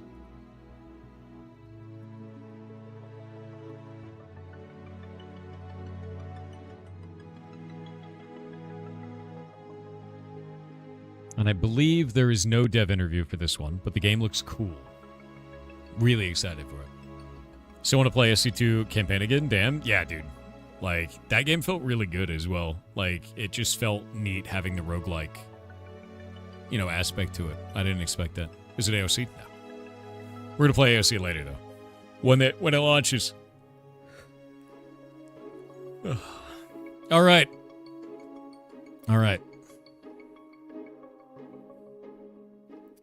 So I kind of want to call this out because this is the first sponsored game of IndieCember. I'm going to hit this here. This is a new event. This is something that we've never done before.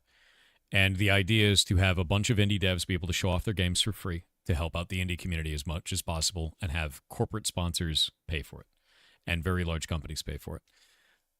These guys who have created the game Shape of Dreams and it's published by NeoWiz are the first sponsored game for all of IndieCember that we've ever done. So I want to thank them very heavily for doing this. Them doing this allowed us to go and do this, like to run this type of event. They're not the only ones who have, and it's great for them to do it. So thank you for doing that. It means a lot to us, and it means a lot to all the rest of the indies there. We've shown off, I think this might be the 30th game. And this might be we might have 30 games now. So many games. And like, because of sponsors like this, we can do that. So thank you very much. I have not played this yet, although I love action RPGs, like a lot, dude. So like, yeah, I'm very interested in playing it. We're gonna have a blast, and I'm excited to go. So let's get it moving. See what it feels like. This looks up your alley. I know, dude. Like, I play a lot of Path of Exile and Diablo, and then like also things like Grim Dawn and all kinds of stuff. Link it. It should be mods. Can you pin it up? Pin comment up there. Boop. Yeah, no, I play a lot of action RPGs, dude. Like that is some of my favorites. All right, grabbing this here. We're going to get it set up in the game. There we go. Ooh. Long, long ago, there lived a man named Primus, the first to ever dream. Within the depths of dreams, Primus became the very first god. But thereafter, the barrier between dreams and reality shattered. And terrible monsters began pouring forth from the realm between. A place called the Rapids.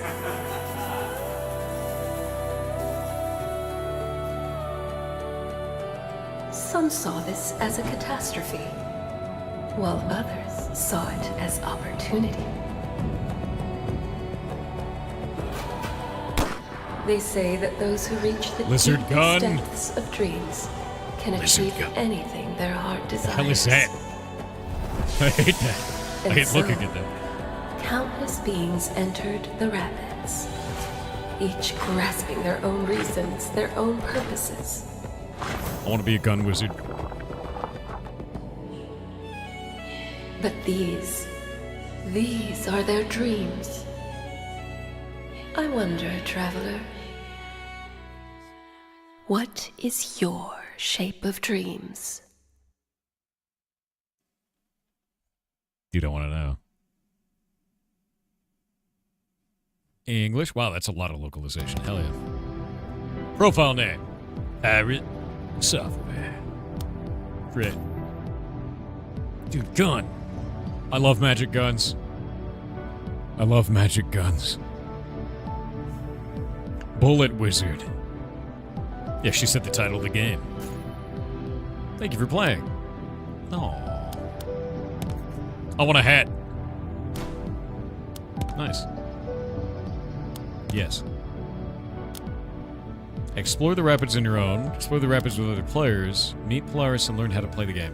Let's learn how to play the game.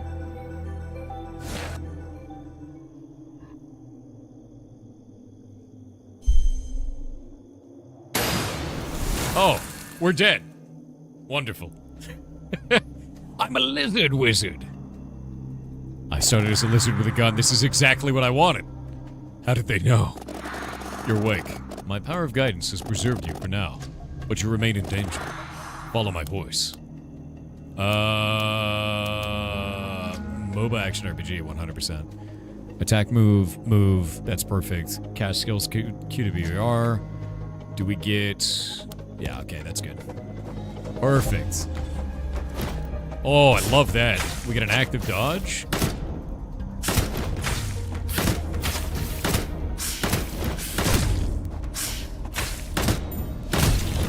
Nice. No, active dodge feels good. Stamina regeneration feels good. I'm liking this. Traveler memories, let's do... No, you don't.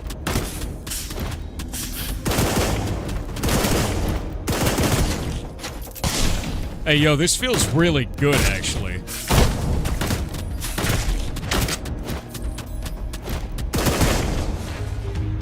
It's like really active combat.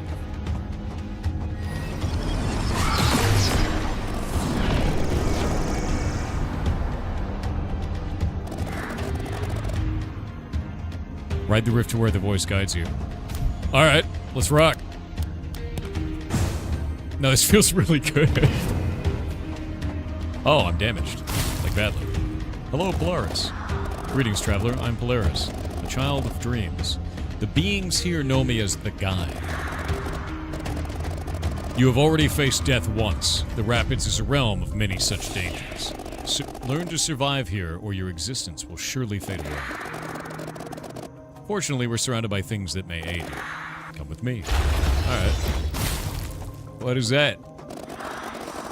Can I eat it? Remnants filled with the power of dreams. Extract the power of dreams from this memory fragment. Remnant, rather. These shards hold intense experiences of those who came before us. We call them memories. Memories shaped by the power of dreams are yours to command. Accept the memories of the past. Okay. Pillar of Flame. I'm gonna turn this down a little bit. It's wildly loud. But, that gameplay felt really good, dude. Like...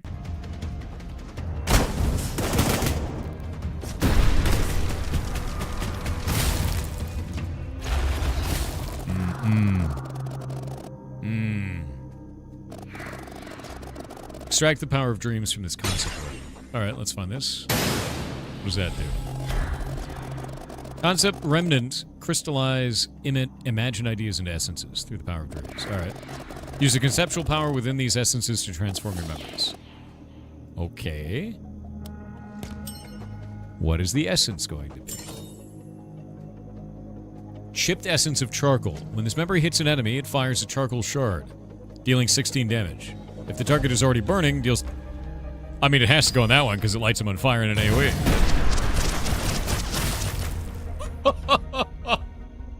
Oh dear. It's Noita now. Okay. So every tick of this shoots a charcoal shard, and they're already on fire, so it does 27 damage instead of 16. And it just upgraded that. Okay. So we can upgrade essences as well. Yes, more. More. Yes, power. You're definitely not an old god. I won't regret this, right? Right? Like, I'm definitely not going to regret putting all of this into one ability. We'll do that one. Oh, they want it all in this one? Alright. Yes. Actually insane. I love the ability system. It kind of reminds me of like Path of Exile's gems, like Diablo modifiers from from legendaries, but it's like built as socketables into the power itself. I really enjoy that. All right. We can do left control. Wait, we can just... Alright. That's really nice feeling. You can just move them around. I thought they would be locked in. That feels great. This is the tutorial. Common memory, sneeze.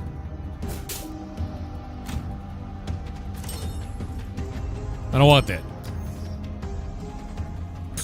Dismantle. Okay, so we can dismantle bad memories.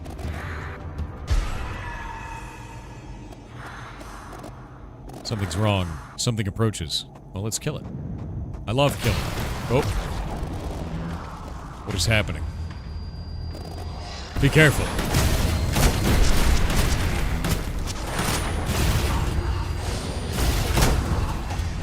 Nah. You're dead.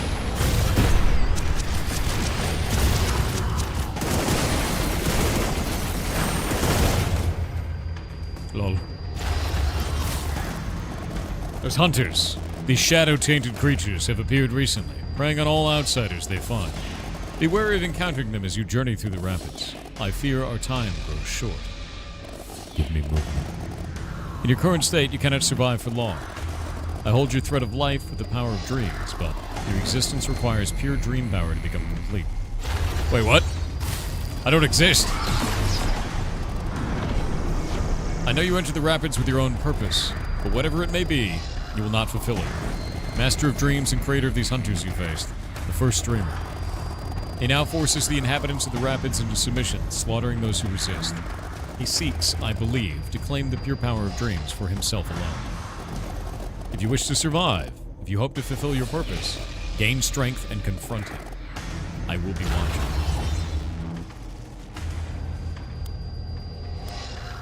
Alright. The setting is sick. I'm happy with this. Difficulty? Wait, how do I do the difficulty? Ominous dream? Nightmare. I'm just gonna do nightmare. I'm gonna do ominous dream, rather. Lucid dreams. We can add even more modifiers. Obliteration. We have to reach a character mastery level. Change our traveler to somebody else. Oh, dude, there's like a ton of progression in this. Look at this. Yeah, I want to be the lizard. Lizard with a gun, dude. Hat. Nice. I'm lizard with a gun, 100%. Any pet class? I don't know. I didn't see. Oh, I should have clicked the talent tree. You're totally right. It's too late now. I'll do it in the next run. What is this?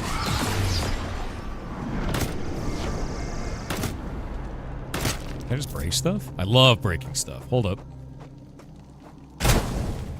Alright, so breaking things matters. Also, you can light on fire by stepping on the campfire. That's not a good idea. Environmental damage exists. I've learned something. Ugh. Could you type in Elder Runes because my name is Thor? I was born in a thunderstorm. My parents are nerds. Like, that's it, dude. Click a nearby room to travel. You haven't visited this place. Let's go back there. What's this game about? Action RPG. Roguelike.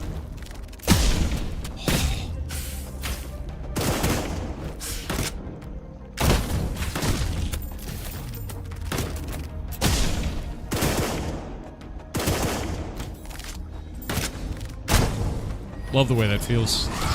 Love the way that feels. Gimme, gimme. Alright, that had dream dust in it. We'll go back to here.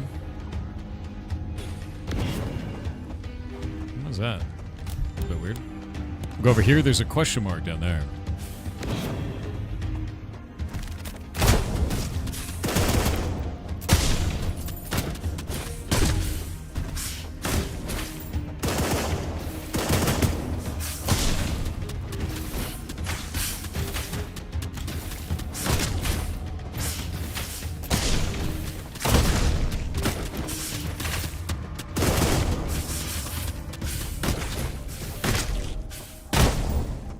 Nice.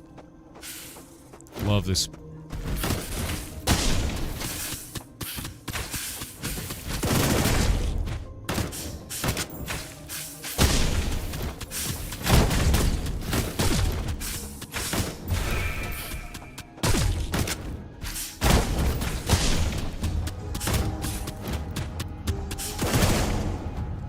Big spider's scary. All right.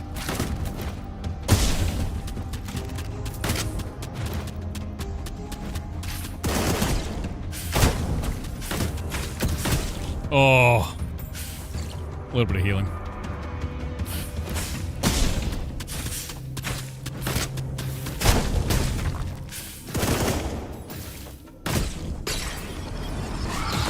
Alright, give me that memory back. What do we get? Area cold damage and root. Flash freeze. Okay, so I have a new ability that's like a cone. It's like frost cone. Hunters are entering this area. That's danger. Okay, I'm gonna level up a little bit. Is that fine? Should I go there first? I'm gonna go there first. Extremely dangerous. Alright, so they hunt me around the map.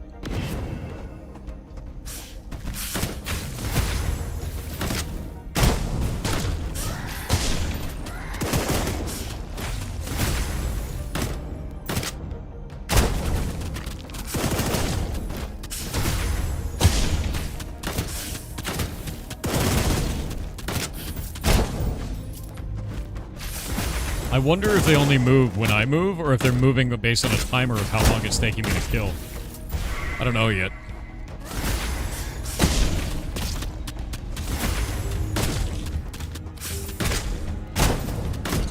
Nice. The crit felt good. Hunter will kill you very fast. Alright. Ignite. Okay. Okay. So we gotta light them on fire and then ignite them. Got it. They're right there. What is that? Let's go up this way and go around.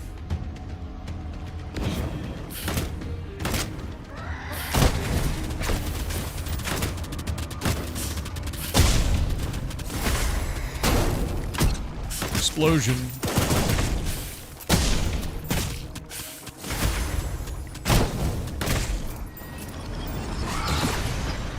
We got ads. This game is sick, dude. I think Hunter as Danger slowly take... Yeah, think of Hunter as Danger slowly taking over the map. I like that. I like that a lot. I think it's very interesting. It adds to kind of the gameplay pressure, right? So it's not just clear every map. It's like tactically clear the map so that it doesn't go after you, you know?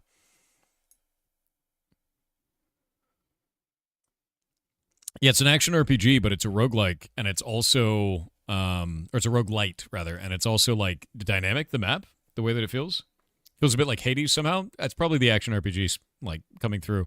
It's a lot more interesting in terms of build variation so far. I like this a lot because like with build variation in Hades, you basically have your build variation completely based around the weapons that you've chosen at the beginning. But this, I'm building it as I go. You know, instead of just modifiers to the weapons I already have.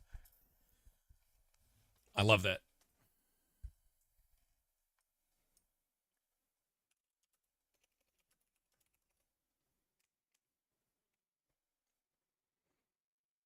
Hunters looks like FTL mechanics. What? Oh, kind of like kind of like Fast and Light. Yeah, no, that makes sense.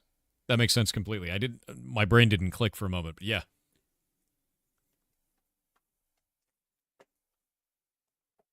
Butte. Yeah, no, this game is sick, dude. I didn't even know about this one, and I play a lot of action RPGs, and I like the active combat so far. I really am enjoying this. So thank you for sponsoring in December, and your game is cool.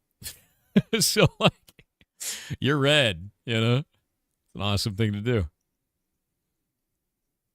I've not played the new Warframe update yet. Nope. There's a track called Roses from the Abyss, and it goes hard. Does it go as hard as... God, what was that song? We All Live Together? Yeah. All right. Wait for it. There we go. Yeah, seriously, thank you for sponsoring in December. This game is very fun at the same time. I play a lot of action RPGs, and I very much so am super down for new ones. And this feels really good. Chronos and I are going to play it together in a little bit, I think. That's scary. Hello, Treeman. You're frozen.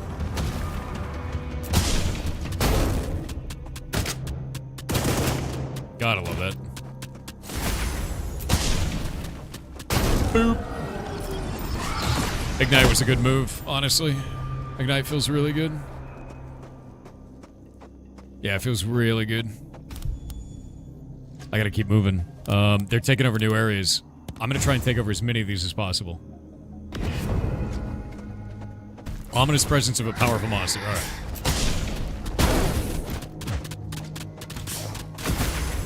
Oop. Not good. Not good.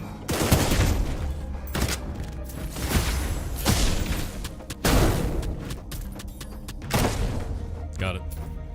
Where's the biggin? Gross. Okay. Was it him? There we go.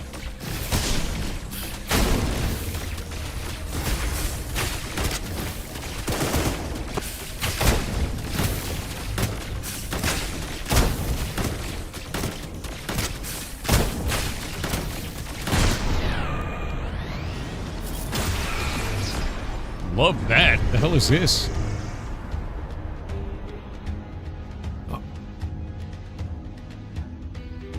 Oh. I'm gonna say memory haste. All of my abilities cool down faster? Yeah, dude. That took it from 9.3 seconds down to... Or from 10 seconds down to 9.3. No, that's sick. Haste, haste, haste. Use click to move? Yeah. I'm a big fan of click to move.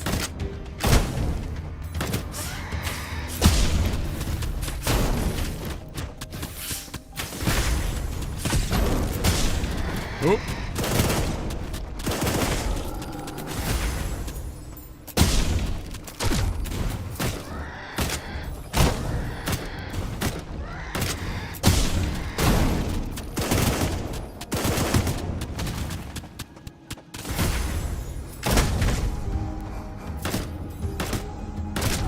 I love gun.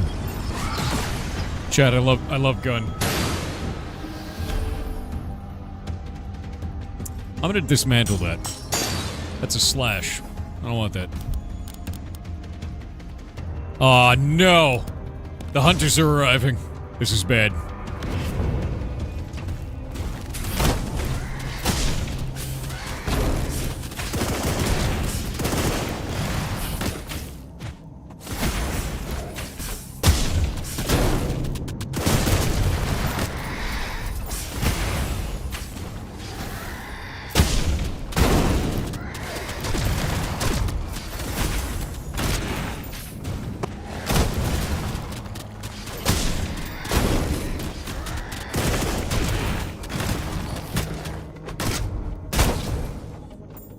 I gotta get out of here.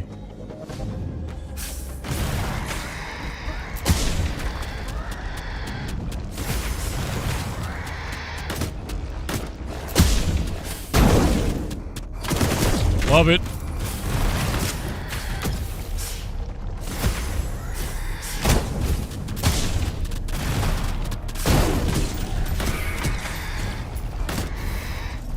What are those? Are those the hunters?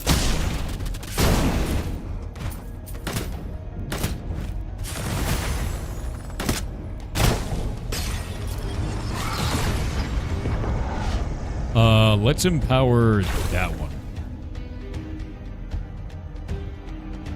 Okay. Alright. I understand now. Yeah. How much more of this do I have? That one again. What's this concept? Triggers attack effects, converts to dark. Can we convert that? Converts all damage dealt by this memory to dark damage. If the target hit by this memory has 3 or more stacks of darkness, triggers area effects. We're gonna put that on that, because then it hits 3 times. Hilarious. Game looks rad? Yeah, dude. Ooh, what is that? Someone's hatred can be felt in this place. There's a shrine of guidance in someone's hatred. Let's go feel the hatred, dude. Do you plan on playing AOC today? Yes, I do.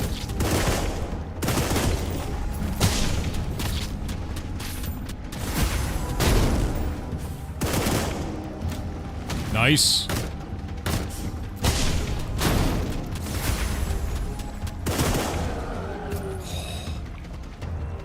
Hatred is a curse with a benefit. Got it. I take it you've played this game quite a bit? For Zaliber? I'm really enjoying this, dude.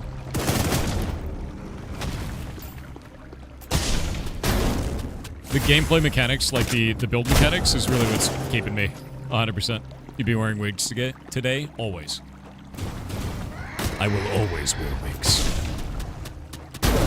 Chat cannot stop me from wearing wigs. Oh. Nope.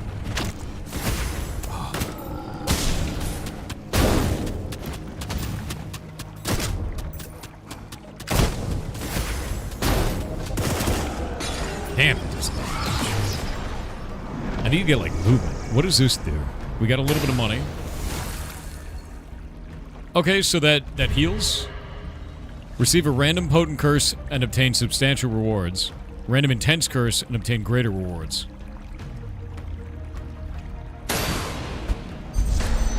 Ah, yes. Lose gold when taking damage. That's fun. Return to the past. Increases the level of memory by 1. Increases maximum health by 220. What? That's so much. What? That's so much health. What is the level of memory? Is that all of my abilities?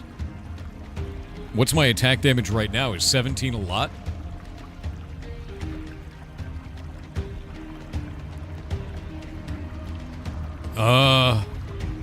I'm just gonna increase their level of memory. Okay, wait. Cancel that. I'm gonna take the attack damage. I wonder if that's 17 flat damage. I'll learn as we go. We're gonna go this way. You had 40 or something attack? Oh, dude, it's just flat damage. Oh, it's disgusting. It's insane. There's so much gun in this gun. There's so much gun in this gun now.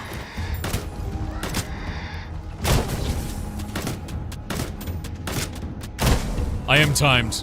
Like Risk of Rain style.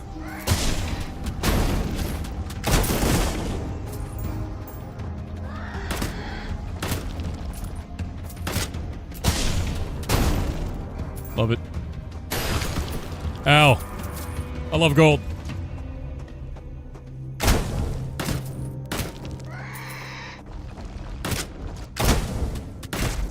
I love that when I crit. Okay, what is this? Mass protection grants a barrier of 131 to all nearby allies that dissipates. Or, no, let's do more flash freeze. Love it. Flash freeze plus. Okay, so this one is just flash freeze, and the other one's flash freeze plus. Nice, love it. Into deeper levels, we must escape. Look at that. Nice. Curse of Greed, Fate of Greed 3. I will survive. Ah, a gross boss. This game looks fantastic. It is, dude. It feels great. Oh, that's got a lot of HP. I don't like that. Buddy.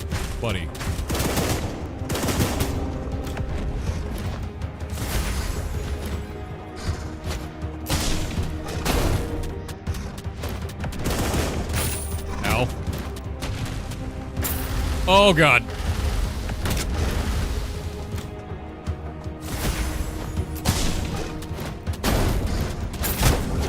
Oh, dude, no. It hurts.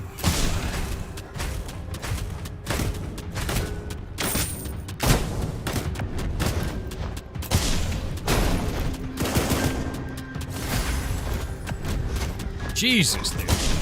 Alright. Just gotta use that to knock myself out.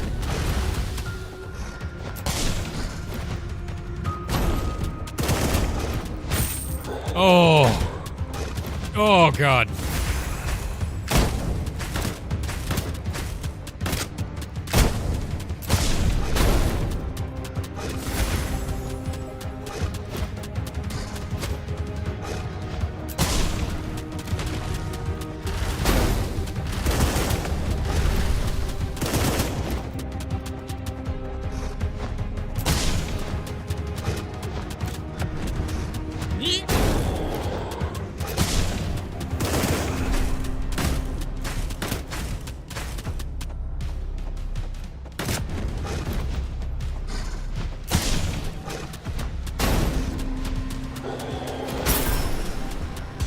Damn.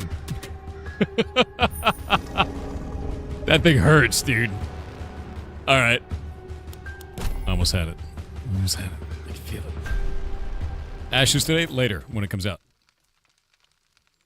New items discovered. Okay, so we got some new stuff, and I got some Traveler Mastery. Get a bunch of points. How does this work? Life slot? Destruction slot. Yo. You can change the traveler's memories. I love that it's a lizard.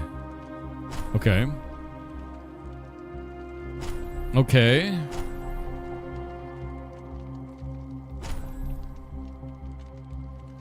Each star works most powerfully only when equipped in the appropriate type of slot. Interesting. How does this work? Using dodge increases your movement speed by 20%. That would be enormous. Increased cooldown, but it gains extra charges. Max health. Okay. Let's go into here. Imagination. Extra gold when killing things. Reduces gold price of merchants. Flexible. Work in a lot of different ways. When equipped in any slot. Similarly, flexible star slots operate at maximum efficiency regardless of what type of star is equipped. Increases the damage dealt by hand cannon to nearby enemies. Hand cannon is my basic. Just increasing straight up attack damage. Okay. Can we put that? I'll buy that. Where do we put it? Okay, we can just put it there. So it increases attack damage by 4. What if we put it here? Is it not as good? Interesting. We can increase attack range as well. And speed and ability power. That seems like it's in the right slot. That's a flexible slot? Is it? That's a red slot. Oh, that one was a flexible slot. Okay, now it's down to 2. Okay, I understand now. Yeah, I was confused. I was like, what? Yeah, no, this is cool. Alright. So we'll put it in there, and now I get 4 extra attack damage at all times.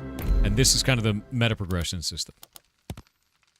And we can unlock more characters with more statistics. Breathe life into a wooden doll. Defeat the Demon of the Forest 12 times. Keep any traveler's movement speed above 900 for 3 seconds. Heal yourself or allies. Reach the Starry Dream. And 450 Dream Dust. That's sick, dude. Alright. Alright. I'm down. Progression system seems cool.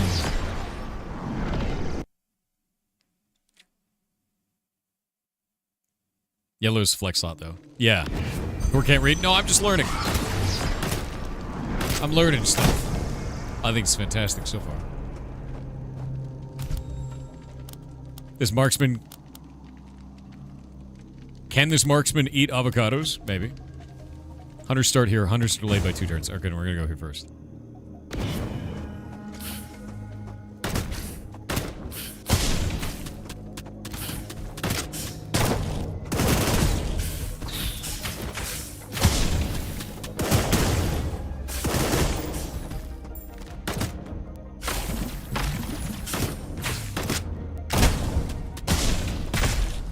I love the gunpowder explosion.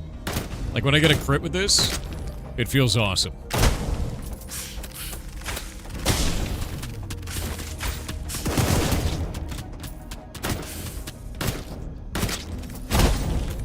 Because it does a small AoE when you get a crit.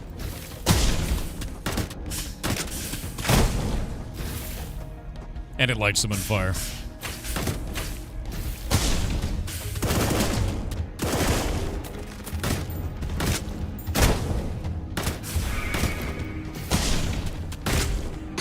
It's terrifying. Attacks leave a mark on all enemies that can stack infinitely. Cast this memory to detonate all marks you've applied. Okay. Okay. I like that.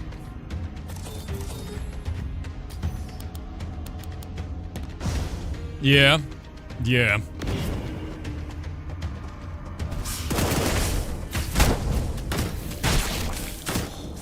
Oh, it's gonna be so funny on a bus.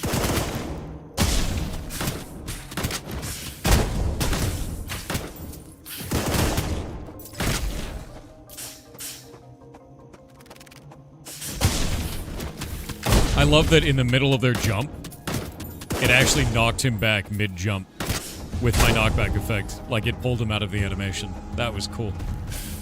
Nice feeling.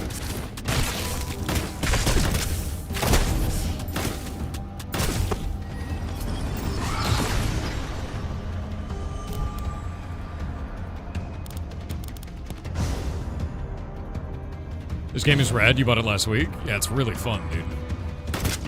They sponsored in December, so more indies could show off their games because they paid for it. And that's incredibly nice of them. Gotta say. It's a very, very cool thing. I want to thank them for doing that. Means a lot to me. And the game is fun on top of it, which always is, but, you know, quite beneficial at that point. The game's quite good. Really digging this. Are they indie, though? The way that Indecember works is we want to have indies for free and have larger companies pay for the slot so they can be shut off at the same time. And that's what they did. They did that so that more indies could be shown. That's just an awesome thing to do.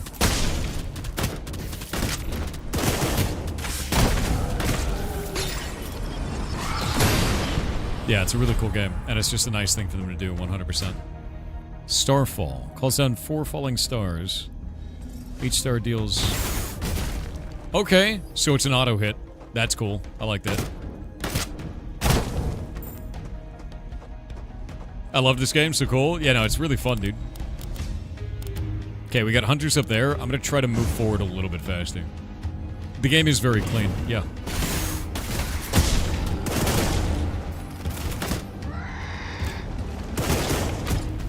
Oh, that hurt.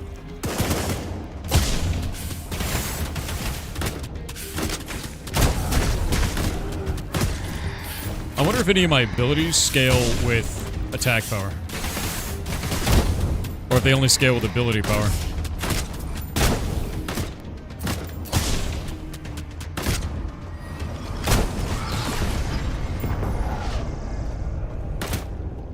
Gotta love homing abilities? Yeah, dude. Trade with a merchant? I got 73. There was a well here. Let's go with the merchant. I haven't seen one yet. The skill should tell you. Yeah, I got a mouse over him. It says traveler memory. Yeah, I don't know. Oh. We can sell memories. Okay, I can't buy anything. F. Hold control over it? Thank you. I guess because it's a sword, that's physical damage versus magic. Got it.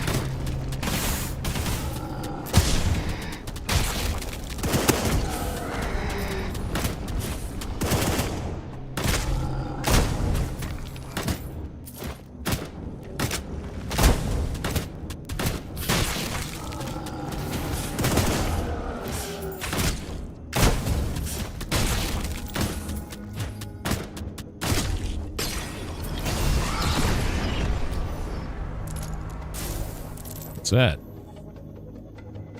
Okay. First merchant's certificate. We're gonna go back.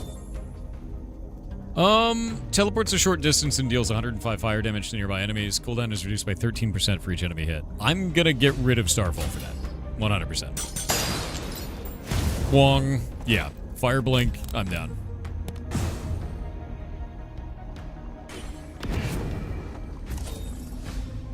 What does this do? What do you want? Can you take this? No? Okay, so that doesn't go to the merchant. I don't know what it does. We'll go up this way.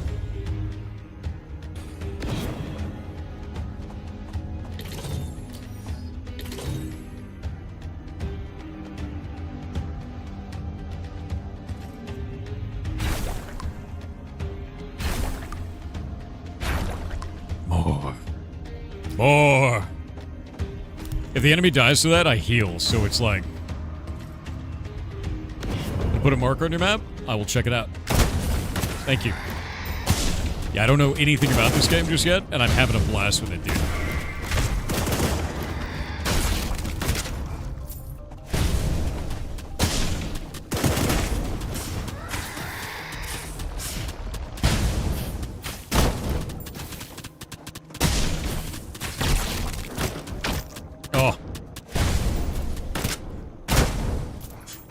Splinched.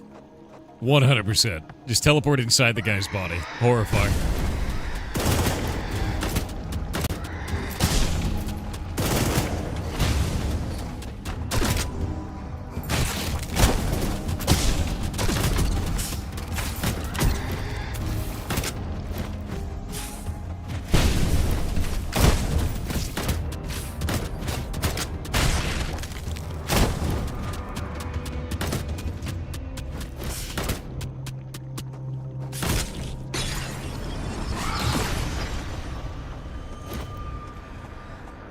This. You enter a fragment. Another starfall. Oh, that's a toughie. Channels a beam at the enemy for 1.7 seconds. Deals 245 light damage per second and healing the nearby ally with the lowest health percentage by 35 per second. That's disgusting. That's really gross, actually. That's like really strong. What if I swapped out Quick Draw for that and I just went full ability power, I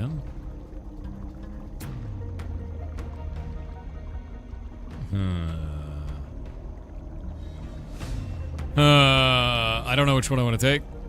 Beam of Light seems neat. What if I get rid of a hand cannon for that? Yeah, done. It's gonna be weird. It's gonna be weird. I don't know what it's gonna feel like. We're gonna find out. It's time to find out.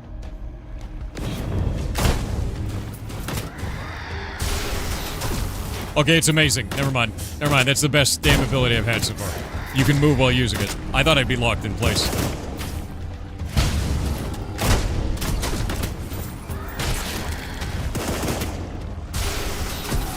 Hilarious. And it's a heal? Oh, I can't get over that. That's busted. Yeah, never mind, you can move. I was like, it's gonna lock me in place, I bet. Nope.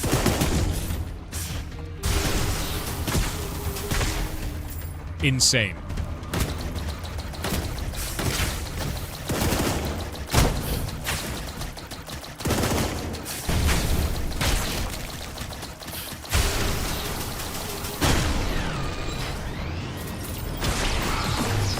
I love the beam. Yeah, memory haste done. I love the beam. I love the beam. More beam. Yeah, it's kind of cracked, dude. It really is, actually. It heals, it does damage, it locks on, you can move while using it. Yeah, the appropriate way to deal with spiders is cover them in beam death. Alright, you again. Belphomet.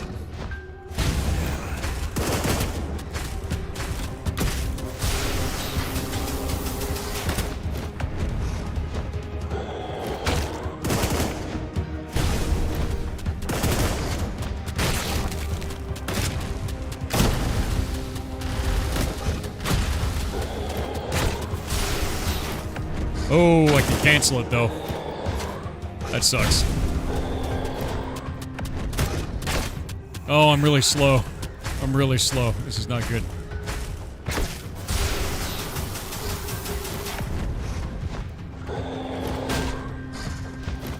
Oh, God, he's really angry.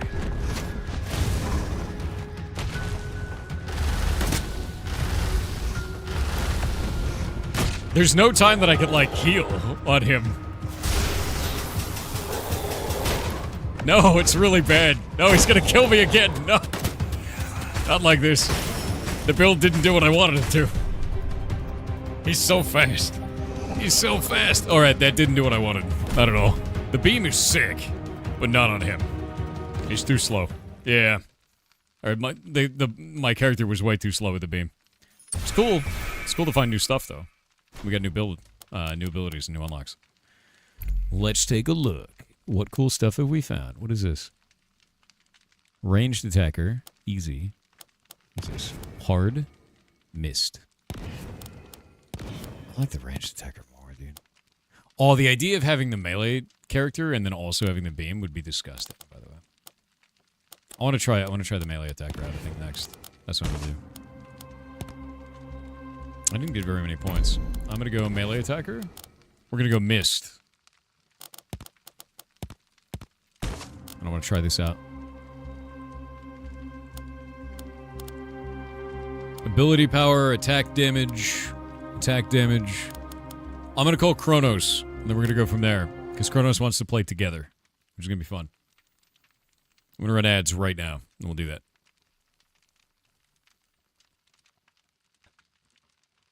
Oh, hi. How's it going? Is that a Kronos? It is indeed a Kronos. Last time I checked, anyway. I feel like we can fix that. We could, yeah. We could de-Kronos here, yeah. De-Chronify, yeah. I'm going to play the melee dude this time. I was playing Gun Lizard for a while. Did you try, which ones did you try so far?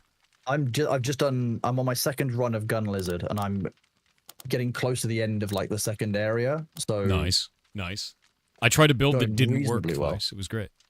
But I'm playing I'm playing in the harder difficulty. I put it on Ominous Dream. Oh, okay. I'm playing it on the base at the moment, just to You're playing on Deep Sleep. Is that what it is? I would appreciate a Deep Sleep. How do we play together? How do we do this? I think once I'm back at the main menu, I remember there being an option that was Dream Solo or Dream Together. So I imagine that Dream Together is the co-op options. Let me go back to the main menu and do that.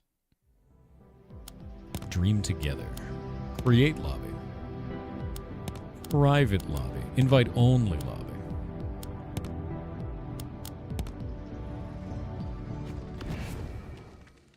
And then I can change travel. I love the environments in this. They're so good. I will invite you, Kronos. Yeah, no, the environments are really cool, actually. It is showing you as non-existent. Are you offline on Steam? Likely yes. You should fix that. Let me fix that when I'm not in combat. Sorry.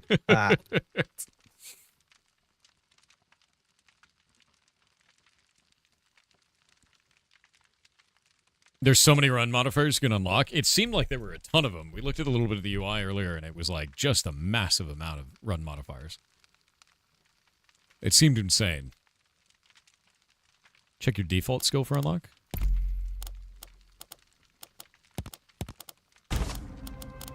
This one? There's still more level in this level. There's so much level in some of these levels. It's great. There's so much lizard in this lizard, too.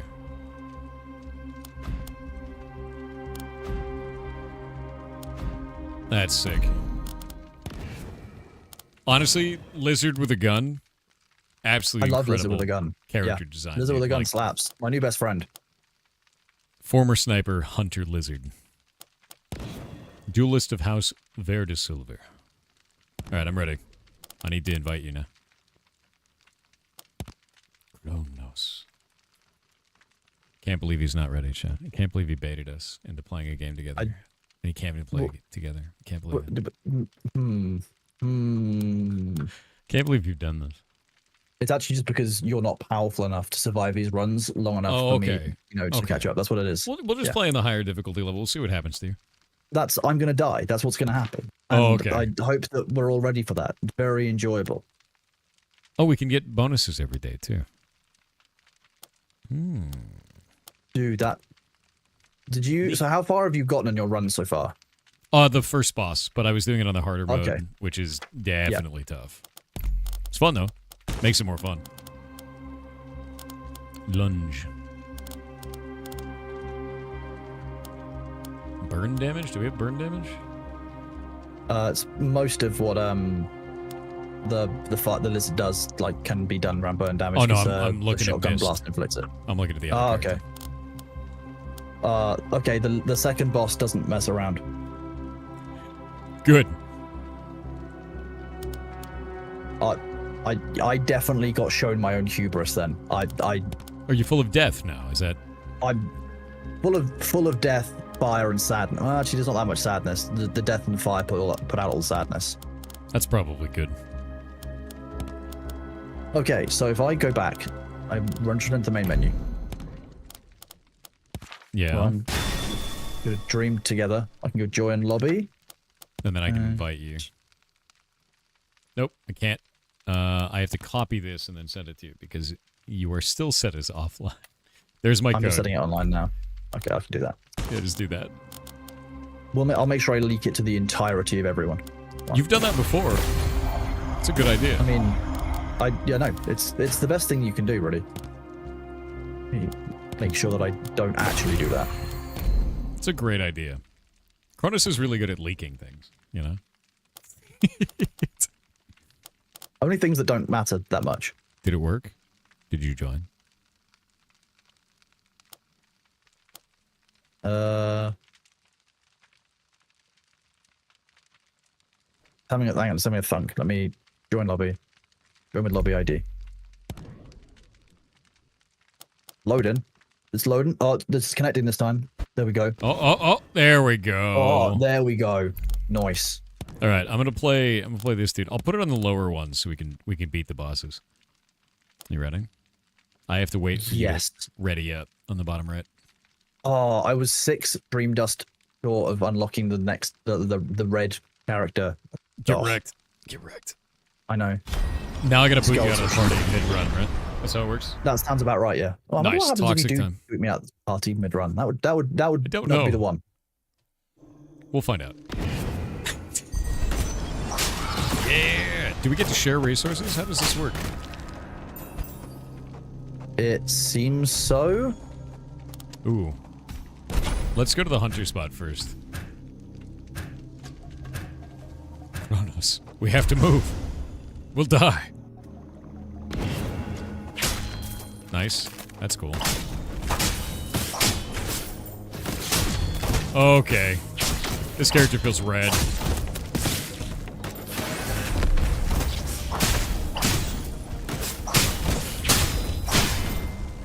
I get magic and physical damage on my melee. That's awesome. And I can do that. You know what this is starting to feel like, actually? Did you ever play, like... God, what was that game? Gauntlet. You ever play Gauntlet? No.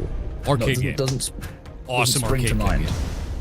Yeah, this feels... This reminds... Like, this, where we're playing together, reminds me of Gauntlet. And, like, such an awesome game. It's an old school, like, arcade cat game.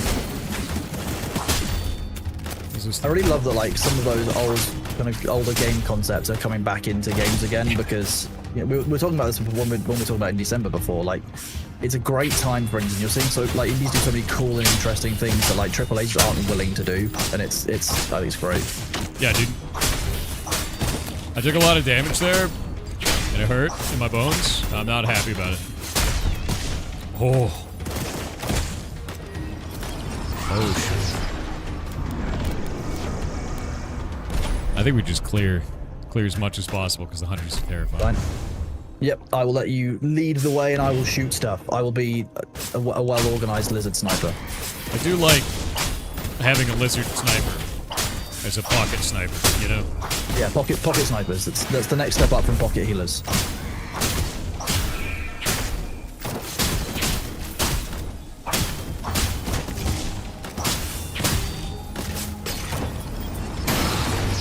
What do we get?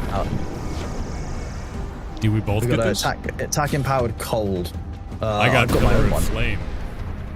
The next 2 attacks are faster and empowered. The first attack is 22 additional code damage. Can we trade? Can you trade me that one and I can give you this one? Because this is a fire one that works better for you. Yes. That's amazing. That's really cool. Hell yeah. Oh, you got Pillar of Flame. Nice. I even know how this one works. Pillar of Flame rocks. It's really, really broken good. Because you use it in the tutorial, it's just red. But from what I understand, like, they basically just been doing, like, the game's been out for a little while, they've been doing a huge amount of, like, community feedback-based balancing, and that's basically been the focus of the last, like, kind of few weeks/months of development. That's a great kind of thing to see. That's awesome. Your next 2 attacks are faster and empowered. The first attack deals 19 additional cold damage, and it grants you a 41 berry. Yeah, this is a shield thing for melee people. So I'm really glad we traded that. Nice. I'm very melee focused, as you can tell. Yeah, you're really right up in there, you know? Yeah, the most melee is a sniper.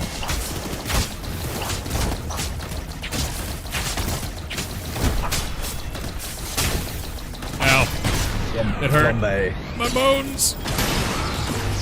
Ooh, chaos.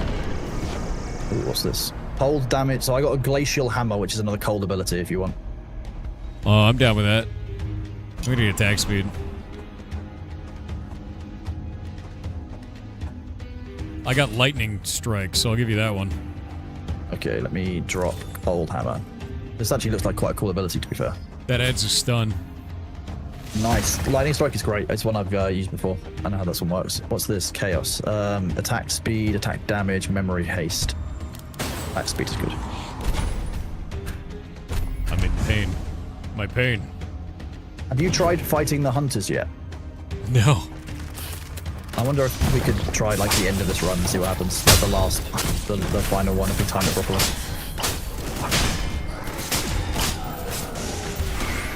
Eat. I like that. Big hammer. Big hammer fun.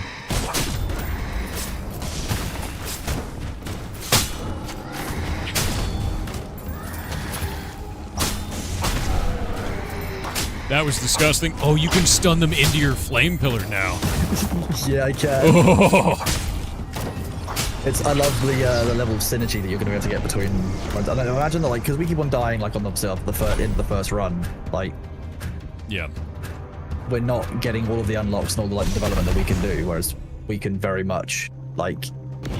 If you build a run over time, I can imagine how cool and like just how overpowered the builds can get if you do the right things. But like Balatro, you know. Does the game freeze when I get a crit from you too? Did like a shit. It gives like a minor, like a cinematic kind of pause. Yeah. I love that. Okay. Traveler memory, rare memory, rare memory, traveler memory. I think. What do I do with this?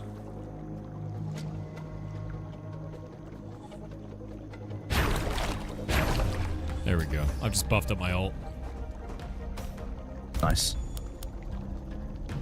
Shrine of Guidance. Yeah, I'm down. I don't really think we need the healing. That's the only thing I've worked out that Shrine of Guidance really does so far is just give me healing for money.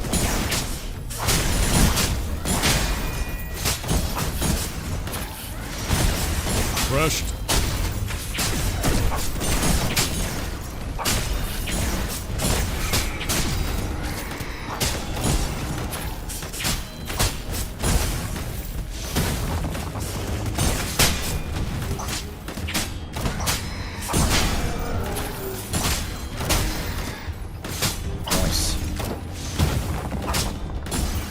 Love it.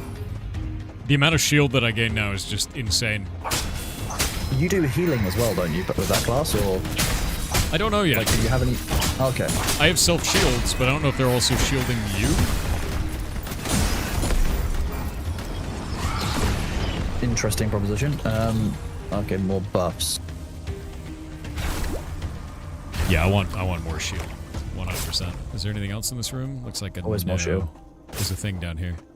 Oh, this just that heals us, but we don't need that. Yep. Now we're good. Merchant? Merch.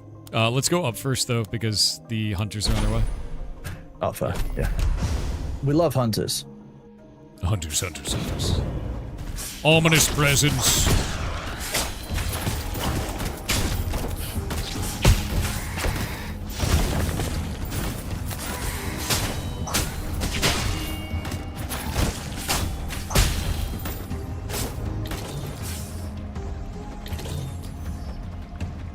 So not gonna be enough to do that. I love that the top right shows that this is like Risk of Rain, where it's like timed. We're gaining, yes, being more difficult. Okay. I would run if I were you. I'm gonna try to piss it off. Got it. You were taking a shitload of damage there. I was, yeah. Okay, let's do memory haste by 8. I'm gonna do attack speed again. I didn't need that other half of my health. Who needs it? Shipped Essence of Lethality that increases against enemies with 70% or more health is increased by 30%. So reverse execute. Do you want this reverse execute item? It's a gem. Sorry, what does it do? It does more damage to enemies with high health, which is going to be better for you because you're the DPS. I can, yeah, if that's all right. What's the other one? The one I got was in convert. It's basically I've used it to convert my lightning damage to fire. It's a fire type buff. It increases my fire damage over time by 30%. You do. Okay, cool. Yeah, rockin'. Let's go to the shop then. See what we can get. I wonder if we have different items we can buy. Oh, that's just a runtime or it doesn't add difficulty? Really? Okay. It's incredibly interesting. Okay, so we're not in a race against the clock of any kind. That's good to know. Yes. The target hit by this memory has 3 more stacks of darkness. Okay. Triggers attack effects. Every 5 seconds, this memory's cast becomes enhanced. Okay, it's coming from. I don't want any of the abilities. Although. Unleashes cold energy forward. Shadow volley. Your next attack deals 189 damage over 1.2 seconds and reduces the target's movement speed by 20. That's disgusting. That's a memory, too. So we'd have to proc that into things. Interesting. Maybe I can do Essence of Responsibility. This memory's cast is empowered. 1.2 seconds after the empowered cast, it deals 177 divided among all enemies hit with the cast. I'm gonna grab that. And I'm gonna equip that on this. Yeah. So I can dive into enemies. Actually, wait. Now, if I want this to be more powerful, I'll put it on that. What's that? Stillness?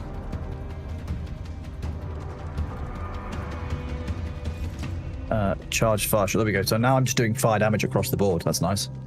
Nice. Oh, I didn't mean to hit him. We could kill the shop. No, you could. That's a bad idea. I think it's a bad idea. I feel like it's a really bad idea to kill the shopkeeper. Let's get out of here. Yeah, but oh, it's so tempting. It's such a bad idea. If you kill the shopkeeper in a game like this, he's gonna murder you. That's how that works. Yeah, but it's only a stealth run if we leave no survivors, right? That's how that works. That is true. Pot of Greed! Play Pot of Greed to draw 3 cards from my deck to my hand. Grab that Pot of Greed. Hey, buddy. Ow. I thought that would shield me by a lot. It did not. What did the Pot of Greed actually do? Did it give you a shield, or...? Oh, no, I don't know what it did. I just clicked it. Nice laser.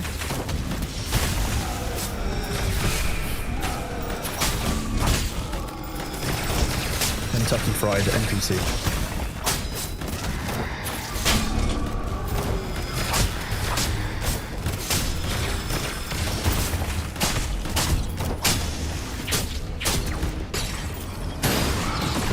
We get here.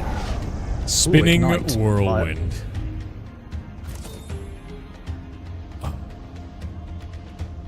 I mean, I gotta get rid of the hammer. I mean... I had to get rid of one of mine, so I just chose one that I think is probably not my best skill. I'm gonna leave it. It's difficult. Oh, it's Mango, cool, yes, please. Tell me what happens if I kill the shopkeeper. Yeah, what happens if you kill the shopkeeper? Mango, we have to know. Yeah, I need to know. It's more like... So it doesn't feel like Diablo, it feels more like Gauntlet. And I loved Gauntlet. I grew up playing arcade cabinet games, and like Gauntlet. I really love like the FTL style moving between the level areas. Yeah, same. The choices and the branching and the selection of like what you're actually going to get a chance to do. Oh, okay, it has more health. Makes sense. Ow. We have collision with each other, by the way. Ow.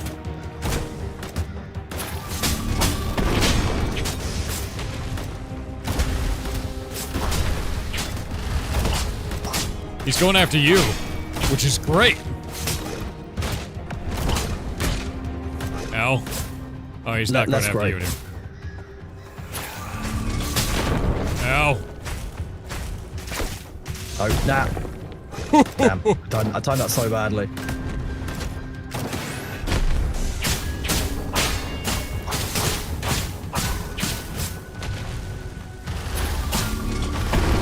Oh, crap. No trees. Oh, God. No trees.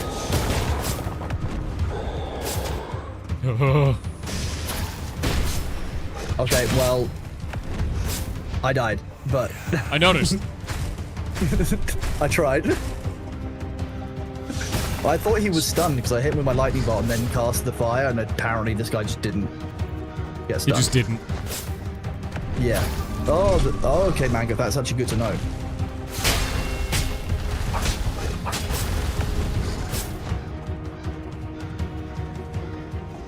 I believe in you. Don't say that. It's the worst thing you can say right now. Okay, I don't believe in you. I've never believed in you. And I know that you can't do this. You son of a bitch. You're probably right.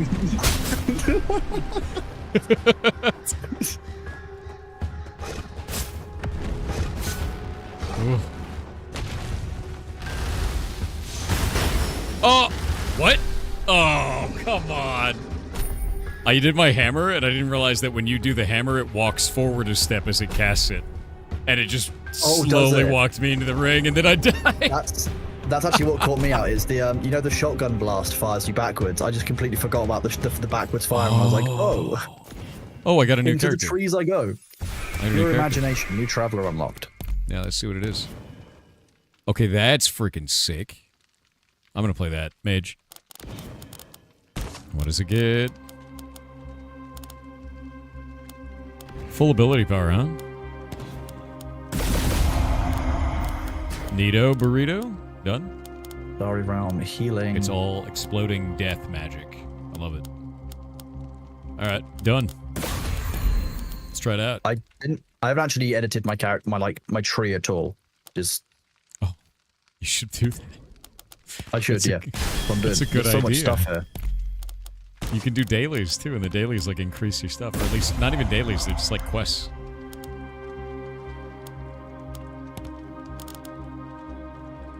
Ooh. Like slotting stars. It's yeah, kind of cool. I really enjoy it actually. Love I've got this. plus 13 ability power now. I'm ready. I'm ready. Very cool. The lizard is rad. They're like a demon creature? I don't know what they are, but they're sick looking. So ranged mage. I was looking. I know there's like eight plus characters. It's just insane. I also, as far as I understand it, there's now mod support for this, so the community can make content. How does that work? Do they make their own characters? I don't know. That's what I want to find out. I dig that. That's cool. You can refund Stardust? Can I? Let me go to my other character, and I will go into here. And how do I refund? Oh, wait. Go into this. Flexible. Yes. Okay, I see now. And now we can go back to this character. I can go into here. I want to refund that. Now I can go into this character, and I can go to here, and I can spend everything that I want to. Burn damage by 30% seems kind of busted. There we go. So now I have plus 15 ability power and increased burn damage by 30%. You have to slot these into the... Yeah, you do have to drag them. Yes, right. I was having a moment. I also had the same moment, so I get it. Okay. I'm glad it's not just me. I'm going to run ads right now while Kronos is fiddling. And then we'll go play. I will also run my ads now. Cool. There we go. Okay, so you have more can change Stardust those if you go on abilities Range Lizard and click on the level. Really? Let me go on the Range Lizard. Oh, I see. So you actually get points that way as well. Thank you. That's a lot of Stardust as well. Yeah, I'm just learning everything about the game. This is quite fun.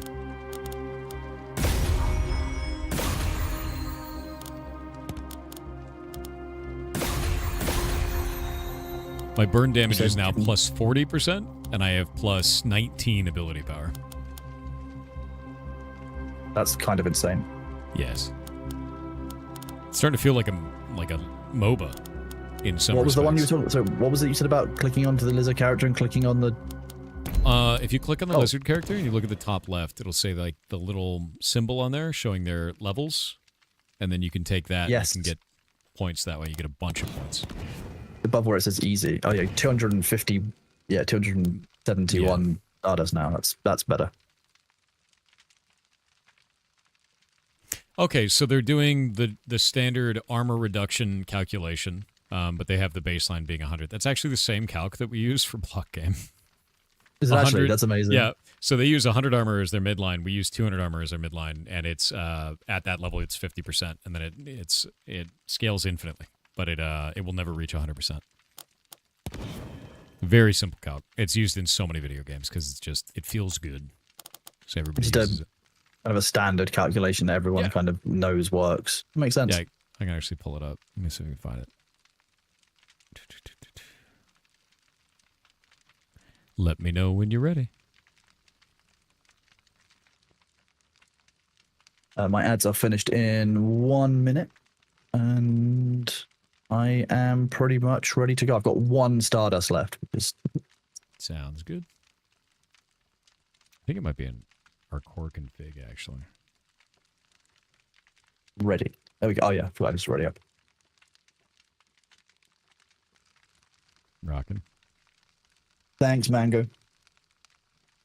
So, yeah, if you try and kill the shopkeeper, apparently he teleports away. But if you go back to a shop after the hunters have entered the area, apparently there's like a little bag of loot on the floor that he's left behind when he's run away. Oh, but you have to take 2 steps. It's take out the hunters. Yeah.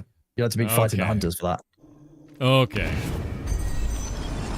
Yeah, I saw the other colored star, slots. That was actually kind of interesting. I apparently shoot a beam out of my hand, which is sick.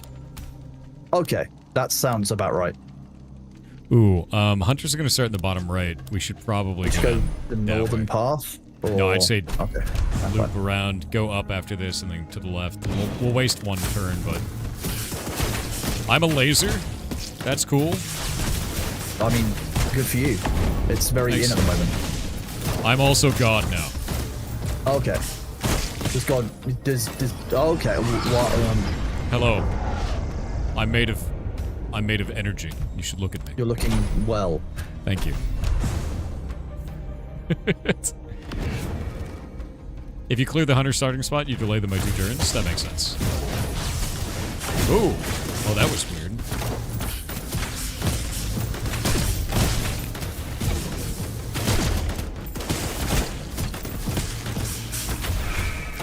I love that I could just keep moving while damaging. It's insane, actually. Yeah. Like, look at that. What I get? Memory fragment. I got a flash freeze. It's cold. Cold forward cone by the looks of things. Do you want... Actually, you have more attack damage than me, and I probably have more spell power than you. That's an attack damage one. It's like a pushback spear thing. I don't know if it actually pushes back. Okay. I'll take that one, because that's full magic. Okay. Oh yeah, so basically just a close range spear. It'll work well with my shotgun blast for my right click, so I can make that work. Rockin'. Yeah, we'll go full to the left then. Is the character floating? Yeah, I fly. Why would I touch the ground with this much magic? Ridiculous. Yeah, I mean, you might get dirty if you touch the ground. Why would you do that? Yeah. You just want to fly around. It makes perfect sense. Yeah.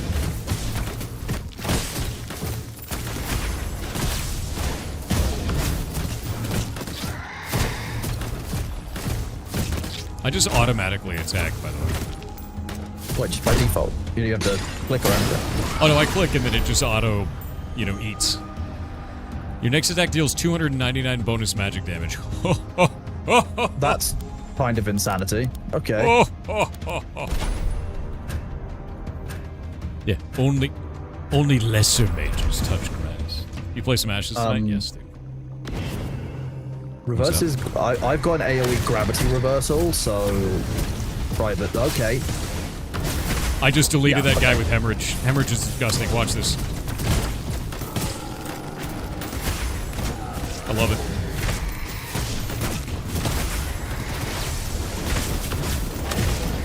Okay, so I shoot that, and then it pulls back to me and it hits everybody in like a thing.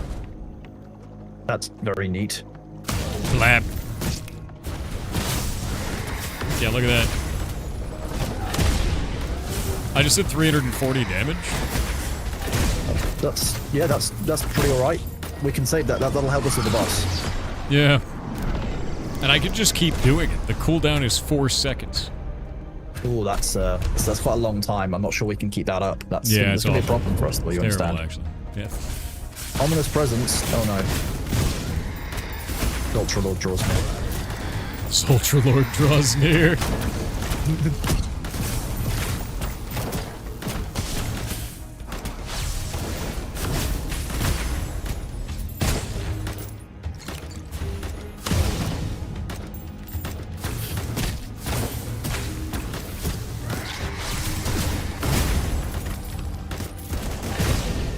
$340 every time.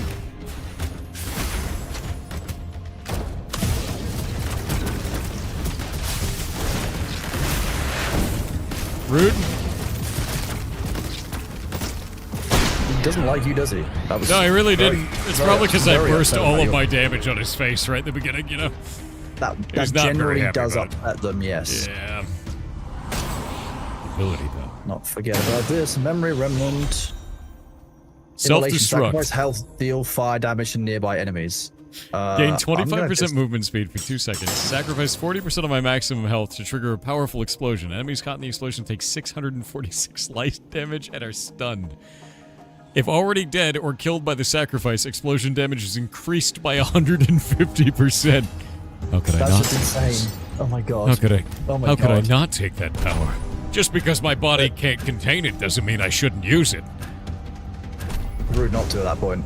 Ultimate power requires ultimate sacrifice, Chad. You're only sacrificing like one limb to do that, maybe two. Like that's perfectly reasonable. Oh.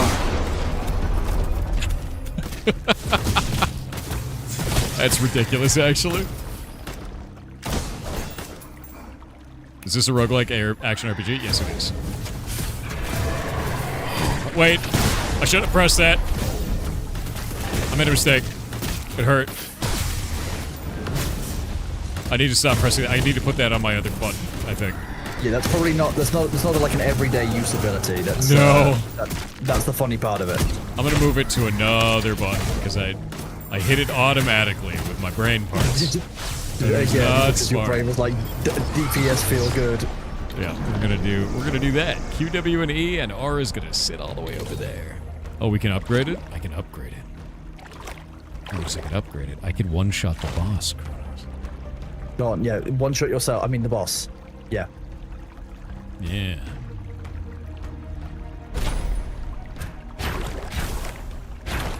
More you feel hemorrhage. that ominous presence always go to it. Apparently, ominous presence is you always go to it. Okay. I have a lot of hemorrhage. You are hemorrhaging a lot. Yes. I am.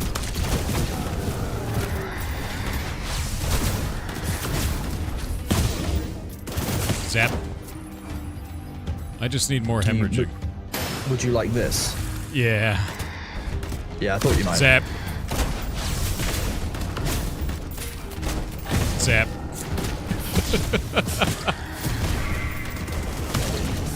Oh my god, it's disgusting. It's kind of fun. Zap. Hemorrhage feels very good, I have to say. Hatred remnant or intense hatred. Yeah, okay, intense hatred. Why not? Oh, I do periodic explosions. Explosion. Okay. Okay. Flame jet, sustained area fire damage. What's the other one? Increase level of memory by 1, attack speed by 20%, memory hits by 18. That's huge. I'm gonna get rid of my self-destruct. I think that's a bad idea. Self-destruct is not great. Did you get another ability? Yeah, I got another ability. Ooh. Delete that. It was a bunch of dream dust too. Hold up. Now I can do this. Because that's not OP. I say we go down. Sure. I think we might end up fighting the hunters, but I'm so in. Hello, Cakes. How are you doing? Oh! Hello. Zap. Dude, this is actually just insanely fun to play. It's really like easy fun as well, but very engaging fun. I love your flamethrower. That's real nice. Thank you. I made it myself. I think we randomly are exploding, which is doing damage to each other, by the way. So we really Yes, shouldn't we ever got a be little near bit. We each got a other. little bit too close a minute ago. Yeah, that's what happened. Yeah. Zap. When I teleport, We don't need it. I blink, like I snap my fingers, which feels really good. Like that little blink attack. That's my dodge. Okay. I thought that was a special ability of some kind. No, that's my actual dodge. Oh, I love that they turn off the AoE when you're in like looting phase. That's very kind of them. Pew. Do you want something called Glacial Stomp or Pew? Flame Bullet. Do you want Flame Bullet?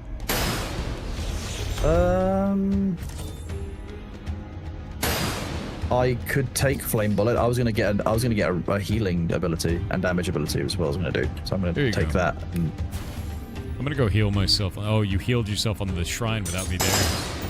Why'd you do this to me? I can do. What? So if I deal damage, I'll heal you for 28 enemy per hit. Nice. Well, this is yours. Unless you do you not want this? It's a charge You should fire. take it. Take that. Yeah. I'm gonna you grab it because melted. I've got other things I can use, but I know I'm fine for now. Or merchant. We need to go merch and then we gotta get out. Yeah, we gotta get merch and then out for sure. Merchant and then leave. I'm doing good, thank you, Cakes. It's good to see you. You can ping the item show to the other. That's fantastic. Don't do it. Don't do it. I just wanted to make sure, you know. This memory's healing is increased. That's kind of huge. I'm gonna do lethality, and I'm gonna put that on hemorrhage. So now hemorrhage just is dumb. I'm just testing something out now. Let me know when you're ready. Okay, it doesn't do anything. That's a shame. Oh, F. Are you ready to explode the boss? I'm ready to explode against the boss. You can ping abilities middle mouse, so they're linked in chat. Okay, that's cool. We can... Remember, don't be near each other. We explode. Do we damage the boss? I don't know. No, just damaging allies. Damn. Weaponizing our curses seems like a very us thing to do. Let me hit it first, because I have lethality. Yes. Okay. There we go. Deeply funny.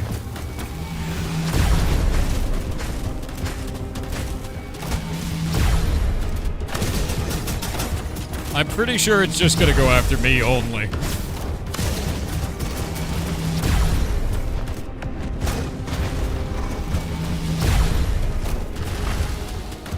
Oh, okay, that's a lot of trees. That was awful.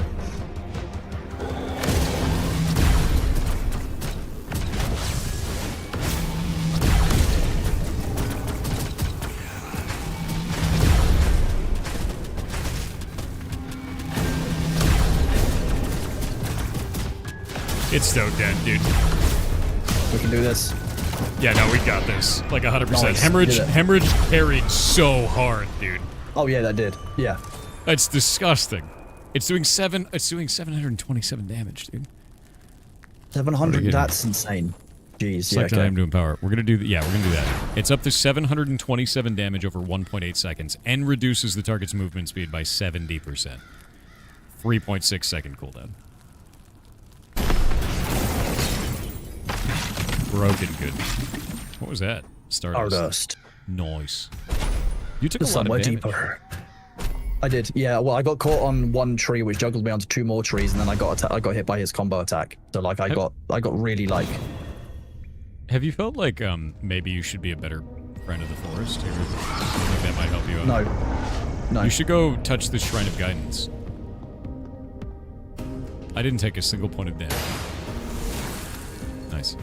I heal you, I think. Don't know if I haven't seen me heal me yet. Hold up.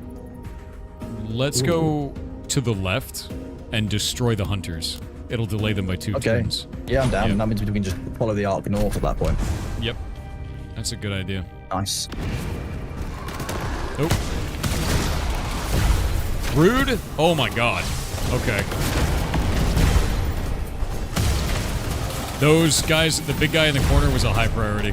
they do like some kind of AoE explosive. Stay away from me. We got bombs, remember? There we go. But yeah, there's that guy in the corner bombs. is very scary. Casting this memory fires 5 arrows that deal 50 damage. That's going on hemorrhage. Now memory drops a bomb for every 2 meters you travel over the next 3 seconds. Each bomb explodes after a brief delay, dealing 59 fire damage to enemies. Surprisingly cool. Very cool. I'm gonna put that on the one that fires me backwards. You know, the hand cannon that like shotguns me back. Yep. How long do we have this curse? 12 more turns?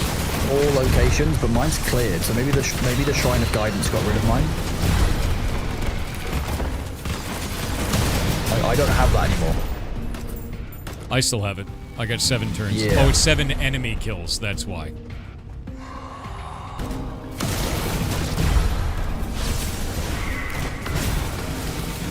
Running away from that.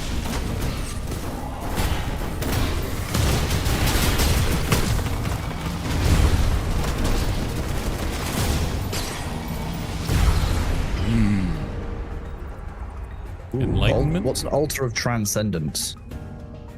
Oh, Let what my you wish God. to transcend. I've become God, Kronos. It's over. Okay, Heal what have for you done? 5% of the damage dealt by this memory. Hemorrhage to 754 every 3.6 seconds. Oh, that is good. Select which you wish to transcend. What does transcending do? It's like replaced it with a random I rare don't memory. I don't want that. I don't want that. Thank you, the rating party 1. Hope you're having a wonderful day, Christopher. All right. Okay. Now I heal. Enlightenment. Okay. Attack speed. I'm ready. I don't want to transcend. When somebody hits an enemy.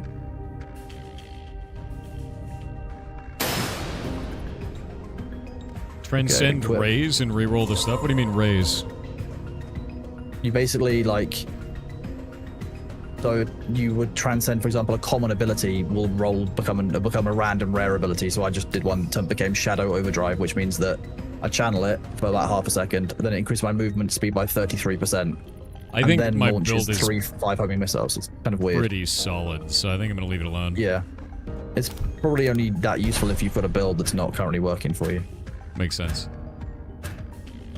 Shrine of Guidance and with Power of Doom in this place, that sounds completely sensible and, you know, like a good thing that we should definitely be doing, right?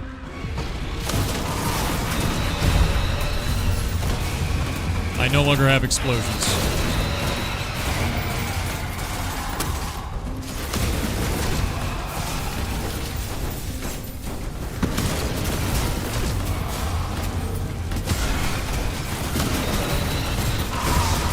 Oh god, I'm getting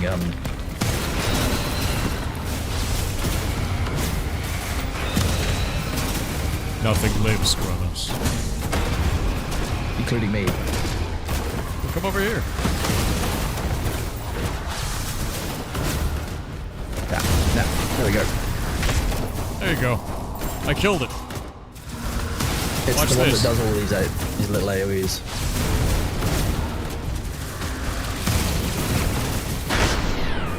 Nice, there we go. I do believe it's dead. It is indeed dead.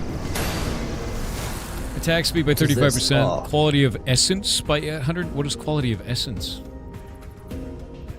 I don't know what quality of essence means. What does that mean? Huh. Increases attack damage.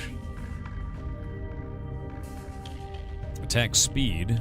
The gem? Oh, it increases the quality of the gem. Okay. I can increase my heal to 7% of the damage dealt. Yeah, done. What's the Maw of Doom? Damn, okay. There is a I'm gonna try 0% chance this memory will be destroyed. Okay. I'm cool with that. There is an 8% chance this memory will be destroyed. I'm good. What dictates it? It says every time you do it, it gets more of a chance to blow it up. First one's free, basically.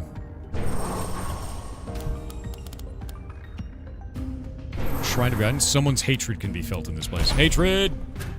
We love hatred. Is there anything we've got to Destroy? You can upgrade Essence with Dream Dust too? I saw that, yeah. The Hatred is Nice. the one where you take a curse. Oh, okay. I can feel the hubris, dude. Like, it's a problem. Oh yeah, I know that the second boss, like, wasn't messing around, but I had hubris by the time I got there. Like, we're riding this high of, we can kill the first boss, we're in the second area, we've got a build that's working, then we're gonna get through the area and just get absolutely slaughtered. It's gonna be hilarious.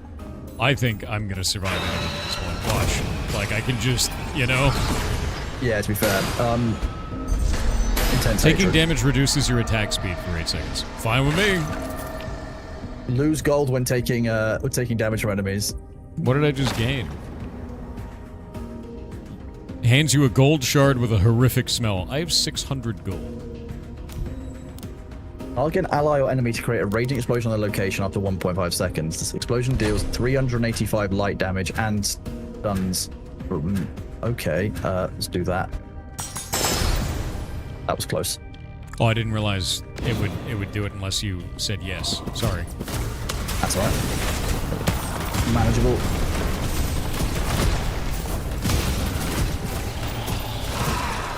Rude. Now I have to drink the blood of your friends. Is that how you repay social unkindness? Yes. Okay. Man, America's getting weird. We're good at it. Well, drinking the blood of enemies, that's it. Seems like specific other types of subsets No, of I'm like society a rather than flying American. laser vampire. I'm great at it. It's awesome. That's actually very accurate, yeah. Oh. Like, look at this, you know? Zap. Nope. Zap. This build is starting to really just be insane, I think, at this point. Like, I'm just zapping anything that moves.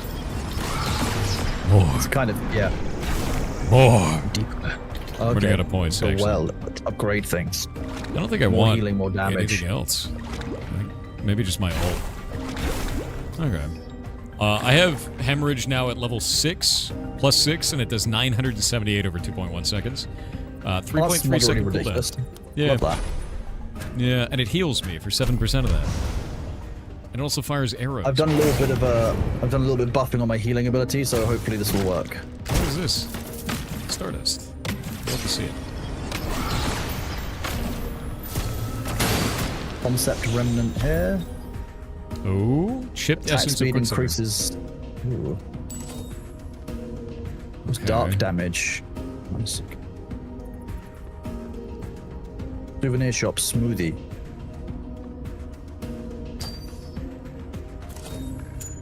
Now I move faster when I do it. Actually, I kind of want that one over here. Maybe not. I don't know what I want. I have too many powers. Reveals places What was frequent enough? meteor showers. What is this?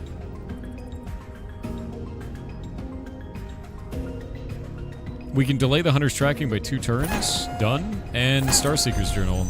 So we can see that. And then I can also do this and just reveal all of our stuff.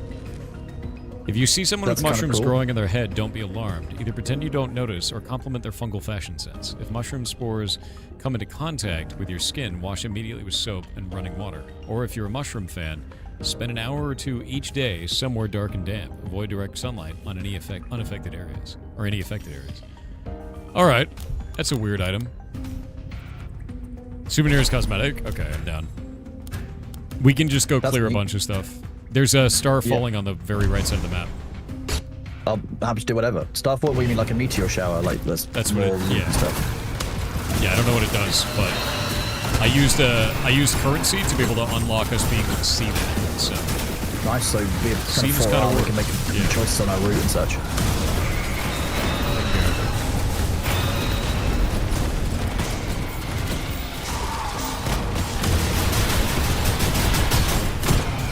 something almost didn't die from a single hit from me. That's concerning. How dare it?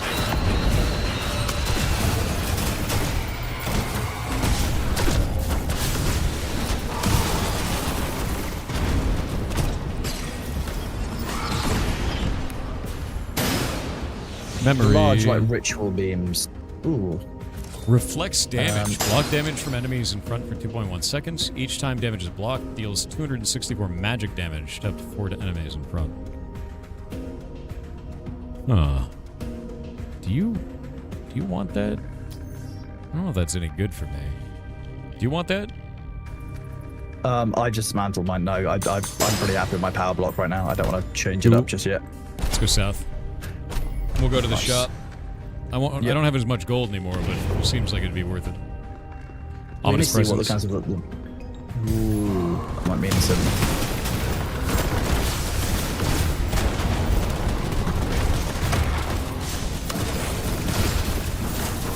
It hurts. Well, don't let it hit you then. Trying not to. You know?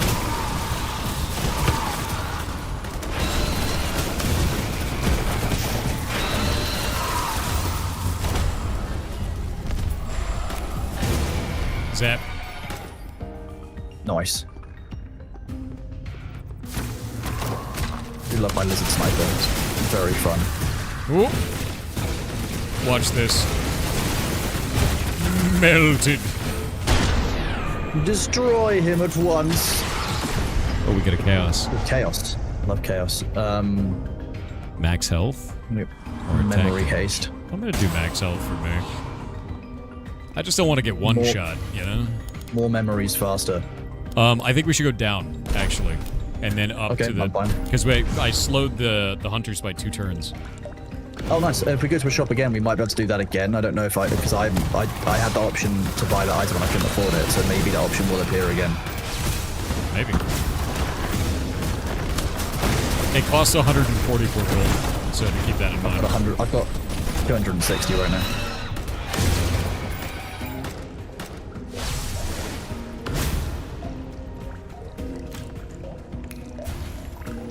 I like your teleport. It's like a proper blink teleport. Yeah, I just love the kind of nonchalant finger snap with it. It just feels really interesting, you know?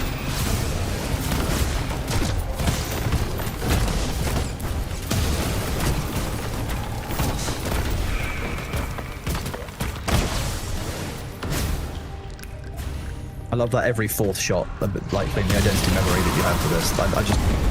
It's just, you can just count your bullet timings and it's, you just snap a different target on the 4th shot. It's just really nice. It's really been really well put together. Okay, do we want to go to the right and then up? Or do we want to get the shop? Because if we get the shop, we're going to have to double back and we're going to miss a bunch of stuff on the right. I think, actually, you know what's the better option? We go to the right, all the way, up 1, up to the meteor, to the left 1, then down to the shop, then to the end.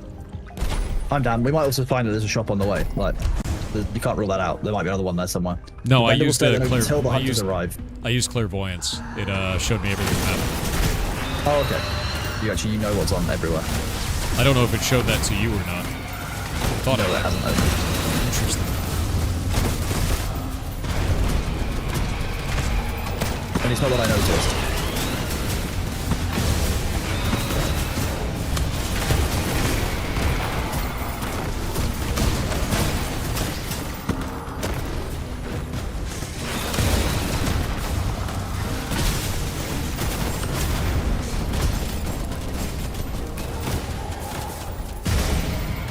Zap.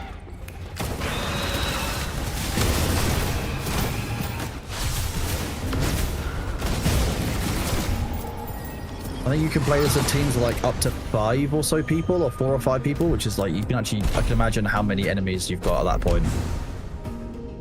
That's freaking awesome. Yeah, I think it's really cool. It's been really well done.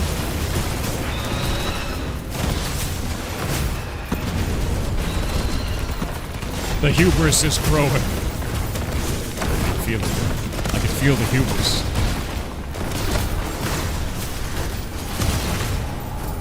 Can you feel the hubris? I can certainly feel something. I thought it was the sheer amount of bombs that go off every time I use an ability, but it could also be hubris. I'll make that, I guess.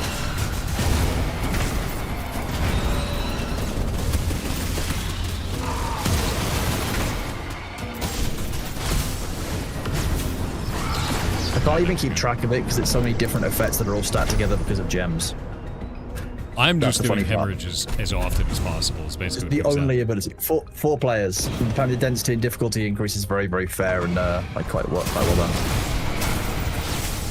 Nice. Now I just need something that makes it so hemorrhage chains. Well, that would be disgusting. Yes.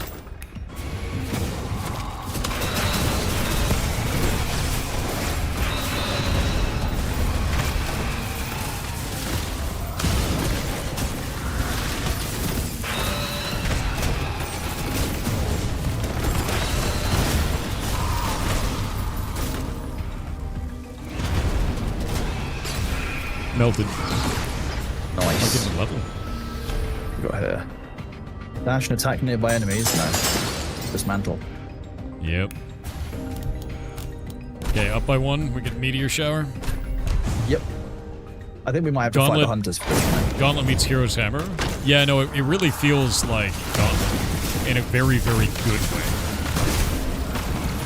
Oh, this is why it's meteor shower. It's all Stardust. Okay. Yeah, we'll definitely want to sync that up.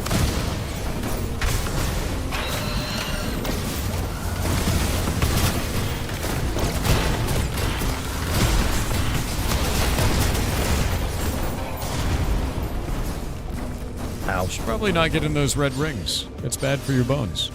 Yeah, it would be bad. Yeah. You meant to go across the bridge? I guess so. You look a little dead. You doing alright? No, I'm fine. No, I'm doing alright. No, apparently I'm not doing alright. I just got enemy AoE'd after dodging. Are you dead? Oh god, you're dead. Yeah. Yeah, whatever drops all those little rings, is what got me. I think it's one of those caster enemy types. Well, what happens now? You'll be revived when a teammate saves your soul. Fires charcoal Revive my body and shards. see what it does.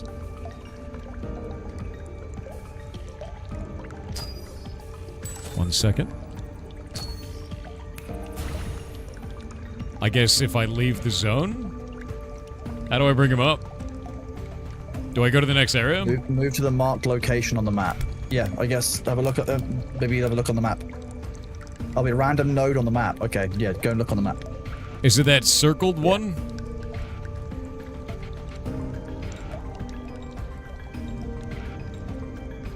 I don't know which one it is.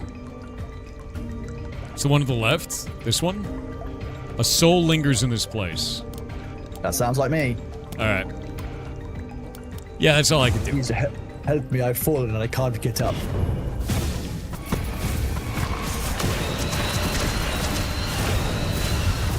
It's just a... Brother, I am pinned. Exactly, yeah. Oh, do you have 4 dodges on that character? Yeah. Oh, okay, that's huge. God damn it. No, this is really bad. Yeah.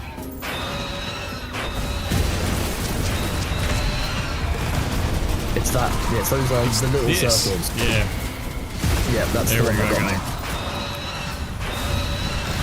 It's the... This is the biggest problem for me. Like, whatever that is... Oh.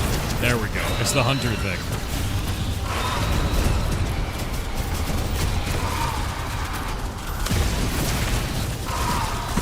God damn it. Got him. No, I didn't want to hit the stupid crystal game. That glowy black thing, that like kind of like Yeah. that so that glowy blue little orb is my soul. You can activate me instantly. Oh, okay. Yeah. Let's not die again there, Kronos. Yeah, I'll try not to. It's a bad idea. Yeah, best avoided. Apparently, you could have picked me up at the start of that level rather than the end of it. I feel like you would have died. I feel like I probably wouldn't have told you the message from Nellis, even if they told me at the start of the round, because it was funny. It's fair. I'm gonna have ads in 36 seconds. Let me We can't pause. No.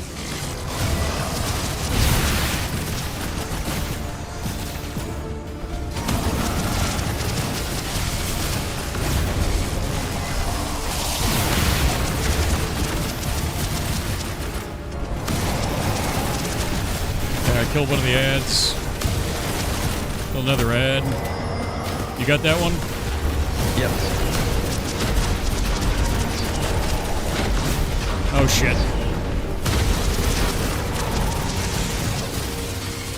This is a different boss than I thought the first time around.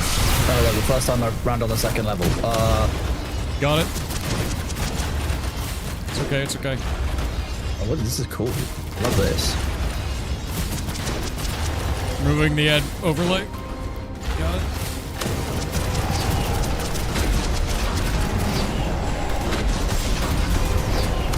Got it.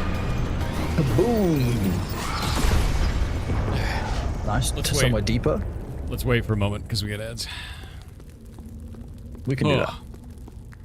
So I put Nice. on this a essence of charcoal because when I do hemorrhage, it actually does the damage over 2.1 seconds and hits a ton of times. So now every time it hits, it shoots a fireball. Okay, just kind of insane. So now I put a beam on him, it heals me, it shoots a million fireballs, and it does a shitload of damage. Yeah.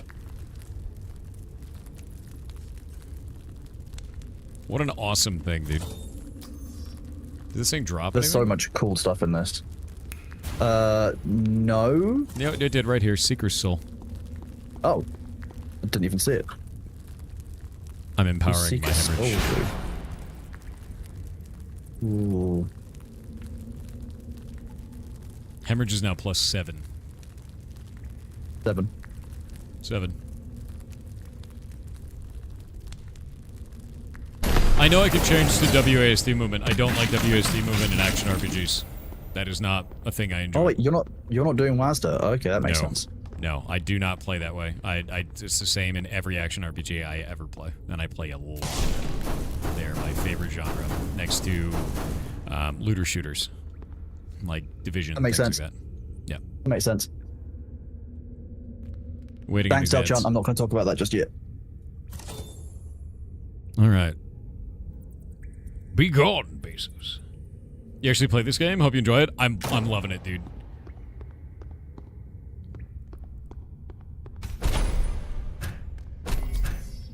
We're still waiting in ads, you know. Oh. Goblin At least behavior. Bezos was gone. I said be gone, Bezos. He didn't leave. Oh, I thought so, you said that when we're in the Bezos is third gone. world. My build is hemorrhage with essence of charcoal, clemency, and sharpness, which is hilarious. Ooh, Look wait. at the art style here. If we go up and to the left, I think we can kill the hunters before it becomes a problem. Okay, cool. Yeah, let's go up there. Let's kill some hunters. We're going to be playing on Lyneth, Auxiliator.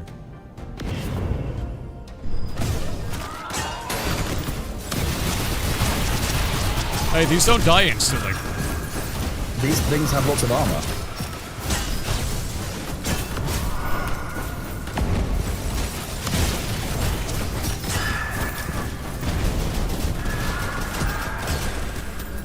I think he liked to be cooked. I mean, yeah. Zap. Sounds about right. Alright, what does this do? Ooh. I did it, and I lost a bunch of HP. Oh, it gives me a shitload of gold for health, but I heal, so it's fine. Every 10 seconds, the cast of the memory is empowered. Damage dealt to enemies by the empowered cast is increased by 38%. If it deals light damage... Wait. What? That was weird. Healing's increased by 38%. 30% of the excess healing from this memory is converted into a barrier. Yeah, I mean, That's yeah. cool. Free shield. After casting this memory, your next attack within 4 seconds explodes, dealing 46 start damage to the target and nearby enemies. AoE time. It's over, dude. Hold up. I'm trying this. Yeah, hold up. It begins. You're gonna die. You don't have any self-healing, do you? I have a small amount of you healing. And slight kind of me healing. It's one of us healing. One of us is going to get healed when I do the ability, okay? Okay. Get rid of these things so they're gonna absorb my stuff. Oh, I love it. What are you doing back there, buddy? Me, I'm staying at range of my abilities. No, this guy. He's solo. Oh, this guy, he's just chilling. He's just chilling. Absorb. Very upset by the fact that we're as close as we are. Ooh, chaos. Ability power will take me from 1189 to 1252. Okay. Yes. Yes. There's a small soul here. You ready? Oh wait, I have unclaimed rewards? Hold up. Where? Oh, it must have been because we didn't fully complete the thing. Alright. Nice, okay. Clemency's HP is a OP. resource, exactly. What does Oh, I Clemency love do? the design. Someone was saying Clemency is OP.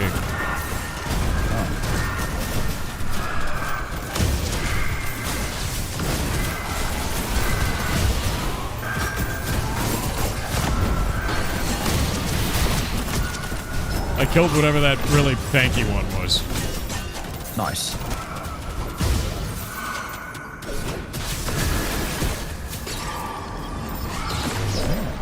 I got a small soul. I don't know what just happened. Cooldown Can't tell reduction. Everyone will want one. What can we do with that? 20% more cooldown on hemorrhage? I think that's better than the AoE. No, I think that's better. Hold up.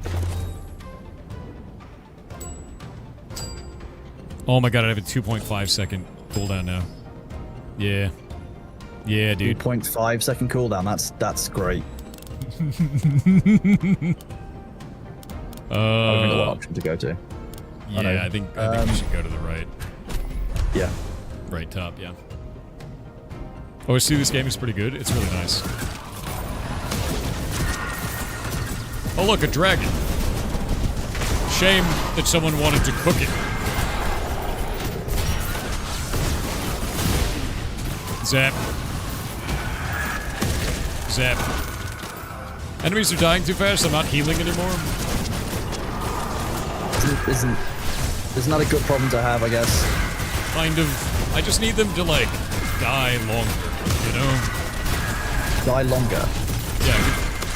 Yeah. I just need longer death. Or more healing. Impermanence. Oh, wait. Still an enemy down here. I don't know what an impermanence does. It concerns me. No, I prayed at the last one. Yo, do you want a Crush, physical dash, and attack thing? It's really amazing. What does it do? Take that. That's sick. Pretty fast and reappear something. Ooh, okay. What does this do? Does anyone know what this does? Altar of Impermanence? I'm afraid to click on it in case it eats something on me.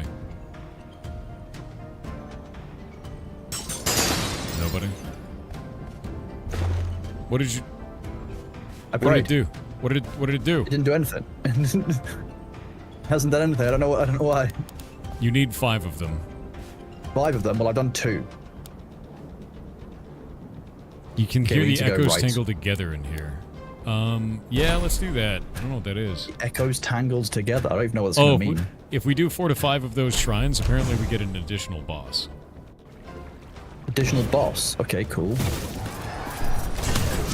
Zap.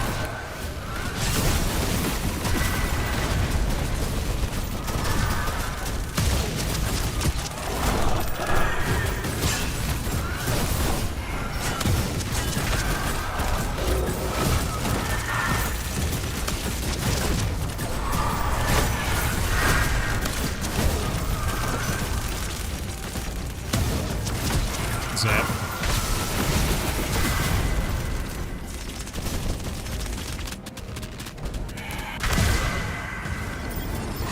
Alright, what is this thing? Entanglement ritual.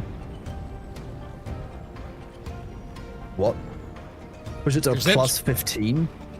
Wait, what? It sets it to plus 13.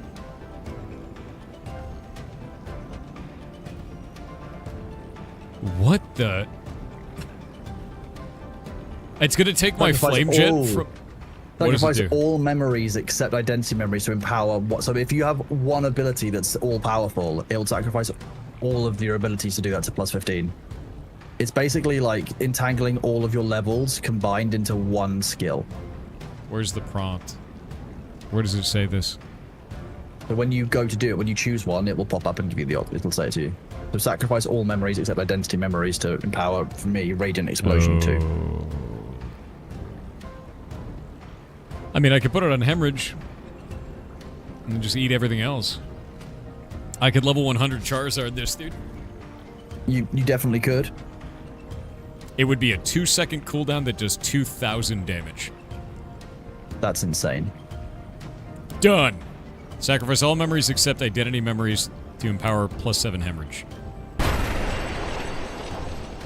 I am only hemorrhage. I want to know all how that goes other for you. abilities are useless. That's insane. Hemorrhage only. Is your hemorrhage still healing you? Like, you didn't lose any of the little Yeah, gems? no, did you? it's really good. It heals me as well.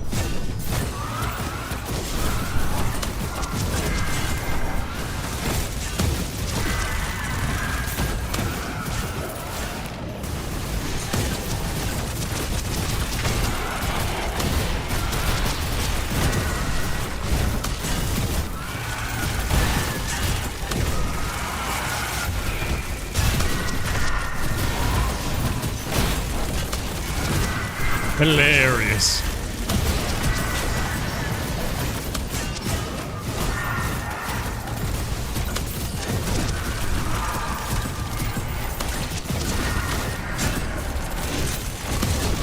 Zap.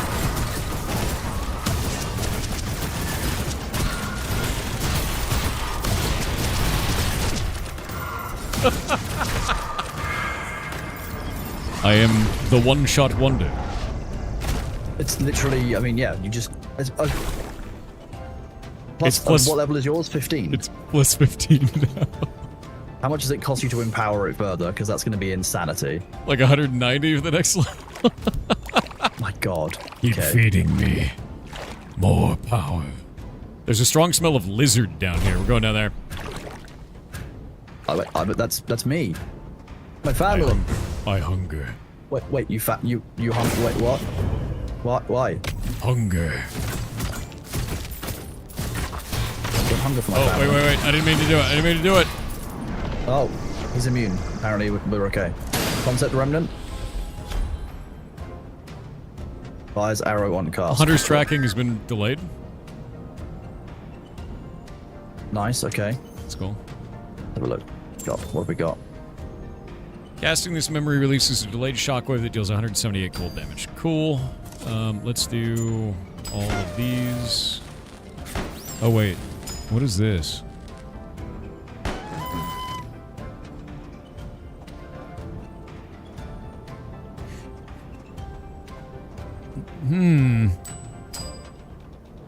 Do I want haste or do I want that? Let me see this. 2.4 seconds versus 1.9 second, but now I get a shockwave that deals... that gives me armor? And stun? Yeah, dude. Yeah. Yeah, souvenirs are cosmetics, yeah. Ready. Change those around slightly. I'm ready too. Let's do this. Ready. Keep pushing. We've been on this run for 40 minutes. We've actually been doing solidly, hubrisly. The hubris. It grows more powerful every second. I think I'm gonna swap this thing out. Annihilated. Yeah, Perfect. That's what you want. I like the cooldown more. Oh, these birds aren't friends. So here's the thing that's funny. My effect does damage for 3.5 seconds, but it has a cooldown of 1.9. Okay, so you can just multiple stack ability. That's kind of insanity. I love that. 2,294 damage. Now it's 2,404. 2,000. I mean, more. Insane. More.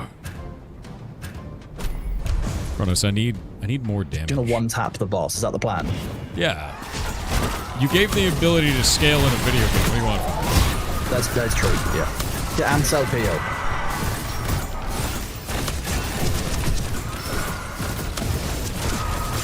The coolest part is it'll actually activate automatically while my beam is on somebody, so if I just spam the button, the next tick of whatever I'm doing just does it.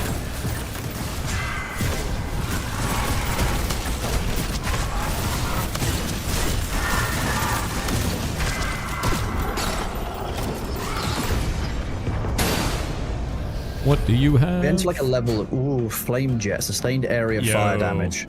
Yo, no, I have a thing for you that's disgusting, actually. This is 100% for your build. Let me give you this. It's a special one, but it creates dream dust whenever you kill something with it. If you don't want it, let me know. I'll use it. I will give you this ability instead of it. Oh. How does that sound? Glorious. Alright. I does 770 damage in my hands. Damn. Did you also want that Dark Strike one back? No, I'm good. Let's see. Flame damage. I have a little pet behind me, which is neat. I'm ready. You ready? I'm just thinking about getting rid of my self-heal versus keeping this flame jet one. I can either do more damage or I can lose my self-heal. Keep your self-heal, like 100%. It's the only thing keeping you alive. You take out the hunters now? Definitely. Although I don't know what happens when they're like Giga Hunters. Alright, I'm gonna pop it. Yeah, nice. Where are we heading? Get the well, dude. The well. Yeah, we'll have a well in here, which is nice.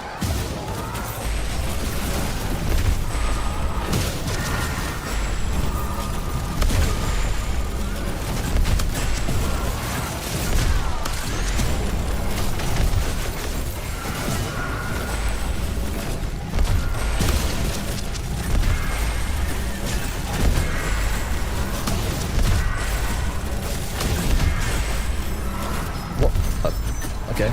Did you die? Yeah, I don't really know how. I do believe it was because of damage. Could be. I might be wrong. I think there was an enemy that I was trying to run through that I couldn't see, like when the flying swords was in my way. I see. It's probably that slashing thing. Oh, it could be. I know it happens. I'll get you back up. Yeah. Every 10 seconds the cast the memory is empowered, the initial damage dealt to the enemy of the empowered cast is increased by 339. Okay. 2,729. Hey, where's your soul, man? Oh, and apparently an enemy spawned behind me and said nothing personnel. That's apparently what happened. Someone's remorse is seeping out of here? I'm just gonna go up. I'm gonna go to a vendor because I got 1,183. I'm really sad that you died of Ligma. I wish there was something I could have done. You know? Oh my god. Look at it. Look at it. I can't. Look at it.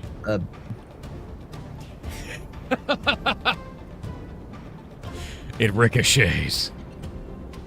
Oh, there you go. What you wanted. Each time this memory hits an enemy, your attack speed is increased by 7%. Dark damage does that. Let's look at this one. Alright, I'm probably gonna get the ricochet. Oh, bites the enemy, dealing 732 damage and restoring 132 health. That's kind of interesting.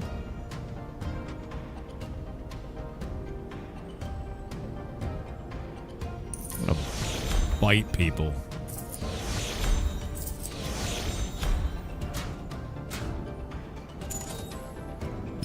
Hold up. Ricochet is not what we want on this. I'm going to put that over there. I can now shield you and me, and the cooldown is reduced. Cooldown would be 6.3 seconds. It's 5 seconds, and it lasts 1.5 seconds, so I could just pop that randomly. And I could bite people for HP. It's kind of sick. Yeah. Alright, I will get you back alive now. Chomp on CDR is good. It could be, but I don't need it because I'm just doing this, you know?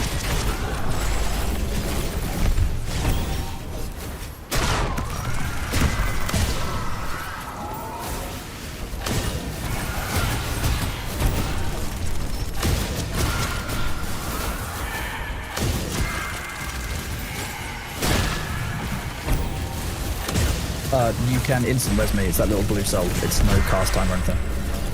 I will grab you in a moment then. I want to eat people first. I'm trying to get rid of the dudes that killed you last time. The problem wasn't the dudes.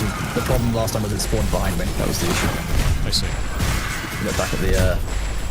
I thought I was against the wall, and I wasn't. Now I can do that, and issue. it should shield you randomly when I do this, like that. That gave me a shield. Yeah.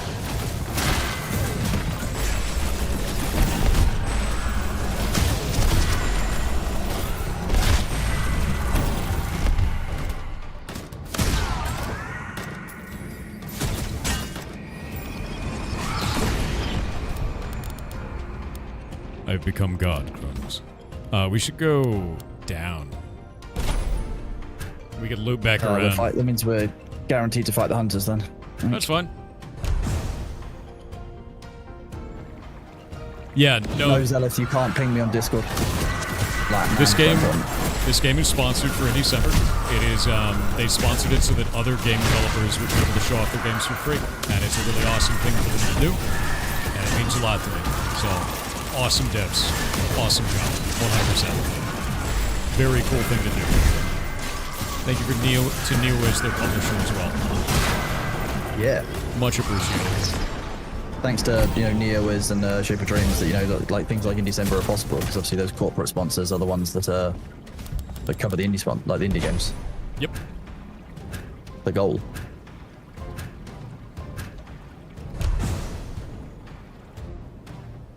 Alright, there we go.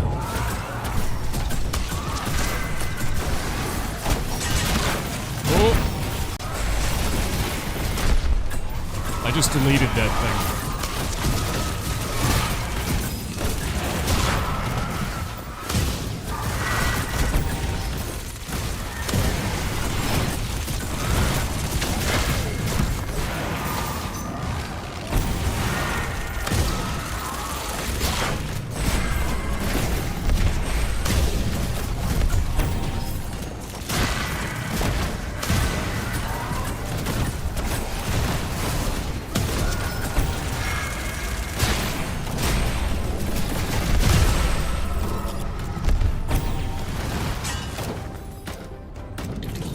Oh, yeah. There's still an enemy around somewhere? I don't know where that came from. I don't know either. Is there an enemy that we're not seeing? Oh, the map is larger.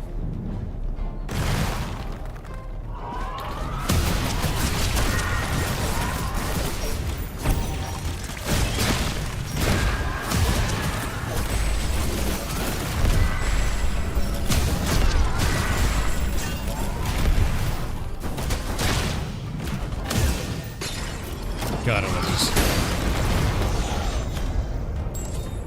All damage dealt by this memory is increased by 11% and converted to fire damage. Your fire damage over time is increased by 35%.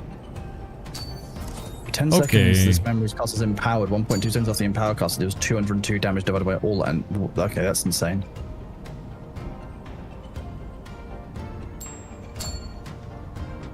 I don't know how this works.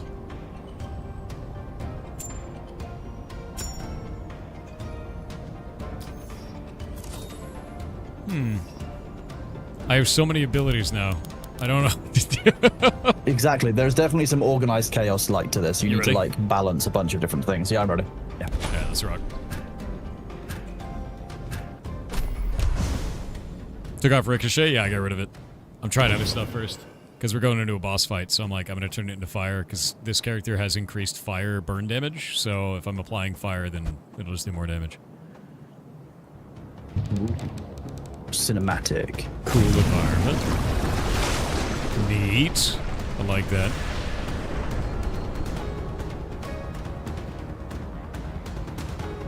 Alright. Rockin'. Oh, it's got a lot.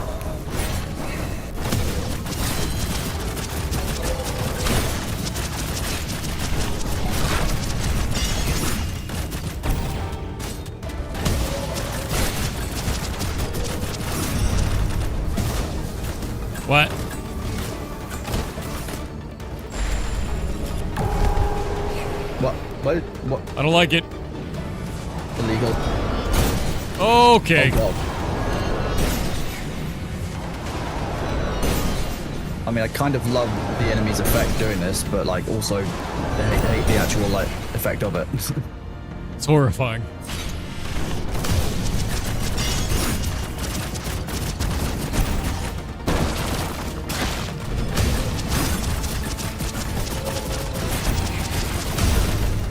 All right, buddy.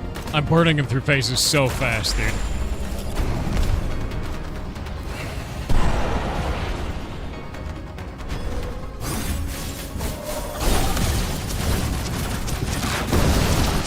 Bit him. Damn.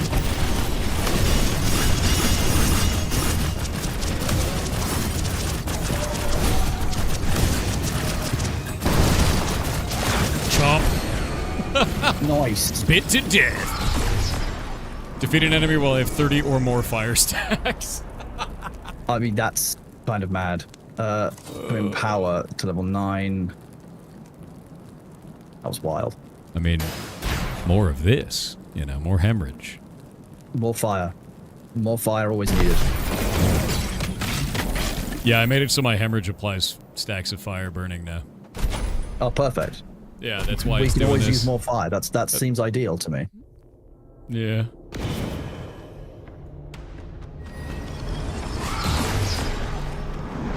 Okay, we're in like, we should just rush the boss, dude. It's just boss rush I'm down. I'm down. Boss rush. Let's do it. The bugs in the zone suck. Are there bugs? Oh, they're actual bugs. That's not the kind of bugs I initially was expecting. Me either.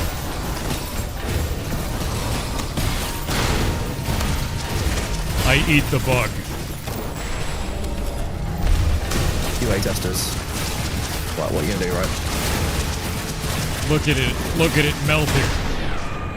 Delicious. Chaos. Increase attack speed by 15% on memory haste by 13. Legendary memory arrows thrown for 6 seconds. Increase attack speed by 24%. Movement speed by 10%. Nah, I don't need that. What's this S1. purple? It's purple. It's Purple glowy flavor. looks suspicious, but It is. I'm gonna buff hemorrhage again. that sounds unlike you. It's level 17. It does almost 3,000 damage. Hey, look, chaos. Hey, look, ability power. Hemorrhage is at 3137. Oh my god. What? You just need to go and just hemorrhage the boss over and over again. That's the only plan we have.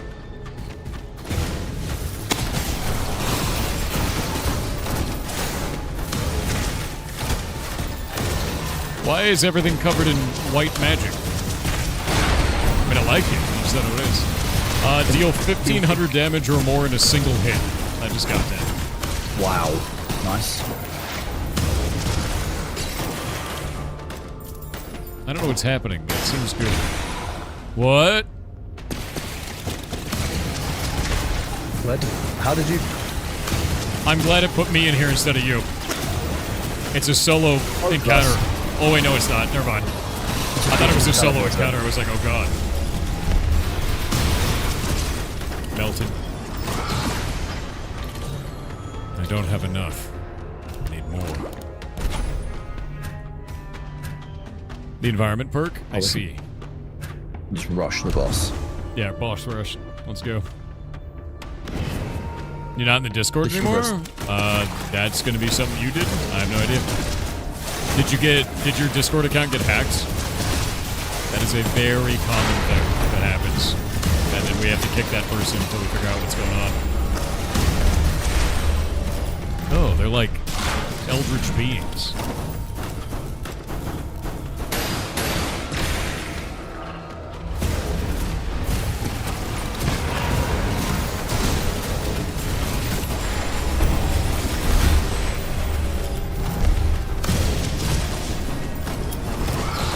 Yeah, just rejoin the Discord, dude. Yeah, maybe that you got hacked, and maybe that you left. I don't know. Discord's gotten so bad recently with the number of like the number of hacks and stuff. Like it's just insane. Yeah, we don't remove people for being inactive. That would be silly. That would be silly.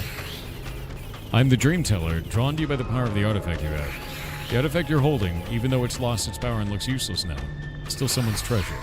If you give me the artifact, I'll tell you the story inside it. Would you like to hand it over? I have a Watcher's Records. Okay. Special artifact. I'm happy we can share its story. These symbols. Whoever kept these records discovered something. New artifact. Okay. Oh, it gave me a ton of stardust. Oh yeah, nice. Okay, yeah, cool. I guess he just like reveals what they are. Where's he walking to though?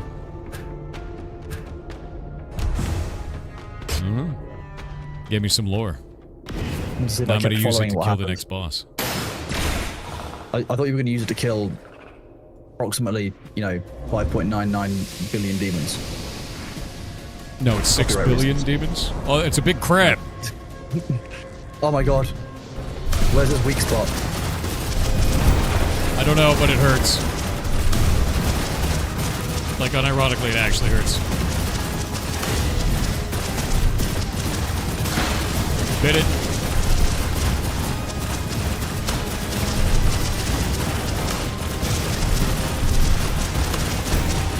Ow.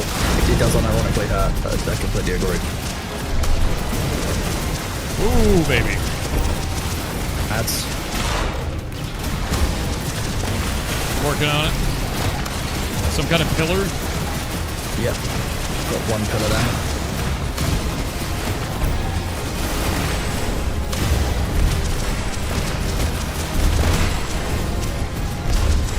Got the ads.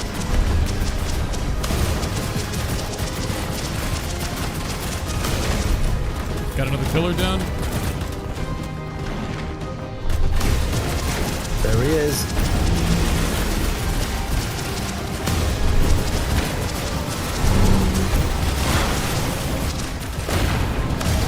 Okay, that's pretty good. Cool. I love that. Oh, crap. Oh crap! Yeah, that was really cool. I was just trying to find the cool AOE's, to be honest with you. Well, that was neat. Nice. That was very neat. I loved that. Dude, I've never seen... I don't know, that was rad. Alright. Rift of Beginnings? Or to somewhere deeper? Wait, Beginnings? Can we just What does start the Rift over? of Beginnings do? Is that like a new game plus, or is that like a... Is this the last boss? What is this? I don't think so. What is this? Is this like a start over? Left is final boss, right is loop. Okay, let's go left final boss then. Final boss, okay. Oh, an audience with the beginning. Okay. Oh. Okay, that's a bit different, yeah. An audience with the beginning. Wait, have you got any green dust or anything? Because you've got one more upgrade we can do.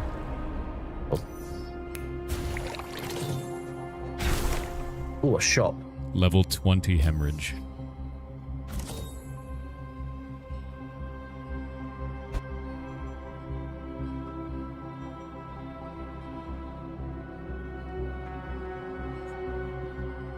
Can I upgrade my current charcoal with this? Flawed, chipped. Can they combine? I don't remember. You should be able to combine them, yeah. Yeah, so if I get another charcoal, it will combine it and upgrade it. So there you go. If I combine my charcoal, it comes up to 100% charcoal. It's fine charcoal now. Delightful. Ultra Transcendence. And it is now a fine essence of charcoal. Plus 99. Okay. Yeah, I just spent it all. My charcoal is now busted. 99 damage per hit. Fine. You transcended? Yep. There we go. All right, I'm ready to go. Responsible immolation. I can sacrifice 12% of my health over 5.5 seconds to do lots more damage to nearby enemies. Yeah, I'm ready. All right, let's rock. I do have a shield, so if you stay near me, I can keep shielding you with mass protection.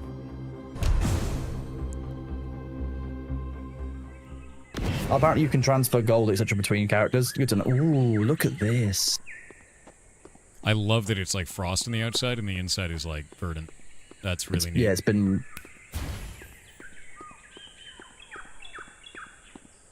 I feel like we're gonna fight God. We're fighting Yeah, God? I genuinely... That's the vibe I get. Oh God! okay, God is mad. He's in one of his... He should have gone to God's front door. Oh, don't break Like reality. he's gonna come through the screen.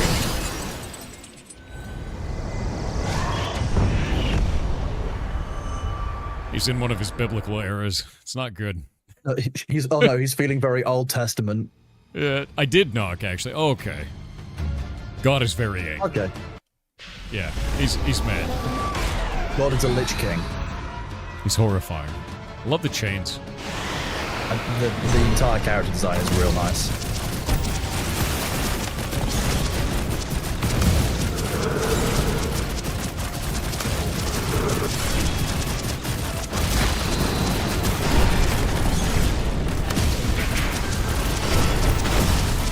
Shielded that, Jesus.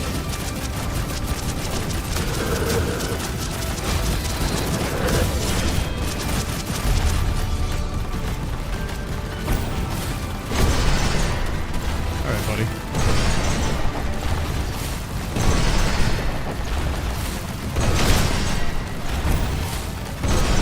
I might die here. I did die. Here we go. I managed to get off one ability before I went down, but I believe in you. You can do it. Bit him. Did it. Wait, no. Wait.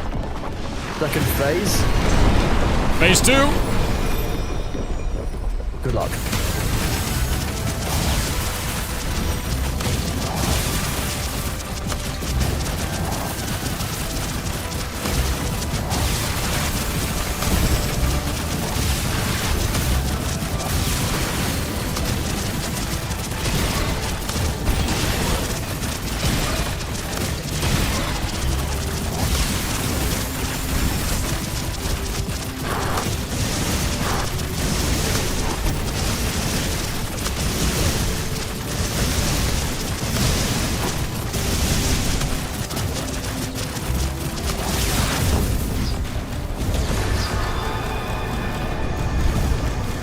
Phase 3.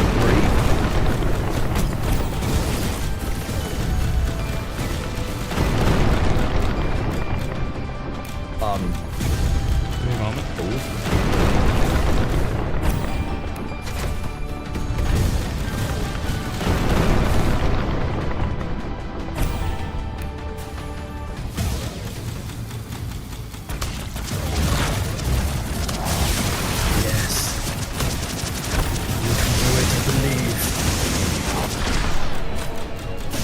Better not have phase 3, buddy. Oh, he does. Wait, what? All right, here we go. He's turning into an angel.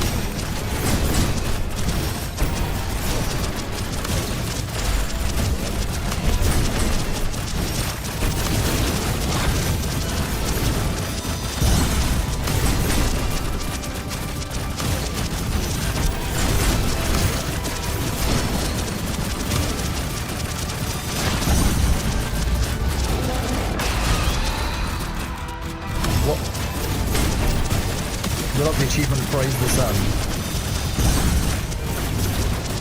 He's breaking all my abilities. What happened? So he dropped my healing to 1. Yeah. Oh, okay. I almost Wow. won. It was close. That was close. Damn, that was Yeah, really healing good, reduced. though. Yep, he drops healing reduction. That was close. That was close, dude. It was. Alright, that was fun.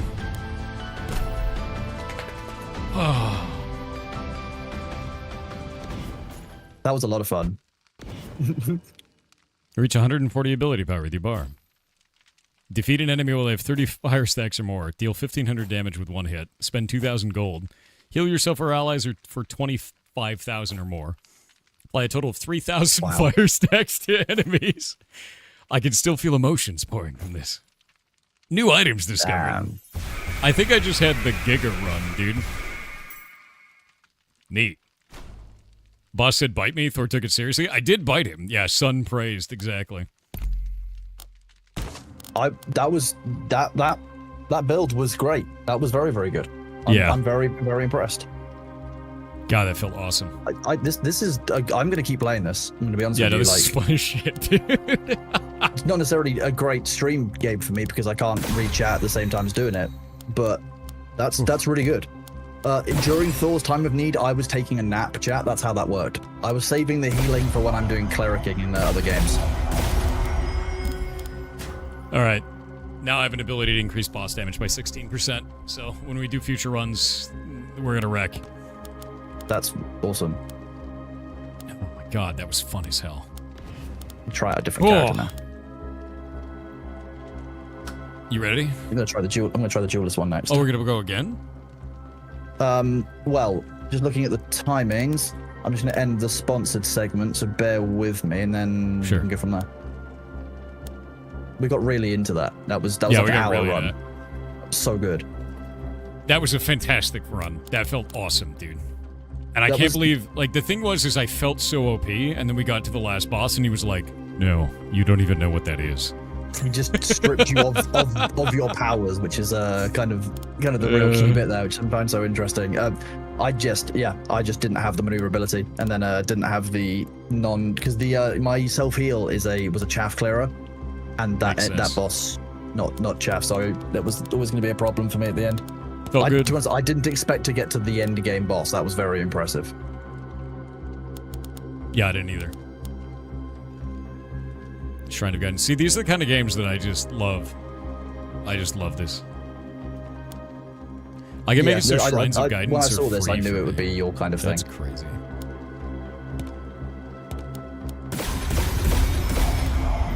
Yoink. Where's that go? Green? Max HP increased by 120.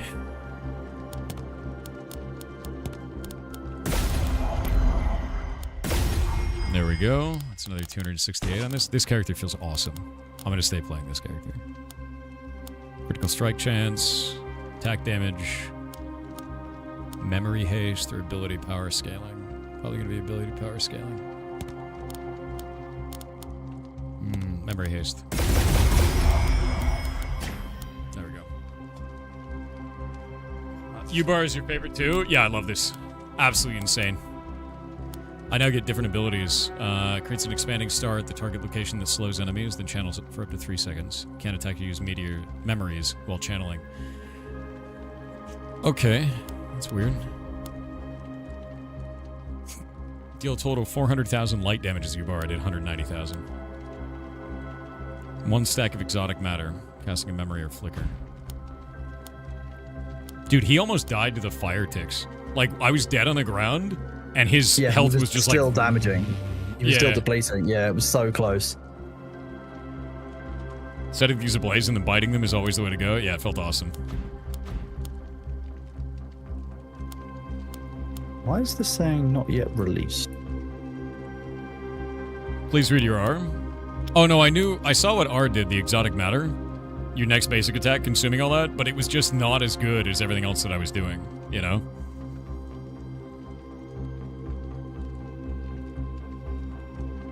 Mostly because I was going full ability power instead of attacks. It felt really good, dude. Like, what I was doing felt awesome, you know?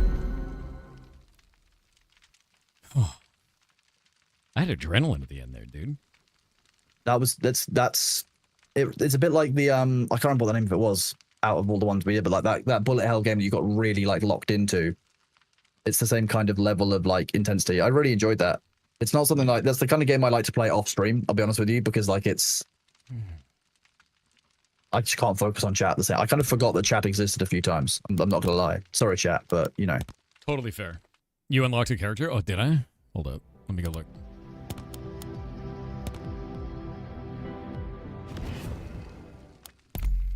Oh, I did. I unlocked... Let's look at this. Oh, they're like a deer creature? What are they?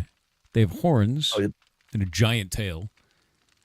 Arena is a sage from the Lunar Arcanum Society who was expelled for researching forbidden knowledge. She is a battle healer who dismantles her own life force to wield its power. Oh, she's like a thaumaturge. That's freaking rad. Okay, dude. So, you know how like when you're playing something like League, for example, you get like the items and you know, yeah, you get like, yeah, that there's mods that just add that in. Oh, It's literally Steam Workshop, but one name's RPG Items mod. It looks almost exactly like kind of the. It's got stats in it. It's basically like an RPG system where you've got actual gear. that's freaking awesome. I'm not sure if it has full English localization, but it looks like. Hmm. Yeah, it looks like it should do. It's localized for English and for what looks like Korean. God, Essentially. What an awesome game, dude. The idea that you've got this and you can just do full mod support, like you can add in, like, for example, EXP and level system mod, you know, infinite dungeon. Like, there's just so much cool stuff that can just be added in. And, like...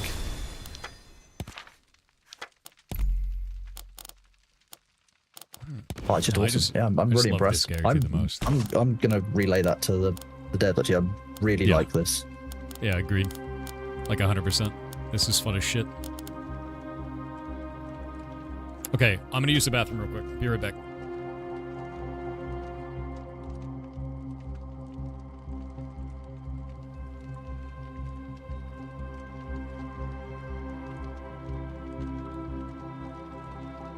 You're stuck with me now, chat. What?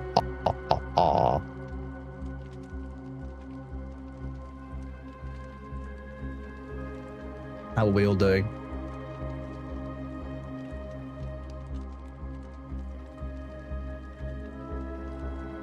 The tank paladin's your favorite. He's a hubris character. That sounds great. I love me a tank paladin class character. Well, mod support is something you shop for. There are some awesome. I just like to see that the fans and like enjoyers of the game can like make cool things for the game if they so want to. Arusa, you don't know how accurate that is. That gameplay looks like your workload today. Oh, Kawhi Cos, I'm sorry, bud.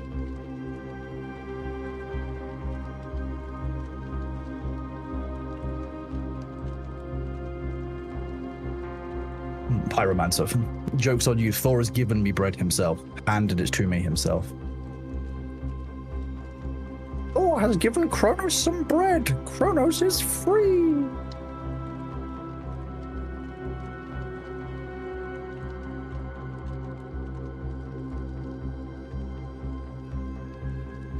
You wouldn't tell Thor about that, would you? I mean, he probably remembers it.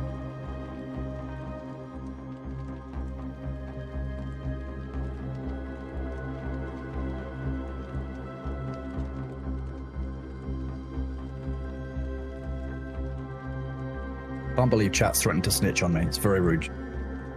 You'll recapture Kronos? Have to catch me first. I'm powered by bread now. Long chain carbohydrates. My only weakness.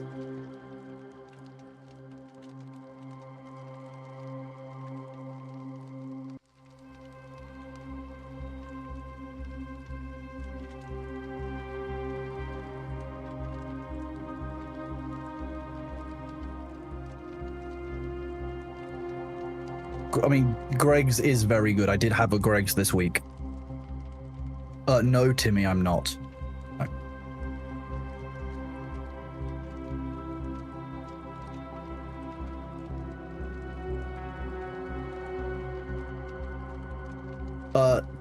Technically, I bought 4 Gregs, I think, when he came to the UK. I think that's how that worked. We use confusing money over here. It upsets people, you know. We don't use the dollar. Ooh.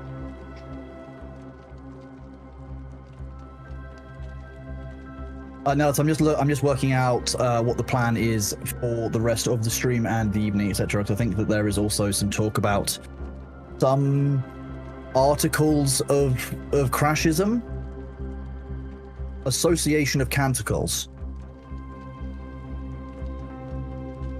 arrangement of common law that I think people are talking about. AOC, for those of you who are not following, because I'm being very British.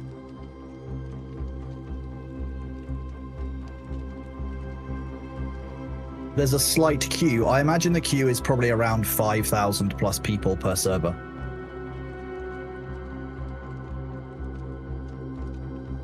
That's the thing. The thing about Ashes of Creation is every single time they give us a new phase or a new wipe, everyone gets funneled into a very small area for the start.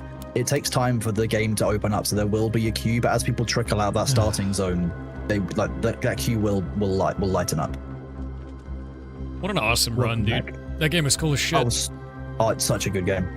Yeah, for all of you guys who Such a didn't know good what game. we were playing for whatever reason, because we were, spamming through that super hard. Here, let me pull this up for you.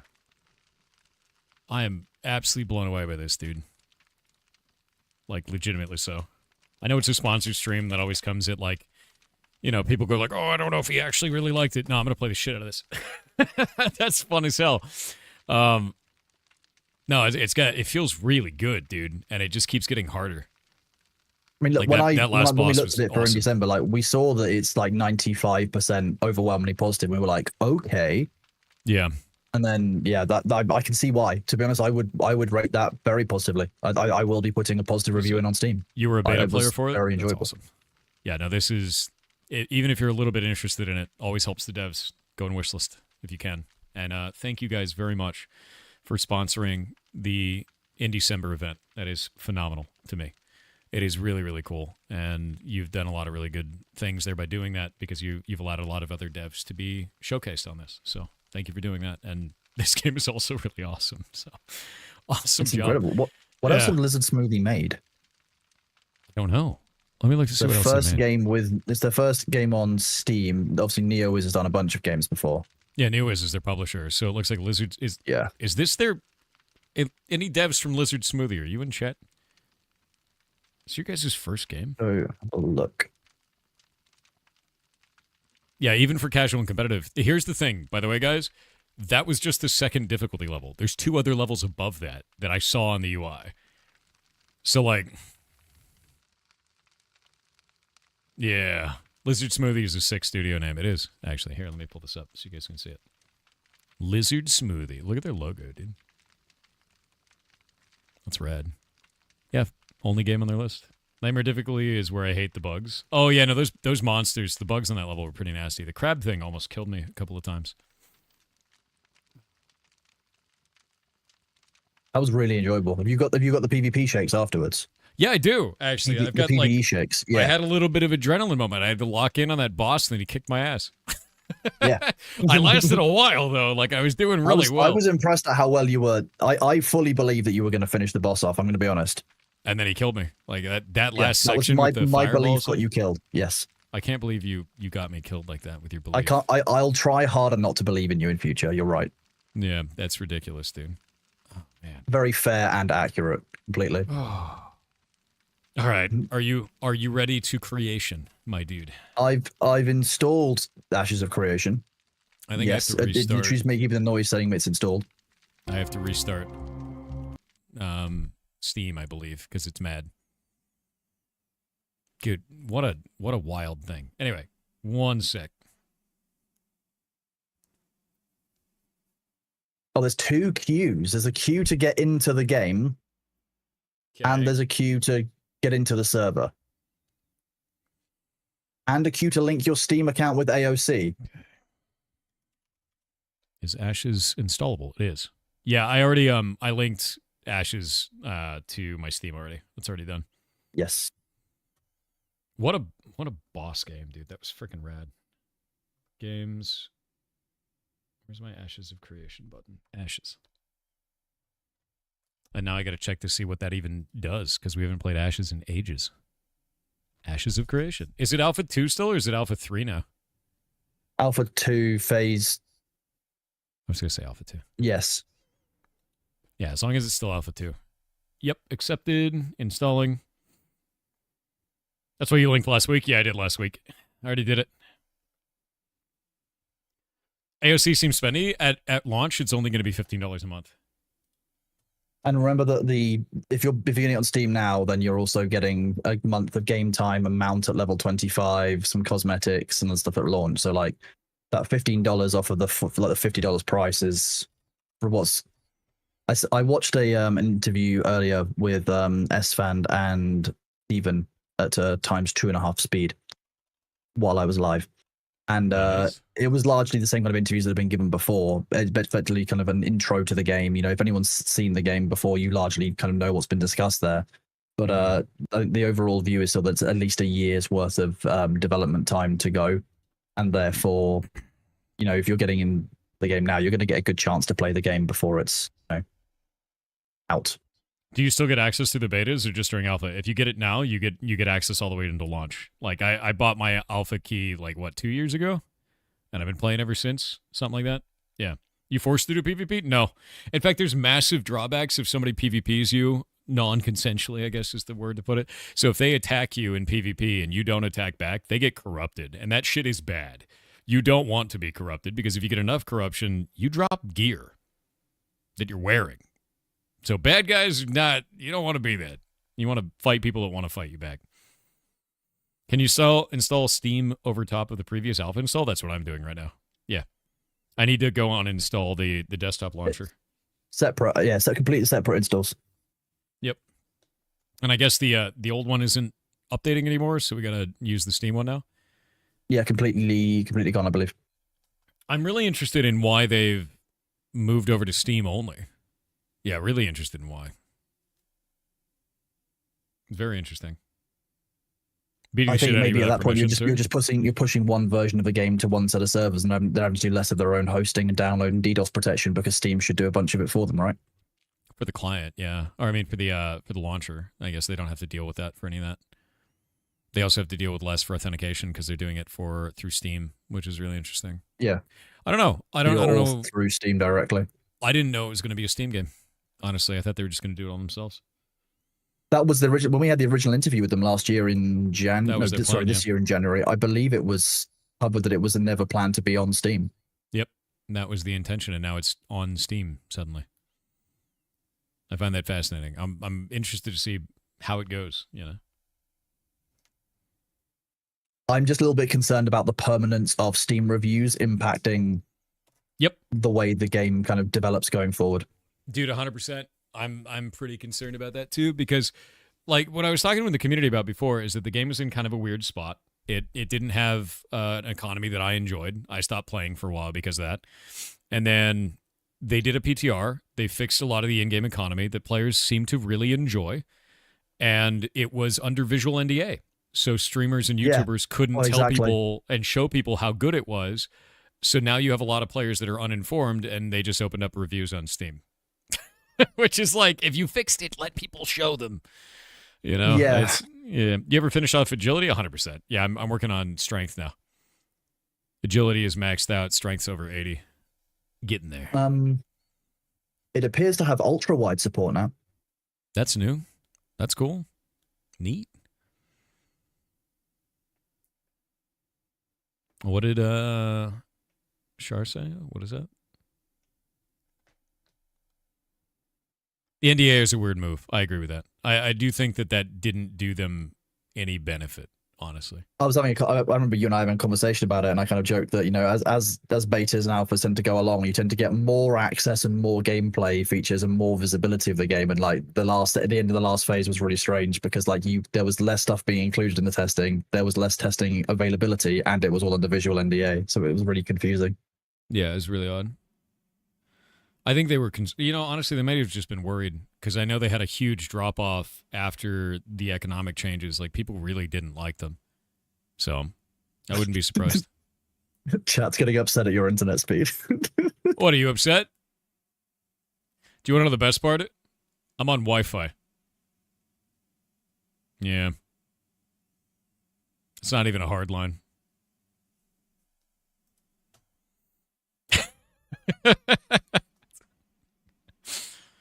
It's Wi-Fi 6. Shit doesn't matter. Yeah. It's fast as hell. Router's like 50 feet that way through 2 walls.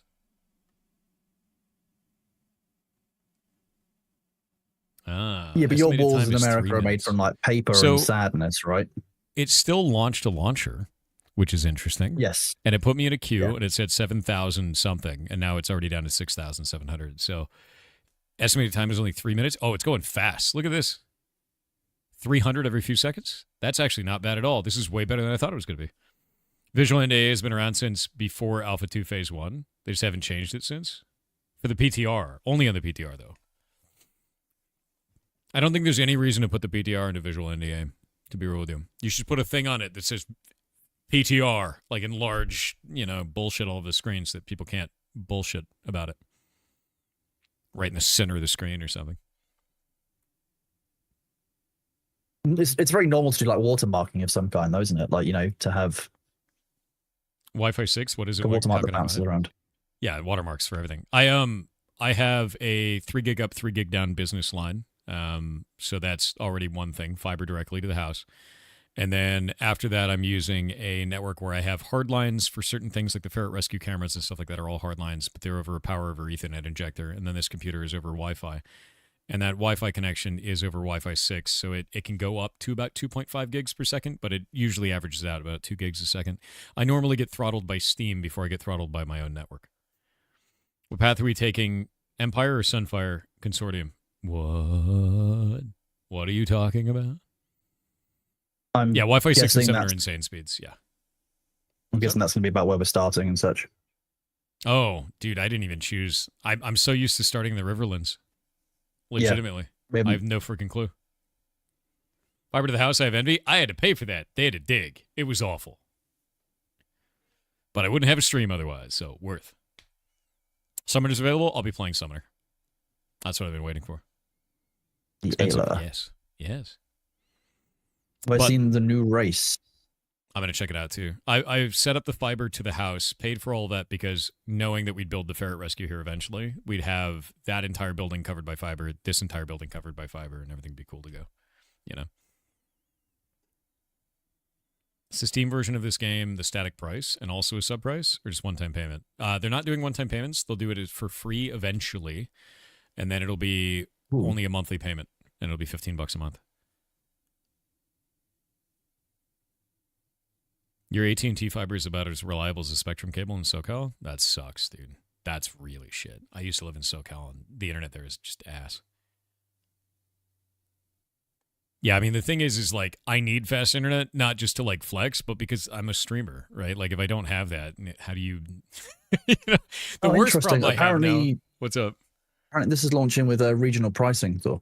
That's great. That's really it's 115 BRL apparent instead of what should be about 300 in Blanky. Just let me know from the community. Nice. Boss, dude.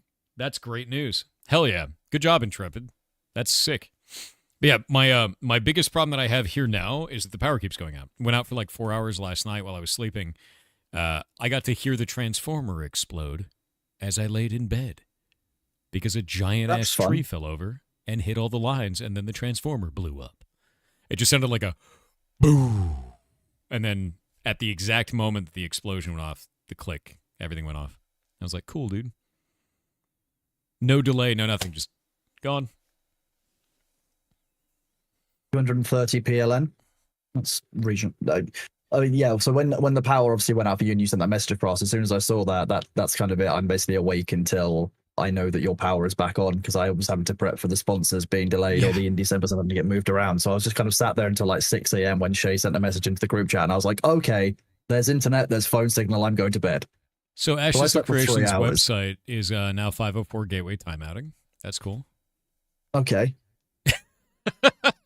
That's helpful. We love that. Okay, I'm launching the game now.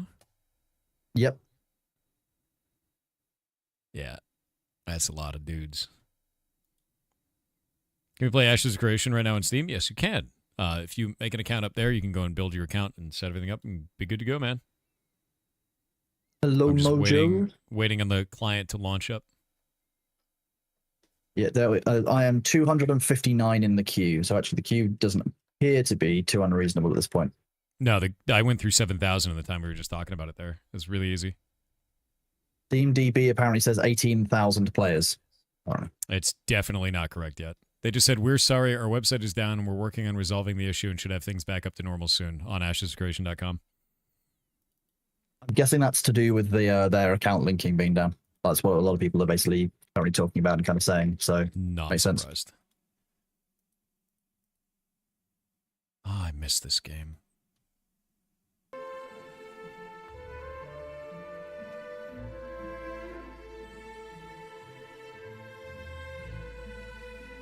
I really hope the economy feels good again, dude.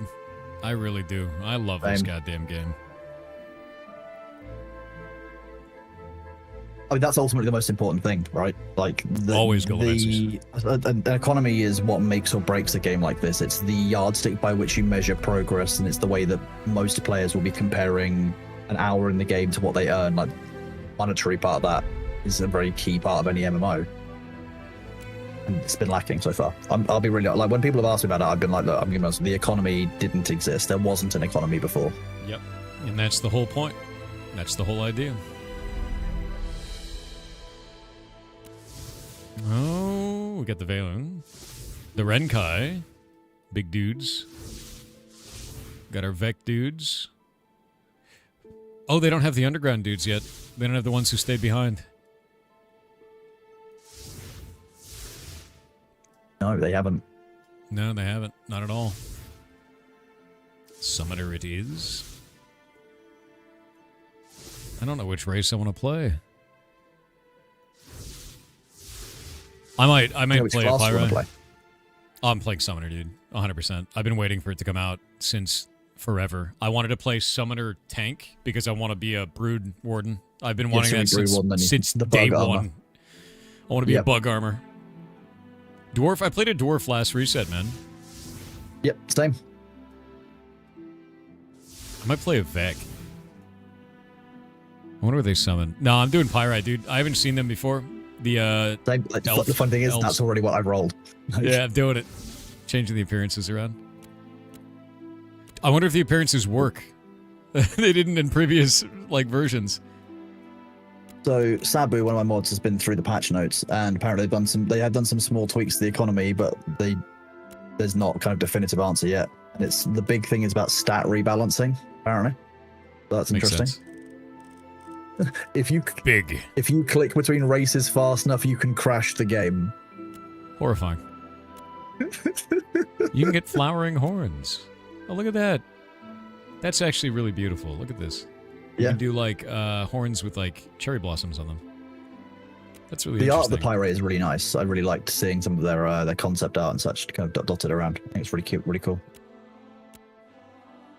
All right. Let's see. We doing Gateway of Dunzenkill? No, I chose Ribblands. I only get Divine Gateway of Ayla, or that? You're doing Ayla, yeah? Yeah, that's Divine Gate of Valor is Ribblands, yeah. Background is going to be Hearthroot Apprentice. There we go. Got my name. Unable to play, select a character. Done. In we go. Who's the other guy with the English accent? That's Kronos, our lead moderator. Hello. Also a giant dork. Yeah. What's the max level at the moment? I don't know. Is it still 25? I don't know if they raised it. Yeah. Oh, Espen's playing on Laneth as well. That's good to know. I love him. Oh, he's on Espen. Laneth. Espen's a good dude. Yeah, Espen's a really good people. I didn't know he was going to be on Laneth. That's awesome. Yeah. Let me hit him up.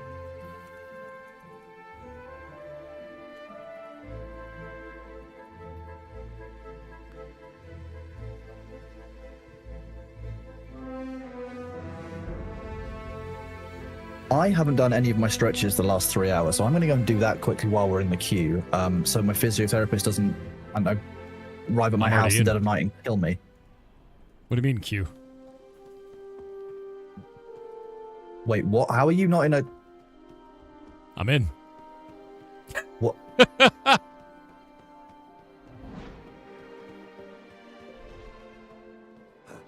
Okay, let me actually check to see what this... I think this character class probably scales with different stats than I'm used to. Let me grab this. Look at the skills. Ow. Are you definitely on Laneth? Yeah.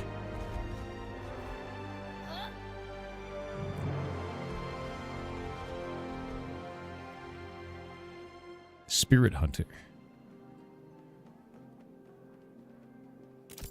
Okay. So I can choose different types of summons.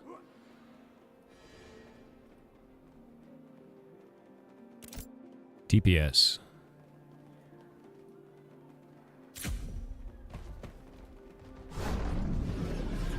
Love it. Love that. Love that. What are the other ones? Spirit Mystic. Whenever this vessel hits a target with a basic attack or heal, or your spirit shred damages an enemy, it deals 1 stack of compassion up to 20 stacks. What does that do? What the hell does compassion do? Let's grab this. No. 2% critical strike chance against the eviscerate's primary target. Okay.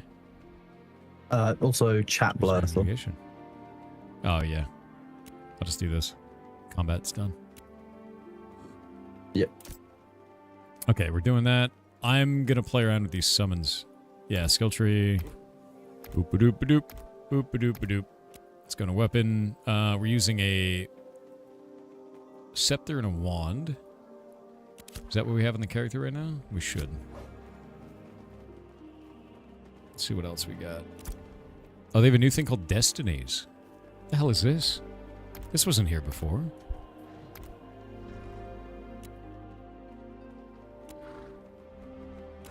Yeah, this wasn't here last time I played. Destinies is a new thing. That's fantastic. All right. Yeah. Nice.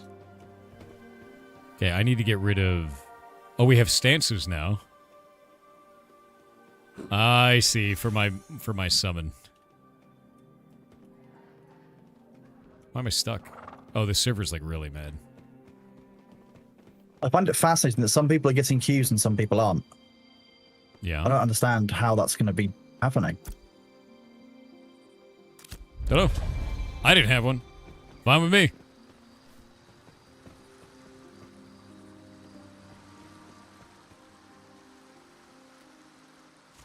Location maybe. There's somebody in chat saying that their wife got in without a queue and they got a queue. So it's not location based. And therefore it won't be IP address based. I don't know.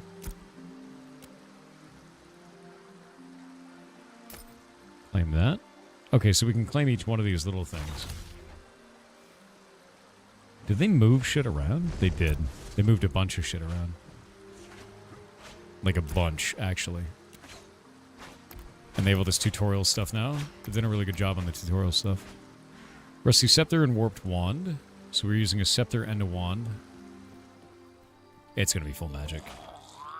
Crate slot. So we have a crate slot now? That's nice. That was so annoying before.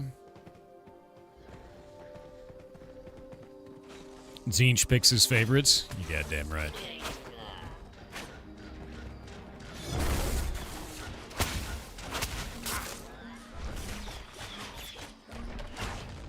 Oh wait, I gotta go meet with the Gatewatcher first.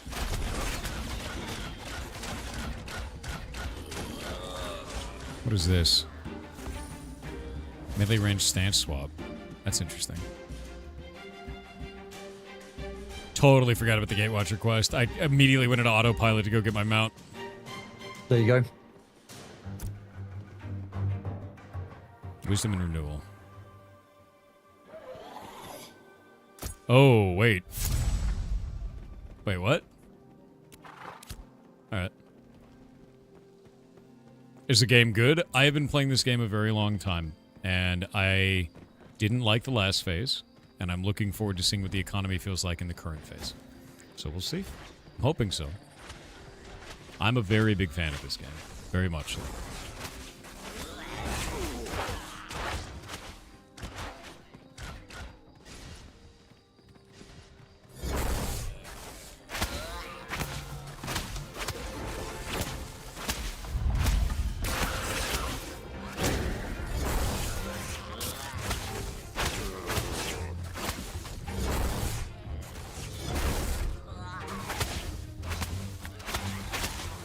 Oh, they added new items. Rancid cheese? Dude, I think they may have been doing a lot of work. Because this is not a small amount of difference from before.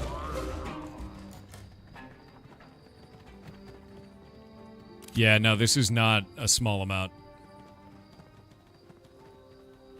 Wait, are they having me go the opposite direction? Because it used to be... It splits out of it. You can go either side of it now. That's since phase 2, phase 2.5. This used to be this used to be worthless to do, but it looks like it's actually really worth it to do it now. So I'm just gonna go do it. What, killing the 3 goblins? Yeah, it used to just not be. It used to be a thing you just don't. Give a I've shit always about. found it worth doing. It gives you a little bit of XP. It's up to level 2 normally. You have a sneaking suspicion that Blizzard's sweating bullets right now? Could be. But the thing is anytime you call a game a WoW killer, you have doomed that game to a sad death. Ashes plays very differently than World of Warcraft. It's very much so not World of Warcraft. Oh, I should probably change that. The wrong Bezos. One sec. It's an in December Bezos, the wrong one. There we go. Yeah, it's very much so not World of Warcraft. It's more like EVE Online and Guild Wars 2 had a baby. And the baby is like ugly sometimes and great sometimes, right? It's kind of how it feels.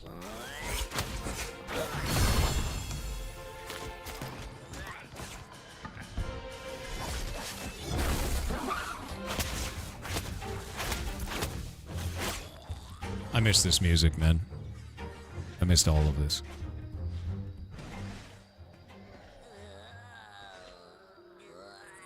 Disintegrate seems cool.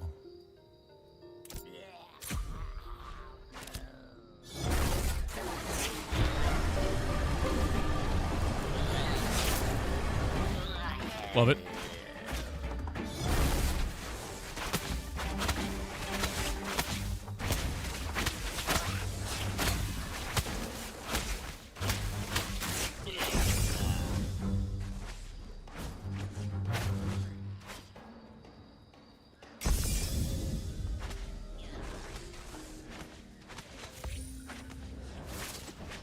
Dude, the queuing is based on your class, I think. Is it? Oh no! I made a summoner. For a second, it said I was second. I was in 2 in queue, but then it's jumped back up to 300. It's just interesting. I'm just wondering what it is. Okay. I was like, what? Realistically, I'm not going to sit around for 2 hours and wait for the queue, and then do some more streaming, because at that point I'll be absolutely knackered after last night. So I'm probably going to raid out. I mean, if you want to. And go live with it tomorrow. It's pretty easier. All right. Because it'll be nice in the morning, because it'll be UK time zone, and all the Americans will be sleeping. Sounds good. Let me see if they changed Dagger and Stagger and Dazed. Let me see if they did. Yeah, Dazed is still good. Staggered is still good for disable evasion. That's good. Nice. Everything seems to be pretty similar than the way that it was before. But everything's like a lot smoother and nicer in terms of like visuals. And like the UI is way cleaner. Dude, I'm gonna be honest with you, from the experience that I'm seeing so far, good. Yeah, all I got is good right now. There's NPCs all over the place that don't look weird. My character model is actually what I chose when I started the game.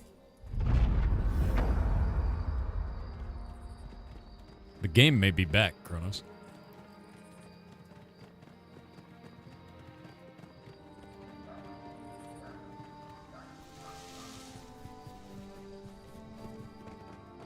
Gonna die to fall damage. Nope. Yeah, there's no stuttering. It doesn't feel weird. Like, everything feels good. Performance is fine. You see this? I'm gonna look in here and see if it's exploding my computer. Using 40% of my CPU? Uses less memory than Google Chrome? It's not so bad, right?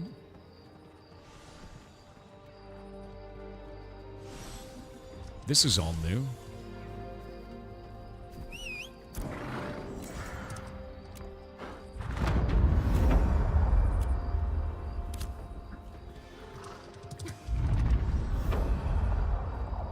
Yeah, low-hanging fruit, Chrome. It's true. It's very funny, though. Oh, wait, do we start with tools now? No shit. They just straight up started us with tools. That's fantastic. Good. Good. Good. Good.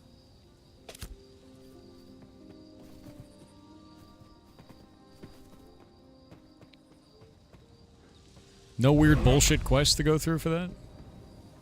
God, that was not fun.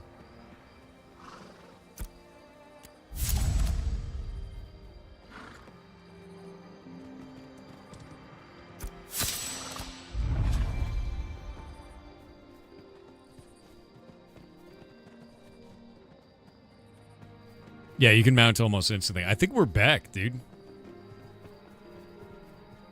Kronos, you still there? I think Kronos is dead, chat. Yes, I was just saying goodbye and finishing my raid and stuff. Yeah, I think we might be back, dude. I'm gonna be honest. The stuff that drove me away from the game last time was none of this, so I got to wait. I have to go see crafting. I have to go see a bunch of other stuff. Fair. There's actual quests now, though, dude. Like, not just bullshit quests. Like, actual quests. I think I'd feel better about it if it wasn't such a weird, like, why are some people getting queues and some people not? That's already weird. Like... Yeah. That makes sense. That makes sense completely, man. The early econ is better, but JM is still pretty unchanged. That's okay. As long as the early game is better for economy, they can fix the other shit later. They just need to have a basis for economy that makes sense anywhere in the phase. And if they did that, I'm happy. That was my one issue that I was like, dude, I can't play this if the economy is just broken. It just seems like the queuing system is a little busted right now, which we expected, right?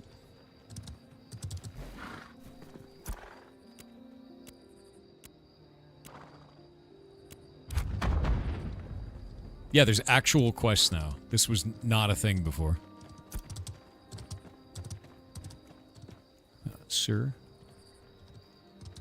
Why can I not use my horse item? Does it think I'm in combat?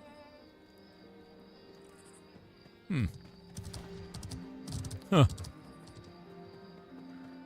Why you expect this? The queuing problem to be a thing? Because it's a launch day for an MMO.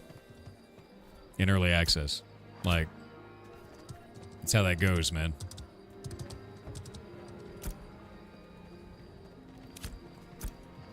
Yeah, like, I can't even interact with those.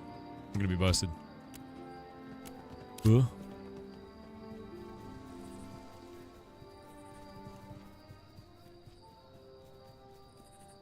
Inventory filters on weapons only? Oh, that actually stops you from interacting. That's weird. I have to say that is a bit strange.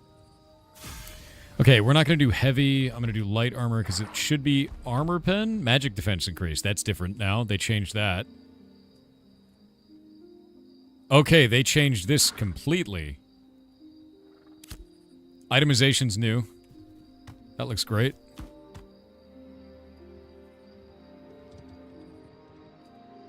Cool.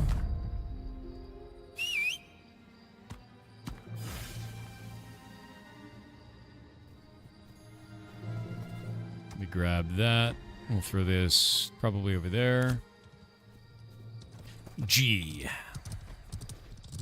Dude, everyone is playing Summoner. Day one of this phase, yes. Look at that. See that up there? There are so many secrets in this world map, my dudes. There are so many secrets. Oh, look.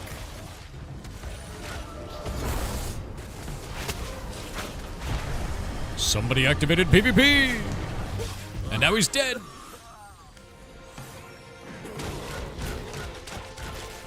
Yoink.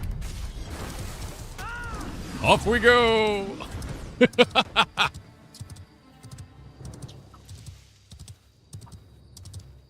Oh, it begins. How's it feeling so far? Well, I murdered a man and took all of his stuff.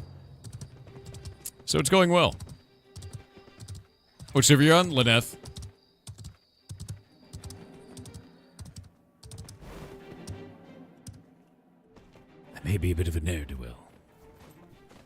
Any plans to the phase? Murder, death. Cool lasers.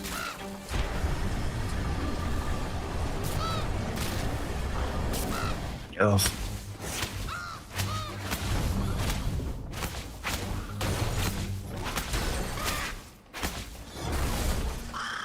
Hello, Kronos. How's it Hello. going? my queue crashed. I pressed OK and the whole game closed. That's probably good. You know, I think that's a good thing. That happens. I think it was like service runtime error or something on the queue, and I pressed OK on the literally in the game, and it was like, okay, the whole game closed. I was like, okay, fine. I murdered a man and took all of his stuff. So now I have stolen goods, which I'm fine with. Oh, that's interesting. Can't go through that.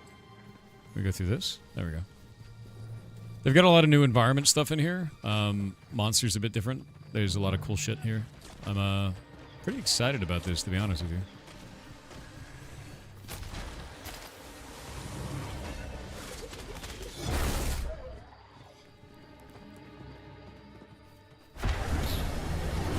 Disintegrator's sick.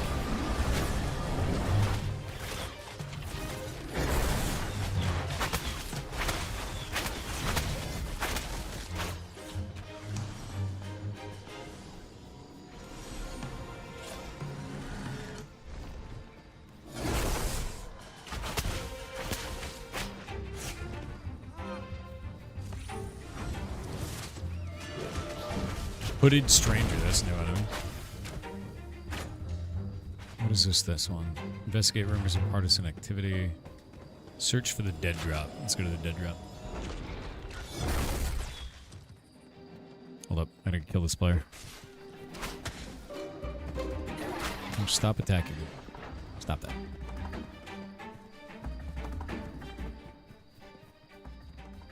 Oh.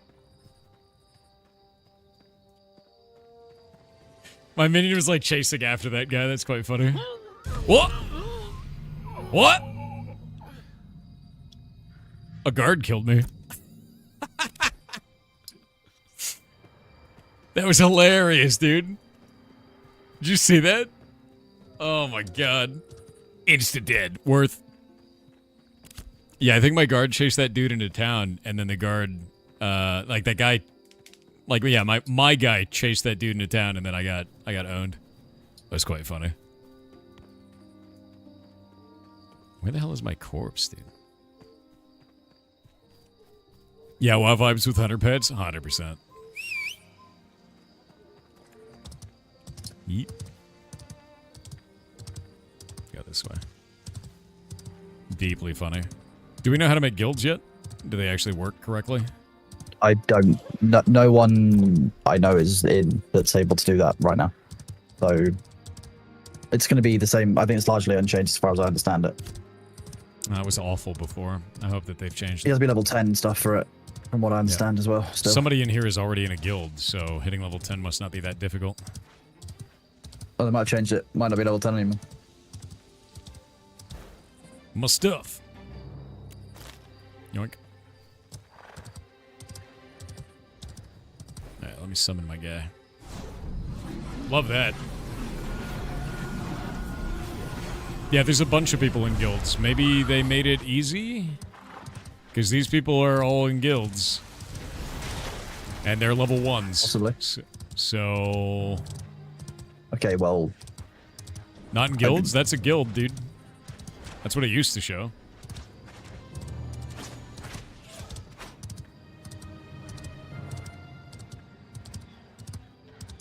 Queue's going down fast. Nice. See the new nameplates? I'm talking about this. Like, not on that guy, but on these players. Oh, I guess that's just... Oh, is that just their summons? I guess it's just their summons. Oh yeah, it's because everyone's playing Oops all summoners. That's what it is. I see. I was like, is that guilds? Like, no, it was not guilds. It's the name of the character. That's funny. Boop. Let's see. Yeah, we didn't even have summons before, so... Shit's new and ridiculous. Zap.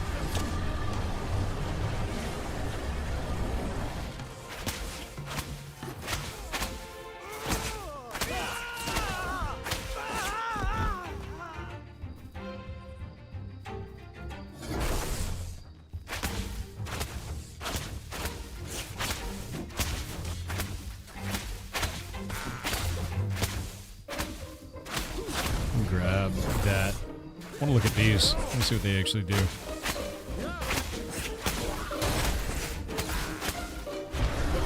What's that? Slash damage, nice. That snares him.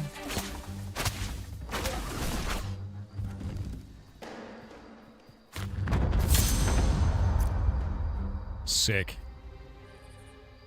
Sick. Already getting upgrades. They actually added itemization back, dude.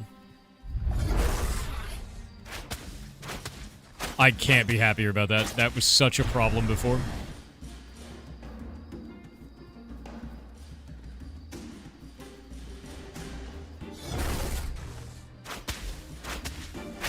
Yeah, we get gear again. Finally.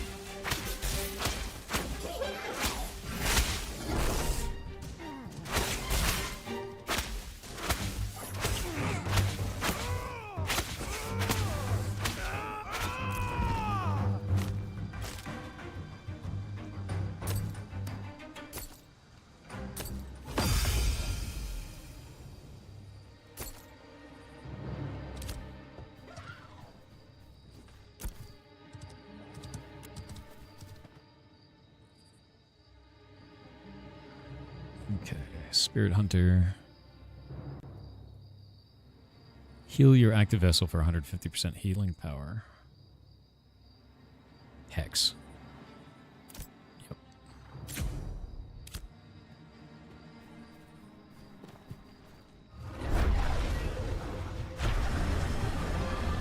Light 'em up.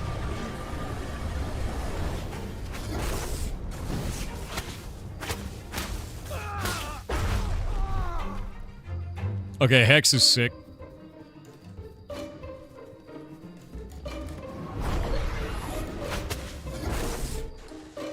Nobody can link accounts right now? Yeah, their website is having problems.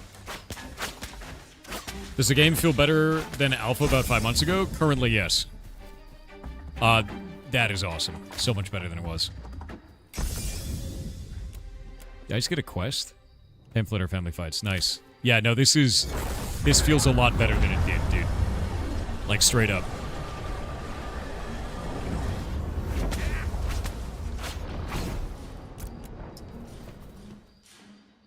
The combat feels about the same, but everything else, like, there's tutorials for stuff, there's, like, the Destiny system, like, it just feels better.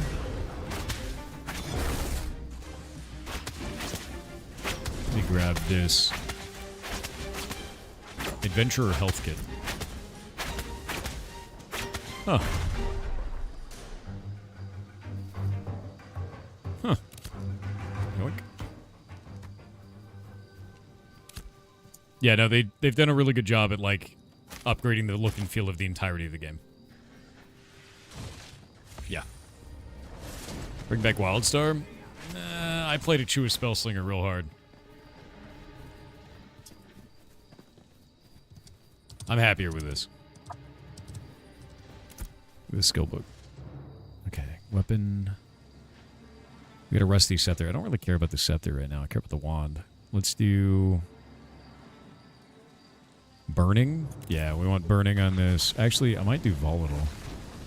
Because volatile gives magic. Yeah. I think I'll do burning for now and then I'll do volatile later. Okay, the weapon levels are exactly the same as they were before, so that's something to keep in mind. That's good to know. Yeah, it's exactly the same system as it was previously.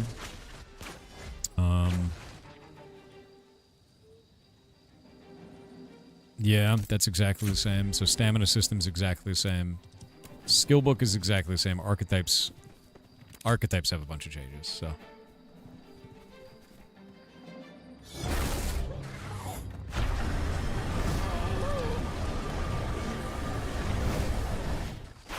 Yeah, no, they've done a really good job with this, dude. The UI is completely updated. Like, the Destiny system feels really good. It's getting me to, like, play different portions of my character in ways that I wasn't doing before. Like, I think they've done a good job. Good. Yeah. Yeah, this is gonna be... I'm gonna play the shit out of this for the rest of the month. Yep. I gotta get the wagon quest.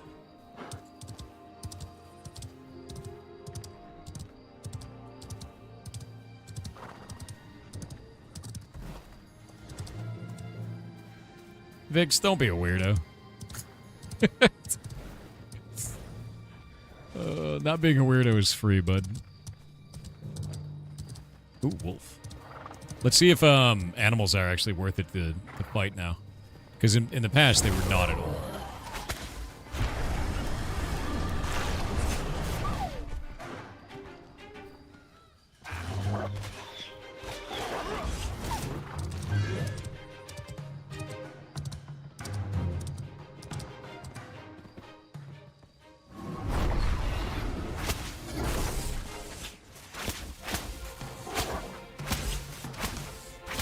Can you show me the map? Yeah, dude.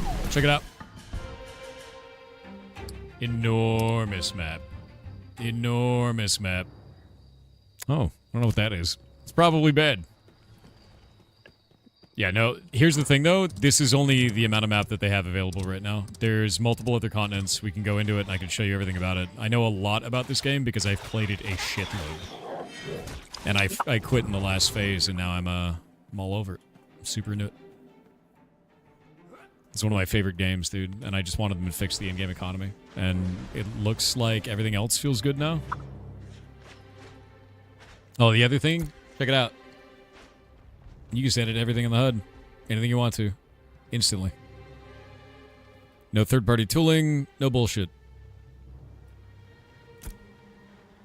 Any way that you want it to be. Done.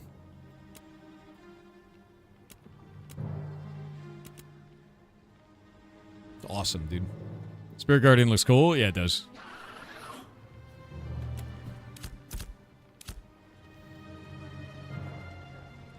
Oh, it looks like it didn't work. Funny. Save. Save. Save. Close. Close. Very cool.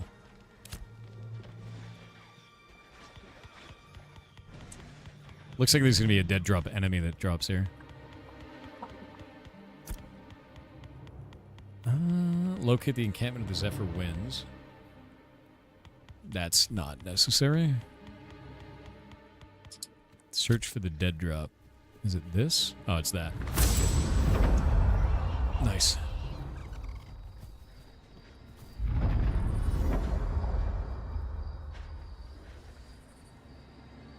Where's me horse?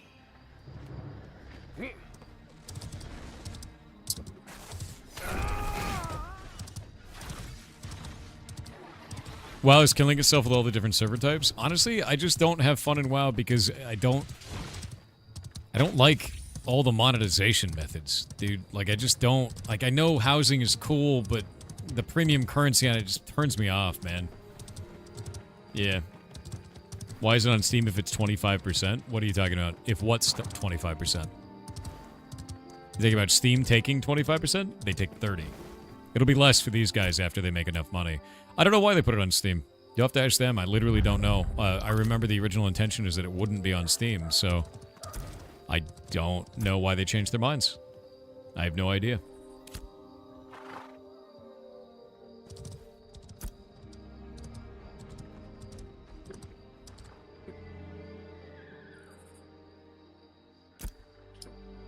Can I wear an offhand? No, Del Focus is in both. Huh. Already got light armor. Lost bracers. Ah, this is finesse. Yeah, we're gonna do that. What does finesse do now? Dexterity and wisdom increased by 15%. That's interesting and new. That is not what that used to do. Alright. I probably shouldn't have taken that. Actually, let's take a look to see what my statistics scale with. Okay, it's just gonna be int again. It's all kinds of int again.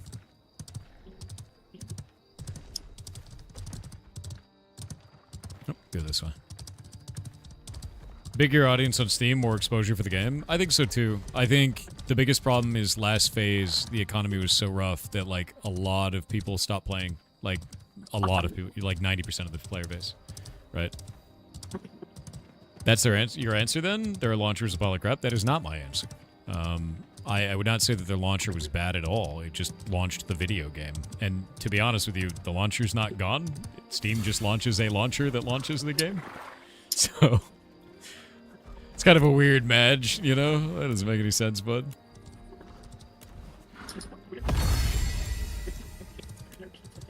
Yeah, even the UI for this kind of stuff feels really good. Are you going to be able to get in, Kronos? Or you done for the day? I've quit out. I'm doing in December stuff. I'm trying to get us organized as many days in advance as we can. All right, man. Well, I'll leave the call so you guys can focus on the stream. All right. Well, if you need me, hit me up. Yep. Take it easy. Catch you later, See chat. Have a good one. See you, dude. Yeet. Rockin'. But yeah, no, I think they've done a really good job with this, man. I'm happy. You know, so far anyway. We'll see what the economy's like. Crafting could be really shitty. Like the biggest problem before was that you couldn't pick up items off of anything and you couldn't craft anything. So it just sucked. Like it was not fun at all. But I already got a piece of gear off of an enemy. I got some earrings, which is like that wasn't a thing before. You know, like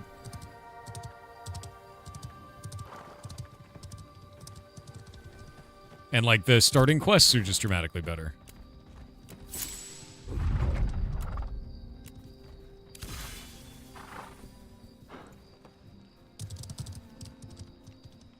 So I'm excited about this. I think they've done a good job.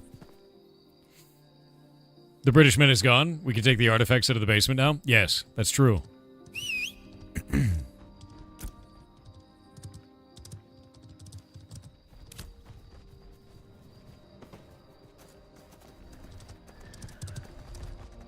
Hello, Mr. Pirate in chat. What's up, dude? You can eat your bagel in peace now? Nice. Eat it up, dude.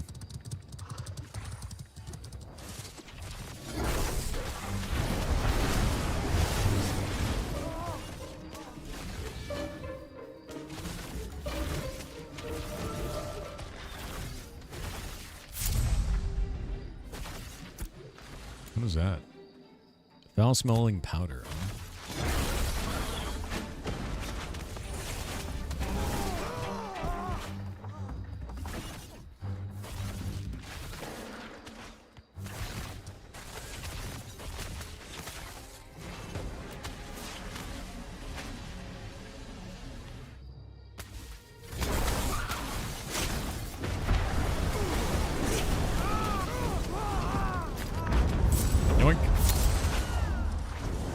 That's done.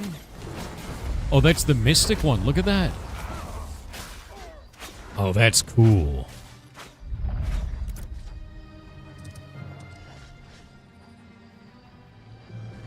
What does that give? Stacks of compassion? I'm gonna make the Guardian for now. Actually, no, I kind of like having the DPS one. I wonder if you can have multiple summons eventually.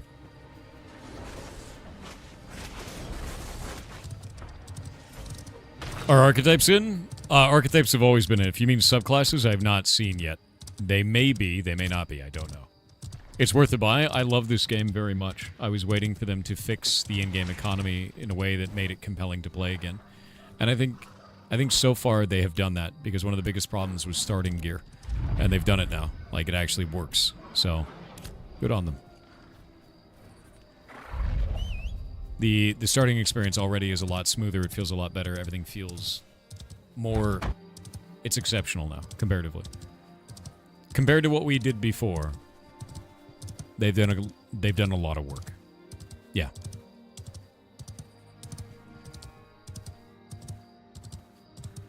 I need to keybind that.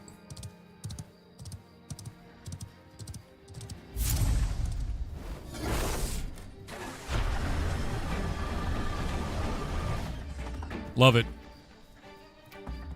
Did they not change hunting at all? That's not good.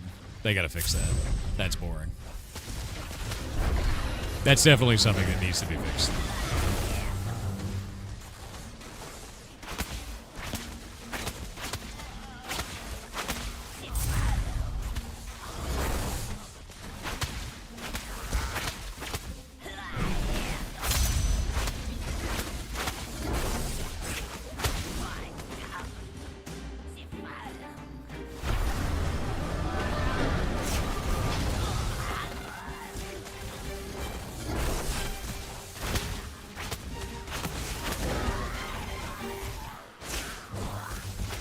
Has Thor become the Beetle Whisperer now? Not yet, dude. Soon. I will. I will indeed become the Beetle Whisperer. Let's start doing Camcorder TTS. with 500 bits said I Thor, I Cam, keeper of curses and purveyor of fine disturbing stuff, have What's tagged up? you in illustration with the foretold images. What have you done? Oh, in the illustration channel? I'll have to check that out.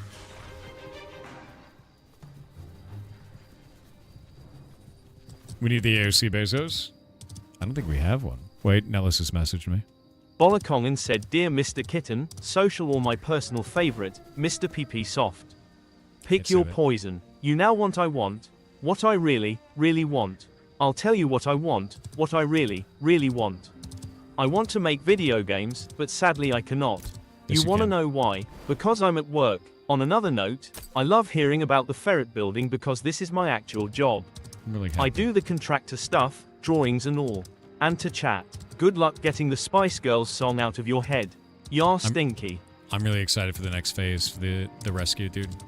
We signed all the contracts and everything with them, and it's scary. It's a lot of money. It's the most amount of money for anything I've ever paid for in my life, and it's probably the scariest thing I've ever done. But when it's done, it will change the entire direction of this entire species of animal. And I know that is worth it. I really do. I'm very excited for it, man. Yeah. Because, like, we can do all kinds of shit and use that as base camp for everything that we're doing. And I know it's going to be a good thing, though. K Stubbs 80 said I always wanted an RTS with what I call true multiplayer. You all are on the same team faction and everything that way one person can do resource gathering while someone else builds and someone else attacks. Never found a game that did that. Some come close. Yeah, me either. That sounds actually kind of interesting. Sounds like a two-headed ogre in, like, Magic the Gathering, right?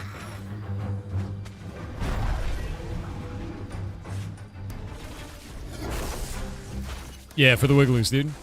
Obvious and Pirate doing big things for the four legs? Yeah. No, I'm... Like, what Maya is doing is where I want to be a year from now. In terms of what we can do with the rescue. And what Maya's doing is for a lot of different animal types. What we're doing is just for ferrets. You know? Very different thing.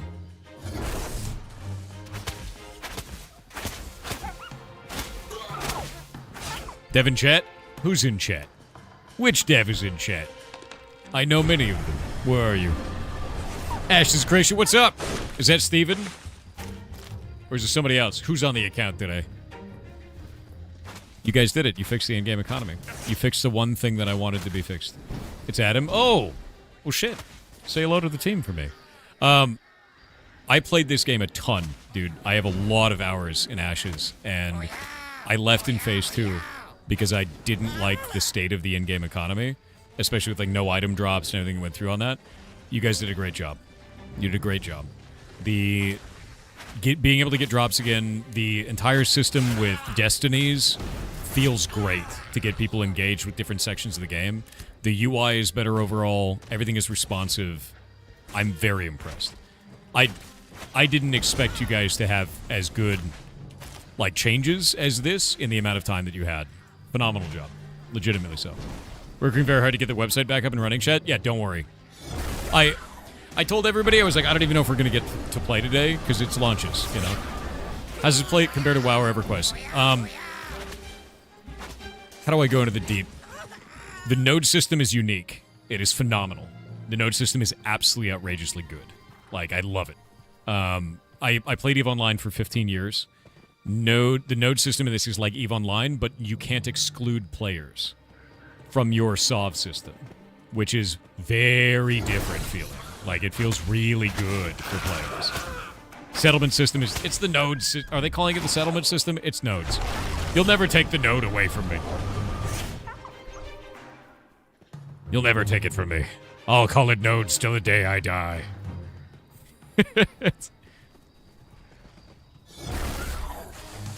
Yeah, I think you guys did it though, man. Yep, 100%. I'm gonna hit up Margaret and let her know too, man. Thanks for stopping by the way, Adam. I know you guys are busy as hell right now, but I'm going to hit up Steven and Margaret. You guys, I'm impressed. I'm really happy because I didn't know what to think seeing that it going into early access in Steam with the way that things were at the end of Phase 2 when I was playing last. So, awesome job. Seriously. Just being our group DM whenever, man? Absolutely will. 100%. We go grab it now. Oh, we have so many group chats. Jesus Christ. Ah! Where is it? How many of these are there? God damn it, there's too many of them.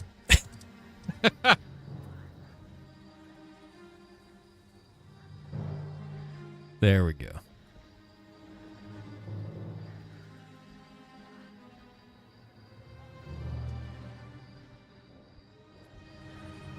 The last group chat I'm in, Adam, with you, Margaret, and Steven, you left. You're gonna have to make a new one. Oh, it's funny as hell. They're still in it. You're not. I was looking for it. What? It says you left, dude. Arcane Adam gone. It's funny as hell. Very funny. Love to see you on Alvius' streams. Maya invited me out a long time ago. I wanna reach out to her after we get the rescue building going. You know, it's a scary thing, man.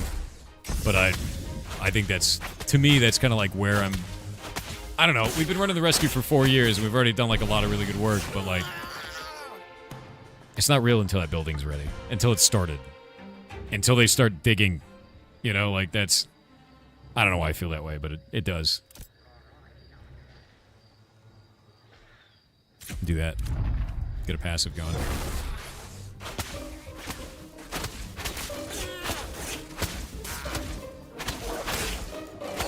The rescue needs depth. Yeah, I mean that's the thing, man.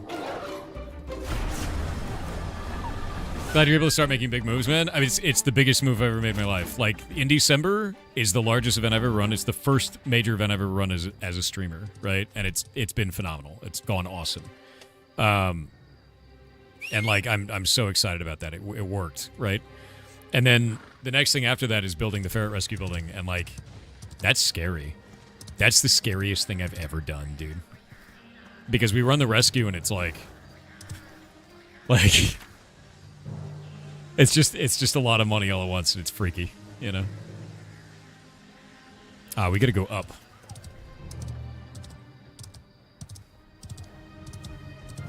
You know how your hair is not gray? I know, dude, it's gonna change. Watch. You got this? Thanks, man. You gonna show us around the rescue center? Oh, absolutely. Like, there's a bunch of things that I want to do with it. I want to do walk-arounds through it. We wanted to see if we can get some, like, sponsors for, like animal care and like, for the building and, like, all kinds of shit. How's performance going in the game? It's great. It's not using very much of my CPU and GPU at all. Understand I do have a badass system. So, results may vary, but I am having no performance issues. It's a far cry from when we first played Alpha way back in the day, and it shit the bed constantly, so they've definitely improved a lot. Yeah. Build dairy? Do you mean diary? I have on the website, ferrets.live, I actually have, like, our major project thing that I'm doing. The other thing that we want to do is we wanted to start doing medical research on insulinoma and disseminated idiopathic myofasciitis, which is, insulinoma gets them all eventually. DIM gets them right now, which is the scariest thing. When they get DIM, it is months of chemotherapy and they're likely not to live. It is the worst condition they have, and it's idiopathic, which means we don't know what causes it. Nobody does. So if I can throw money and time at that and get researchers on it, we might be able to fix that. Maybe, you know. And then with insulinoma, that fixes things for both humans, ferrets, dogs, and I think a couple other animals as well. Those are the primary ones. And that's pancreatic cancer. It's like sand. It makes little tiny microtumors throughout their pancreas. It's messed up, dude. You gotta Google idiopathic. Just means we don't know. We don't know what causes it. That's all. Oh. Well, they changed this whole thing? Hell yeah, dude.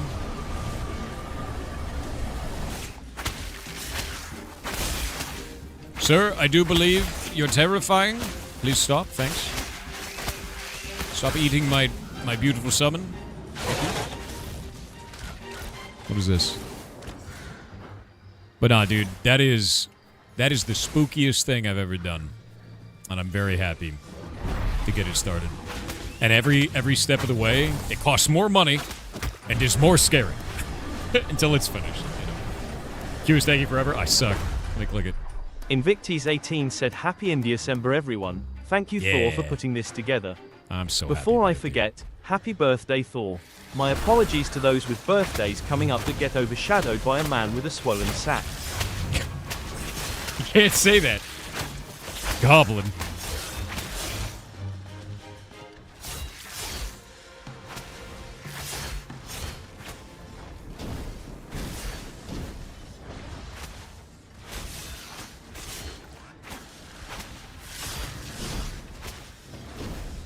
Yeah, I just let the team know. I was like, the game is in such a good state right now. Incredibly happy. Like, I really, really am.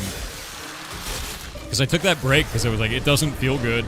Like, I gave my feedback and it's like, it doesn't feel good. I can't do this on stream every day.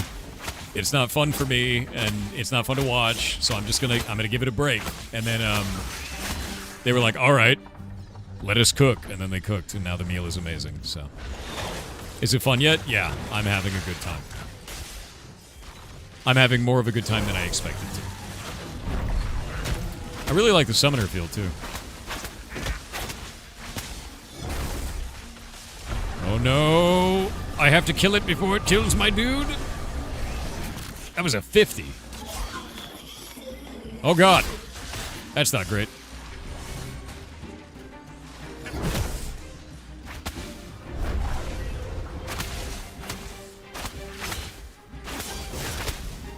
My summon is down for 60 seconds. Holy shit. Summoner without their summon is rough.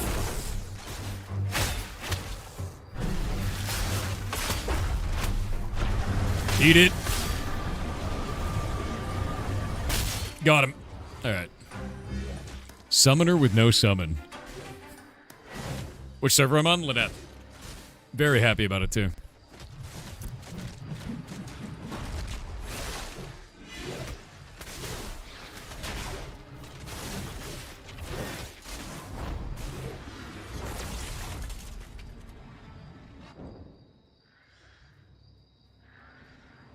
I'm just going to send out an announcement to our guild Discord that says we are so back. The game is rad again.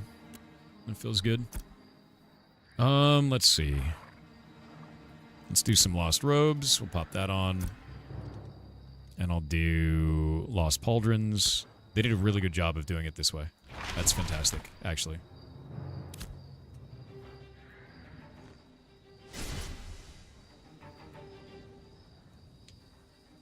The game will be buy to play. The way they're doing it is they're making it so it just costs a monthly sub. There's no pay outside of that. So you don't buy the game and then pay a sub. You just pay a sub.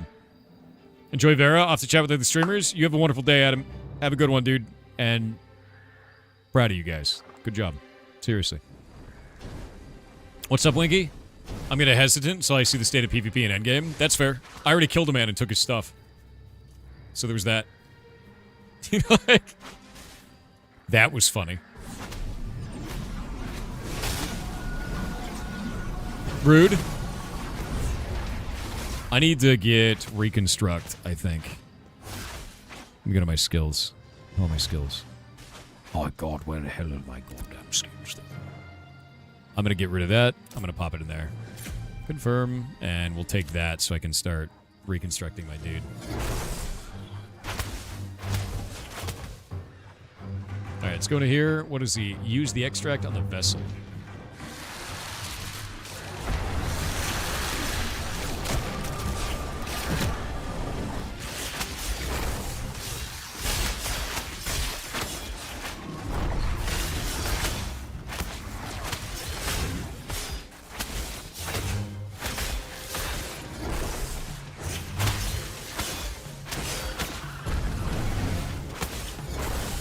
Nice. Cooldowns are going well.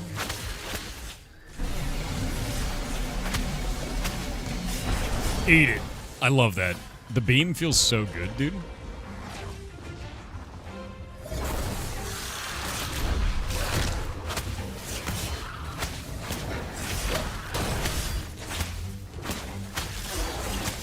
What server I'm on? Lynette. If you want to come play with me, pin comment.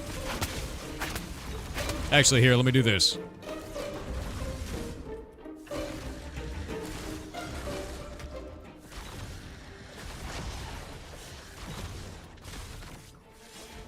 There we go, dude. That'll be up there. We are not unaccustomed to Lynette. How's his face feeling? They're so back, dude. I'm so happy. You have no idea.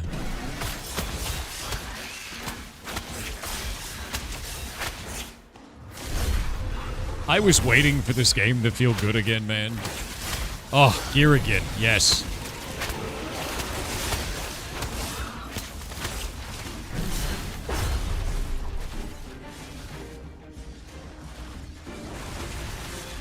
Space is beta 1? I don't know what they're counting it as.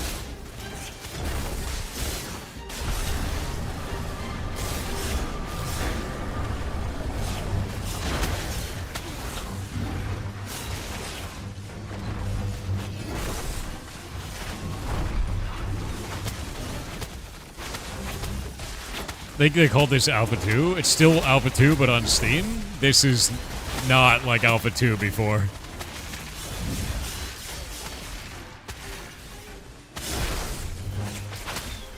It's a very different experience.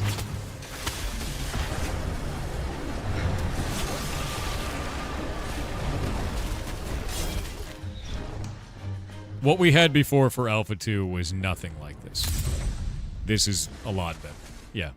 Can you kill how many players already now, for example? Yeah. Yeah, you could totally do that. And you could get corrupted for doing so. I killed a guy earlier. Took all his shit. It was great. And by all his shit, I mean, like, a little bit of material, and that was it, because he didn't have anything on him. You can't take his gear. Wonder if I could do the dodge roll and not take damage on the ball. What graphics settings are running? Let's find out. I just did whatever the game allowed me to. Graphics. Max. Epic, epic, epic. I used to do cinematic for everything. Should I do it? Should I do it? Hey, Golomancer, what's up, dude? It begins. I'm changing everything to cinematic again, like I did before. It looks so goddamn good. DLSS. Balanced.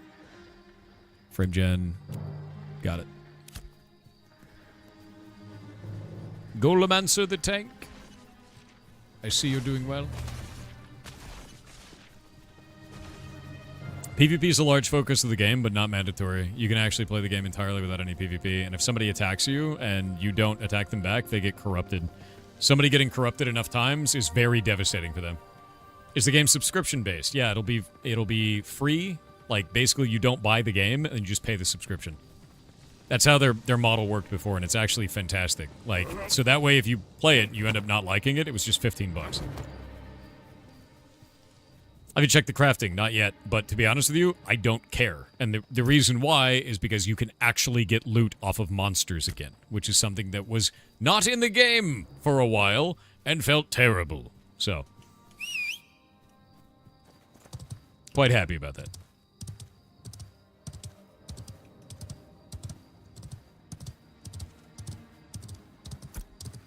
Where does this go?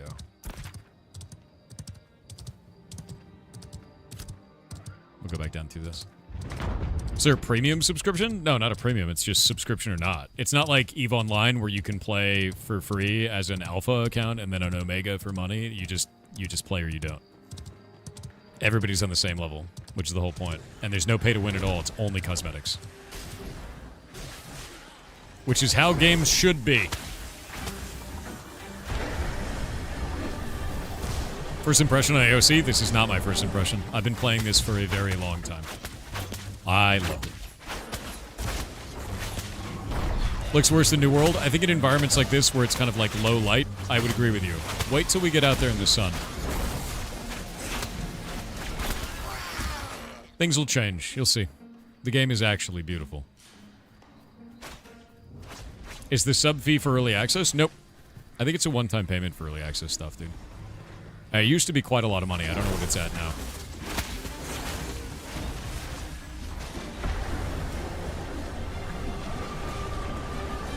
But no, I would agree with you. There was even environments that like didn't look good before in the snow because it just looked all kind of bland, right? But the game is very beautiful when you get out of the sun. Is it on Steam? $50 for current access? Worth. Because it's going to be about a year of gameplay, and if it's normally $15 a month, you're basically getting an entire year for $50. So there will be wipes though. So if you don't like that, don't get it. Yeah. And it looks like they did, yeah,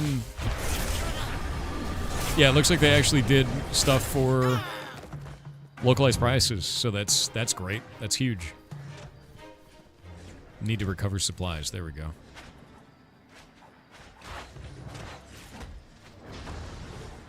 Take it down to the guy. Did they move him? I think they moved him. He used to be all the way down there. Is he down there? Where is he? Where's the man?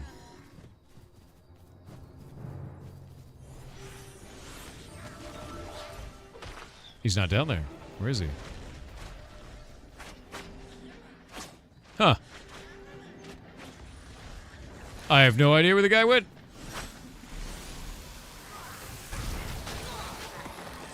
Is Steam able to get in now? Yeah. 100%. Okay, where is the boss spawn? He always spawns like right over here.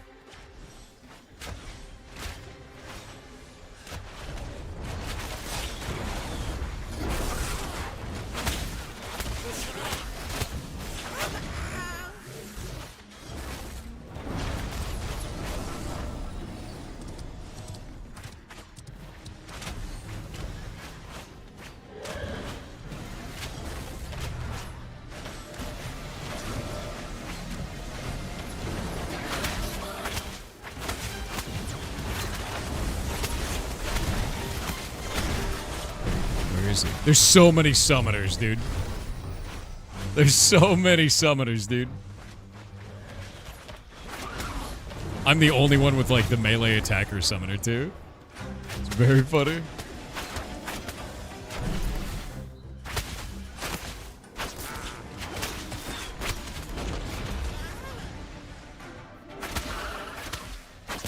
Yeah, 80% summons, 20%